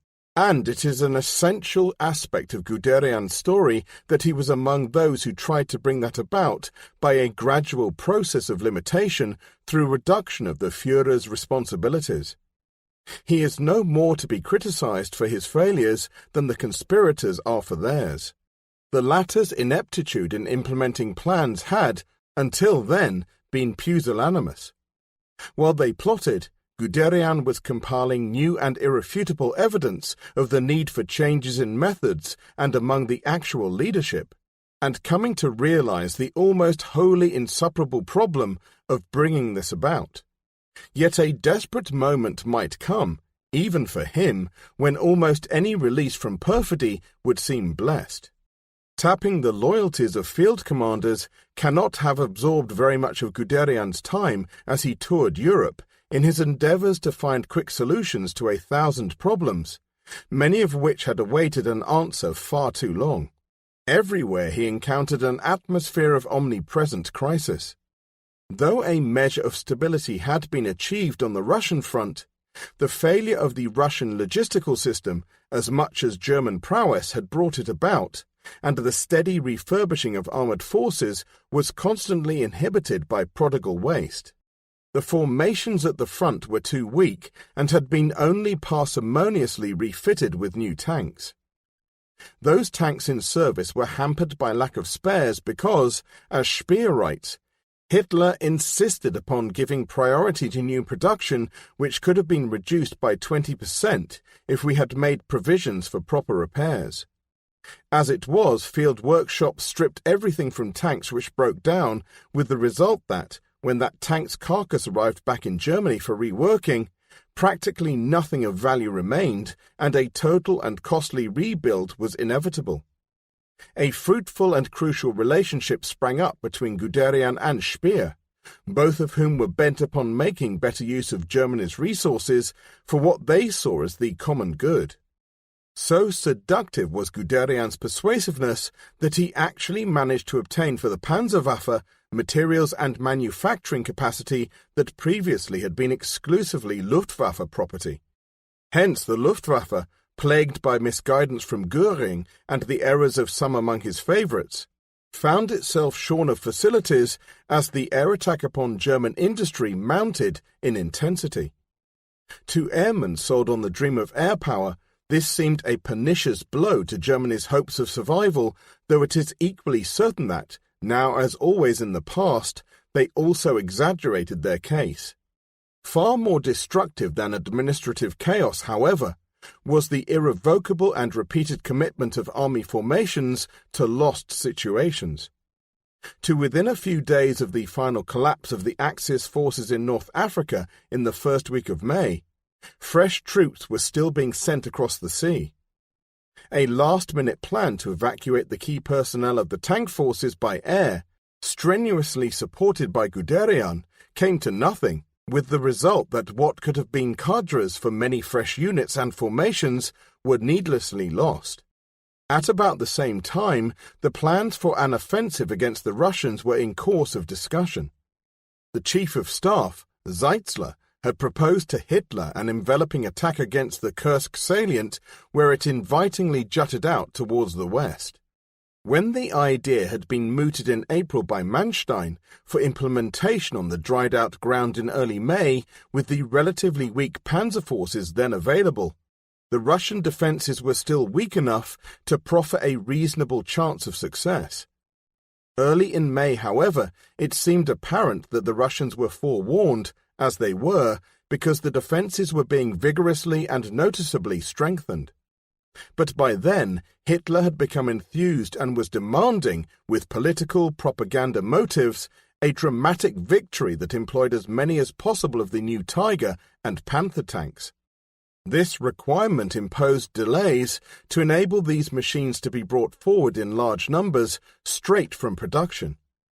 At once Guderian was drawn into a direct confrontation with Zeitzler and Hitler, pointing out not only the continuing and inevitable mechanical deficiencies of the new tanks with their unfamiliarized crews, but also the pointlessness of striking at Kursk.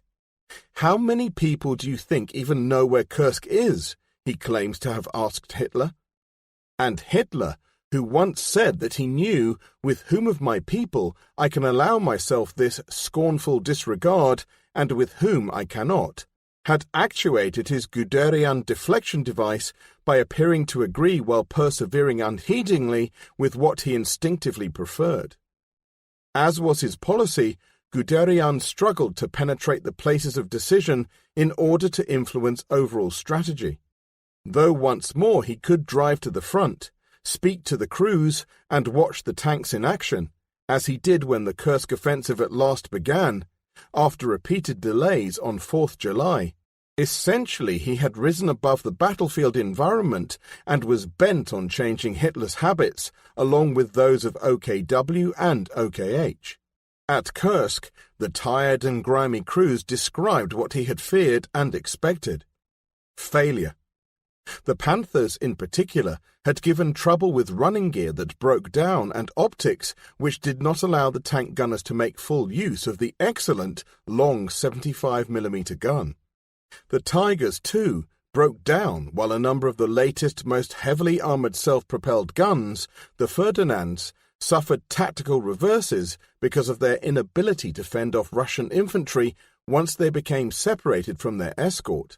Invulnerably armoured and heavily armed with an 88mm gun, they had only one machine gun for close defence. But, fundamentally, the failure at Kursk was due to the employment of a faulty plan which lacked the element of strategic as well as tactical surprise. In the high courts of power, he met men whose aims and methods were often quite contrary to his own. In Guderian's judgment, the defeat at Kursk was decisive because it damaged the German army to an irreparable degree, and the loss of the war dates from this defeat even more than from that at Stalingrad. The Russians had comparatively small losses and struck back after the German attack, leading to renewed breakthroughs and retreats on the part of the Germans.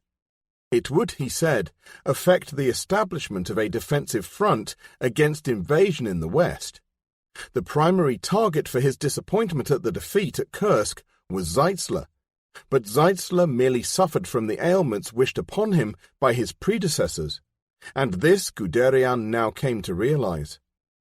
Albert Speer, who supported Guderian through thick and thin, even in his attempts to curb the members of Hitler's entourage, was now instrumental, at Guderian's request, in setting up a meeting with Zeitzler in his own house at Obersalzberg. Ostensibly it was to settle some disputes springing from unresolved jurisdictional questions, but it turned out that Guderian had more in mind than the settlement of minor disputes. He wanted to discuss common tactics in regard to the matter of a new commander-in-chief of the army. Speer continues, the differences between Zeitzler and Guderian quickly dwindled to nothing. It is certainly noticeable that, from the late summer onwards, Guderian's attitude to Zeitzler softened. The conversation centered upon the situation that had arisen from Hitler assuming command of the army but not exercising it. The interests of the army as against the two other branches of the services and the SS must be represented more vigorously. In essence, the two soldiers agreed that Hitler should become less partisan and that he ought to relinquish the post of commander-in-chief and appoint somebody who would maintain personal contact with the army commanders and take care for the needs of the troops. It was agreed that Speer and Guderian should speak independently on the subject to Hitler, but unfortunately neither knew that both Kluge and Manstein had recently done precisely the same. Hitler drew the false conclusion that all four were in collusion, as to all intents and purposes was so. Treschow had already sounded Guderian ostensibly on behalf of Kluge to see if a reconciliation could be effected between the old antagonists as a first step in a joint approach to Hitler in an endeavour to arrange a diminishment of his powers. Guderian had declined because of my very exact knowledge of Field Marshal von Kluge's unstable character. It may well be that Treschow, as one of the principal plotters, had pushed Kluge hard into making the offer, as he had invariably to do in pushing Kluge towards any sort of resistance. But Guderian, none the less, may have been wrong to decline, even though he was shrewd in his judgment of the hesitant Kluge. At that moment, a combined effort by the most senior commanders might have averted the tragedy to come, forlorn though the hope could be. Guderian, however, was playing a lone hand from a sense of necessity. Accustomed to being rebuffed by his seniors and contemporaries, he scarcely hoped to achieve lasting alliances among the hierarchy. The oppressive atmosphere of intrigue and circumlocution which pervaded Hitler's court stimulated its mood. Within those walls, personal relationships fluctuated with the same frequency as policy. Loyalty and continuity were at a premium. Conflicting judgments were the rule rather than the exception. In 1943 there was, in the innermost circles of power, a fairly strong consensus of opinion that Guderian, as Varlamont put it to me, politically sought a closer association with the party than was customary among the officers. To a large extent this is confirmed by Goebbels in the pages of his diary. On 6 March 1943, he quoted Seyss Inquart as saying that, "Our generals sometimes get weak in the knees," and added, "This view is confirmed by a long talk with Generaloberst Guderian. We discussed the abuses prevalent in the Wehrmacht. Guderian is a very sharp critic of these obvious improprieties. He impressed me as an exceptionally wide-awake and alert commander. His judgment is clear and sensible, and he is blessed with healthy common sense. Undoubtedly I can work with him. I promised him my unstinted support." According to Guderian, he attempted to have Goebbels persuade Hitler to replace Wilhelm Keitel with an officer who understood how to function as an operational commander, but nothing of importance came of this meeting. Goebbels was never among those to offend the Führer. Nor was Guderian successful in another meeting with Goebbels on 27th July, when again, according to Goebbels, he told me about his grave concern over the present status of the war. He pleaded for concentration at some point, since we cannot afford to be active on all fronts. He complained about the inactivity of OKW, which does not contain a single leader. Guderian made an excellent impression. He is certainly an ardent and unquestioning disciple of the Führer. It is possible that the normally forthright Guderian was engaged in a delicate attempt to split the Nazi ranks by administering mild doses of the Hitlerian virus, a little sweetness here, a little poison there, with the intention of bringing general pressure to bear on Hitler while enhancing his own standing. He even tried to influence Himmler, though Göring, who disliked working, he left alone. Within a year, Goebbels, at a vital moment, would adopt a strikingly different opinion of the Inspector General of Armoured Forces, but that was at a moment when the whole Nazi house of cards was shaking. It is undoubtedly true, as will be seen, that Guderian envisaged himself as the man who might yet save the army and the nation. In the meantime, any hope there might ever have been of Germany concentrating at some point had evaporated. Germany had forfeited the initiative long before the disaster at Kursk. The annihilation of the last bridgehead in Tunis had provided the springboard from which, in July, the British and Americans had launched the invasion of Sicily, an event which had led Hitler to call off the attack at Kursk. The fall of Mussolini followed, and in September, the invasion of Italy as Germany's major ally sued for peace. A guerrilla war which, since 1941, had spluttered in the Balkans, broke into flames, and attracted large German forces in efforts to pacify a vast area, as well as deterring an Allied invasion. In Russia, the waves of an almost irresistible flood of offensives rolled westward, engulfing formations and units whose combat prowess had been stabilized, but whose higher direction was permanently hampered by Hitler's vetoes on yielding ground. An incipient inability on Hitler's part to comprehend that mobility was as much part of defense as it was of attack inhibited Hitler from permitting his commanders to exercise the full potential of the panzer divisions which, given the opportunity, had shown outstanding defensive powers. The panzer divisions were forced to perform the defensive role which Siegt and Guderian had originally envisaged for Germany's limited forces, maneuvers in depth with the flexible aim of destroying enemy forces on ground of the defender's choice. What was more, the German army in Russia, throughout the mid-period of 1943, possessed a far better capability to achieve what had been dreamed of in the 1920s. They not only had ample space in which to play an infinite number of tactical permutations, but a superior mobility and hitting power far in advance of anything seen before. The new regulations, then being issued by the Inspector General's staff, were couched in terms of the defensive-offensive battle based initially upon careful reconnaissance. In this respect, the rundown of the reconnaissance troops after 1941 was a matter of deep regret to Guderian, who was busily trying to rehabilitate them. These units could find and track each enemy thrust in cooperation with aircraft. When the strength of direction of each threat was confirmed, it would be for the infantry divisions, backed up by self-propelled guns, to hold vital points. Then the panzer divisions could move at speed to key and preferably flanking positions from which they initially blasted the enemy, as in an ambush, and next drive among the shattered remnants to deliver the coup de grace. Finally, the panzer divisions would withdraw in readiness to deal with the next threat as it developed. Unfortunately, Hitler frequently intervened to hamper preliminary operations, and either delayed them too long or began them too soon, thus mitigating their effects. Command of tanks can only come from the front. Alternatively, he would allow success to be won and then sacrifice the advantage by vetoing a subsequent redeployment or persisting too long in the face of a subsequent stalemate. Invariably, he turned economic plans into profligate waste.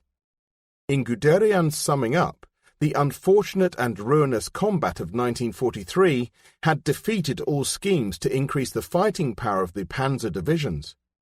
Only the quality of the individual tanks could be improved, but the total number dwindled steadily. By September 1943, there were 14 divisions with 1 panzer battalion each, 8 with 2 and 2 with 3. In addition, there were 10 Panzer Grenadier divisions each, with 1 panzer battalion armed with assault guns. The authorized strength, per company, though stipulated to be 22 tanks, was actually only 17.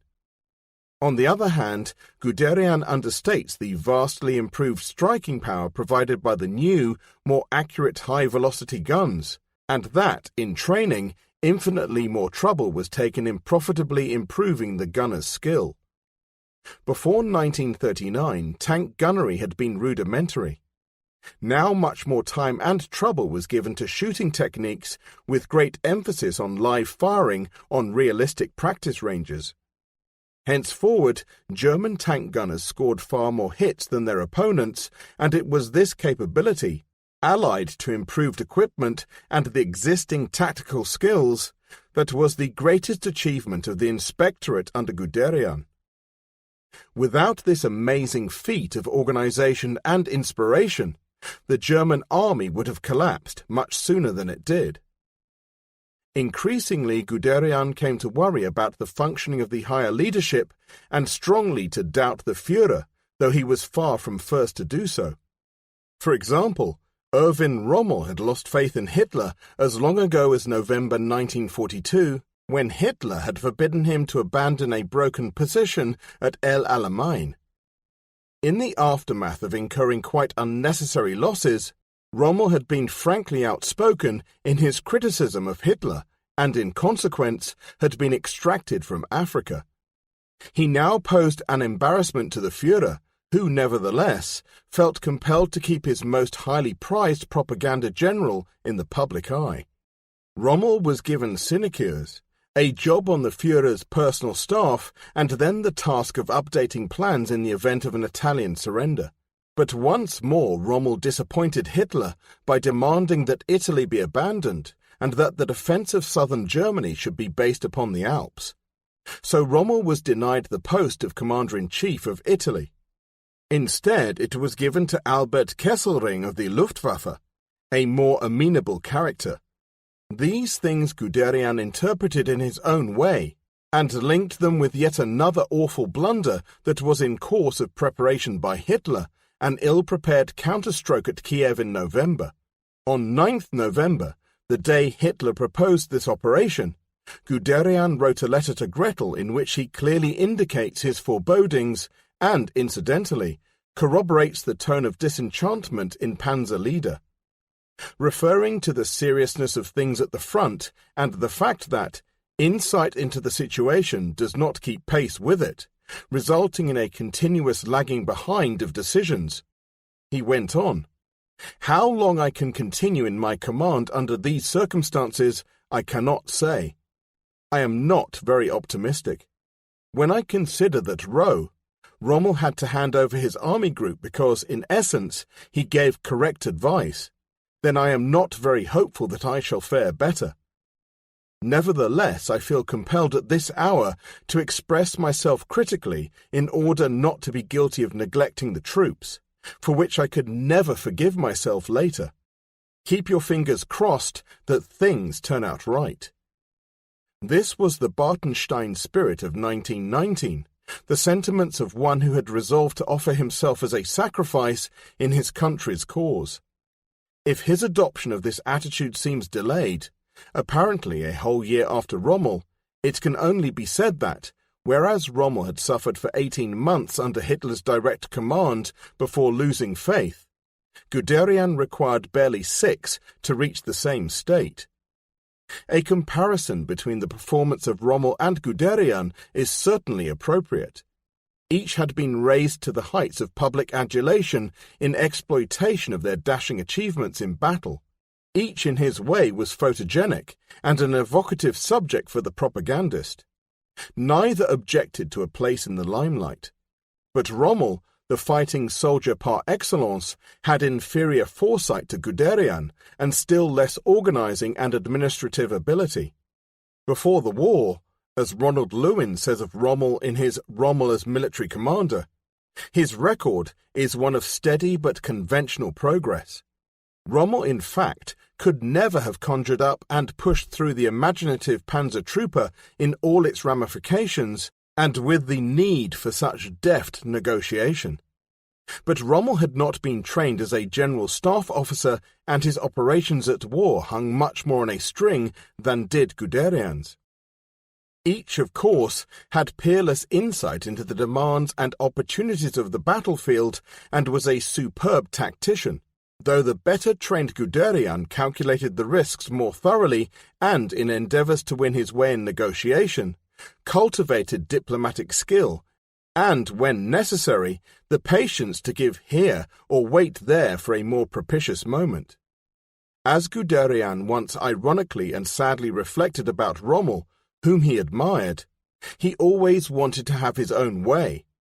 They were as one in their ideals, a Prussian and a Swabian in complete accord over the integrity of the oath and of honour, committed to criticism of Hitler, though Rommel was by far the more indiscreet, but opposed to removing him by violence. Both totally rejected assassination. Guderian's negotiating methods are well illustrated in his relationship with the top men in the attempt to diminish Hitler's authority over the army. Like his strategic and tactical approaches, they were indirect to begin with, but finally looked like hammer blows aimed straight at the target. Feeling sure of Speer and Dietrich, and at least on good terms with Goebbels, while dismissing Göring as of little assistance by reason of his laziness, he began by tackling Himmler, but received an impression of impenetrable obliquity. This was hardly surprising from the man who was the army's deadliest enemy. Probably Guderian had not realized this before. Nevertheless, in approaching Himmler first, he exhibited political realism by recognizing in the head of the SS the most powerful figure next to Hitler. Having failed at the top, he moved a rung further down. A few days later, he approached Jodl and laid before him a plan for the reorganization of the Supreme Command, of which the vital part lay in the scheme that Hitler should cease to control the actual conduct of operations and confine himself to his proper field of activities, supreme control of the political situation and of the highest war strategy. Believing that these proposals were bound to reach Hitler's ears, and being fully aware what the reaction must surely be, Guderian boldly placed his own head on the block. The outcome may have come as a surprise. Jodl, who was a devotee of outright control by OKW and who was unshakably loyal to Hitler, merely put on a boot face and asked, "Do you know of a better Supreme Commander than Adolf Hitler?" Guderian says that he put his papers back in his briefcase and left the room. But though this represented angry impetuosity, there was nothing impetuous about his challenge. Although there is no doubt that many in the hierarchy figured it as such, that being their customary assessment of Guderian's normal behavior. He was extraordinarily naive if he did not assume that a report would be made to Hitler. Therefore he now sat back to await dismissal. But nothing happened at once. He was allowed to continue with the restoration of the panzer forces and assert whatever influence he could upon a system in decay. Whether or not Himmler or Jodl passed on Guderian's remarks, there was only silence from Hitler. In fact, there was no other general than Guderian from whom Hitler took such effrontery and yet retained in his service. In January 1944, he actually created the opportunity to allow an airing of the subject of a readjusted command system by inviting Guderian to a private breakfast. The discussion opened with a quarrel as to the desirability of building a strong, lay-back defensive system covering Germany's eastern frontier. Hitler argued, with a wealth of figures he had learnt by heart, that it was not feasible. Guderian claimed it was. The subject shifted to the question of the High Command. We only have Guderian's word for what transpired, but it appears that he desisted from telling Hitler to his face that he should limit his powers, since my indirect attempts had failed. Instead, he proposed that a general Hitler trusted should be appointed as chief of the Armed Services General Staff. Naturally, Hitler recognized this thinly disguised attempt to whittle away his own powers. Predictably, he turned it down. Guderian drew the conclusion that there was not a single general whom Hitler did trust, and began to ask himself the question, to whom would Hitler turn eventually for help in running the army? Would it be a soldier, an airman, or a totally unqualified member of the Nazi Party? Could it possibly be a soldier who was outwardly loyal to Hitler but wholly committed to Germany? An appalling atmosphere of doom hung over Germany. Air raids made both night and day hideous with death and destruction, while news of the contracting frontiers threatened a more dreadful fate when invading armies reached Germany, as surely they must that year unless a miracle occurred. With invasion imminent in the west, the number of fronts could not be increased at a time when Germany's resources were already stretched beyond the limit. Faced with these horrors and the knowledge that the man at the helm was incorrigible, those who sought his removal went more desperately to work in their different ways to bring this about. The most active party of conspirators, led by Beck, had taken fresh vigour when they were joined, as manager in May 1943, by the man who, in 1941, had tried to make Guderian C&C, the fanatically anti-Nazi Oberst Klaus von Stauffenberg. Despite wounds received since 1941, this excellent staff officer put purpose into the detailed planning of a coup d'etat, which would embrace a takeover of government by the army, preceded by the assassination of Hitler and the arrest of the principal members of the Nazi Party, and of course, the SS. As cover for the putsch, a plan called Operation Valkyrie for the army to deal with a mutiny by the SS or with unrest by the foreign workers in Germany was concocted. Inevitably, many more people than those few behind the plot had to be brought in on the periphery. In consequence, the risks of discovery were increased in the interest of achieving widespread effects. Those generals who were infected with Nazism had to be excluded. It is instructive that, whatever Goebbels may have thought, the plotters did not believe Guderian to be that way politically inclined. He was kept aware of their presence not only by random contact with Goerdeler, but also through Tamale. For although neither Guderian nor Tamale admit to complicity, Tamale is quoted as saying, in August 1943, to one of the inner ring of plotters, Generalmajor Helmut Stief, that Guderian explicitly desisted from taking part because direct action against Hitler would be demanded. Moreover, it was Tamale who arranged the meeting between Tresco and Guderian at the latter's home, and he who warned Tresco not to mention Kluge's involvement with the plot. But to quote Guderian's son, Tresco named Kluge and my father exploded in his bed. Thus the discussion was finished. Clearly, therefore, Tamale was to some extent in the know and also aware of his chief's dilemma. The difficulty implicit in conscience concerning his oath to Hitler and the propriety of being complicit with murder, the application of judgment as to whether the conspirators' plans would work, and if they failed, the horror of what damage would be done. It would have been surprising and impossible had things been otherwise between commander and chief of staff. Regularly, Guderian was coming into collision with Hitler. His disapproval of witch hunts, directed against generals who had failed, or had appeared to fail, at the front was made plain. Thus he contributed to resistance, without perhaps intending to, by delaying inquiries of that nature for which he was made responsible. With regard to strategy in the field, he was not only in sharp disagreement over the conduct of operations in Russia, but also with defensive preparations in France, where Hitler backed Rommel in his desire to position the mobile forces close to the coast.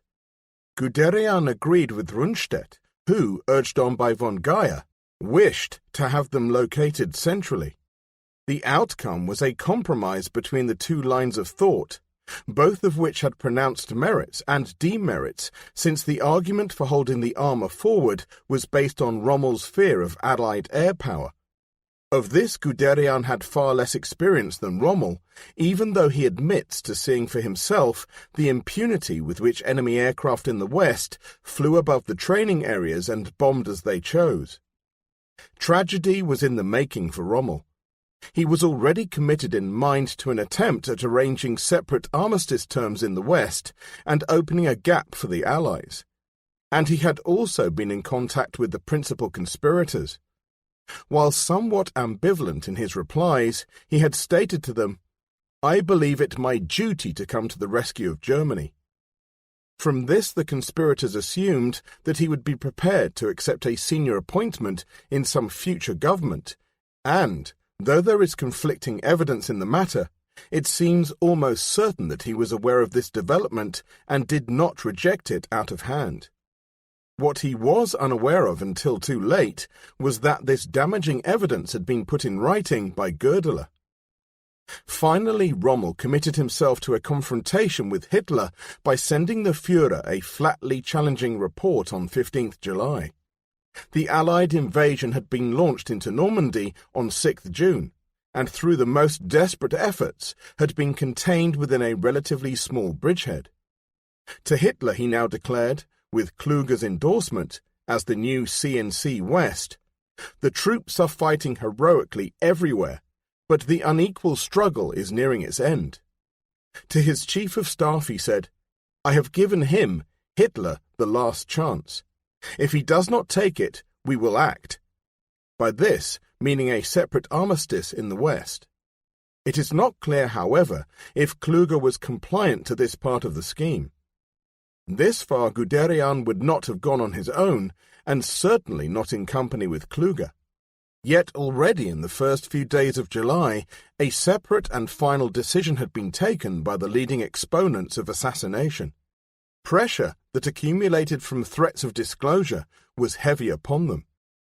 Allied attacks on all fronts seemed likely to cause a total collapse of the Wehrmacht, and even more senior officers were now convinced that the war was lost.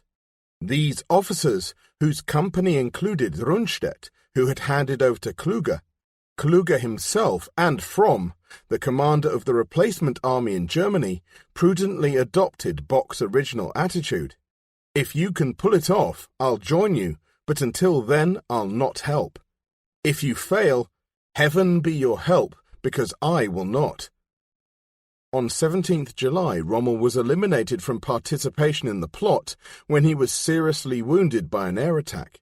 This removed a key figure, one who as a propaganda idol might have rallied popular support behind the conspiracy. Guderian, of course, was another such figure. He says that on 18th July, a Luftwaffe officer whom I had known in the old days came to inform him that Kluge was contemplating arranging a separate armistice in the West. That much is true, but it is not the whole truth. His informant, in fact, was none other than von Barsevich, his Luftwaffe liaison officer in Russia in 1941. The man who had flown Guderian 48 times at the front, and who, therefore, had a special relationship with him. An officer of panache and principle who, at his peril after Guderian's dismissal, had criticized the Führer by holding, in Guderian's absence, a parade in his honor, and by extolling him in a speech in Berlin, who had kept contact with Guderian ever since and knew of his old commander's opinion that Hitler was leading Germany to destruction. Barsevich now came to Guderian as the emissary of the conspirators, in response to a request from Major Caesar von Hofacker, in a last effort to persuade Guderian to adopt outright resistance. News of the impending assassination, of which Barsevich now told him without revealing its date, since the final decision had yet to be taken on the 19th, thoroughly shook Guderian. It was of no avail. Admitting the validity of Barsevich's reasoning, after a 4-hour tramp and talk in the woods out of earshot, Guderian held firm to his original contention that he could not break his oath and must do his duty as an officer. All mention of assassination at this meeting is excluded from Panzer leader. Only the subject of the armistice is ingenuously discussed on the lines that if he informed the Führer and the information proved false, he would be doing Feldmarschall Kluge a grave injustice. Should I keep the information to myself, I must share the guilt of the evil consequences that were bound to ensue.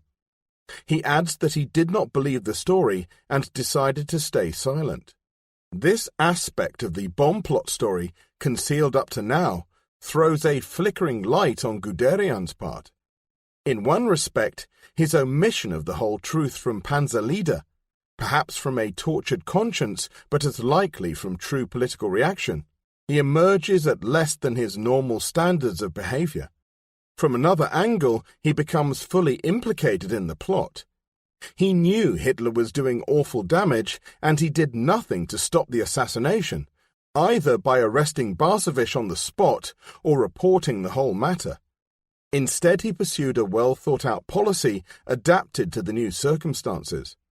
At only a few hours' notice, and clearly in a state of unusual tension, he set out next day, the 19th, on a hastily arranged tour of inspections to units which, by coincidence, were within reach of either Berlin, his home at Diepenhof, Hitler's headquarters with OKW at Rastenburg, or OKH at Lutzen.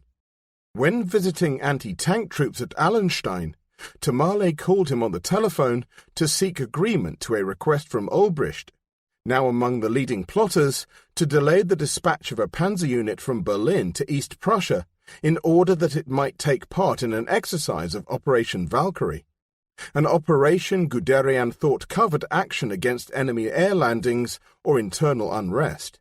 He gave his reluctant approval, as indeed he might, since this virtually told him that the attempt upon Hitler's life was fixed for the morrow.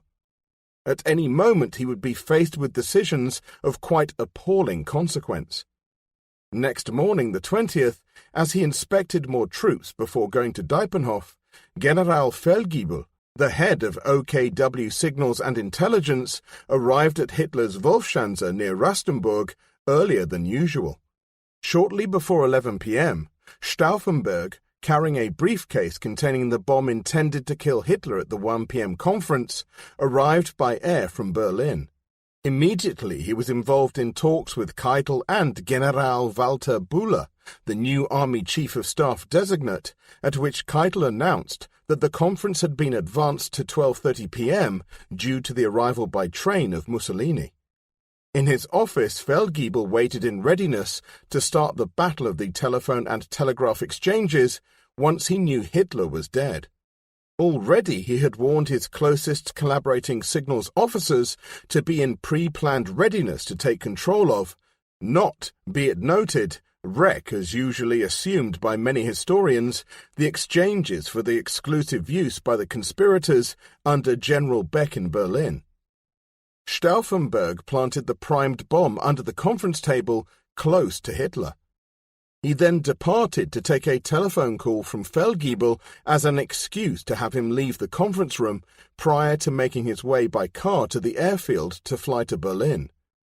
At 12:50 p.m., Stauffenberg and Feldgiebel were walking to the car park. The bomb exploded with such devastating intensity that they assumed the Führer surely must be dead. Telephone bells began ringing.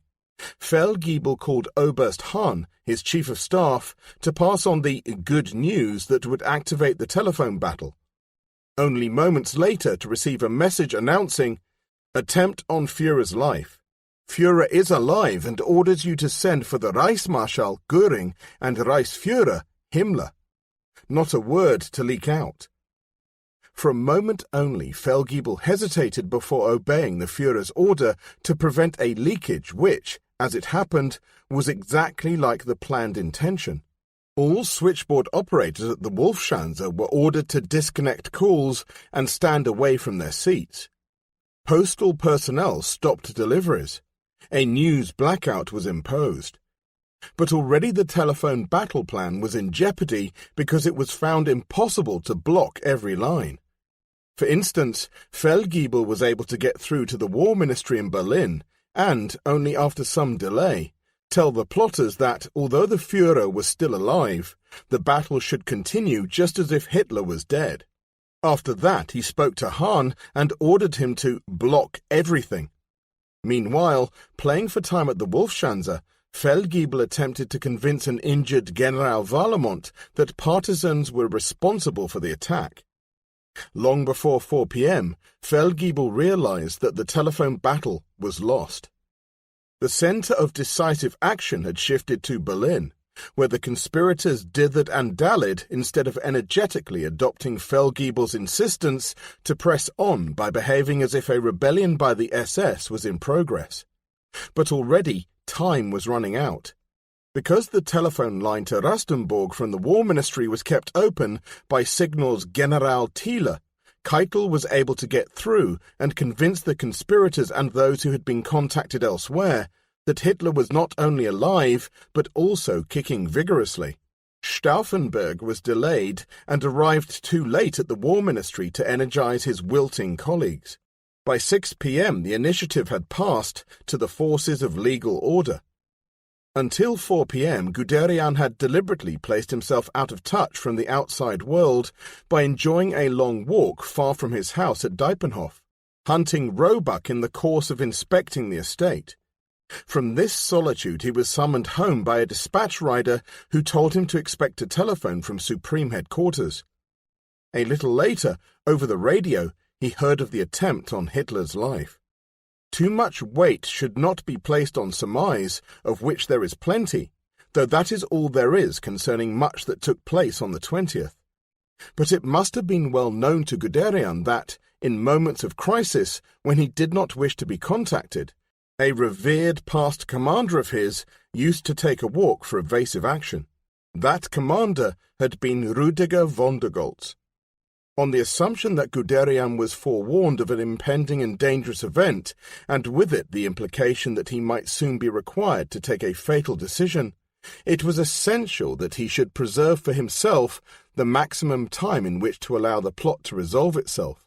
Thus, the lonely walk was loaded with precedent and provided an excellent pretext for a useful safety measure. When at midnight Tamale came through on the telephone, the conspiracy had been crushed and a decision was unnecessary. Beck, Stauffenberg, and some of the others were dead, with several more under arrest. From the Führer's vengeful rantings, it was obvious that anybody connected in the slightest way with the plot need expect no mercy. But then, there never had been much doubt that the price of failure would be a Holocaust. Rommel had taken no direct part, but in due course his involvement would be revealed and he would pay with his life. Kluger, too, had stood back, filled with doubts, but he was fatally implicated and within a few weeks committed suicide. Possibly by luck, but much more likely as the result of exercising prudence and careful management over the past year or more, Guderian had isolated himself from contamination, and yet, by keeping in touch and well informed, provided himself with an unshakable alibi. If it had been his aim to preserve himself for a sacred task, the defence of Germany and of the old army, he could not have gone about it more thoroughly and astutely. He saw no need for a martyr and positively declined to offer himself in that role. Even so, his fate, for one dramatic moment, hung accidentally by a string. When the news reached Speer at his Berlin office, his first assumption was that it did not occur to me that Stauffenberg, Obrecht, Stief, and their circle might be carrying out the revolt. I would rather have attributed such an act to a man of Guderian's choleric temperament. Speer recalls Goebbels and a Major Riemer engaged upon crushing the revolt, with whatever loyal troops could be found, and a melodramatic event at 7 p.m., when all was thrown into question again, when he, Goebbels, learnt shortly afterwards that a tank brigade had arrived at Vierberliner Platz and was refusing to obey Riemer's orders. General Guderian alone was their commander, they had told Riemer, and with military terseness had warned him, anyone who doesn't obey will be shot. Their fighting strength was so superior to Riemer's that the fate of a good deal more than the next hour or so seemed to hang on their attitude. These troops, of course, were acting in the spirit of the Valkyrie operation to put down an SS mutiny. Also, they were perfectly correct in saying that they acted under Guderian's orders, since all home-based panzer units were, by charter, under his command, and the commander of this unit had been told by Tamale only to follow orders from Hitler, Keitel, or Guderian. In this moment of confusion, when nobody knew friends from foes, sudden false conclusions were inevitable. Speer writes, both Goebbels and Riemer thought it likely that Guderian was a participant in the putsch. The leader of the brigade was Oberst Bollbrinker. Since I knew him well, I tried to reach him by telephone. The message I received was reassuring. The tanks had come to crush the rebellion. They did not, of course, say what sort of rebellion because they were unaware of the circumstances. This raises the important matter of loyalties. The panzer officers at that moment were willingly engaged in an operation on behalf of Hitler, but they gave their initial allegiance to Guderian, all the more willingly, probably, in the belief that he was the Führer's agent. This not only underlines the conspirators' essential need for support by credible military leaders, other than forgotten and discredited men of Beck's standing, but shows how correct were those who evaluated Guderian as a potentially key personality in the crisis. It also goes to substantiate Guderian's contention that, at that time, the great proportion of the German people still believed in Adolf Hitler. Without troops personally loyal to themselves, the conspirators never had a chance. Yet even Guderian's weight, thrown behind the plot at the last minute, as Barsevich had asked, would have saved nothing. Still there would have been a bungle, and as a result, Guderian too would have been destroyed and deprived of the task he saw for himself on Germany's behalf. At Rastenburg, Hitler was picking up the pieces and giving the orders that were to lead to the slaughter of dissidents and infliction of the final indignities upon the army. So far as Guderian was concerned, this was neither the first nor the last time he benefited from the services of a chief of staff who was as meticulously loyal as, for example, Nering had been. It was Tamale who, at 6 p.m. on the 20th, was the first to be asked to account for Guderian's absence, and he who was called to see the Führer an hour later to answer, satisfactorily, further questions. He was told to instruct Guderian immediately to go to OKH at Lützen and take over as acting chief of staff. Fate had a hand, for Hitler had earlier decided to be rid of Zeitzler, whose objections had become too strong for comfort, and replace him with General Buller. Zeitzler had retired on grounds of ill health, but Buller had been wounded by the explosion and was temporarily incapacitated. Quite by chance, and as second choice, Guderian reached what Warlimont called the summit of his ambitions, in which judgment Warlimont may well have been right in connection with an ambitious man, except that, as Guderian writes, even the rumour-mongers must admit that voluntarily to tackle the situation on the Eastern Front in July 1944 was not a very enticing proposition. For there were those who gave credence, as did Schlabrendorff, to the gossip that all those in the plot were convinced that Guderian had given them away to Hitler in order that he would be made Chief of Staff. The fact that Buller was already the Chief of Staff designate disposes of these accusations without the need to hear Guderian's defence that he was ordered to comply, and that, in any case, I should have regarded myself as a shabby coward if I had refused to attempt to save the Eastern armies and my homeland, Eastern Germany. These were reasons enough, but there was one more which he later confided to his family, to Strickfeld and close associates. That was the need to prevent an SS man becoming Chief of Staff, the vital necessity to curb the excesses of Heinrich Himmler and his minions as they closed in for the kill of the old army. There is a revealing clue to the innermost thoughts and intentions of Guderian in a letter from Gretel on August 20th. In it she wrote, "We have often talked about this dreaded development and the task that would be set for you. That is how it has turned out. Also that we would be parted in this most serious hour and have to make independent decisions was clear to us. So now each must stand at his post and hope that we will be happily reunited quite soon. Our unique understanding gives me the strength to see things through. The forbidden emotions you will not be able to avoid in the future. I get panic-stricken sometimes when I think of all that is piling upon you. May God maintain for you his, the Führer's, close confidence. That is the foundation of all. If that is lost, so is everything else.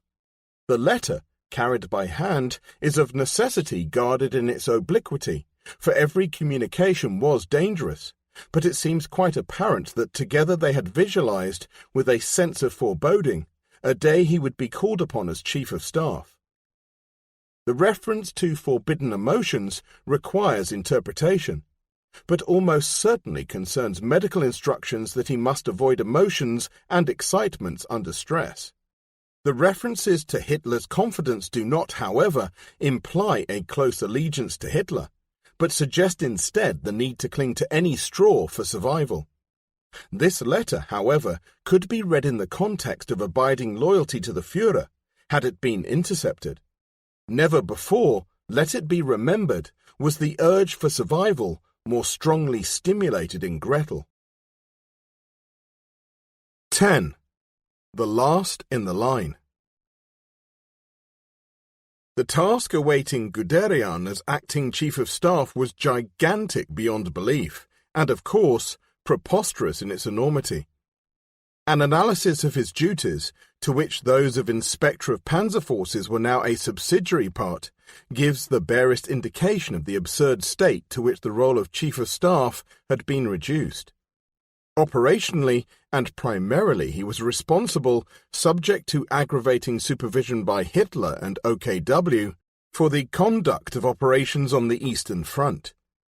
As a painful secondary task, he was made a member of the Court of Honor set up by Hitler to examine the dossiers of officers who were said to be responsible for acts in connection with the putsch and to expel them from the service in order that they could be brought to trial by the People's Court. As self-appointed duties were his efforts to attempt to maintain the status of the army and that of the General Staff, along with resistance to further encroachment by OKW and the SS in the province of OKH, and such endeavours as could be made to save innocent or only marginally implicated men from the Gestapo or any other form of summary justice. As guarantee of his presence, he was expressly forbidden to offer his resignation, as had Zeitzler no less than 5 times. Hercules, compared with Guderian, had a relatively easy task in cleansing the Augean stables, for at least there had been a nearby stream for his assistance, whereas the resources available to Guderian were drying up. Moreover, Hercules had a free hand, while Guderian's were tied, and his authority impaired. Ask as much as he liked to be permitted to give directions to all General Staff Corps officers of the army on such subjects as concerned the General Staff as a whole. Hitler, Himmler, Keitel and Jodl were bent on the General Staff's abolition and had no intention of relenting. Instead, Guderian felt compelled to make larger concessions than any of his predecessors. On 23 July, in a broadcast to the nation, he said, "A few officers, some on the retired list, have lost courage and by an act of cowardice and weakness preferred the road to disgrace to that of duty and honour. The people and the army stand closely behind the Führer. I guarantee the Führer and the German people the unity of the generals, of the officer corps, and of the men in the army in the single aim of fighting for and achieving victory under the motto created by the venerable Generalfeldmarschall von Hindenburg. Loyalty is the essence of honour." And on the 29th he issued a notorious order, one which Görlitz said, with exaggeration, produced a division in the ranks of the General Staff which could never be bridged, saying, "Each General Staff officer must be a National Socialist officer. That means he must show and prove himself by way of exemplary conduct in political questions, through active instruction and advice to younger comrades on the thoughts of the Führer in the political field, as well as a member of the selected few, and also in the area of tactics and strategy." At this time, too, the Nazi salute, at Hitler's demand, became obligatory for the Wehrmacht. That a division was produced is undeniable, though it is probably more correct to say that it was the cumulative effects of the 20th, not just the order of the 29th, which did it. Neither the broadcast nor the order of the 29th are mentioned in Panzerlieder. It is likely the former was made at the request of Goebbels, whose activity was dynamic, and the latter under pressure from Hitler, whose fury with the army was uncontainable. By means of silence in his memoirs, Guderian transmits his disquiet at the measures to which he was reduced. If he had chosen to comment, he would probably have elected to justify the ends being worthy of the means. His was to be a Micawber-like holding action, a bargaining of status for time in pursuit of a military stalemate from which a bearable peace could be negotiated. Quite deliberately he put country before self and the army, and in so doing performed what may have been his greatest service to Hitler. For though the Führer and his henchman Himmler, who was appointed commander of the replacement army instead of Fromm, were well on the road to substitute in the Waffen-SS for the army, they were not yet completely ready. Meanwhile, the officers, rank and file of the army cordially disliked and mistrusted their comrades of the party. By identifying himself as one with the army and the party, Guderian, for the time being, guaranteed the army's loyalty to Hitler. It is unlikely that there was another officer then serving, other than Rundstedt, who had the prestige to do so. As it was, Guderian felt the need for a complete restructuring of OKH, the disciplining of officers who were already, under cover of the new National Socialist atmosphere, taking liberties, and the incorporation of faithful followers who had served him in the past, among them Braun as chief signals officer, and the enthusiastic General der Panzertruppen Walter Wenck, who had collaborated with him in developing minor panzer tactics in 1928 and had urged him on at Sedan as chief of operations. After the bomb plot staff officers, who, as Guderian demanded, should have 3 good ideas a day, were at a premium. The customary initial renouncements were the price paid for the consolidation of Guderian's position with Hitler. Clearly he believed there was a slight chance of retrieval. On 30th July, Gretel, in a letter which dealt mainly with the farm, had written, "My feeling that one day you would be called to the top position in the army has been proved right. May you succeed, despite the most devilish difficult situation, in keeping the Red Hordes from invading our beloved land. May the Führer's trust stay with you and give you the opportunity to achieve your aim." Well might the Führer's faith be in question. Nobody by this time took him at his word, and he trusted nobody. And Guderian had replied to her on 18th August, "Difficulties have to be overcome, and that is my daily work. Because of this, much has to be done, and successes are few. I hope by holding firmly to my goals we will survive, but it is difficult to catch up with the years of neglect." Hope was about all that did remain. Guderian, though not yet prepared to concede total defeat, realized that victory was impossible. As he took office, the front in Normandy was on the eve of rupture, that in Italy in steady recession, while in the east the Russian armies had overrun vast areas and were advancing into the Baltic states in the north, towards Warsaw in the center and Romania in the south. All 3 army groups in Russia were in the process of destruction along with those in the west. At the same time, German cities and industry were being ripped apart by aerial bombardment. In this heart-rending position, it is indicative of Guderian's innermost conviction of impending doom that he called upon a precedent of desperation to bolster his optimism. Taking as model the events of the year 1759 and the calamity of the Battle of Kunersdorf and its aftermath. On that occasion, Friedrich the Great had contemplated abdication, but eventually had saved the situation through hanging on until there occurred the almost miraculous death of the Russian Empress, with her successor ending the war when Prussia was at the last gasp. In essence, Guderian's private and hopelessly optimistic war aim amounted to stabilization of a fortified front in the east and the achievement of peace in the west. The latter helped, perhaps, by a local success. Epitomizing the stresses and strains from within and without that were imposed upon rehabilitation and operational measures was the struggle for Poland, where it centered through August and September on the Battle of Warsaw. On 1st August, as Russian armies, at the end of their tether, came close to the city after a 300-mile advance, the clandestine Polish Home Army rose up and cut vital German communication links with the armies fighting at the front. The insurrection was not, in fact, aimed against the Germans, who it was assumed were utterly defeated as they evacuated Warsaw. If that had not been so, the uprising would never have been ordered. The Poles were really attempting to win a prestige success with a view to establishing a political presence prior to the arrival of the Russians. Nevertheless, the Germans could not stand by and let them do so, particularly since Guderian was assembling forces for the defense of the river Vistula. He stopped a panic evacuation that began after 22nd July and poured reinforcements against the flanks of the Russian spearheads.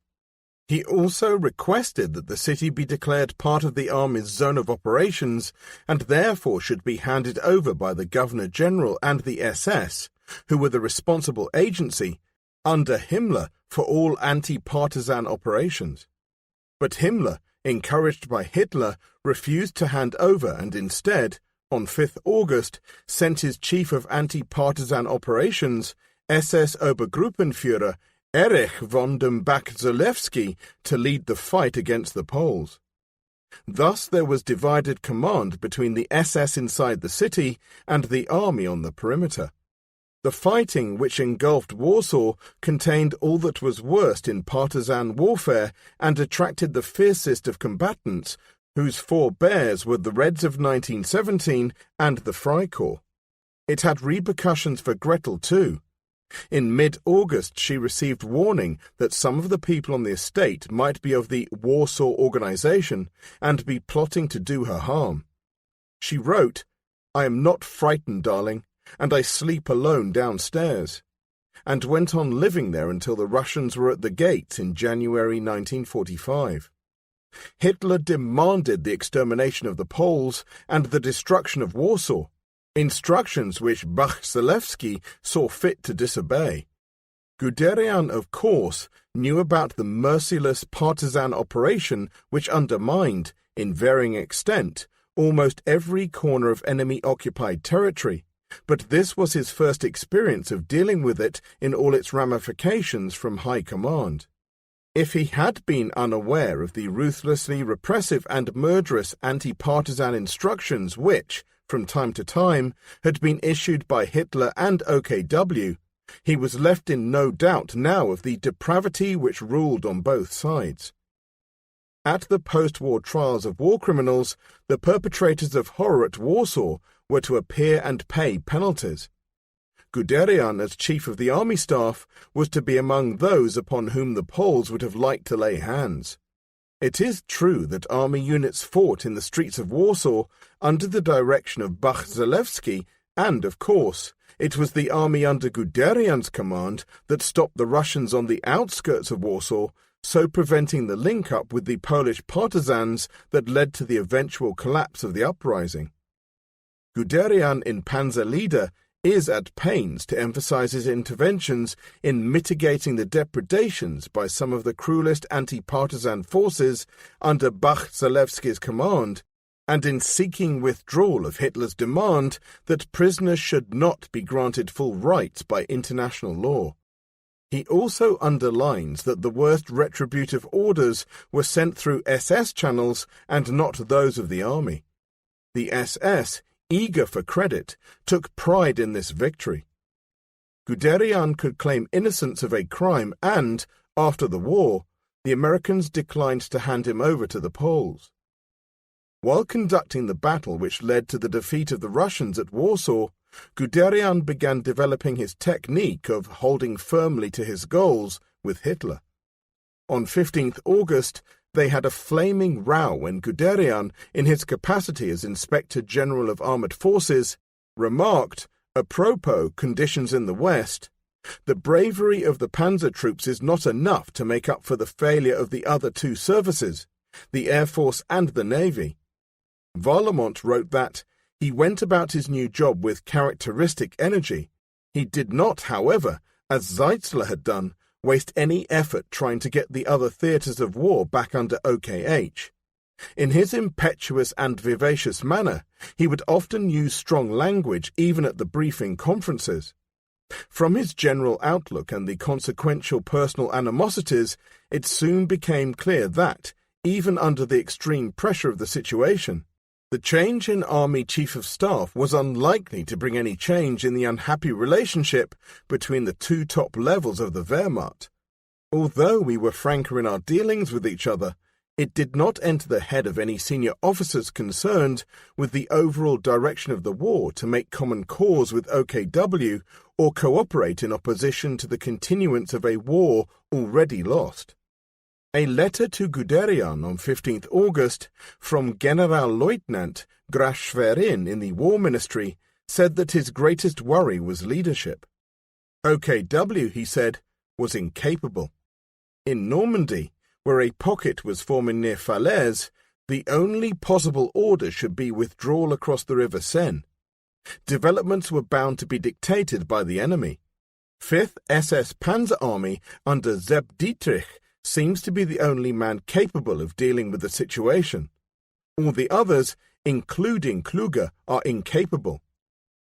Warlemont's post-war statement, therefore, is somewhat misleading, bearing in mind past attempts made by army officers to present a unified front, and the memory of those many occasions when OKW had preferred to follow its own inclinations contrary to OKH advice.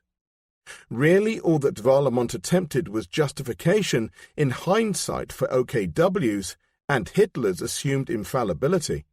Whether or not Guderian's methods were realistic is a matter for argument.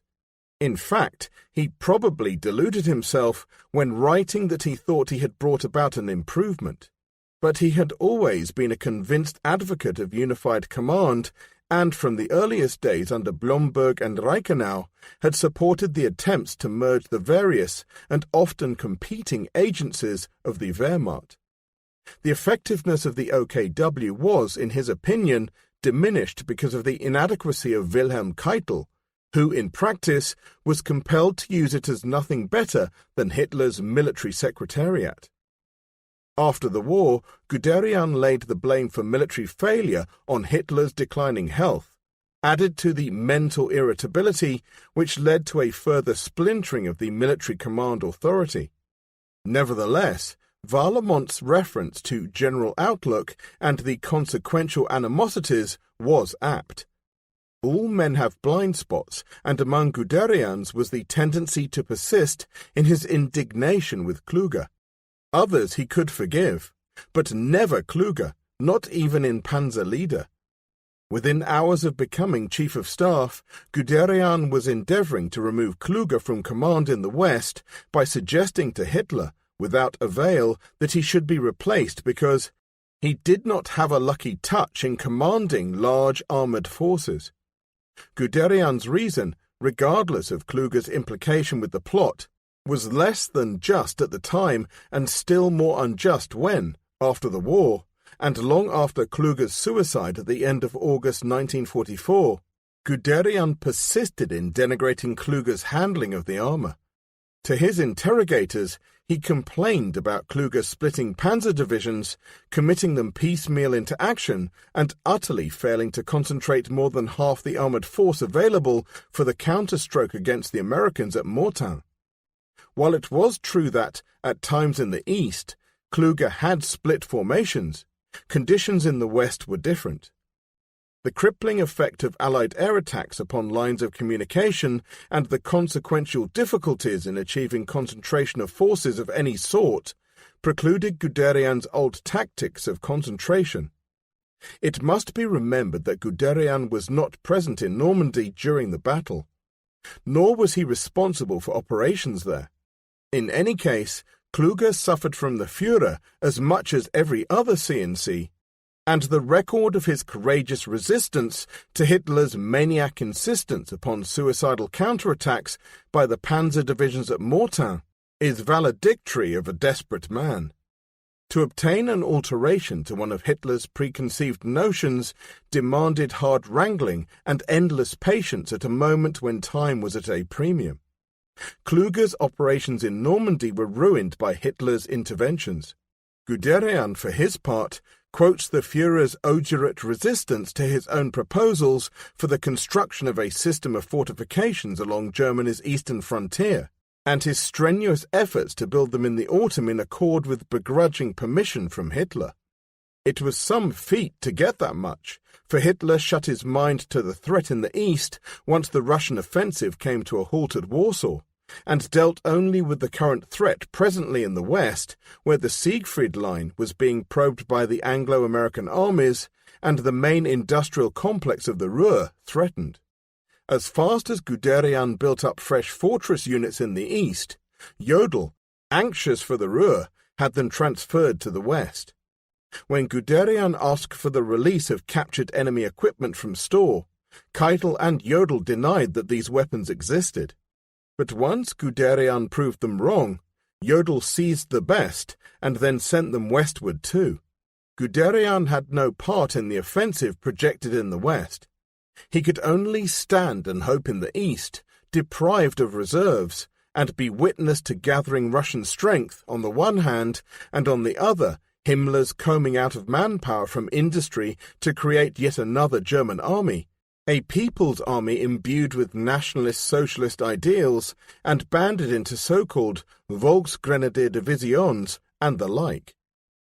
Once he came to realize that direct opposition to Hitler and his entourage was likely to be abortive, Guderian resorted to methods which had stood him in good stead on the battlefield when senior commanders thwarted his designs.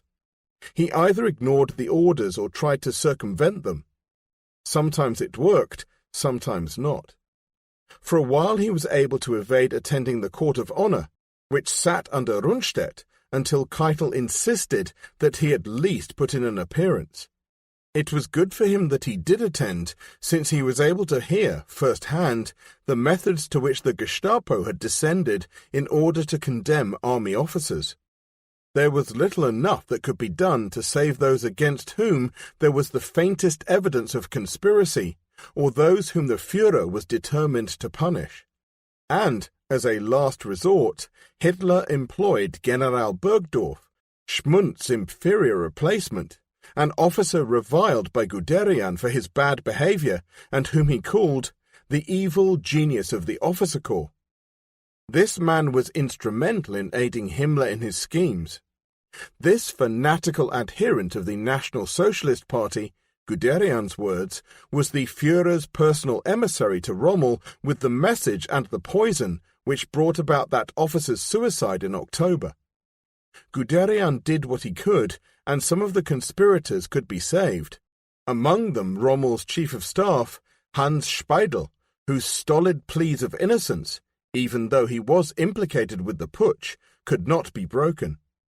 He one day would play a leading part in reforming the extinct German army. When on pages 348 and 349 in Panzer Leader, Guderian discusses his own attitude to the assassination, and the motivations, characters and fates of those senior officers who were driving forces behind it, there occurs one very strange anomaly. For his part, he refuses to accept murder in any form. Our Christian religion forbids it in the clearest possible terms. I cannot therefore approve of the plan of assassination. Apart from this religious reason, I must say also that neither the internal nor the external political situation was conducive to a successful coup d'etat.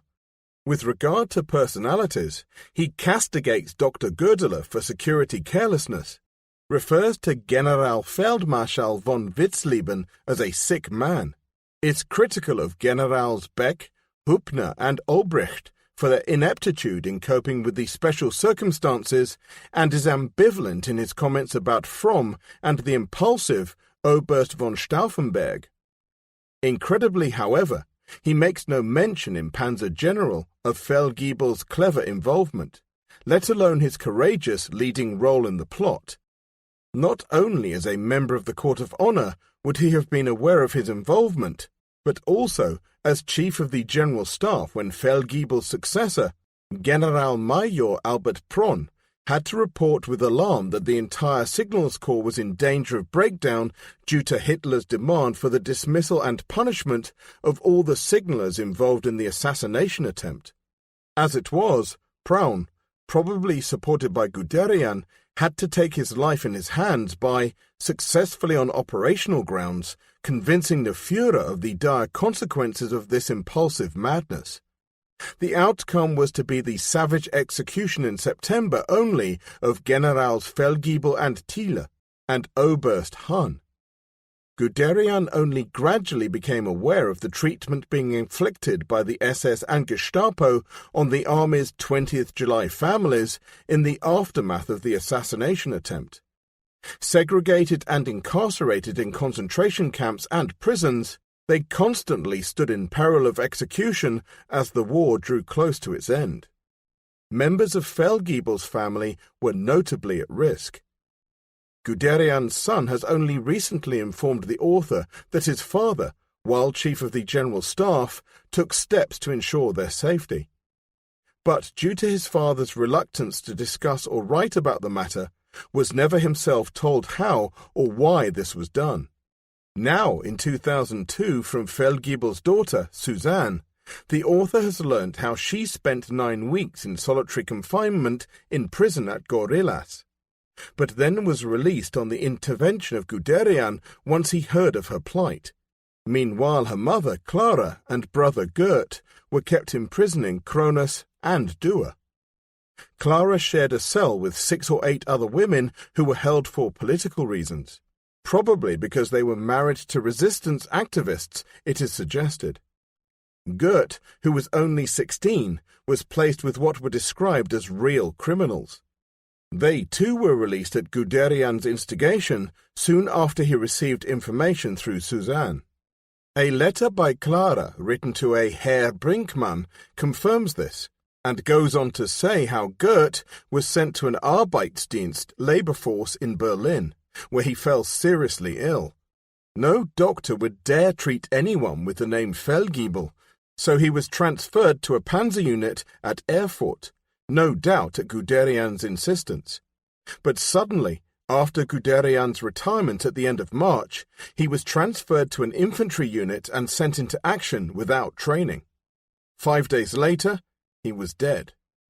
Meanwhile, Suzanne had married a medical student who, perhaps not surprisingly, was posted to Guderian's staff.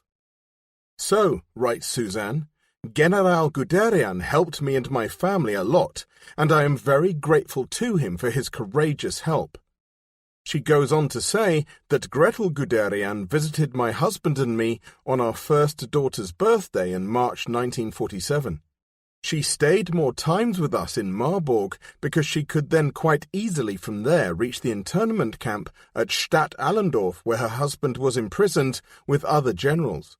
Guderian's intervention, at immense personal risk, in order to save the family of one of his oldest and most admired comrades, was a typically impetuous and courageous act that was fully in accord with his character, at a time when, day after day, he struggled under appalling stress to combat the Führer's megalomania. Also, it provides yet another indication of his ambivalence of feelings when it came to grappling with the controversial removal of Hitler and his criminal gang, when what was left of the Third Reich was in its death throes. It is known for sure, however, that in mid-April 1945, after Guderian had been relieved of duty and stripped of power on 28 March, elements of the Wehrmacht moved decisively to rescue all the families from the clutches of the Gestapo, whom they disarmed. In the months and years to come, the families held reunion gatherings which the surviving Feldgiebel members attended. Gradually their story has unravelled. Wildhagen's book in 1970 about Erich Feldgiebel did much to place the story much closer to the real truth. Yet only recently has research by Stauffenberg's son disclosed that the Feldgiebel names are missing from the list of families. Maybe, he ironically suggests, the Gestapo was not as efficient as many believe. Or possibly Guderian's staff had something to do with rearranging matters. Germany's allies were deserting her, as the Russians approached or entered their countries. In turn, Romania, Finland and Bulgaria changed sides as August turned to September, and the autumn foreshadowed far worse to come. Hungary was in disarray, but her regent, Admiral Horthy, had something to teach Guderian about political expediency on the eve of his nation's collapse. "Look, my friend, in politics you must always have several irons in the fire." It is instructive that Guderian quoted that remark in Panzer Leader as an indication, no doubt, of his own mind's working. The Western Allied air forces began concentrating their attacks upon the plant manufacturing oil as the Ploesti oil fields fell into enemy hands. The fuel of mobile defense drained rapidly away, and the German motorized troops gradually came to a halt. In any case, the panzer divisions were shadowy organizations of improvisation. Rarely in the summer could the latest, reduced establishment of barely 120 tanks be made good. Meanwhile, a flood of Russian, American and British armor did much as it pleased except where it met well-fashioned, static defenses covering vital localities. But nothing that was German could last for long, and the next line of defences to be breached were those tenuously defended by Army Group North. This was territory that protected the Prussian homeland and, with its past associations, was dear to Guderian. In August he prized a quick decision out of Hitler by playing upon his habit of delayed reaction until a threat became disaster. Permission was given to switch reinforcements from the southern front in Romania, where the battle had yet to become catastrophically critical, to the north. This was the only alternative, since nothing could be taken from the west, where the planning of what was to be the December Ardennes offensive would soon be in progress, and OKH reserves were non-existent. But having, as a result, forced the Russians to pause near Riga, and having opened a corridor through which the large German forces, trapped in Estonia and the rest of the Baltic states, might escape, the opportunity to evacuate completely was thrown away because Hitler forbade it. Early in October the Russians attacked once more, and this time reached the sea near Memel, effectively locking the remains of Army Group North in the Courland Peninsula, whence they could only be supplied by sea. Also, Russian forces set foot, for the first time, on the sacred soil of East Prussia. The sound of the guns was audible in Lotzen and Rastenburg. Soon Hitler would be forced to withdraw to his last headquarters at the Chancellery in Berlin. The encirclement of Army Group North in Courland, tragic though it was, merely wrote an incidental paragraph in the history of Hitler's mismanaged strategy. Its effect upon the outcome was militarily insignificant in the context of a chapter of total disaster. So far as Guderian was concerned, it provoked him to the heights of indignation, not simply through the utter waste of strong, badly needed forces in holding too long a line, but as a subject for demonstrating his sympathy and devotion for the soldiers whose fate, a quite appalling one at Russian hands, was sealed. It mattered little that a further pause would now take place in the fighting in the east, and that fortifications could be strengthened. Hitler's eyes were fixed upon the Ardennes and the outmoded dream of winning a victory of diplomatic as well as military consequence. He deluded himself, and a few dupes, that the Western Allies could be intimidated. But the delusion was ironically, in part, the making of Speer and the Inspector General of Panzer Forces, for it was they who produced the flood of new armoured vehicles which filled the Panzer Division establishments, almost to capacity. The remaining irony was the fuel shortage that hampered them. In common with almost every other senior officer, Guderian saw little hope of anything worthwhile coming from the Ardennes project. Denied a hand in the planning, he had only to bear with the loss of soldiers taken from his command to fill the ranks of the armies in the west, and read the daily intelligence reports which told of oncoming failure. "For the sake of my country, I had hoped," he wrote, "that it would lead to a complete victory. But since, on December 23rd, it was clear that it could no longer result in a great success, I decided to drive to Supreme Headquarters to request that the battle, which was causing us heavy casualties, be broken off. This he did on the 26th. This request, like so many of those he made, was, according to Guderian, rejected, and the angry atmosphere which regularly clouded his meetings with Hitler grew more intense. But he did obtain a few reinforcements. These meetings were monuments to time-wasting and irrelevance such as few cabinets can ever have had. They would go on for hours at a time, a grotesque mixture of discussion on high policy interspersed with trivial interjections when Hitler aired his knowledge of individual weapon performances or gave the minutest examination to some local deployment or reminiscence about the triumphs or sins and omissions of years gone by. The transcripts frequently made bizarre reading, filled as they are with the phobias of Nazism in its dying throes. The rise and fall of voices is lost in flat transcript, but the provocation of the army by Hitler and his adherents stands out along, somewhat astonishingly, with Guderian's patient and persistent efforts to guide the discussion back to essentials. Varlamont quotes, with italicized comments of his own, an attempt by Guderian to have implemented in September a ruling by Hitler in July that the Navy, Air Force, and civil authorities should relinquish badly needed lorries to the panzer divisions. Guderian: all that's necessary is for the Reichsmarschall to give his agreement. Hitler: I am giving the agreement now. We have got a defense staff.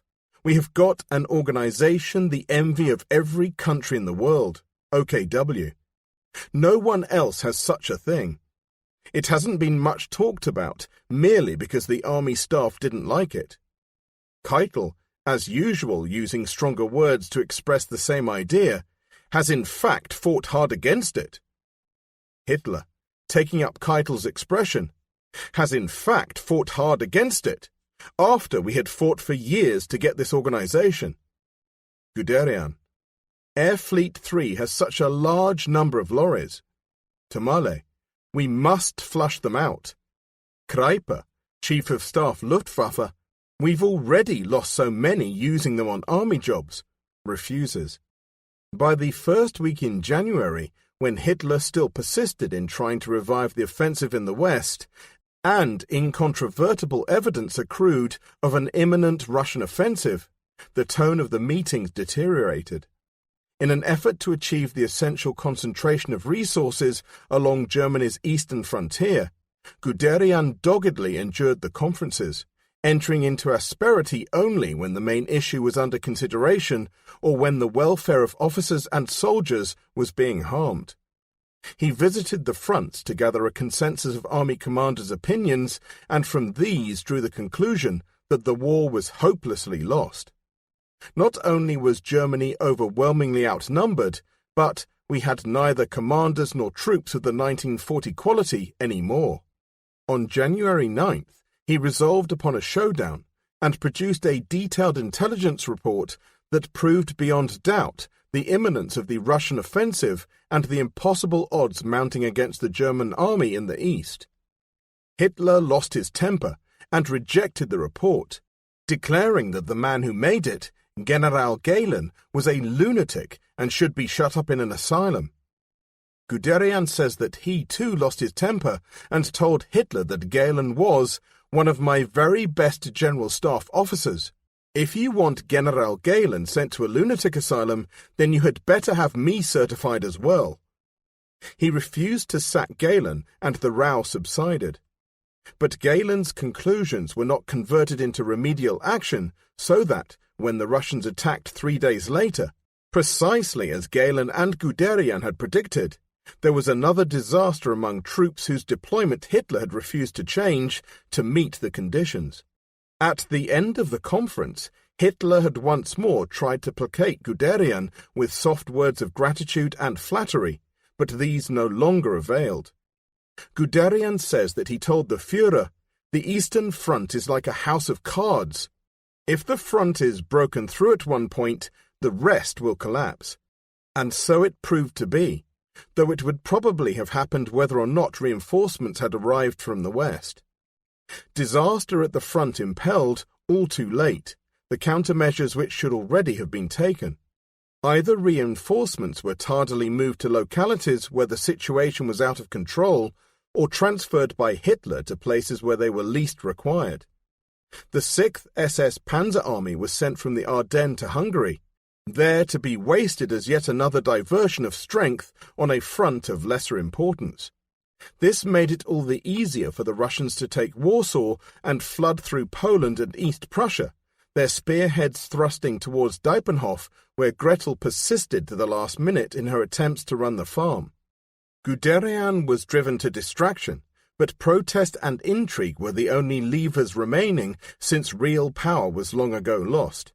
When he confronted Jodl and angrily pointed out, for the umpteenth time, the iniquities of Hitlerian strategy, all that officer did was shrug his shoulders.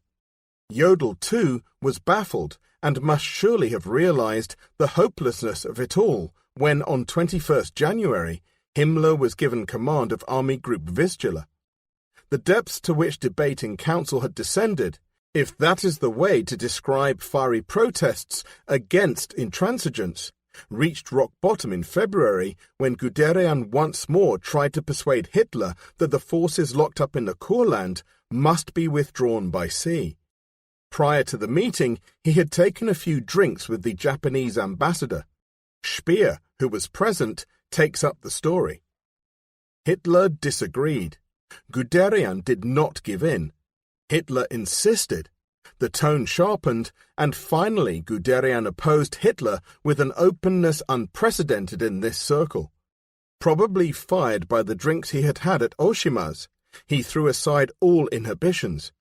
With flashing eyes and the hairs of his moustache literally standing on end, he stood facing Hitler across the marble table. Hitler, too, had risen to his feet. "It's simply our duty to save these people, and we still have time to remove them," Guderian cried out in a challenging voice. Infuriated, Hitler retorted, "You are going to fight there. We cannot give up these areas." Guderian held firm.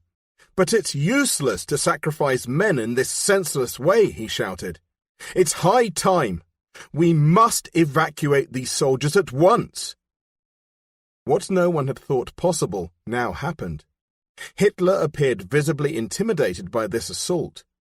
Strictly speaking, he really could not tolerate this insubordination, which was more a matter of Guderian's tone than his arguments. But to my astonishment, Hitler shifted to military arguments.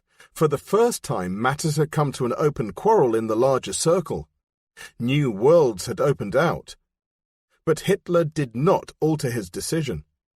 A week later, battle was joined once more over the marble table, this time in connection with a quick counterattack which Guderian deemed it was essential Himmler's army Group Vistula should make.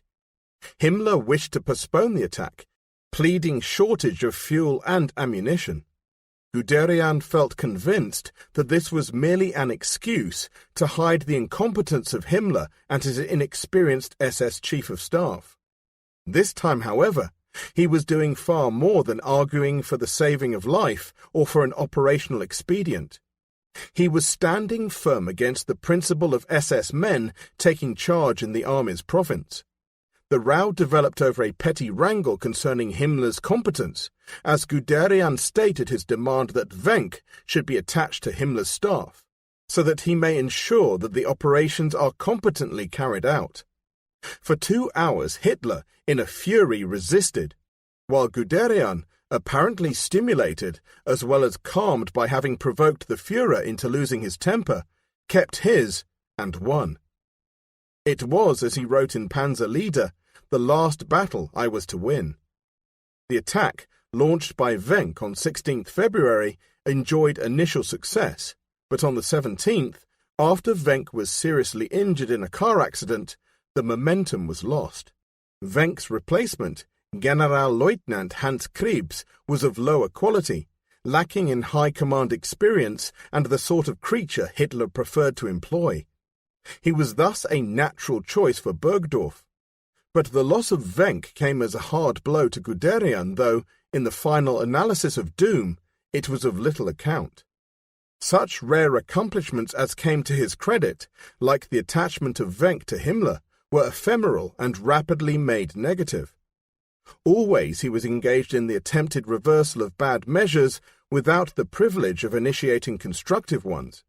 But the spectacle of an army chief of staff at last meeting the Führer's fire with fire of greater heat inevitably raises the questions as to what might have happened if, in 1938, or even so late as 1940, Beck or Halder had employed similar methods. Or what might have been the result if Guderian, in the mood of 1945, had been made Chief of Staff in 1938, as unbased rumour suggested might have happened. Or supposing Bülow and Stauffenberg had succeeded in 1944. At last it had been demonstrated, in the 11th hour, that Hitler could be overborne. In that case, might he not earlier have been overthrown by men of implacable determination and personality? All too obviously, the scrupulous Prussian soldiers had never been a match for unscrupulous Nazi cold-bloodedness. An established system of disciplined ruthlessness had fallen victim to anarchic, modern gangsterism.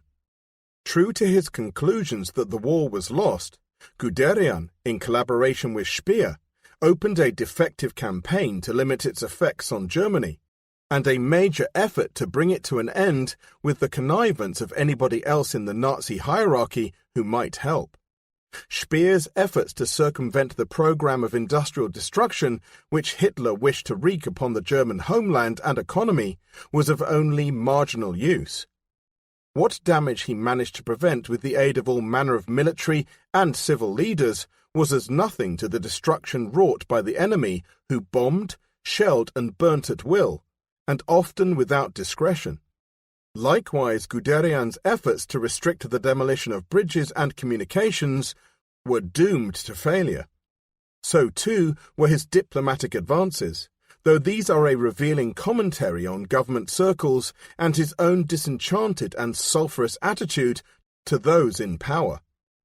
On 25th January, he had a private meeting with the foreign minister, Joachim von Ribbentrop, to whom he described in detail the hopeless state of military affairs, along with the recommendation that they jointly see Hitler and propose the initiation of steps for an armistice. Ribbentrop dared not face the Führer with such a request. Moreover, although Ribbentrop asked Guderian not to mention their talk to Hitler, he at once wrote the Führer a memorandum explaining what had taken place. Guderian comments, "So much the better." One more row in the midst of so many was of little importance to him, as the record shows.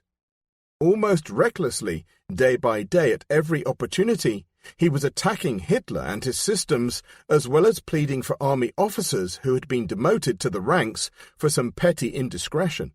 These were attacks upon Hitler's kind of Reich. For himself he did not care any longer. In loyalty to his subordinates, he was unbending. A phantasmagoria of horror overlaid the scene. In February the lines to the west drew close to the Rhine, and in early March lapped the river's banks.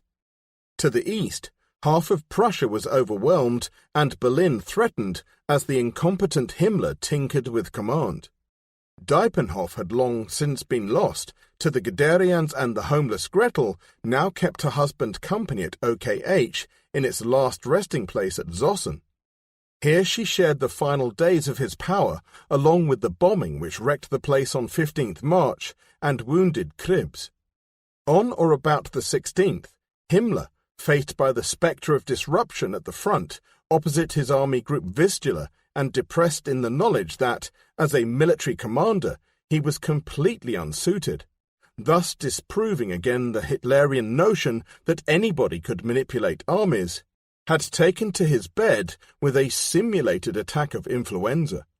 A plea from his chief of staff to Guderian, "Can't you rid us of our commander?" was received with the bland reply, "That's a matter for the SS." Nevertheless, Guderian took an opportunity to visit Himmler and suggest he give up his command. This Himmler was unprepared to do in person, but, taking a leaf from the army's book, agreed to the ever-willing Guderian's suggestion that he might do it on Himmler's behalf. Taking advantage of surprise, Guderian made the proposal to Hitler along with the suggestion that one of Germany's best surviving commanders, Generaloberst Heinz, should take Himmler's place. Hitler grumbled and would have preferred one of his sycophants, but once more Guderian had his way, and Heinz was appointed on 20th March. In the meantime, Ribbentrop had in secret followed Guderian's earlier suggestion and was transmitting peace feelers, indirectly bringing Guderian into his confidence as he did so, while mooting an approach to Himmler to see if he would add weight to their efforts. This Guderian did on the 21st, though with no apparent result, for Himmler, as usual, brushed an uncomfortable subject aside. But Guderian was mistaken in thinking that there was nothing to be done with the man. Himmler was about to make his own choice, triggered by Guderian's initiative, and a few days later was engaged in private peace negotiations through Swedish contacts. Since Wheeler Bennett calls Guderian's attempts at peacemaking half-hearted and writes that, certainly not Guderian himself was prepared to make this proposal to Hitler, the question must be put why Guderian did not take the plunge. To the Americans after the war, he said he had been forbidden to do so, but that is insufficient. The answer probably lay in recent history and had nothing to do with Guderian's proven moral courage. In the previous July before the bomb plot, Rundstedt, in a moment of fury, had addressed Keitel with the celebrated words, "Make peace, you fools," and had been sacked. In practice in March, it was fruitless and conceivably suicidal for an army officer to become involved in anything the slightest bit remote from military affairs. So Guderian, whose resignation was forbidden by Hitler, soldiered on and probably was denied an ultimate attempt to end the Holocaust only because Hitler, Keitel, Jodl and Bergdorf were determined to be rid of him. Reading between the lines, it is easy to detect what they may have guessed. Guderian was beginning, in the tradition of chiefs of staff of old, to manipulate the government. Nobody who gave the impression that the war was lost, as did Guderian, was wanted. Even Speer, once the Führer's favourite, was pushed aside because he flatly wrote to say that the war was lost. What little remained of law and order was being thrown to the winds. Nevertheless, Guderian found Jodl arguing at his side when they successfully resisted an attempt by Hitler to scrap the Geneva Conventions governing the conduct of war. But, although Hitler's visions of defeat clarified themselves into a pattern of ultimate extinction, Guderian and the vast majority of the army staff, along with the bulk of the German people, were blinded as to the depravity to which the state had been led. For example, the propaganda ministry managed to persuade Guderian to make a broadcast on 6th March, in which he rebutted Russian accusations of German infidelities that included extermination camps with their gas chambers, which had been found as the Russians advanced. Guderian said, "I have myself fought in the Soviet Union, but have never noticed gas chambers and the like." This evaded the question. Mostly the major extermination camps were on German or Polish soil.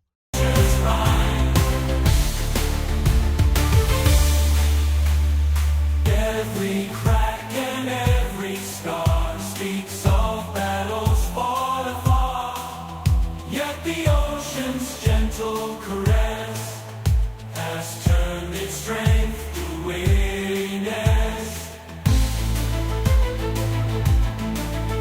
Over hilltops, stormy, rolling by the sea, once a symbol of victory, now it tells a tale of time worn away by nature's rhyme. Every crack and every scar speaks about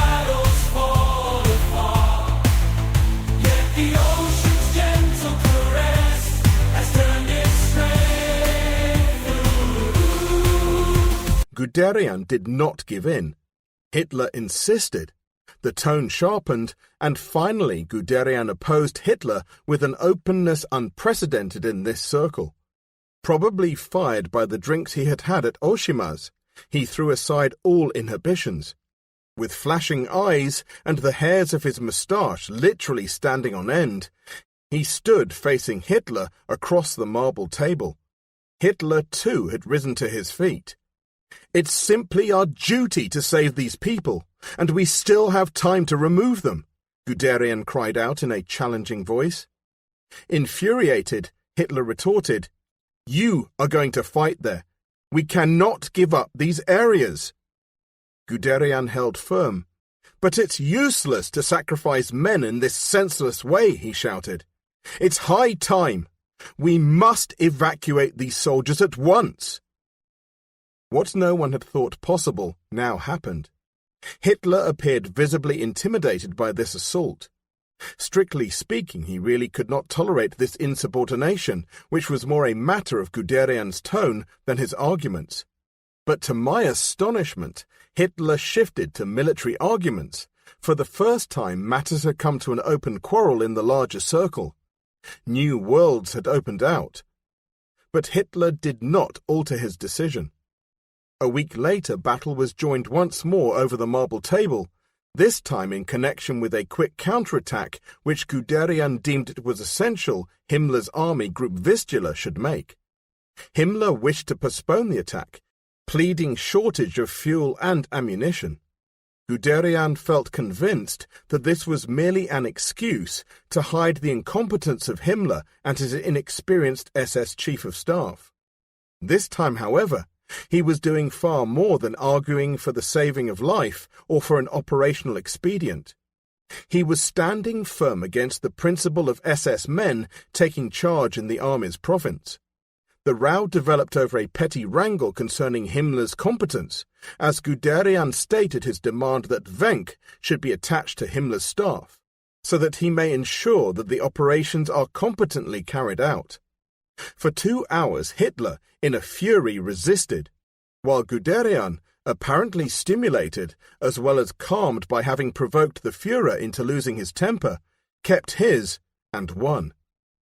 It was, as he wrote in Panzer Leader, the last battle I was to win. The attack, launched by Wenck on 16th February, enjoyed initial success, but on the 17th, after Wenck was seriously injured in a car accident, the momentum was lost. Wenck's replacement, Generalleutnant Hans Krebs, was of lower quality, lacking in high command experience and the sort of creature Hitler preferred to employ.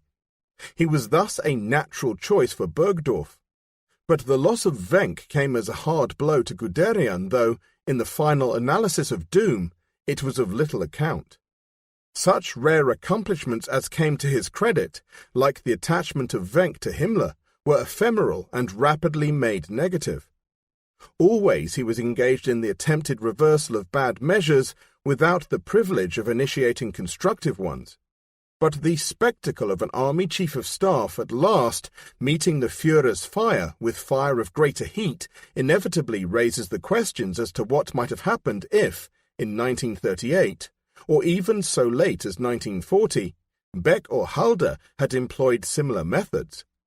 Or what might have been the result if Guderian, in the mood of 1945, had been made Chief of Staff in 1938, as unbased rumour suggested might have happened.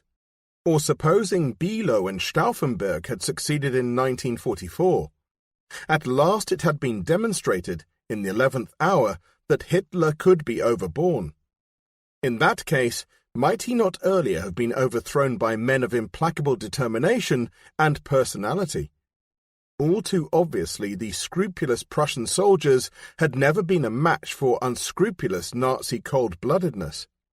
An established system of disciplined ruthlessness had fallen victim to anarchic, modern gangsterism. True to his conclusions that the war was lost, Guderian, in collaboration with Speer, opened a defective campaign to limit its effects on Germany, and a major effort to bring it to an end with the connivance of anybody else in the Nazi hierarchy who might help. Speer's efforts to circumvent the program of industrial destruction which Hitler wished to wreak upon the German homeland and economy was of only marginal use. What damage he managed to prevent with the aid of all manner of military and civil leaders was as nothing to the destruction wrought by the enemy who bombed, shelled and burnt at will, and often without discretion.